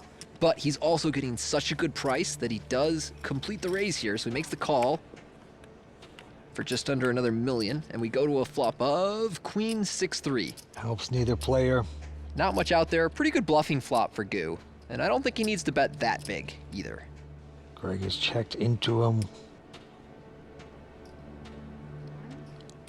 1.8 million. 1.8. 8 is the best. Greg with the ace-jack. Tough to take the heat in this one. And he is just twitching and shaking his head and finally mucking. And beautifully done by Goo, who shows one of his cards. Flashes him a king. No idea what's going on. I wonder if he knew which card he was going to flash, or there was a chance he was just going to whip open the 8 of diamonds. In C5, Guo Liang Chen. I never played WPT, so I should sold the T with WPT because I booked open 2 million guarantee. So I played never going to no final table. He's got a heart to play this game. He's super quiet, but when it comes to tough hands and tough decisions, he's not scared to call. I've seen him do a few things that I would say a little out of the ordinary. So I think he's definitely capable of putting people in situations and playing a little out of the box. This state tournament gotta be money, so I like it.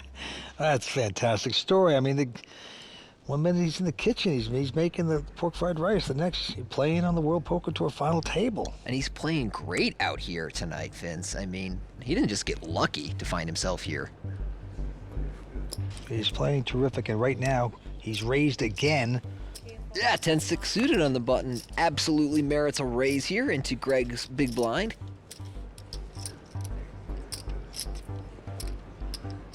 He's going to make the call with a 9-7 offsuit, and we'll take a flop. Ace 4-7, so Greg's gonna check it.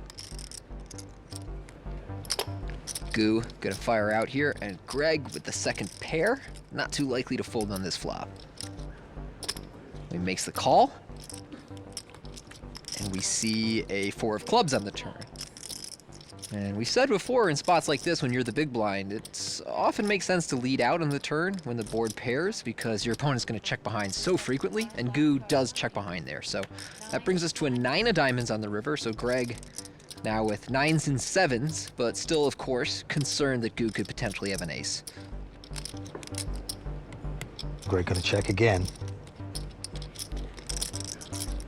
And Goo is aware that he can only win by bluffing, so it looks like he's going to size up a little bet here. And, you know, you're not going to get many 7s to fold. You're not going to get an ace to fold. Obviously not a 4. But the merit to betting for Goo is that if your opponent had spades that whiffed, you can get that to fold, but you'd also need those spades to have whiffed and then checked you on the river, which means your opponent probably had, like, you know, king or queen high spades. So there's not a lot that your opponent can have that's folding this river. Nice solid call. You win, 10 high. And to be honest, Vince, I think that was a pretty reasonable spot for Goo to attempt a bluff. I mean, oh, you got 3 here. Nice side. Yeah, his opponent might call him down a lot, but hey, you're not going to win by checking. Want to fold. Well, this week, Club WPT player John Burnham received the VIP treatment, complete with travel, accommodations, and his seat into this tournament, all thanks to ClubWPT.com. My name is Jonathan Burnham. I won the $3,500 buy-in, the main event, along with 6-night stay at the Borgata, travel and expense money, VIP treatment. Pretty awesome. There really isn't a secret to winning this, but for me, it was just taking it seriously. My mom, she's 81 years old, her name's Phyllis. She goes by the name of Guama on Club WPT. She plays all the time. I asked her, what do you got for advice before this tournament starts? And she shared her little secret for success with me, and I followed it, and it seemed to work pretty well. I've never played in anything like this before. The Borgata is great. Nice rooms, nice atmosphere, nice restaurants. Oh, we had a great time at the party. All the guys were there, Vince and Tony, and Royal Flush Girls were there, and Lynn Gilmartin. Those guys are all amazing. After this experience, I'm gonna keep playing as much as possible on Club WPT. I'm gonna try and win another one if I can. Play for a share of $100,000 in cash and prizes every month, including seats to live WPT events. Real cash, real prizes, ClubWPT.com. We're back here on the World Poker Tour at the Borgata Poker Open. Greg Weber, the firefighter, out in front with close to 16 million. Goo with 10.3, Gia with 7.7. Here we go, action on Goo. He's got a pair of 6s, makes it 550 to go. Gia's going out in the small, and now over to Greg with ace-9 of clubs in the big blind, and he will make this call. 2 chip leaders. And the flop is a 10-7-4. It's an okay flop for both players. Greg, to go with his ace high, has some backdoor draws. Goo, still in the lead here, should feel pretty good about 6s. He's gonna bet it 600,000.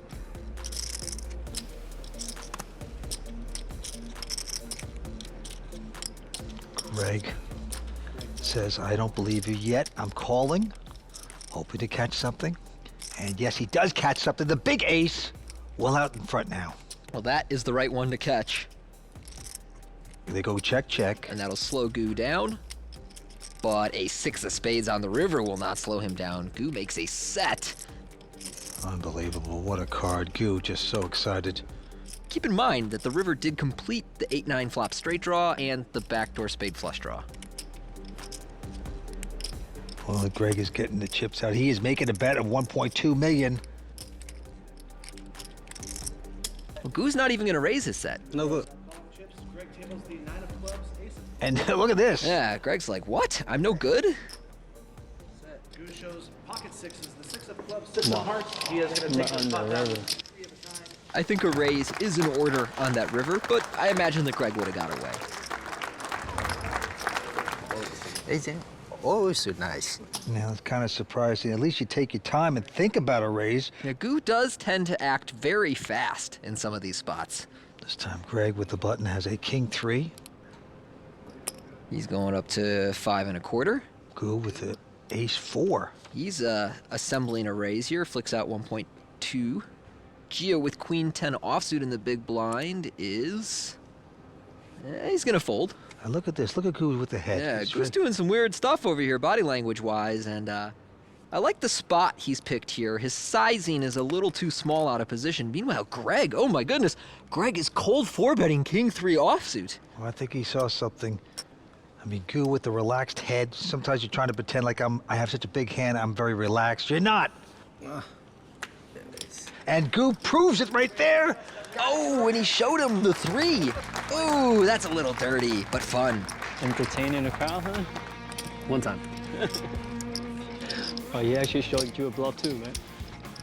He did. Well, play okay? Only when it works. You can play against us and other real players on PlayWPT through Facebook, the PlayWPT website, and on Apple and Android devices. You need to earn your chips at PlayWPT, so think twice before going all in with that silly junk hand. Fun, free poker anytime, anywhere. PlayWPT.com. Welcome back to the Borgata Poker Open in Atlantic City. 3 players remain. Blinds going up to 150, 300,000. There's just over 30 million chips in play, so about 100 big blinds split between these 3 players. These guys making some moves, but starting to run out of room. Greg Weber with 16 million. Goo with about 11.5. G of 5.7, and it's up to Goo. He has a pair of 8. Makes it 650 to go. Gia right behind him with a strong ace-jack of clubs. All in. He's going to push all in. Gia here has under 20 big blinds, so his hand is playing itself. Greg has a thinker, but not a real decision here. Yeah, you see him get out of the way. And now Goo. Goo emits a little sigh, but I expect him to sigh call and not sigh fold. 3-handed poker game. I think you got to make this call, whether you like it or not. Well, action clock ticking down. He's in pain.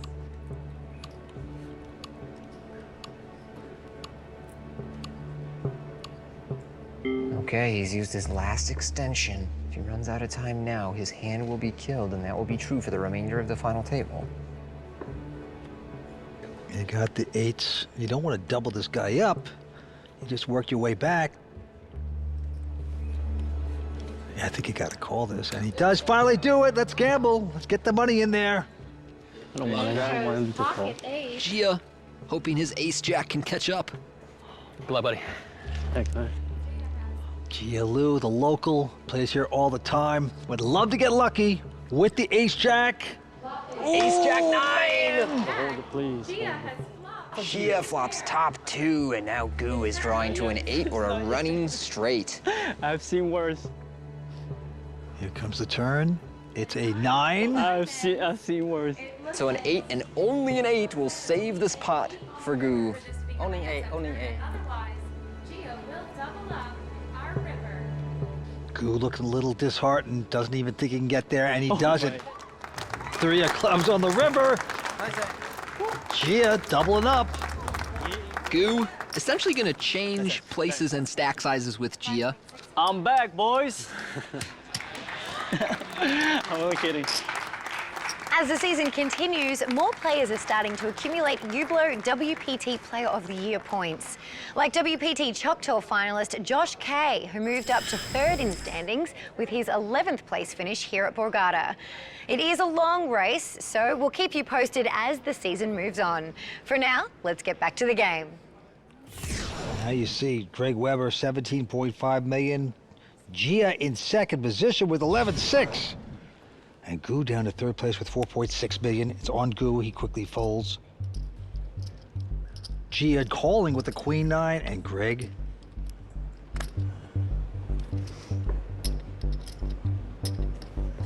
Not gonna raise with an ace 4. So there you go. We're gonna see a flop.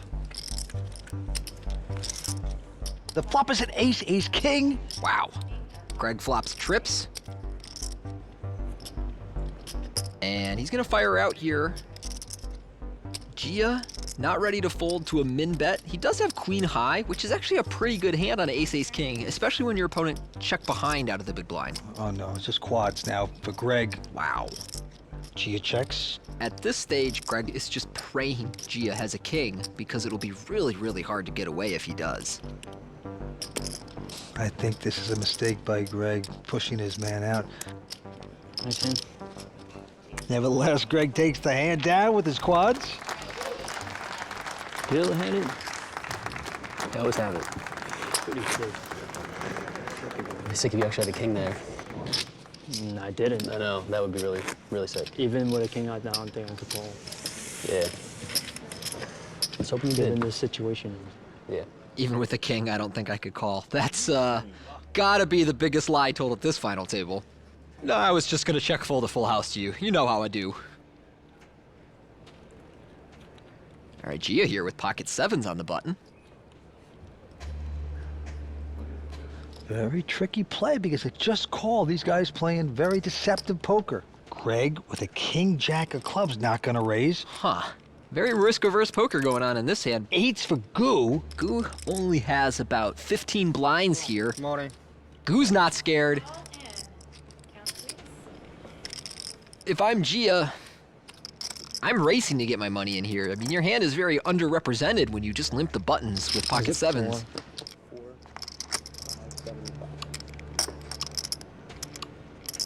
It would be an incredible fold if he were to lay it down, but he seems pretty stuck. Clock is ticking down to 2 seconds. What's he gonna do? Take more time. That's what he's gonna do. A time chip. He makes the call. Here we go. Gia does make the call. Greg is gonna get out of the way. You know what? I got an A again. A. Oh my God, he had eights. Nice hand. I could have just won it. I had king jack of clubs. And if he could have seen their hands, would have loved to call both all-ins. I was calling. Why didn't you? I think I was. I don't know. It's close. All right, let's see the flop. 7 from heaven. Flop has a queen. All right, flop is queen eight deuce. Nice hand. Goo has flopped a That's it. That's it. 8 of diamonds. Deuce. Greg has nothing at risk, and yet he is the most interested in this hand. Oh, Oh no, Greg, no! So impossible, man. Come on. Goo, twist the knife. I love this guy. Boom! Body. Why? Come on, man.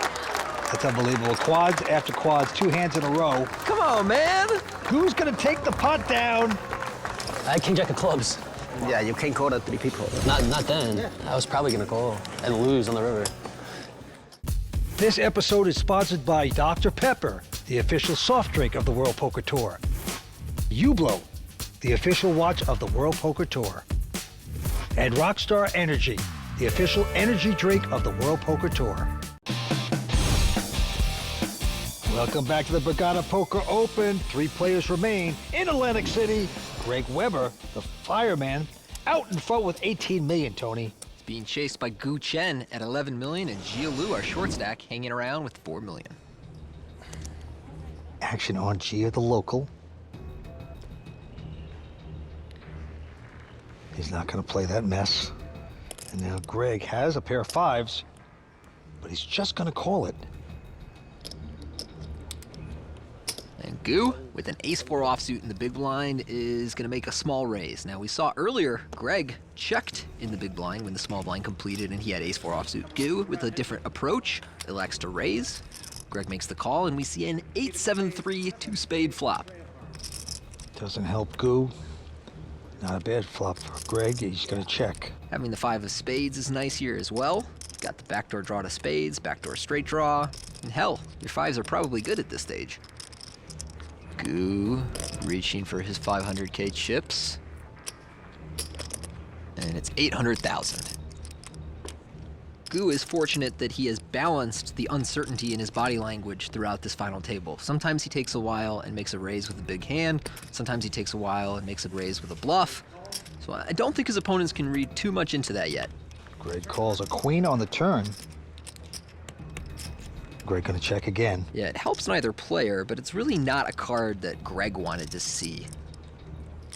Goo is sizing up a bet here in a spot where a lot of players just check behind and give up. So even though he doesn't have anything and he doesn't have any outs, I like that he continues to battle for this pot and bets a card that is very unlikely to be good for his opponent. A $1.7 million bet. Greg here, showing that he's picking up on Goo's increasing aggression, makes the call. 6 on the river.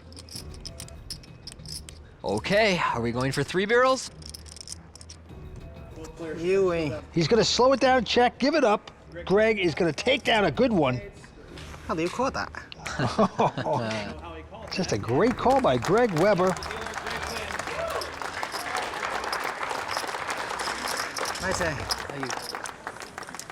And the fireman doing the hero play, and this time it works out beautifully. Extends his chip lead.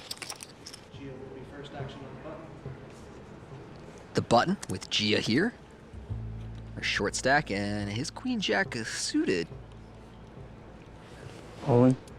He's all in. He's got about 13, 14 blinds to start the hand, so not too surprised. Greg gets out, and now Goo with Uh-oh. He's got king, queen. Gia is dominated here, and Goo might need a minute, but I expect him to call. Goo tends to take a little longer than a professional player with some of these situations, but he almost always comes to the right conclusion, and I expect him to do the same here.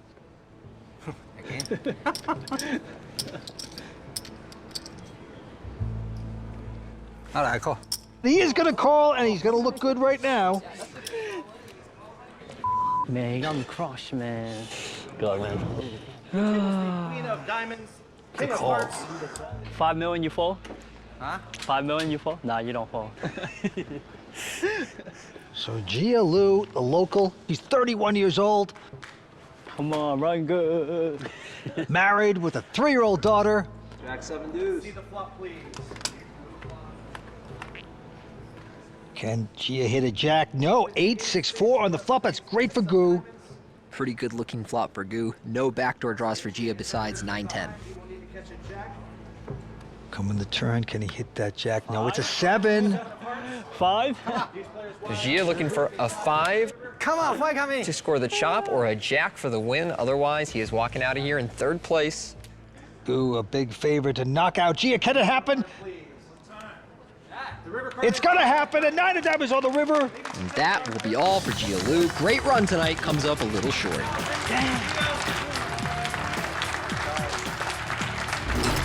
Gia Lu. Many gears, gonna take home $288,000. And he's talking to Matt Savage. Gia, lots of ups and downs tonight. Did you stay focused? Are you proud of the way you played? Tonight I was really focused, but cards just didn't come my way. Played the best I can, struggled a lot. I don't know what to say. Well, congratulations. All right, thank you. Great finish. All right. Gia Lu is out, and now Greg and Goo are heads up for the WPT title. Heads up action from the Borgata Poker Open starts when we return. How many daily tournaments are there to win on ClubWPT.com? Well, there's Hold'em, Omaha, Hot Limit, No Limit, Free Roll, Qualifier, Tournament, Headphone Putters, and even WPT main event packages. That's a lot. Poker tournaments all day, every day. ClubWPT.com.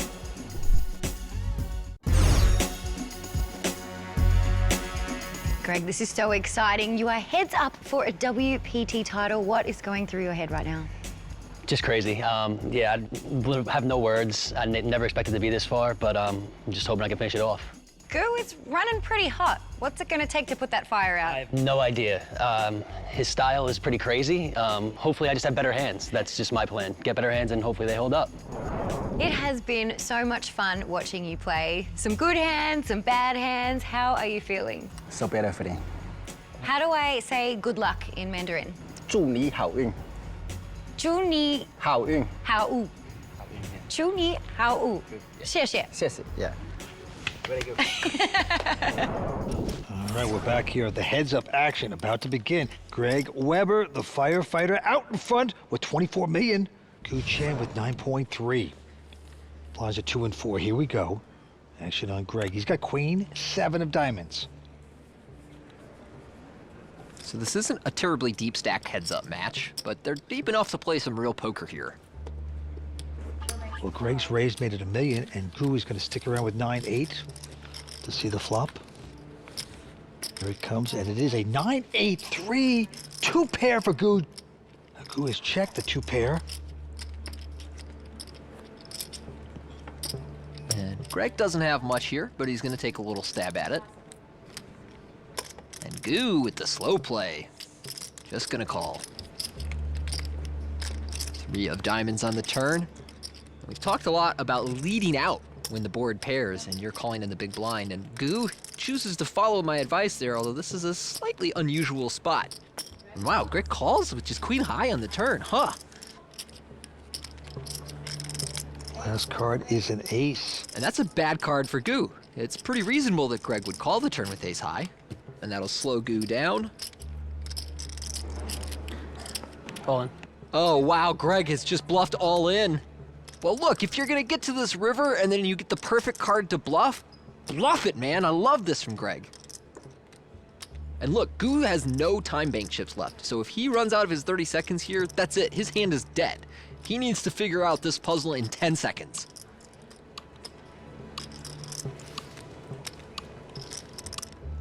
Oh, Goo, what are you gonna do? Call. Oh, he did it just in time. Call. He has made the call, and Greg is stunned. Greg was a second away from getting away with robbery, and instead, Goo is gonna take over the chip lead. Get it here. No loss. Get it here. A9, get it. Okay, so as you can see, Goo Chen, 23 million, Greg Weber, 10.6. These two have essentially flip-flopped in chip positions. On to Greg. He is still taken aback.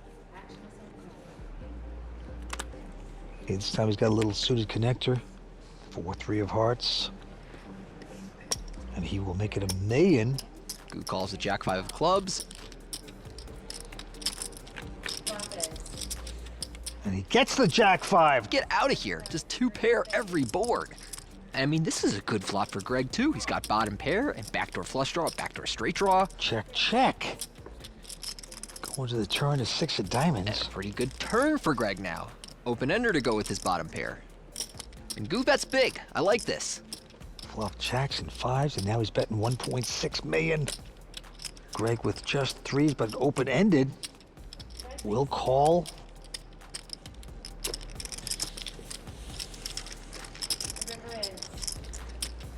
Down to the river we go. It's a 4. Ooh, that could be a rough card for Greg. So Goo checks. And at this stage, Greg has got to believe he likely has the best hand. And he can be representing some, missed diamond draws and whatnot. So he value bets, and I like this value bet. It's a little thin, but I do like it. And I think it's going to backfire. That's 2 million. And now Goo has to think, oh, did this guy get lucky with the straight? He doesn't care. He's going to see it. What's that? 2 pair? Me too. I told you got it straight. Oh, boy. Shock and awe there by Greg. He can't believe it. He's saying, what's going on here? I mean, just minutes ago, Greg was entering this heads-up match with all the momentum and a 2.5-to-1 chip lead and feeling great. And now, he's on the short stack in this heads-up match. He's gonna need some magic. Greg down to about 12 blinds. All in. Greg is going all in. Greg's running out of time here. I call. Well, you better believe it, he'll call. Ace-king he's got. Automatic call for Goo. Greg, wondering how this all unraveled so quickly. He's like, didn't I have a chip lead against this guy minutes ago? And now he's 3-outing for his tournament life. And now he has a shot at winning this tournament. Here's the flop. 7-5-4, good for Goo. Greg could catch a running 6-8 and make a higher straight than Goo. But otherwise, he needs a 9. There's Goo's family. Going to the turn.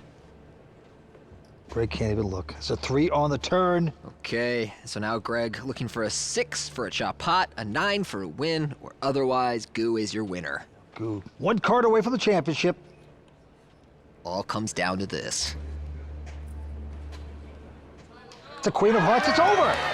Goo Chen was down 3-1 going into heads up. Now he's our champion. now let's hear from the firefighter. Seemed pretty disappointed. Yeah, it's bittersweet. You know, unfortunate, but I mean, I want to win, but I guess I'll have to set up a second. All right, well done. Thank you. Great run. Thank you, Matt. Appreciate it. Congratulations. Thank you. What does it feel like to be a WPT champion at Borgata? All right, let's hear it for our champion on the World Poker Tour, Guchen! Yeah. All right, well done. What a great champion. That's a wrap on the World Poker Tour's coverage of the Borgata Poker Open. Thanks for watching. We'll see you next time on the WPT. That sucks. You just won almost $500,000. Yeah, I never felt so bad for a friend I won $500,000. Come on.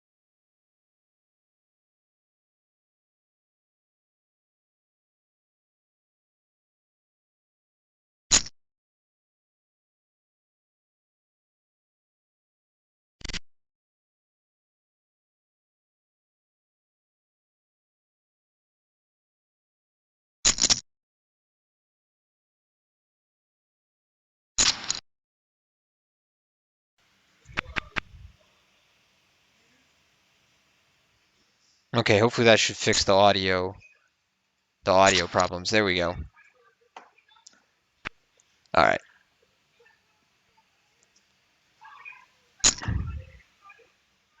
Okay, sorry about that, everyone. I feel like that's where we keep restarting the stream.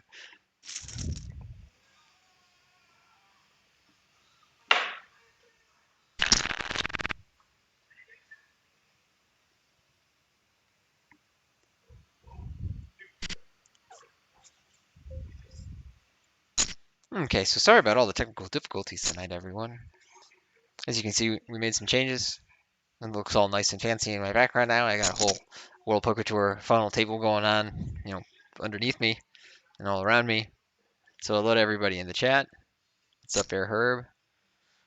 Jonius, Smithy Rogue, Cabby, Mr. Blusky, Vandy Toronto. Hey Jeremy, how we doing tonight? Hey Jason, what's going on? And hopefully we can get the lighting okay. Jason's saying that we're coming through a little bit overexposed. Hi Coven, what's going on? Ace 210.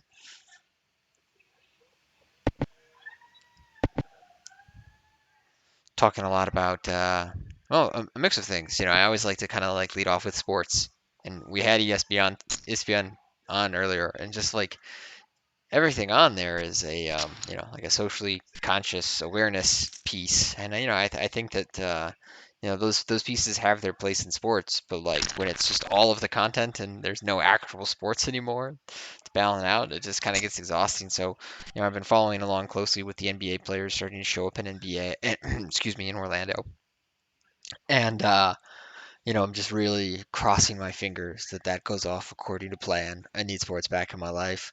We got the UFC tomorrow. Pretty big, exciting card. Some really, really good fights. Great main event. Pretty great main event to come together on such short notice between Masvidal and Usman. And the line has been moving a ton.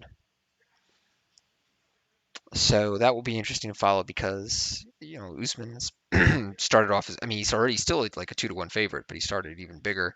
Masvidal is such a popular fighter that I think a lot of people are just kind of jumping on him as just sort of a sentimental pick, the way that they maybe bet on Conor before.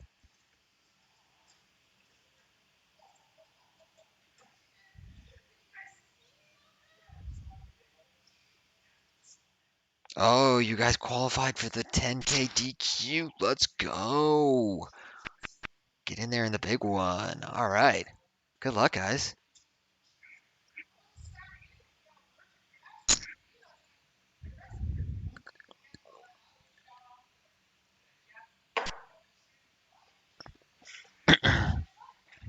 So yeah, if for those of us who are fight fans, if you're following along and you got any hot picks for me, I'm all ears. I'm all ears for sure.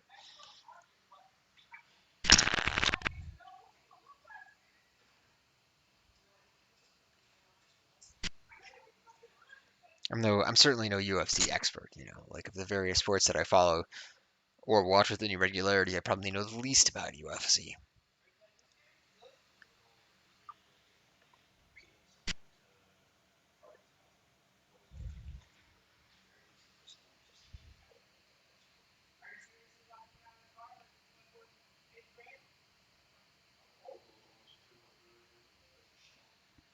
It sounds like I'm coming across a little bit overexposed, so let me see what I can do about that.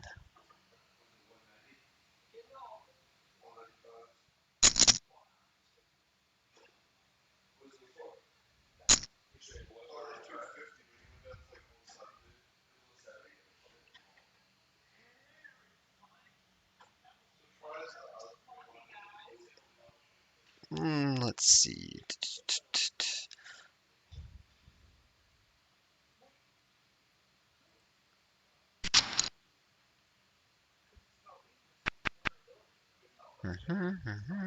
Motion type. Okay. Yeah, definitely the visual is coming across a little weird. Let's see if we can't get this fixed.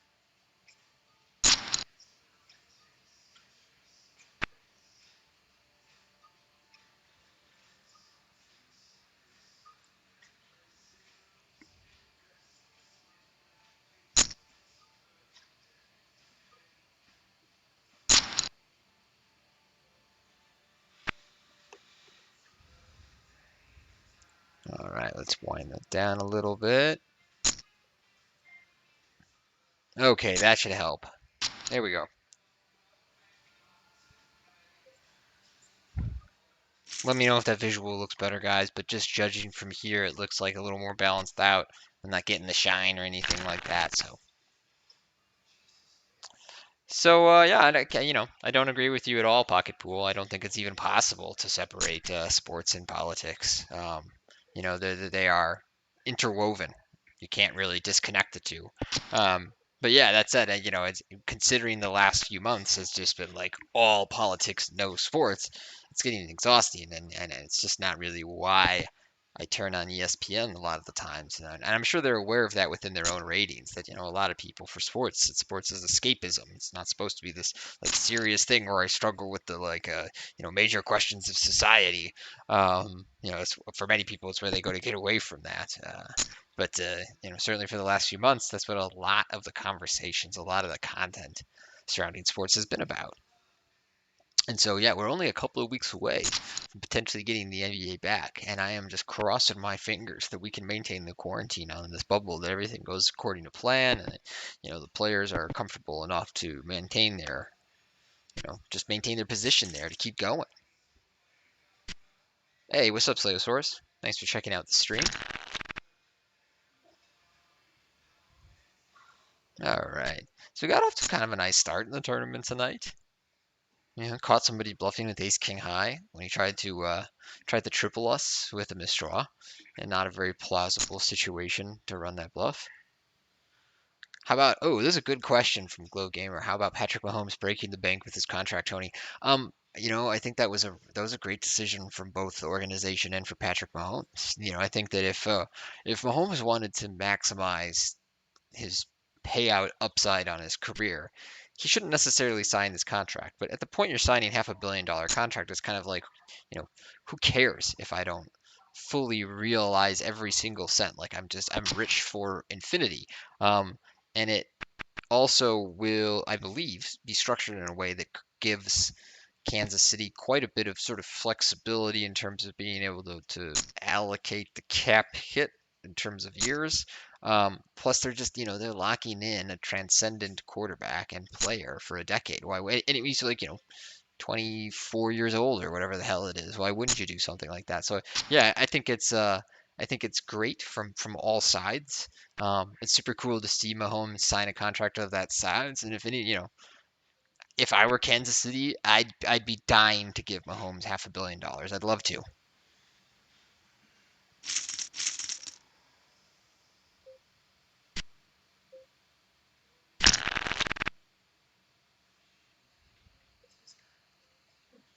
All right.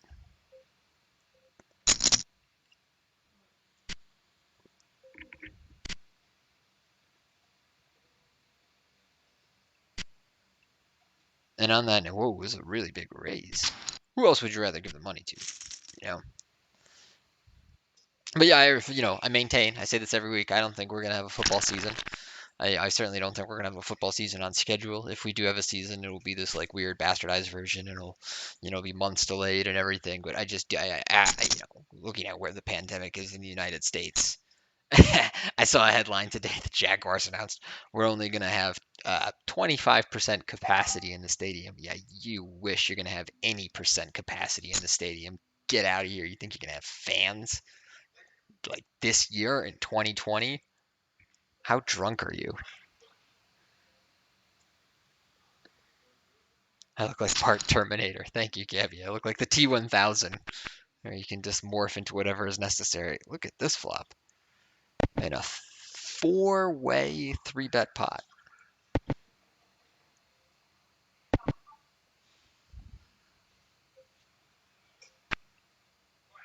All right, we need to start piling money in.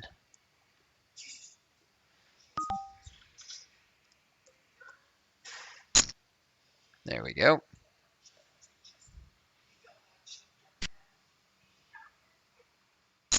Same with the this is great. Same with the NCAA.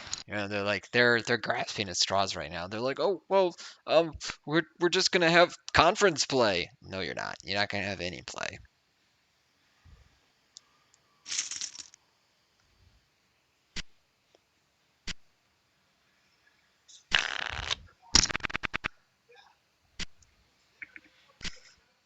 There we go. All right. Happy to hear we got it all sorted out. Running up chips in the tournament nice and early, as opposed to the usual process of just like losing a huge hand right away where I refuse to fold on the river. That is the stream tradition.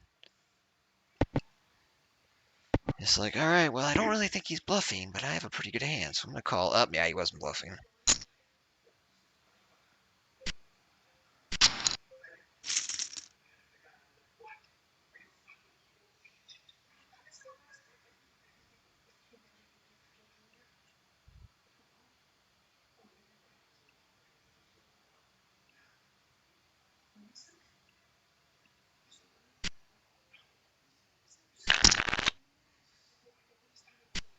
There we go. Drop that one out.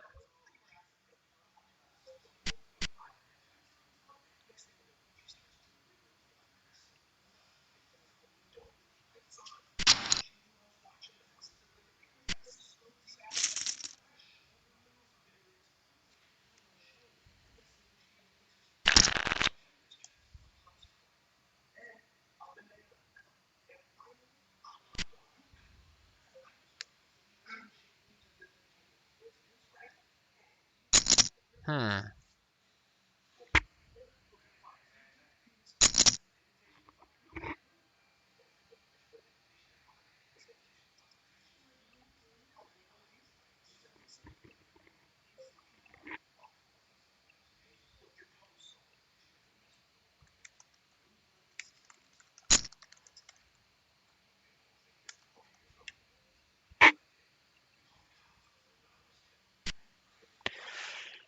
Yeah, I hear what you're saying, Pocket Pool, and there's, definitely this philosophy in the NFL about wanting to try and win a Super Bowl on a rookie, on a quarterback's rookie contract, and a lot of teams sort of marry themselves to a quarterback for probably too long, I guess you'd say marry themselves to a average quarterback for too long at a premium salary.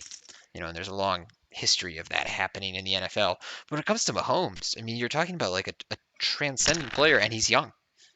Like there's the only way this goes really, really wrong is an injury, and I would think that there's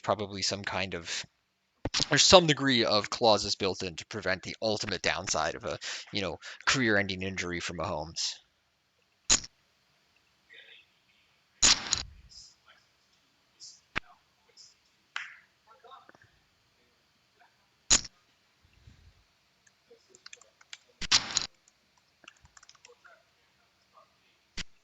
But my week has been good.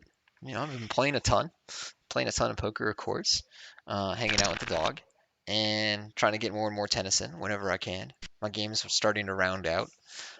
Definitely some leaks left in it. I talk about tennis a fair bit whenever Vince is in the chat box or when I'm checking out his stream. It is a difficult sport, and there's so many little things to improve on. Okay, let's see with our ace queen here.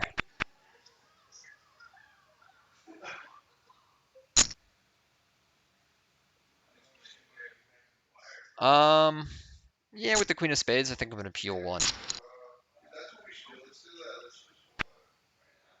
Okay, now we're gonna get ourselves in trouble if he has ace king. This guy, I don't know what this dude's doing. Now we just are stuck calling down. I don't love it. Like with the queen of spades, we block a whole bunch of the draws that he can have. What the hell are you? I don't know what's going on. You're not really supposed to bet that card. I don't know. We just have too good a hand to fold, getting 3-1. I don't know why you would bet that. Yeah, I was gonna say I don't know why you would bet that river. Basically, the problem with his line is that if he has a 10, he's not gonna bet the turn, and if he has an ace, he's not gonna bet the river. So, what are you trying to tell me?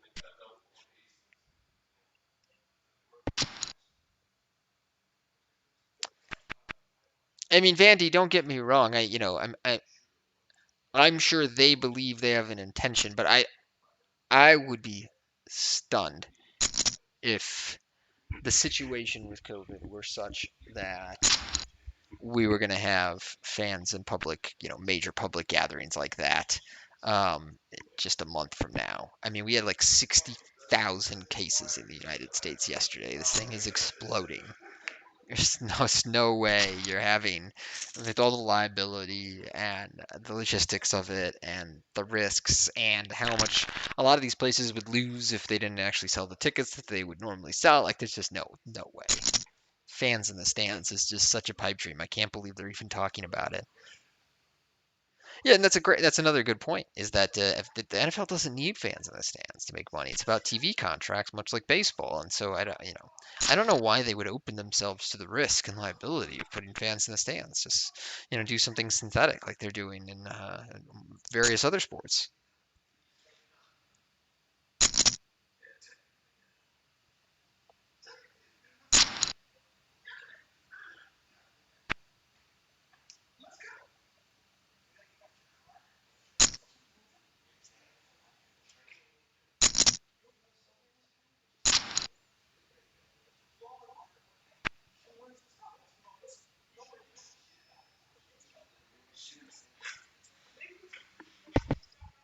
Meanwhile, I think kind of baseball's screwed. I don't think baseball's coming back. I know that they think they have a plan.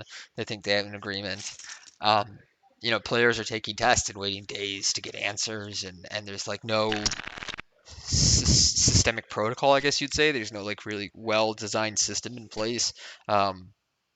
Basically baseball spent all this time fighting over money that they should have been creating infrastructure for actually having play restart, and it doesn't appear that they did that. And so, just kind of watching the media, we're definitely going to call this ascent, watching the media, watching the way players are reacting in social media. I think there's pretty low chance that baseball plays at all. I think football will attempt to play. I don't think it'll really work, but I think they'll attempt to play.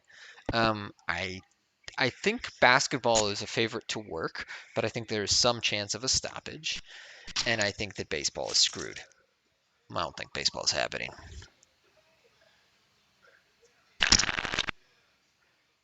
Yeah, Brady being willing to take a little less was always a big part, but I really don't think that in terms of we anticipate that the cap is going to continue to go up in the NFL, and so it may be that on year 8, Mahomes' percentage hit on the cap is not all that bad. I'm pretty sure somebody said percentage-wise, it was like fairly reasonably spread out year to year.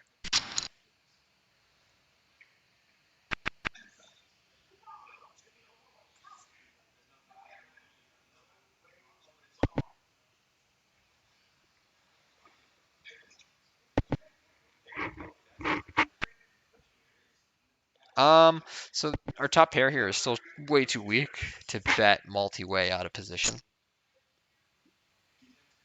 In fact, I don't even know if we should call this turn. We're like in really bad shape here. And we just don't really have any outs. Okay, so now that there's a bet and a call, I can feel comfortable folding. If it had been bet fold, maybe I peel one, but it's just like one of those spots where we're just so killed by his range. And we don't really have any outs, and sometimes we're just drawing stone dead.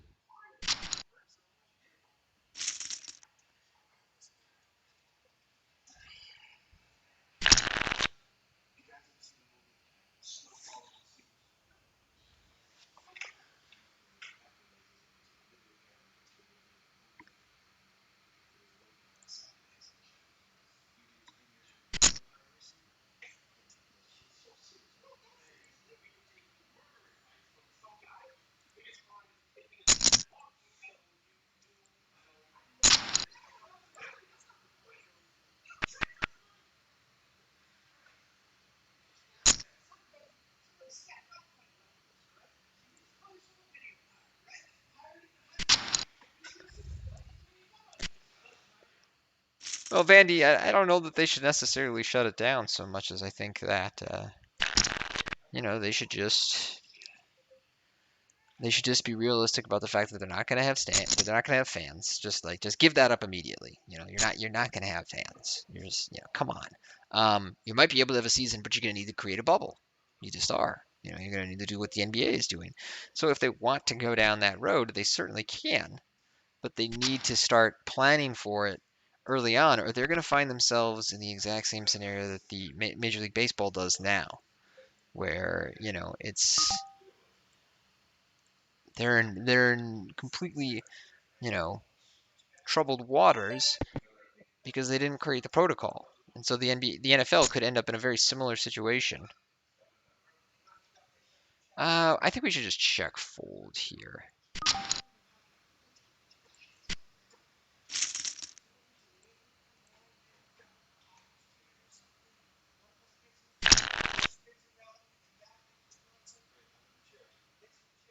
There you go, Lynch Cats.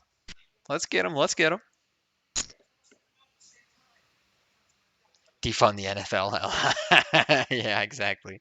Oh, man. They probably have, like, I'm forgetting, but I'm sure that they have some super shady tax exempt status or something.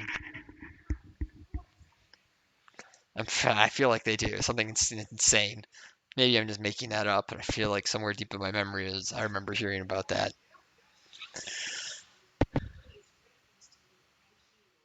I mean, I'm Surge M8. I'm so sorry to hear that. That really sucks. I mean, like, and it's completely nuts. It boggles the mind. Yeah, it's just too bad. Come on, webcam. Don't lose focus. No. Ugh. Let's see if we can tweak it a little bit. No, nothing. This works sometimes. You do the, like, hand thing. Come on. Try it one more time. Sometimes that works. Just like, all right, pull it back. Pull it back. Pull it back. Maintain the focus.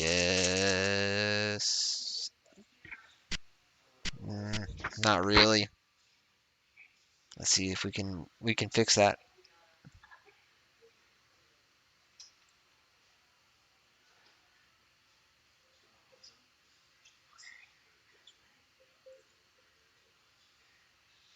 That did not fix it.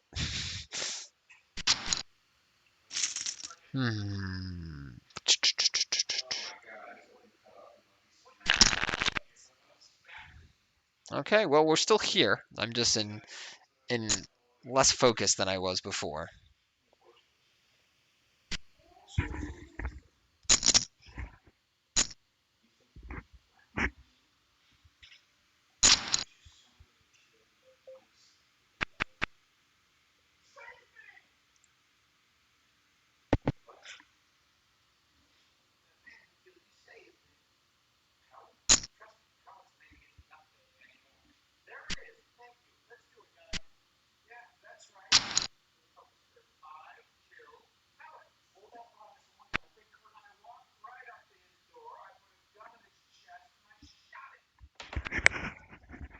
All right, that's looking a little bit better.